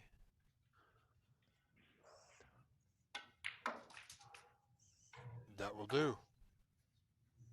True, especially when they're not glued to those cushions. When there's a little bit of a gap, it just makes it that much more difficult. That's right.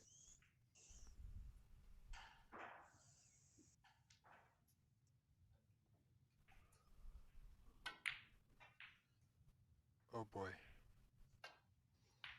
Perhaps the Mountain Air is getting to Krishna here, trailing 2-0 in this best of 5 elimination match.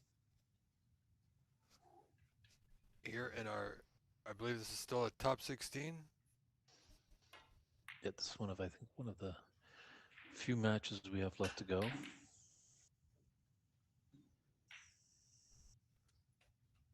Yeah, see, because there's no. The schedule that we had, Dave, was purely for the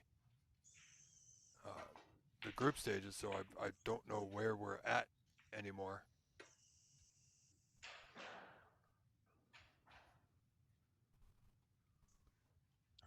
You have the master controls of all the cameras, so I'm not sure who's on 3 and 4. Well, 3 was our friend Dave Daly just starting with Wyatt Lyon. Okay, so that's a quarterfinal match there. Okay, a quarterfinal match, so that's top 8. So, table 4 is Mark Ziegler and Abhishek Lingashetty. I think as a round of 16, we've got a round of 16 here. And Sharam and Ray on table 1 are also a round of 16. So looks like Dave Daly and Wyatt are the only quarterfinal match that has started. Okay, so we've already started that's good. We've started the quarterfinals, so we're not too far off. Yeah, look like they're doing just continue with the roll on, roll off. And we might be having another quarterfinal match on this table pretty soon. Oh, maybe not. Commentator's curse strikes again. But we will see. Krishna still has a lot of work to do. He's trailing by 12. So he's going to need yellow to pink. And the last 3 frames to win this match. So I don't want to say he's got a mountain to climb because you're in Colorado, but he's got quite the mountain to climb, Dave.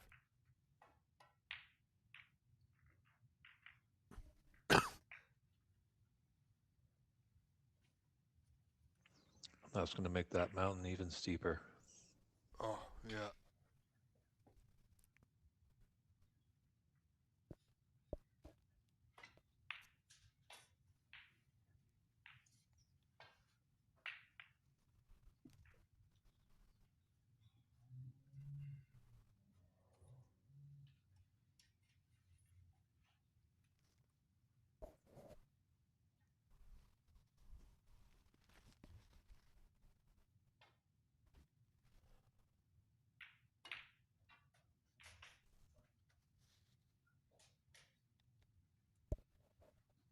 Yeah, it's going to be difficult.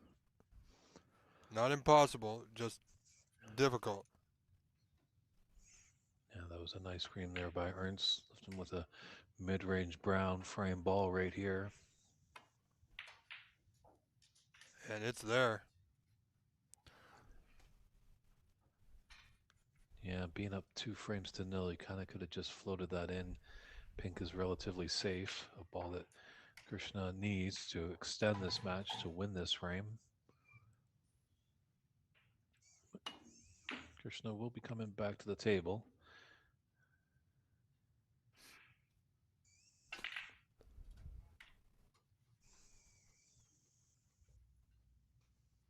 All right, and Shivam Chingizi has taken a 2-0 lead over Ray McCarthy now. So, if this match ends here, and Dave, I think it will. Stranger things have happened, of course. We've seen it happen yesterday and this morning, but if it goes to the way of Ernst Besmar 3-0, then we will be able to catch the end or conclusion of Chingizi versus McCarthy. and then quite possibly from there we can pivot over to our good friend Dave Daly and Wyatt Leon, who are just starting in the first frame.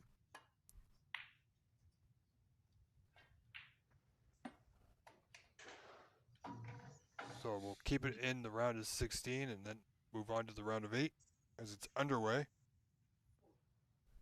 But we're not done here yet. Ernst had a good cue ball there, but I don't know why he just didn't try and float that blue over the pocket. And again, Did he just airmailed it again. Yeah. I know, Rob. It's tough to fathom. It's tough to put into words. It really is, because I want to be positive and polite and respectful, but what was that? There was like no effort on that whatsoever. It boggles my mind. This man plays so good at times, Dave, with some incredible putts that where do they come from? And then he tries to roll the blue to the bottom cushion and he misses the blue by a full ball. I think our good friend Dalen Taylor has said sometimes you got to execute tough love on these players. You know, you wanted them to do well, but you got to let them know when they're really faltering. What were you doing there? Now, you might not want to be as hard as Ian Doyle was on Stephen Hendry, but still, some of these mistakes are a little uncalled for. Yeah, it's surprising. Now, that's going to be a free ball. I hope he knows he can't roll up behind the black.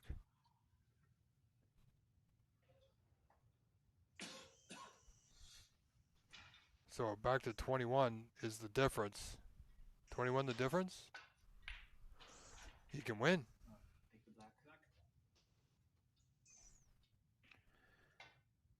Well, if he takes his black on to the top right corner, he's going to be leaving the blue, so he's got to be sure it goes in.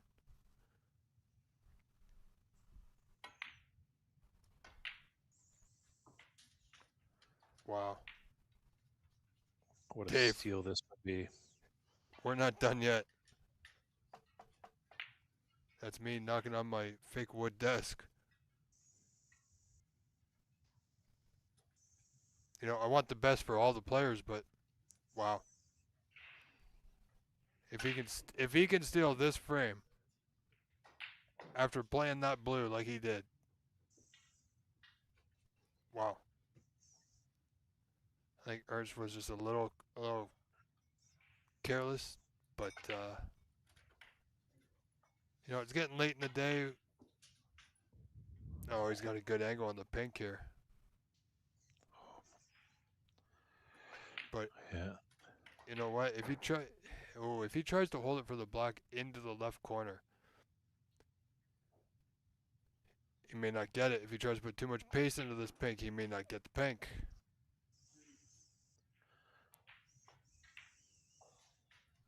Just like that. And he's giving it back.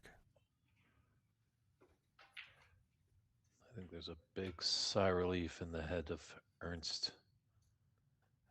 Yeah, I mean, he would be okay going to another frame, but he had the frame in his hand, and that may have played with his mind a bit. So now a few extra moments he took, pots the pink, and he's got the 3-0 win. Congratulations, Ernst Bezimar over Krishna Sridharan.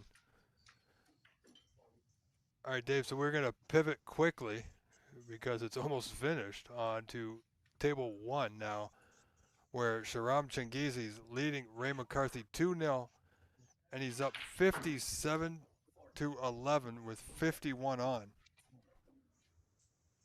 So 46 points in front.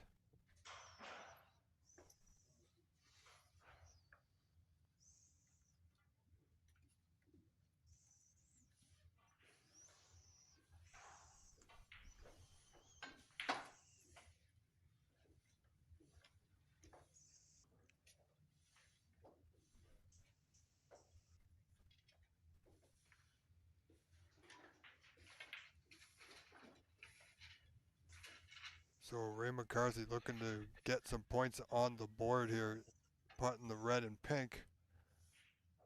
However, he's still got a long way to go.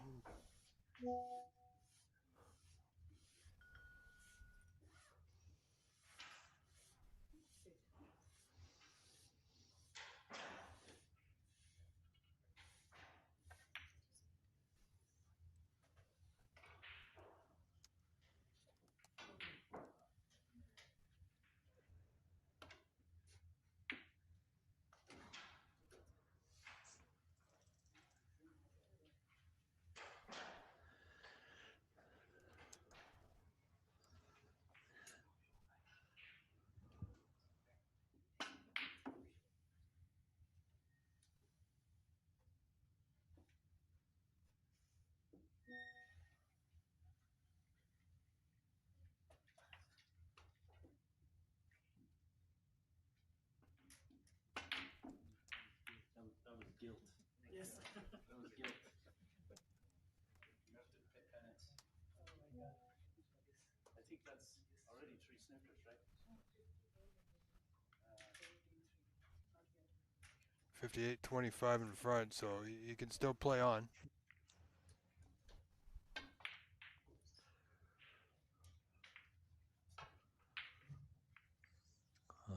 But I think he's left this yellow.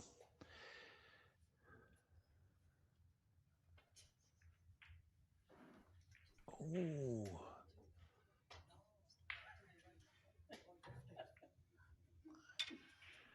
I thought something happened there. That was a surprising miss by Sharam, and ooh, that's a gifted chance again. Just an apology there by Ray. He left the rest on there, not realizing his player's a little taller than him.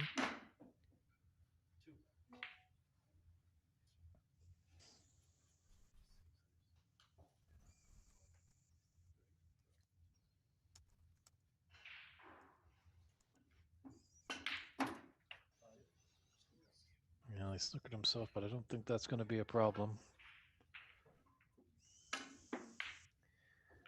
Oh, here comes. Oh, it's close. But handshakes there. There's the So handshake. Shagazi, whitewashing victory over Ray McCarthy. He's into the quarterfinals.